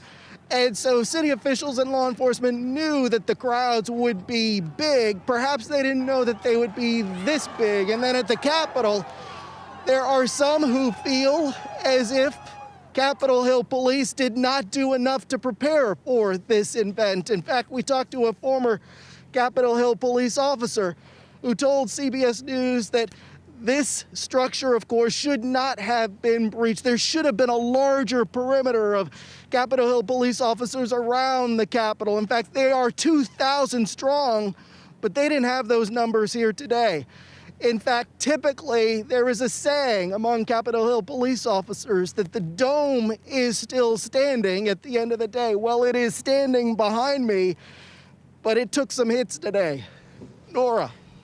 And with Lady Liberty still atop, Jeff Pegues for that excellent reporting. Just want to show you what's happening at this hour. Live pictures from inside the Senate floor as they are voting on the objection to the Arizona electoral vote. This is what happened earlier today. There was the joint session of Congress. You had a Republican House member, a Republican senator, both together raise an objection in writing. And so that's why the two chambers broke to debate separately. And that's when this assault on the Capitol happened. They're now finishing up that business some 9 hours later. Once this gets done, they will reconvene and we will come to really that moment about whether they will finally take this step to count the rest of the Electoral College votes, making Joe Biden the 46th president of the United States. It is a formality. Also today, in part because what we saw, the comments by the president of the United States to those tens of thousands of angry supporters. Also the warm-up act by his son, Don Jr., who said that we are coming for you, that message sent from members of Congress. A warm-up also done by Rudy Giuliani, who said to those tens of thousands gathered here that it would be trial by combat, in his words. And then it turned into just that on Capitol Hill. Because of that, you now have a number of Republican lawmakers who are placing the blame for this insurrection squarely at the feet of the President of the United States, saying he is responsible for inciting this violence, and that those who continue it, in the words of Mitt Romney, are complicit in terms of the lawmakers continuing this debate. It has gotten so dire that my characterization is we are on the brink of a constitutional crisis. Also because of the reporting of CBS's Margaret Brennan, who is the moderator of Face the Nation, who has been speaking with her sources about the reaction from some of the cabinet members to what has happened. And Margaret, please share with us what you're learning. Nora, the past 24 hours have had a profound effect on the thinking of some of the president's top advisors. And we know that they are in the very early stages, but have begun discussing among themselves the potential of invoking the 25th Amendment, which would remove the president from office for the remainder of this term and effectively put in place the vice president as commander-in-chief. Now, again, these are early whispers, as it has been described to me. It has not been formally presented. And I want to underscore here tonight, there are a lot of unconfirmed reports about potential resignations as well. So with every cabinet member or top advisor who potentially could depart, it is unclear where the head count is. We are working on all of that to try to nail down where those cabinet members are in their thinking at this moment. But the point is here is that top advisors within the Trump administration have been so affected and in their thinking because of what has happened, the accumulation of events and the president's own personal behavior, that this has been discussed. And Margaret, that's why I used the words constitutional crisis, because just as the President of the United States and the Commander-in-Chief seems increasingly isolated, there were reports about potential resignations by his national security staff and his vice president right now busy in the Senate and then soon the joint session of Congress to dispatch what is normally a perfunctory matter and is done very, very quickly. But instead, is dealing with this. I have to ask you about some of the comments that we saw today, notably President Trump's former defense secretary, Jim Mattis, who had some very strong words for President Trump, saying Mr. Trump will deservedly be left a man without country.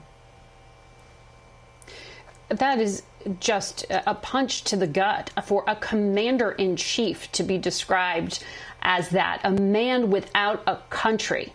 That is such a powerful statement by Jim Mattis, the retired four-star Marine general, former Secretary of Defense, and known for having a real power of inspiration among the rank and file, among the men who have served under him. So these words carry weight still, to the degree that there is moral authority left among some of the leaders who have spoken out time and again on key moments, such as what we saw happen during the summer with the protests in front of the White House that turned violent, and the president's decision at that time to go into Lafayette Square and hold up the Bible. That has inspired military leaders to speak out. But this statement tonight is unlike anything I have seen to date, Nora.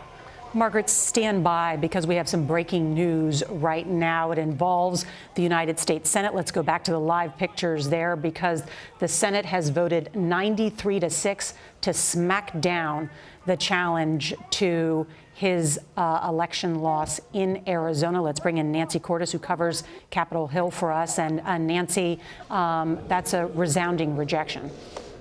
It is a resounding rejection, Nora, and it means that Arizona gets to keep its 11 electoral votes. Those will officially go into the count. It shows you how much this movement to challenge the Electoral College results has dwindled in the wake of the violence we saw today. Still 6 is not 0, which means there is still a possibility that any one of those 6 could choose to object again once the process gets underway to continue with the count and move on to more states. Why Arizona? Why were they objecting to the electoral votes in that state? Well, it just comes early in the alphabet. It's an A state. It's the first battleground state that was won by Vice President Joe Biden, that came up as they were going through these states alphabetically, and so that's choose about. They're upset about Georgia. They're upset about Pennsylvania. So the question now is whether these senators like Josh Hawley of Missouri, Roger Marshall of Kansas, will feel that they have made their point. They have said what they have had to say. They've gotten on record,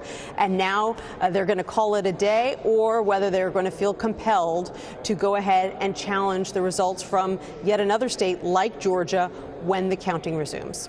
Right. And of those 6 objections, 2 of them, Senator Hawley and Senator Cruz, I'm thinking of the most notable because they are both senators who have presidential ambitions 4 years from now. They also listened to the remarks of Mitt Romney, who received applause from fellow senators when he also, though, suggested that those that continue this are complicit in the violence, right?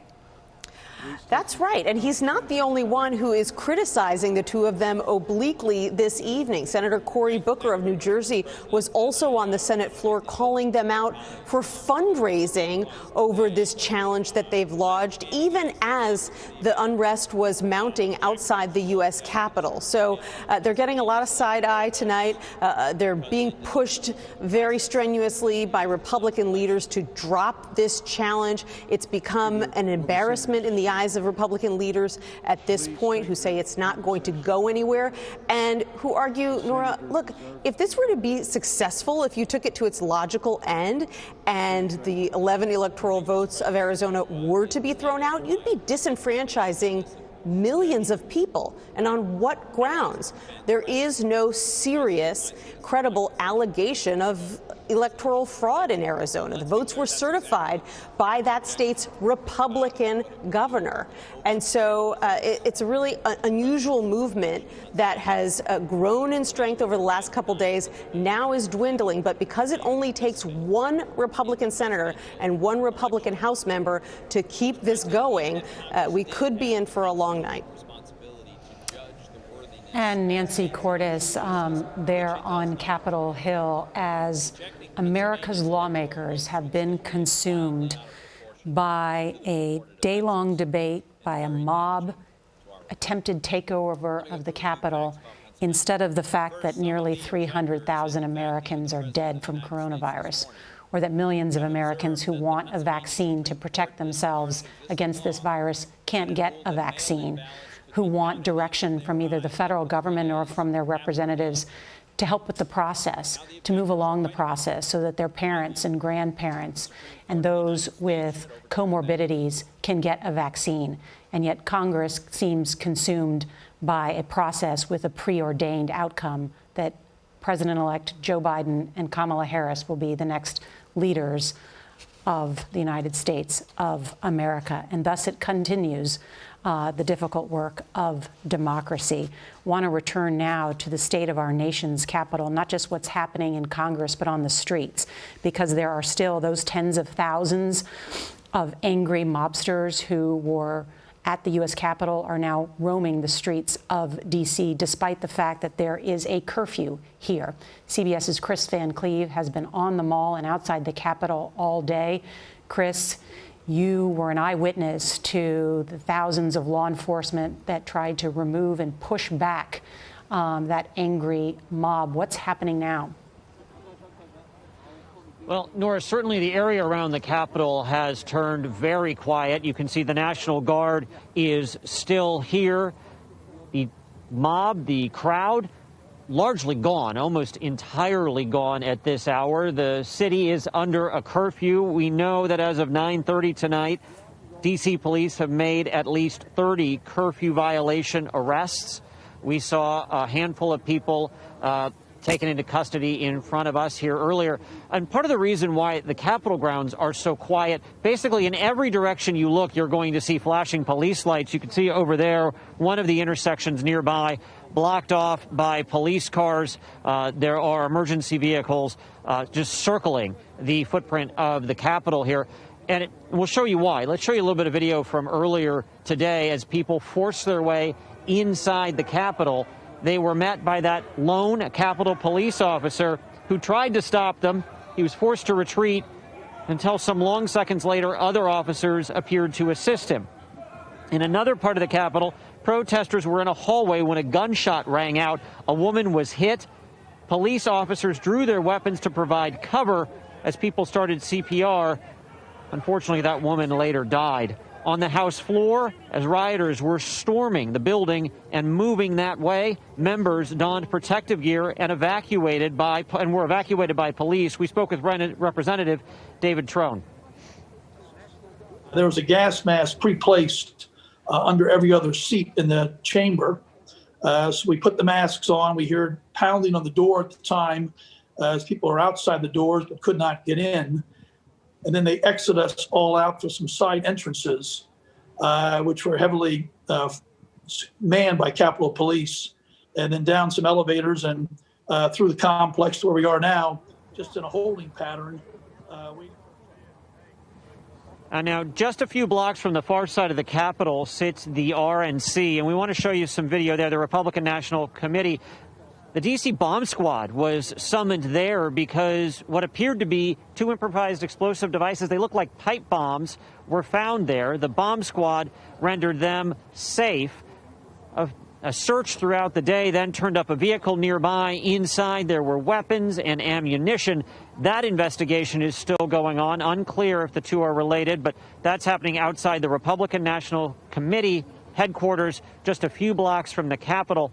You know, one of the big questions, Nora, and Jeff touched on it earlier, the police presence here. When we got on scene before things got out of control, there were not a lot of police officers. The police presence was notably low, and this is not a town that is, this town is used to dealing with demonstrations, and normally there would be road closures and significant police presence. That didn't happen until after things were out of control.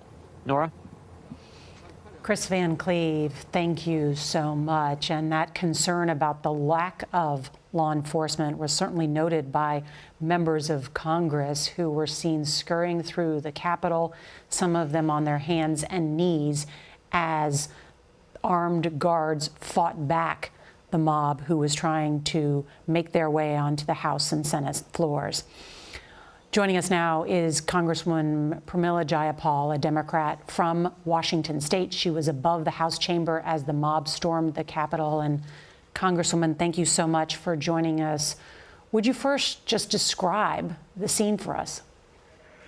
It was really like something from some other country, not the United States. We were in the gallery just above the chamber. There were about 12 of us members there. And suddenly we heard, probably before the people on the floor heard, the noise of people breaching the Capitol. We saw it on our Twitter feeds and social media and from alerts, but we could hear it. We could hear people screaming, shouting. We heard, what sounded like a big, angry, violent mob. And then we noticed that Speaker Pelosi was being taken off the floor. Steny Hoyer was being taken off the floor. There was a brief suspension. We thought maybe things would be okay. But pretty quickly, all of the members on the floor were ushered off through the side doors, as was described. But those of us that were in the gallery, just above the floor, were essentially couldn't get out. And so we put on our gas masks and we were told to immediately drop to the floor. The floor by then had been cleared, but we heard shots being fired, I guess, into the chamber. They sounded like they were right there. And we saw the Capitol Police, now the only ones on the House floor. We could see them. They had barricaded the doors with furniture, with other things, and they were standing about 6 to a door around the door with guns drawn to try to stop anybody who continued to fire through. So I think we're seeing the pictures right now of you actually up in the gallery witnessing that, and we could hear, it almost seemed like you and your colleagues praying. Yes, Lisa Blunt Rochester began praying. She was right next to me, Sheila Jackson Lee, a few others, and she began praying for peace, for us to be protected, for everyone to be protected, for the violence to stop. It was a pretty terrifying moment, I have to say, and we didn't know when we were going to get out. We saw all of our colleagues going out off the floor, but we were stuck. And we could hear the banging outside the door as well. And so we were finally able to leave. We, went down a series of very circuitous steps, and then finally were ushered to a safe location where we sat. But I just have to say that we are back in the chamber. I stepped off the floor to take this call. We will not allow these violent people who assaulted our Capitol, assaulted our Constitution, assaulted our democracy, have no regard whatsoever for the laws of this country, to stop us from doing our constitutional duty. So we are here, and by the end of this night, we will certify that Joe Biden and Kamala Harris are the president and the vice president of the United States. And regardless of what Donald Trump has done to overturn this election, to incite violence, we refuse to allow that to destroy our democracy. So we will conduct the will of the people and the duty for which we were sworn and we took an oath to here in Congress. But the damage is extensive, and it isn't going to be over tonight. We will have to rebuild, and it is horrific to me, absolutely horrific, that the President of the United States is still condoning these protesters and still claiming that this election is stolen. So hopefully more Republican colleagues will come out. I think some of them are shaken and some of them are finally speaking out. But this has gone on for too long. It is too dangerous. And I'm not just talking about danger to our lives. Somebody died here, somebody was shot, but also to our country, to our Constitution, to the very idea of America and what we stand for here and around the world. Congresswoman, this is Ed O'Keefe alongside Nora and Major Garrett here. Thank you again for joining us tonight. One quick question about the House. You're someone who has a pretty good handle on the mood of your Democratic caucus. There has been talk today about impeaching the president in the next 2 weeks, and there's been talk of possibly even voting to remove the Republican members who object today. Do you support either of those actions? Do you think a large number of Democrats in your caucus would? Is that even worth doing at this point? I think people are horrified by what has happened and horrified by the danger that President Trump presents to the country in this office, even for just another 2 weeks. And so I know that there are discussions, and I think, Ed, you might have even tweeted about this, about invoking the 25th Amendment. That is something that Vice President Pence could do, members of the cabinet could and should do. I am signing a letter with some of my colleagues, writing a letter with some of my colleagues to Vice President Pence about this. And I think that we have to hold Donald Trump accountable. He was absolutely responsible for inciting this violence, for fueling it, and he is a danger to our country. He is a danger to our Constitution. He is the only president who has refused to concede the election. And so these Electoral College votes are, are not, it isn't just a protest. It's a protest to mollify a president who is refusing to accept the results of the people.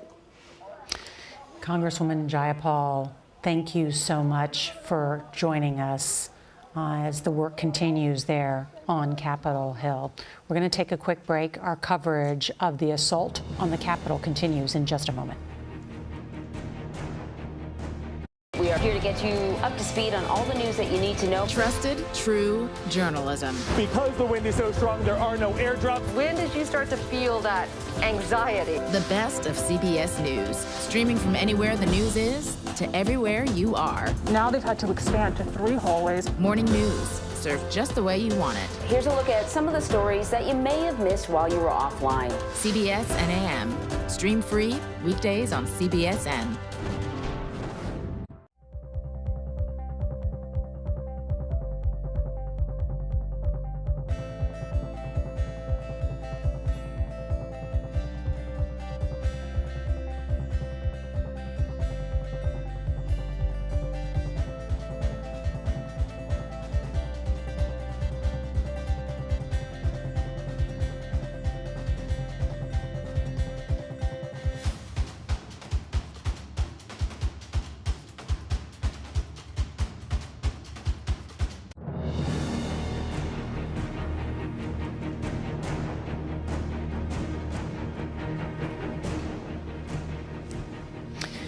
This afternoon, as an angry mob of thousands stormed the U.S. Capitol, there was a vacuum in leadership.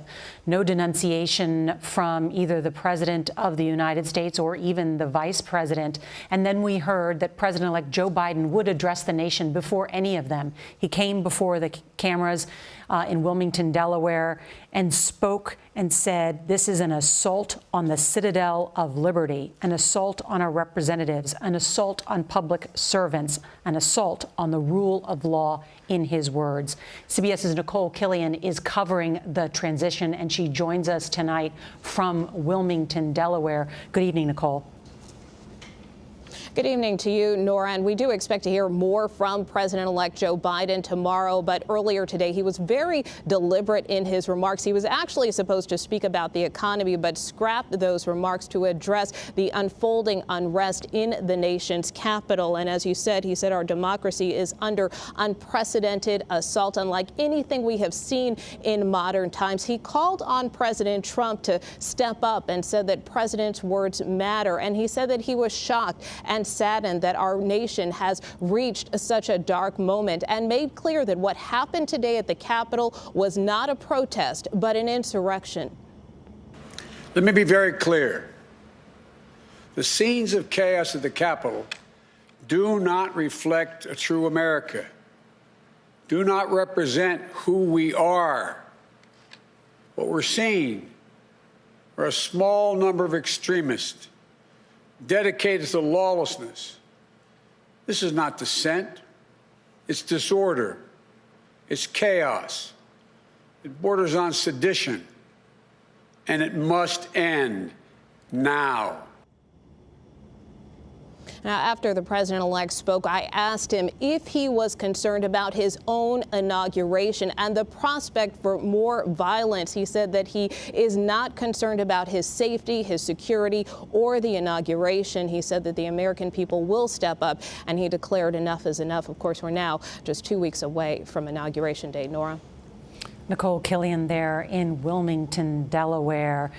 The president-elect speaking as his own vice president-elect was there on Capitol Hill still as a sitting U.S. senator. Part of the time she was not there during the day, we were told by her Secret Service and other officials close with her. But nevertheless, another line from the president-elect that struck to me is that the words of a president are very important, that the words of a president can inspire and they can also incite. And what's remarkable today is the number of Republican lawmakers that are accusing the president directly of inciting this violence, which suggests a not only cleaving or a final cleaving with President Trump, but a question also about responsibility, which in the past they have been unwilling to or unable to ascribe to the president. It's an artful effort to shed complicity, and it may not succeed. Complicity on their own part. Yes, because Republicans have aided and abetted and created this space of forgiveness for the president that seemed to have no limits. Infinite elasticity. Every pushing against the understood norms of the presidency itself, they seem to find a way to accommodate, excuse, or in some way contextualize as more harmless than it actually sounded.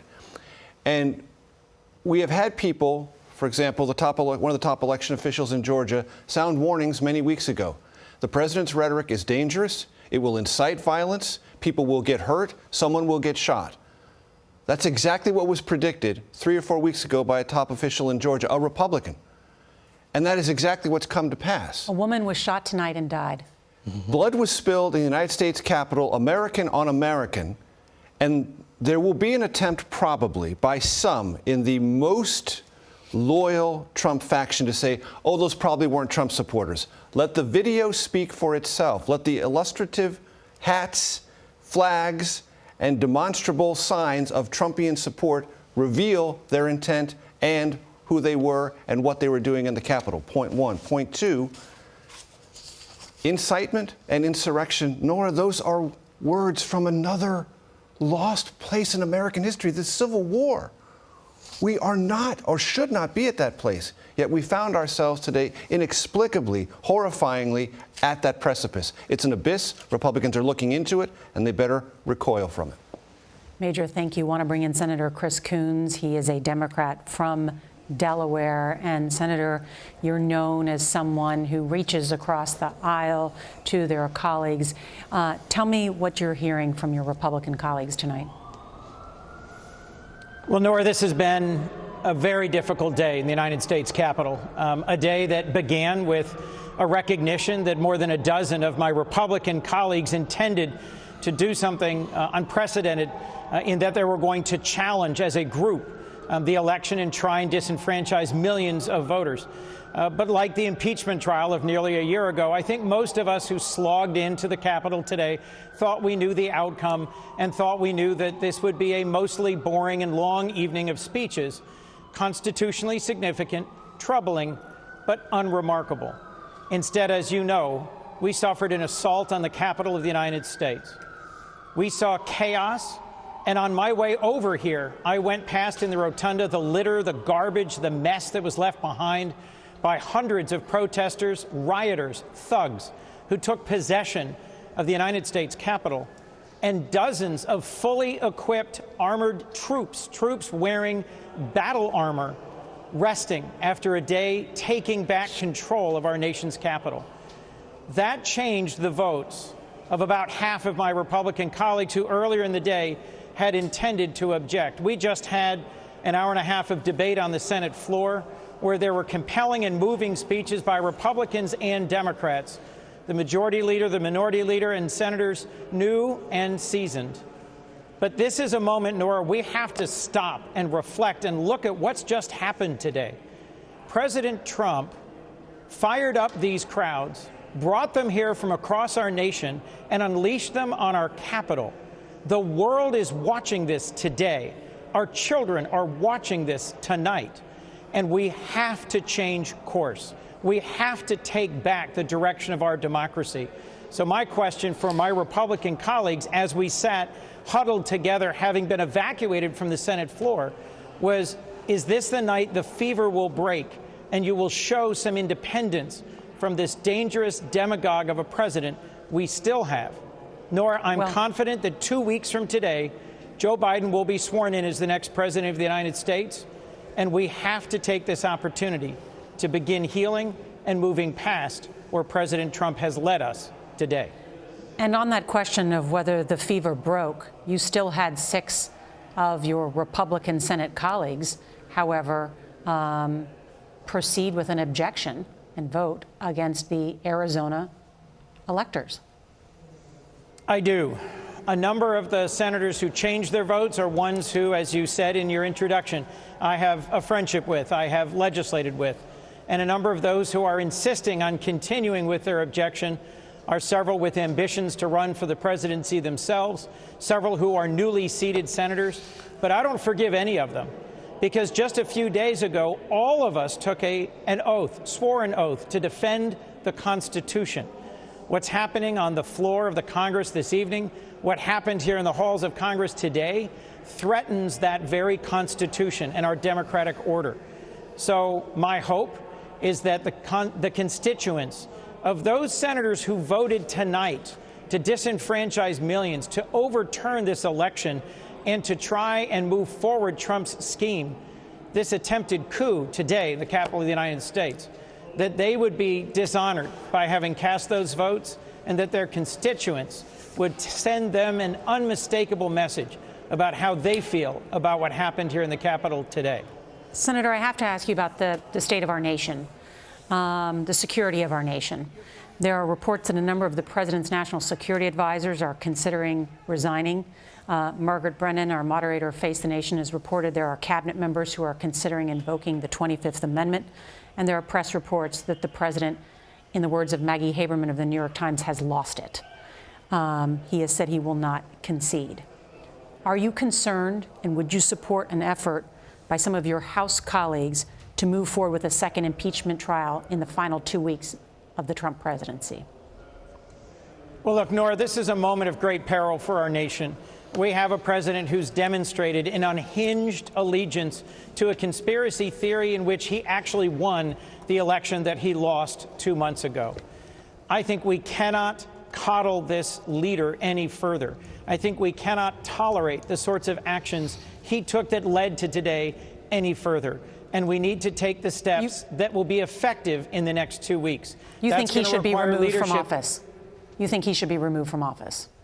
My hope is that his cabinet, his vice president, his closest advisors will move him along and get him to accept the outcome of the election that happened 2 months ago. Nor, I'll remind you, in the last 2 months, he's ignored a raging pandemic and he's fueled the fires of division. He's mostly tweeted and indulged himself and golfed. He has utterly abandoned his post as president in the midst of a pandemic, in the midst of a Russian hack of our national security systems. He doesn't deserve the presidency anymore, and we need to do what we can to ensure a peaceful, stable transition to President-elect Joe Biden. Not to mention the millions of Americans who are waiting for a vaccine. Senator Chris Coons of Delaware, thank you so much. We'll be right back when our coverage of the assault on the Capitol continues. We are here to get you up to speed on all the news that you need to know. Trusted, true journalism. Because the wind is so strong, there are no airdrops. When did you start to feel that anxiety? The best of CBS News. Streaming from anywhere the news is to everywhere you are. Now they've had to expand to 3 hallways. Morning news, served just the way you want it. Here's a look at some of the stories that you may have missed while you were offline. CBS and AM. Stream free weekdays on CBSN.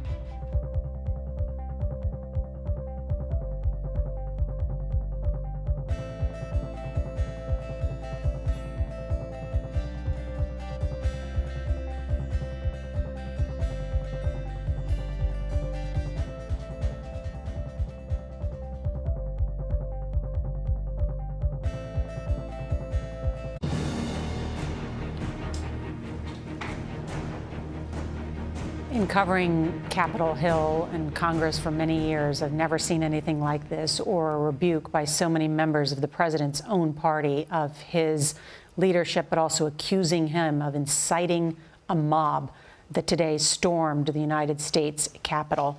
As a result, there are questions about whether the president, with just 2 weeks left in office, should be removed from office. Some Democratic lawmakers talking about, as we just talked about, impeaching the president. And then there are members within the president's own party and his cabinet who have talked about invoking the 25th Amendment. Margaret Brennan, moderator Face the Nation, was the first to report about this, and I want to bring her in. And Margaret, what's the status?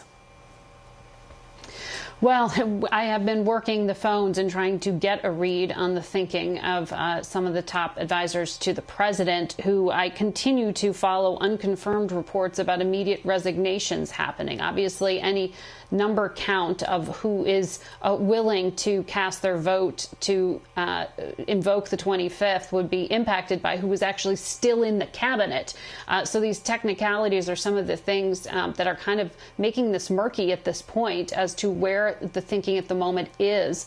But we do know that at the highest levels of the Trump administration, the top advisors to the president had been discussing personally whether they would need to go ahead and support an effort to invoke the 25th Amendment. These were early talks. And at this stage, our latest reporting is that they have not been presented to the vice president as a formal quorum or consensus of opinion. What I'm told by sources on Capitol Hill is, that everyone is just purely focused on getting through certification itself tonight. To really make the statement to the country and to the world that our democracy is moving forward towards the recognition formally of the incoming president-elect Joe Biden. And a flurry of world leaders who have been watching this very carefully have been issuing statements condemning the violence. A statement of reassurance would be some clarity on exactly where the top advisors to the president stand in their thinking. We know that the national security advisor to the president was not with him for most of the day. He was in Miami. That's Ambassador Robert O'Brien down at Southcom. He has made clear in a series of public statements that he was this afternoon in contact with Senate leaders. He was in contact with the vice president. But the vice president, keep in mind, was sequestered. He was taken out from the House, from the floor of Congress because of that security threat. And so his communication with other members of the cabinet has been extremely limited. We know he did speak to the chairman of the Joint Chiefs, Mark Milley, the general there, about activating the National Guard. We know that that order came from the vice president and not the commander-in-chief himself.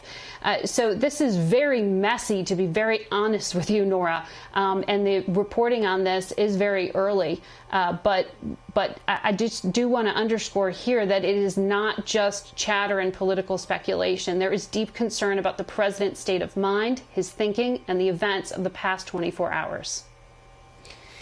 And Margaret, is it possible that this is an attempt by some of these cabinet members to rescue their own reputations? Absolutely, Nora. There is, as you well know, sorry to cut right through it. What's left of them? Yes. A variety of motivations, particularly among those who hope to have a future political career themselves. And we also know that, and I believe Major speculated earlier, this could be a matter of getting the attention of the president right now. Certainly also the case, as could be those unconfirmed reports of resignations. But there is a real moment here of desperation among these top advisors to try to get some control over the situation right now, because it is key, not just to their own political careers, as it always is part of the motivation here, but also to send a message to the country and to the rest of the world that the most powerful democracy in the world is actually still functioning as a democracy. And we've seen a lot of statements that are just really I mean, breathtaking as someone who's covered foreign affairs for a long time, to have the government of Turkey condemning what's happening. You know, a country that went through a coup that jails journalists, saying that what they're seeing on the screen is disturbing them, and when they're talking about our democracy, is just such a moment that underscores how incredible this chain of events has been. And it is just the past 48, 24 hours here that have really, I think, pushed a lot of Republican leaders to a different way of thinking about the president. You can't claim you didn't see this. You can't claim you didn't hear it. It came right to their doors. And you've put that in such stark perspective, Margaret, because for many ways people have been able to just sort of pretend that it's not happening, that it just doesn't really exist or it doesn't affect them. And tonight, these lawmakers, no matter what their political affiliation, ran for and fought their own difficult political battles to be members of the United States Congress, to represent their people. They may be narcissists, they may be just great public servants, but they worked hard to get there. And I can say universally they revere the positions that they hold. They wouldn't fight as hard. And to see their beloved Capitol staffers, and many of them themselves, which we have video of them, cowering, concerned about their own safety, and then being secured for several hours with one another, unable to leave because of what this has wrought, certainly brought it to their front door, as Margaret Brennan so eloquently put it tonight. Margaret, thanks for your reporting. We'll be right back.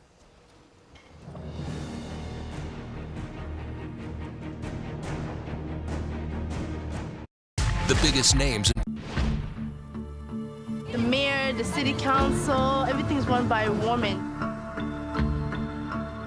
Pine Lake is predominantly white, but the surrounding area is 90% black. Somebody's going to get pulled over. Why are most of the people in the courtroom black? Most of the people in Pine Lake are white. Download the free CBS News app to watch.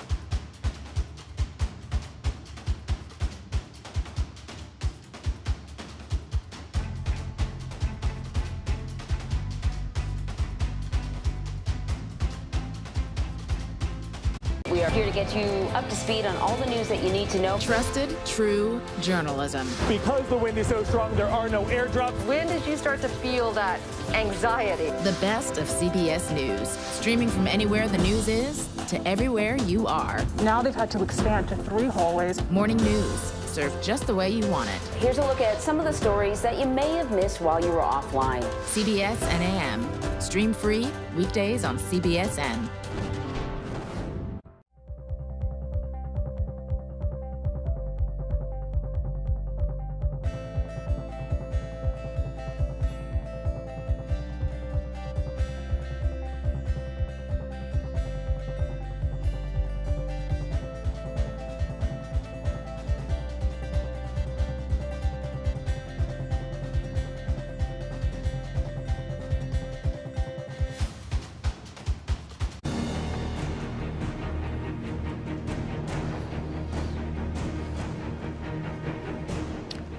The day started expecting to cover the electoral count and the game-changing runoffs in Georgia, and it all changed once a mob stormed the Capitol. But what happened in Georgia last night has had huge consequences. CBS News at this hour projects that Democrats won both races, and that gives Democrats control of the United States Senate. Let's get more now from CBS's Mark Strassman in Atlanta. Good evening, Mark, and this is historic.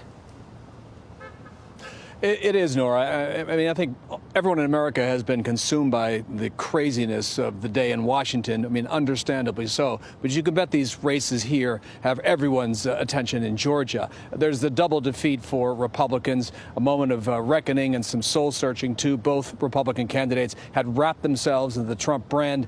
Their defeat was a rejection of that brand. And in the double victory for Democrats, they now understand that they have a path forward after years, decades really, of trying. I mean, these candidates who won, Ossoff and Pastor Warnock, they are liberal candidates. I mean, not just moderate, they're liberal candidates who managed to win statewide in a state that is generally been considered to be conservative. Its diversity is changing, its youth is changing, its dynamic is changing. And across the South, I think there are going to be a lot of other states who look at Georgia and say, is that our future too? Mark Strassman, thank you. Want to bring in Democratic strategist and CBS News political contributor Joel Payne. He joins us. And Joel, despite everything that happened today that was universally condemned as a disgrace, at the same time, we saw a huge shift in the state of Georgia and what will translate into a shift in how the Senate is governed. It's a big deal, Nora. And I can tell you, Democrats started the day with a lot of euphoria. Looking at Warnock and Ossoff winning their races, particularly African-American Democrats who feel a lot of pride in turning that state and that seat, those two seats, blue. In the last cycle, Georgia has gone the way of states like Virginia and Colorado before it that were formerly purple and are now blue. Something else that jumps out to me about today, Nora, just thinking, big picture about what we experienced. The Republicans on Capitol Hill, people like Mike Pence, Mitch McConnell, they experienced today what so many Americans have been experiencing for the last 4 years. The frustration about President Trump, feeling despondent, the sick look on Mitch McConnell's face before the riots earlier today. It's the feeling that so many millions of Americans felt for the last 4 years. Women in the Women's March right at the inauguration in 2017. People who are protesting for racial justice in the streets after George Floyd and Jacob Blake, which, of course, there was a big decision about yesterday. It seems like the chickens came home to roost to Republicans, and that is something that jumped out to me as someone who spent my career working on Capitol Hill. And Joel Payne, who puts it in perspective about the fear and the anxiety that so many Americans have felt this year, and it has come to the front door of Congress, as Margaret put it today. Joel, thank you so much for joining us.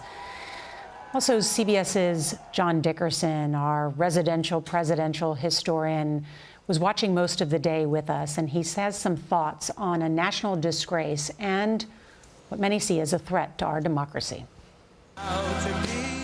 In President Trump's remarks today to the crowd he summoned to overturn the election, he pledged to protect the Washington Monument, just one of the imagined threats to which he presented himself as the savior. But the monument under threat today was down Pennsylvania Avenue, the Capitol, on whose steps President Trump talked about American carnage 4 years ago, saw the closest thing to that since the British attacked it more than 200 years ago. The president, who had once threatened to quell protests over racial justice with the Insurrection Act, had spurred an act of insurrection. His encouragements today were the ugly flower of 4 years of dismantling traditions that hold democracy together. His lie about a stolen election was just the latest in a campaign against the very nature of truth. To an audience he'd primed to believe that the government was made up of sinister forces trying to steal their liberty. Members of Congress, some of whom he had targeted, were forced to follow the emergency instructions put in place after 9/11, when the extremist threat was supposed to be coming from overseas. Capitol Police had to draw their sidearms. Not all protesters were violent. Some stopped to take pictures in the Capitol Rotunda, where there hang paintings of founding American moments, the Pilgrim's Landing, the signing of the Declaration of Independence. There is also a painting of the moment George Washington willingly handed back power by resigning as Commander-in-Chief of the Continental Army. The artist John Turnbull said the act was inconceivable because usually leaders clung to power no matter what. If Washington does that, King George III supposedly said, he will be the greatest man in the world. American monuments have power because they inspire the conduct they elevate. In this case, Washington's virtue, restraint, character. Washington put the nation over his personal ambition. Donald Trump's personal ambition has convulsed the nation. That is a far greater threat to Washington's legacy and America than any threat from which President Trump may perceive himself as the protector. And as John Dickerson so eloquently put it, the historical references to the clinging of power.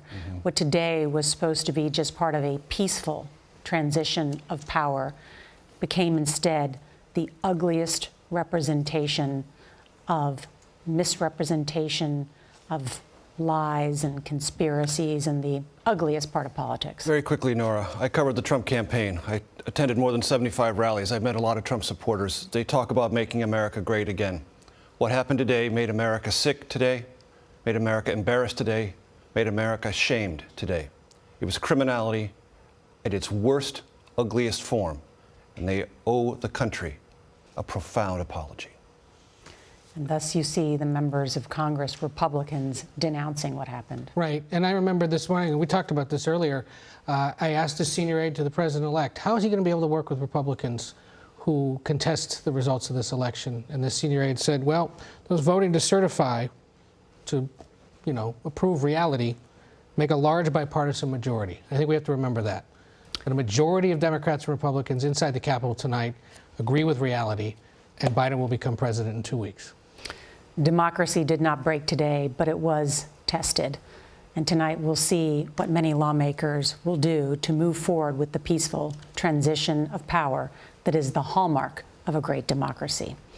There will be much more on the assault on the U.S. Capitol tonight on our 24-hour streaming service, CBSN, and on your local news on the CBS station, and tomorrow on CBS This Morning.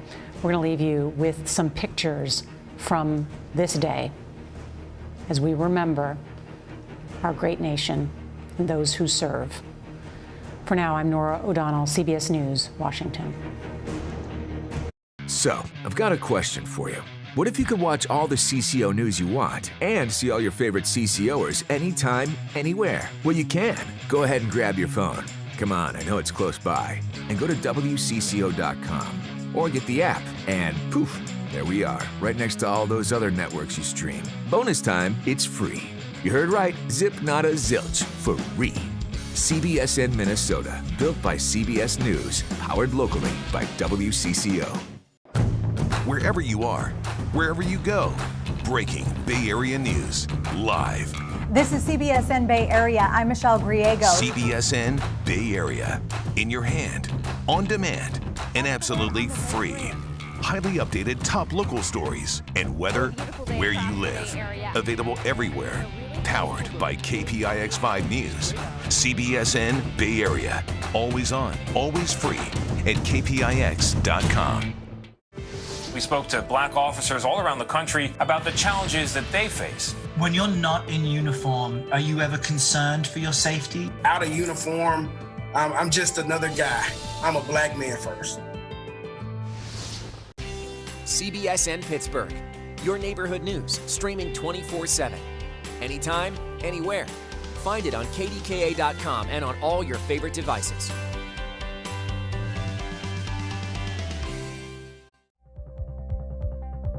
We are here to get you up to speed on all the news that you need to know. Trusted, true journalism. Because the wind is so strong, there are no airdrops. When did you start to feel that anxiety? The best of CBS News. Streaming from anywhere the news is to everywhere you are. Now they've had to expand to 3 hallways. Morning news, served just the way you want it. Here's a look at some of the stories that you may have missed while you were offline. CBS and AM. Stream free weekdays on CBSN. The mayor, the city council, everything's run by a woman. Pine Lake is predominantly white, but the surrounding area is 90% black. Somebody's going to get pulled over. Why are most of the people in the courtroom black? Most of the people in Pine Lake are white. Download the free CBS News app to watch. COVID-19 is impacting every American in one way or another. But if you're Asian American, you may also be getting the blame. Overt, in-your-face racism. I'm Elaine Quijano. Join me as CBS News helps make sense of the unique impact of the pandemic on our country's Asian American communities and why they are making their voices heard in the presidential election. We count. Our votes matter. Asian Americans battling bias. Watch free with the CBS News app. COVID has taken the lives of tens of thousands of Americans. Rural areas like this here on Navajo Nation are especially hit hard. 15 to 30% of our Navajo citizens don't have running water. In any indigenous reservation, there is a shortage of physicians. Native Americans are amongst the most vulnerable and hardest hit by COVID. Yeah, the more we lose our elders to COVID-19, the more we lose our language and our way of life. We need to bring awareness to the attention of Washington, D.C. and United States citizens that there is a need to focus on the first citizens of this country.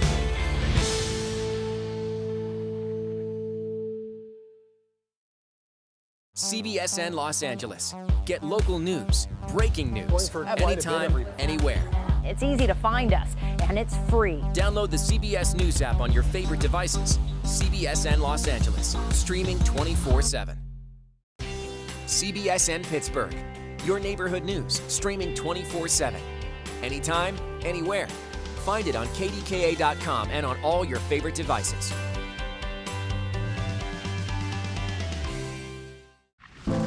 In 60 years, we went from about 100,000 factory workers to probably about 7,000.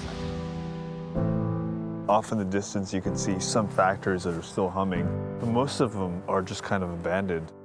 The restaurant industry right now is one of the largest and fastest growing industries in America.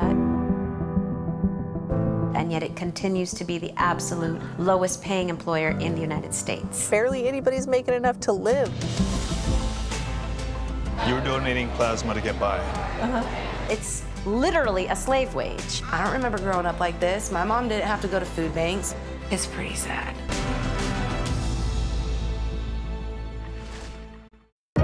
Detroit police are investigating at least 6 weekend shootings, leaving 2 people dead.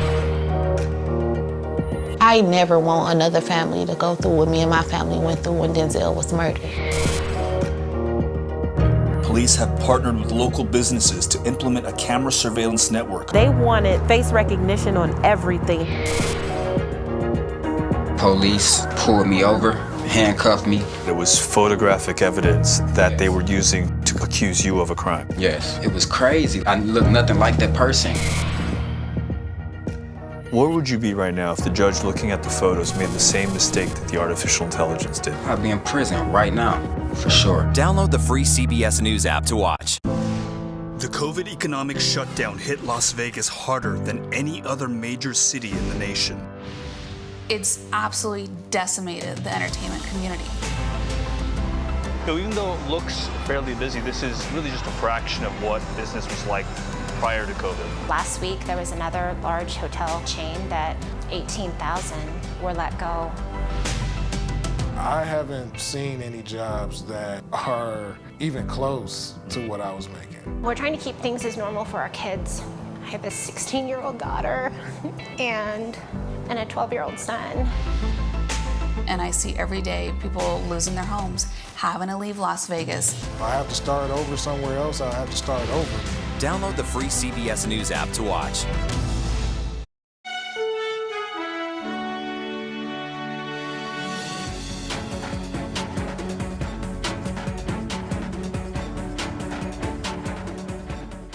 Hello, everyone. I'm Lana Zach. Thank you for joining me at a moment when our democracy has been assaulted, but has yet again rallied. In a symbol of the resiliency of our democracy, the Senate has reconvened after hundreds of President Trump supporters stormed the U.S. Capitol building. A violent mob forced their way into the building, battling with Capitol Police. They took over offices, smashed windows, and briefly entered the Senate chamber. At least one person has been killed. Others have been injured. The House and Senate were evacuated, halting the counting process. The FBI, police, and National Guard have all been called in. D.C. is under curfew until Thursday morning. President Trump released a pre-taped video in response to the protests. He told his mob of supporters, quote, "Go home. We love you. You're very special." He also repeated his false claims that the election was stolen from him. Meanwhile, President-elect Biden addressed Americans live from Wilmington, Delaware. He said our democracy was, quote, under unprecedented assault, and added that America is so much better than this. For more, I want to bring in Ed O'Keefe and Chris Van Cleve. Ed is a CBS News political correspondent. Chris is the CBS News transportation correspondent. Good to have both of you with us. Chris, I want to start with you. Where you are currently, tell us a bit about how the scene has changed throughout the evening and what you've witnessed today. Well, it's gone from chaos and the Capitol being stormed with tens of thousands of people filling the area back behind me to very quiet. With hundreds of police and National Guard, you can see, are still out here at this late hour being brought in. The big question, of course, why did it take the storming of the Capitol to have an adequate police presence to handle a crowd of tens of thousands of people? We watched chaos throughout the day. We watched as dozens and then hundreds of people scaled the scaffolding and bleachers that's set up for the inauguration set for 2 weeks from now. It was one of the means, it appears, that people got into the Capitol. They hung a giant Trump 2020 banner from the Capitol. That has been removed. And now you're looking around, the streets around the Capitol are silent. There are police cars at nearly every corner I can see. And you've got a very clear military police presence here, the National Guard, the D.C. National Guard out in force. At least 30 people were arrested for curfew violations, we understand, from the city. And we watched some of those people get taken into custody here before us, in front of us, as police were trying to disperse the crowd, which is gone now. Chris, these disturbing images, as you're describing and as we all witnessed today, were fed by misinformation, conspiracy theory, lies. One of the conspiracies that is already populating social media is that these were not, in fact, that this was all staged to try and bring sympathy to Democrats, and that it was actually Antifa there. The people that you saw, that you witnessed there, these rioters, these mobs, tell us the reality of what happened on the ground today. Yeah, it was a group of bad actors that appeared to be made up largely, if not exclusively, of attendees of this rally. Many of them decked out in Trump regalia were the people who went into the Capitol. We interviewed a couple of them afterwards, one man bragging about and showing people paper he took off Nancy Pelosi's desk. Another man acknowledged that he was out here. He felt it was his right, his obligation to have his voice be heard, and that they needed to remind Congress that it was the people's house that Congress, were working in. These were Trump supporters that went inside the Capitol. I was talking to a woman who was at the event. She called them bad actors. She asked if we knew who really was responsible for this. There's no indication there was some grand conspiracy to make this appear like it. These were Trump supporters that went into the Capitol today. Did all of them have violent intent in mind? Probably not, but certainly we watched first dozens, then hundreds of people cross a police barricade similar to this one, climb onto the bleachers, climb up the scaffolding to get onto the inauguration stage. That at the very least would be trespassing. It was clearly an area people shouldn't have been in. And then we watched people force their way into the Capitol, breaking windows. There are windows broken inside the Capitol. People going into offices. You heard the Senator Schumer say offices were vandalized. So you clearly had people with ill intent, and that originated from the folks who descended upon the Capitol after the president's speech this morning. Chris, one last question for you. The person who showed you things that he had taken, stolen out of out of House Majority Leader Nancy Pelosi's office, was he at all? Did he at all believe that things got out of hand? Well, he was adamant he didn't steal it. He said he left a quarter behind, so he paid for what looked like stationery he took off the speaker's desk. The people that we talked to that went inside were not repentant. We did talk to a Trump supporter who, as he learned more about what had gone on, he was dismayed. He said, this isn't what Trump supporters should be doing. This is a group that should be respecting law and order. But I think that's an important point to make here. There were tens of thousands of people on the Capitol grounds. I'm not clear that as the Capitol was being stormed, that most of the people outside were aware that was happening. So you did have a lot of people who came to have their voice heard peacefully, to practice their right to free speech, that were attending this rally. And you had a group of bad actors that went into the Capitol. And we can't overstate that. We know that at least 7 people were injured badly enough to have to go to a hospital. One woman lost her life today inside the Capitol. So, while there were a lot of peaceful demonstrators that were there, you also had this mob that stormed the Capitol. All right, Chris Van Cleve, thank you. Sure thing. And I want to turn to you. Obviously, you have been covering this all day. I believe that when you started the day, you thought you were going to be talking about the counting of electoral votes. I know that that's what I had on my agenda. So let's get back to that, which was one of those moments that that was literally interrupted by this violent mob. Tell us, have you seen a shift among Republicans who had previously said that they were going to oppose the certification of the results, that are now singing a different tune after what transpired? Yeah, and I'm sort of writing a mental list to myself as I sit here, Lana. Yes, some of those Republican senators, at least, who were planning to join objections, came back from the 6-hour break after this outburst of violence at the Capitol and said that they were withdrawing objections. Among them, Kelly Loeffler, who will be leaving the Senate soon as the ousted appointed Republican senator from Georgia, James Lankford of Oklahoma, who was the one speaking and was cut off mid-sentence this afternoon when the Senate was shut down and senators were told to shelter in place before they were evacuated. Another who tonight said she's dropping objections is Marsha Blackburn of Tennessee, and there were some others. But there were 6 Republicans who voted in favor of the objections raised to the results from Arizona, signaling that there's still a coalition of at least a small handful, and smaller than I think at the beginning of the day we initially anticipated, who are still willing to be on the record with these objections. That includes Ted Cruz of Texas, Josh Hawley of Missouri, and Cindy Hyde-Smith of Mississippi, among others. Some of the most conservative, or at least outspoken, Republican members of the Senate. And in the House, it was Lana, just real quick, there were a handful as well who said that they were withdrawing objections. But over there, since it's Democrat-controlled anyway, all of this is futile and mostly academic. It was interesting seeing Lankford both in that moment where he was evacuated from the Senate and then coming back.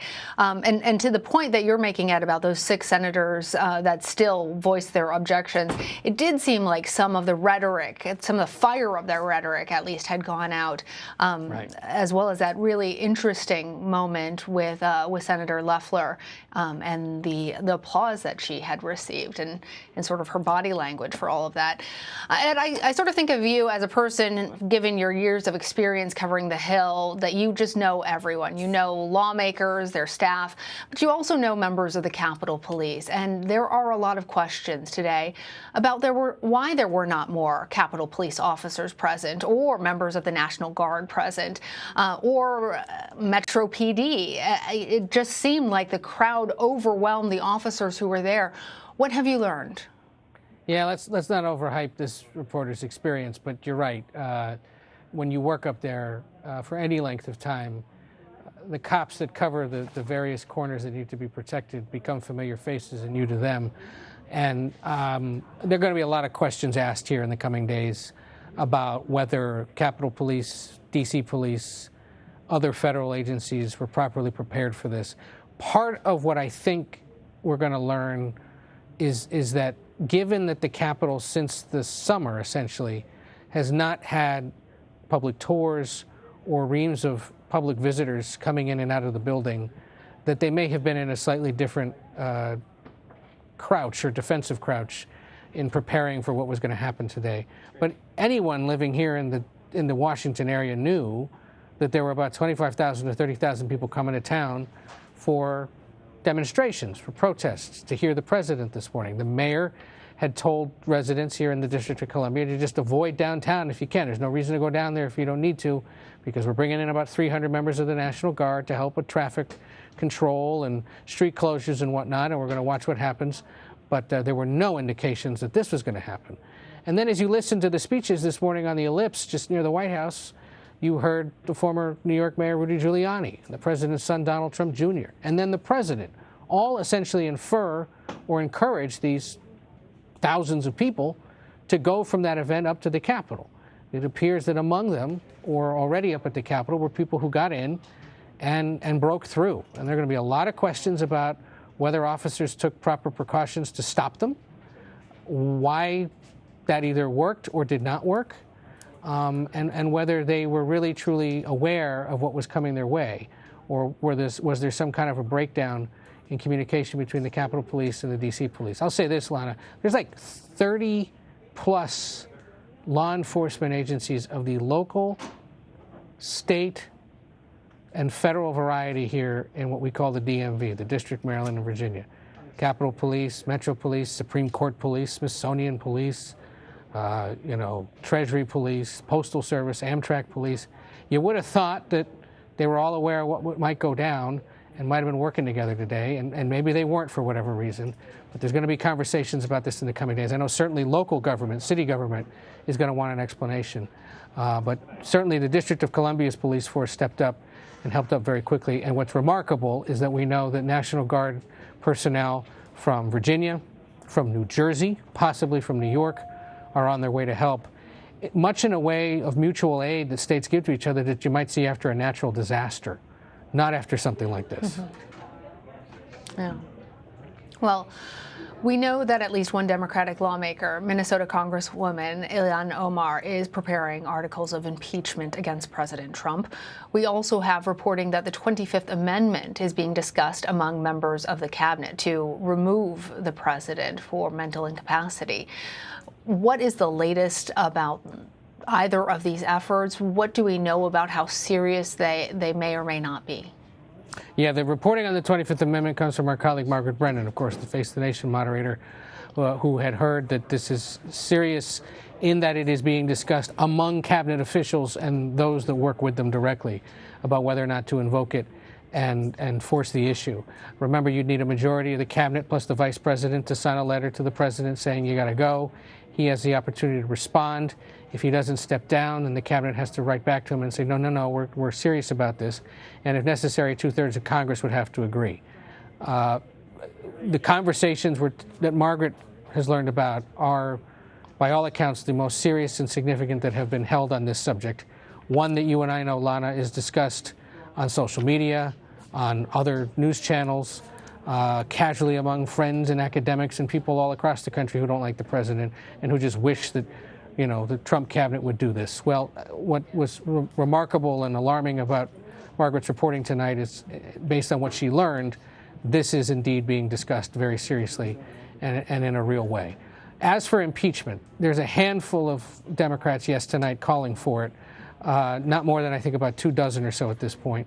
The other interesting thing is that there's this Congresswoman Cori Bush from St. Louis, just got to Congress this week, who was trying to put together legislation that would essentially expel members who were trying to object to the Electoral College results. Another interesting move.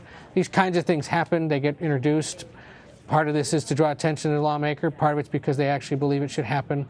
But is it all worth doing in 2 weeks before Joe Biden becomes president?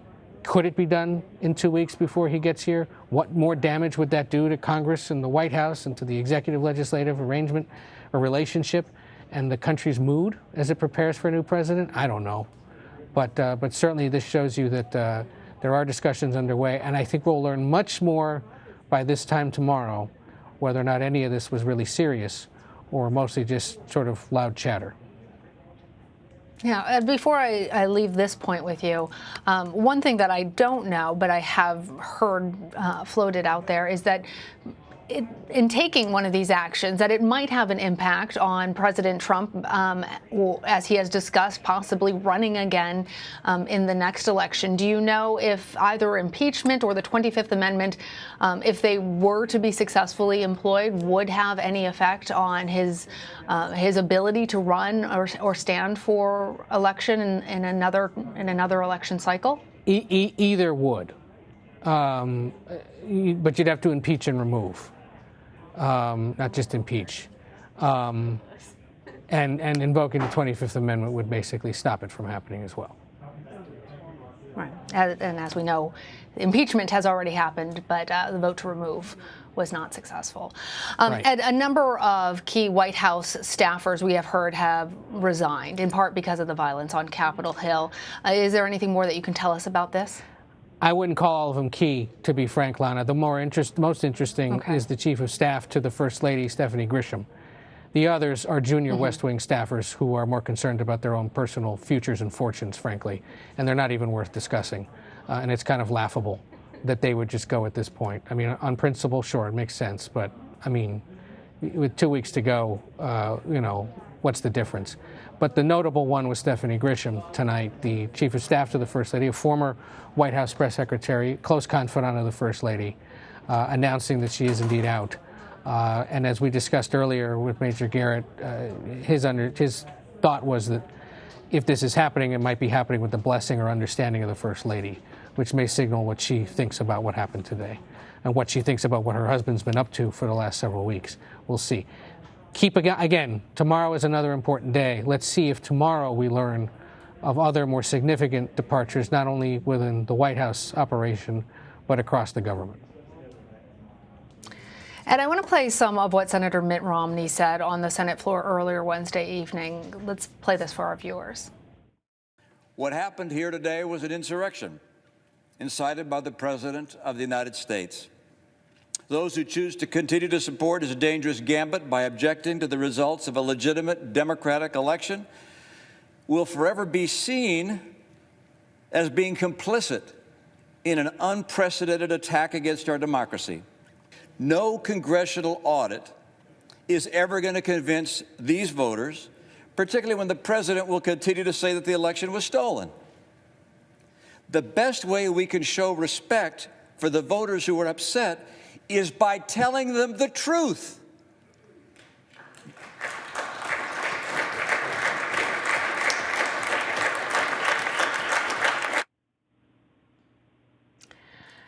Ed, let's talk about the future of the Republican Party. I feel like I asked you the same question on election night, but we have heard Mitt Romney make a speech similar, but now we're hearing other Republicans actually applauding him. We heard Lindsey Graham, one of President Trump's biggest supporters, say enough is enough.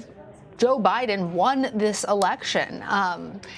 What type of soul searching is actually going on in the Republican Party? And might there actually be a movement away from President Trump because of this?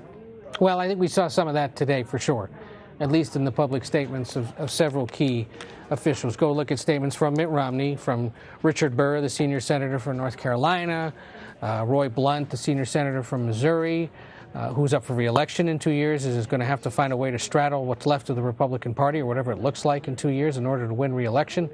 You saw it even in conversations that we had here on CBSN with the House Minority Leader, Kevin McCarthy, who sounded despondent, somewhat heartbroken by what was going on, and told Norah O'Donnell that he had reached out to the president pleading with him to say more and wouldn't, and then sounded angry with him about it all. Look, we've anticipated that there would be some kind of split at some point, or some real need to have a conversation about the future of the party. Many thought that they'd use the next 2 to 4 years with the next round of elections to sort it out, but today may have forced the issue sooner. And I think one other place to watch this week is the quarterly meeting of the Republican National Committee, which is underway in Amelia Island down in the South right now, where party leaders and a lot of the lawmakers involved in the conversations tonight on Capitol Hill were supposed to go to speak and sort of start plotting the future of the party. Let's see if that isn't an early sign of real significant concern and disagreement over not only the structure of the Republican National Committee, but the future of the party, or whether those conversations have to be postponed. But they're going to have to be some really serious conversations about it. We asked Congressman Mike Gallagher of Wisconsin earlier today about what and when and the likelihood of conversations even just among House Republicans about what to do. And he agreed that there are going to have to be some pretty soon in order to really get a sense of how they can move forward after all this. Ed, I know it's been a long day, but I can't let you go without talking about Georgia, obviously. Sure. As we've reported, both Reverend Raphael Warnock and John Ossoff are projected to have won their respective races, which means that Democrats will now hold 50 seats in the Senate and control of the Senate, with Vice President-elect Kamala Harris being the tie-breaking vote on party line votes, at least once she's sworn in. How important was this win for the future governing of Biden and Harris? And do we expect that there are going to be more claims of voter fraud, of disparaging the elections in Georgia? Is this the end? On that question, I think it all depends on what David Perdue decides to do. I don't think he's conceded officially. And last night his team had said that they would wait for all other votes and they still believe they had a shot. But at this point, based on the projections the CBS News and other news outlets had made today, it looks like John Ossoff's lead is slim but insurmountable for the senator. So we'll see. But there hasn't been much chatter about that today, at least it was seen or talked about outside of Georgia, just given events of today here in Washington. It's hugely important to the Biden campaign. It was a huge relief for them last night when they realized that this was possible.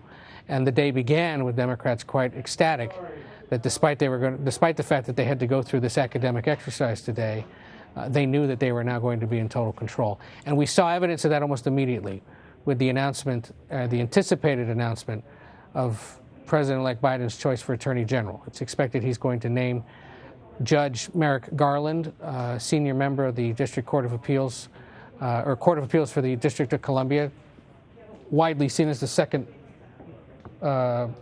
most important federal court in the country. You'll remember Merrick Garland, of course, was President Obama's pick to serve on the Supreme Court after Antonin Scalia died. He emerged as a possible Attorney General pick in recent weeks because we knew that Biden was looking for someone who could really restore the integrity of a department that's in many ways been at the heart of all of the political nastiness of the Trump administration for the last 4 years, and the judicial system, or at least the prosecuting side of it, has been so politicized by the Trump administration. Garland's not only a senior federal judge, but he's a former federal prosecutor, had worked at the Justice Department in the 70s and then again in the 90s, ran prosecutions for Ted Kaczynski and Timothy McVeigh, the Unabomber and the Oklahoma City bomber. So he's got real-world prosecutorial experience and then went to serve on the court. I got an indication today that Garland not only would be, of course, unanimously approved by Democrats, but is likely going to get a handful of Republican votes as well. And that's exactly what Joe Biden is looking for. Cabinet nominees who will get full Democratic support and now can get through by basis of the Senate rules that say you only need 50+1 to get somebody confirmed, but also ones that will find appeal with at least some Republicans. And there's been a good, encouraging signal from several of them, including Mitch McConnell, that most of them are going to get a hearing and get confirmed rather smoothly. And, you know, if the two Democratic senators from Georgia, you know, or if that gets cleared out and everyone agrees in the Senate that the Democrats are now in charge, it could be by even maybe late next week that some of the confirmation hearings begin. And that would be on pace and on schedule and keeping with norms every 4 years when a new president comes in, with the goal of potentially confirming some of his picks on Inauguration Day or maybe the day after. Interesting what things are still taking place as normal. All right. The humble, the formidable Ed O'Keefe. Thank you. For more on all of this, let's bring in Charles Marino. He's the CEO of Sentinel Security Solutions. He's also a former Secret Service Supervisory Special Agent and former Department of Homeland Security advisor. Charles, this is a dark day in American history, but I have to think that we're going to get through this.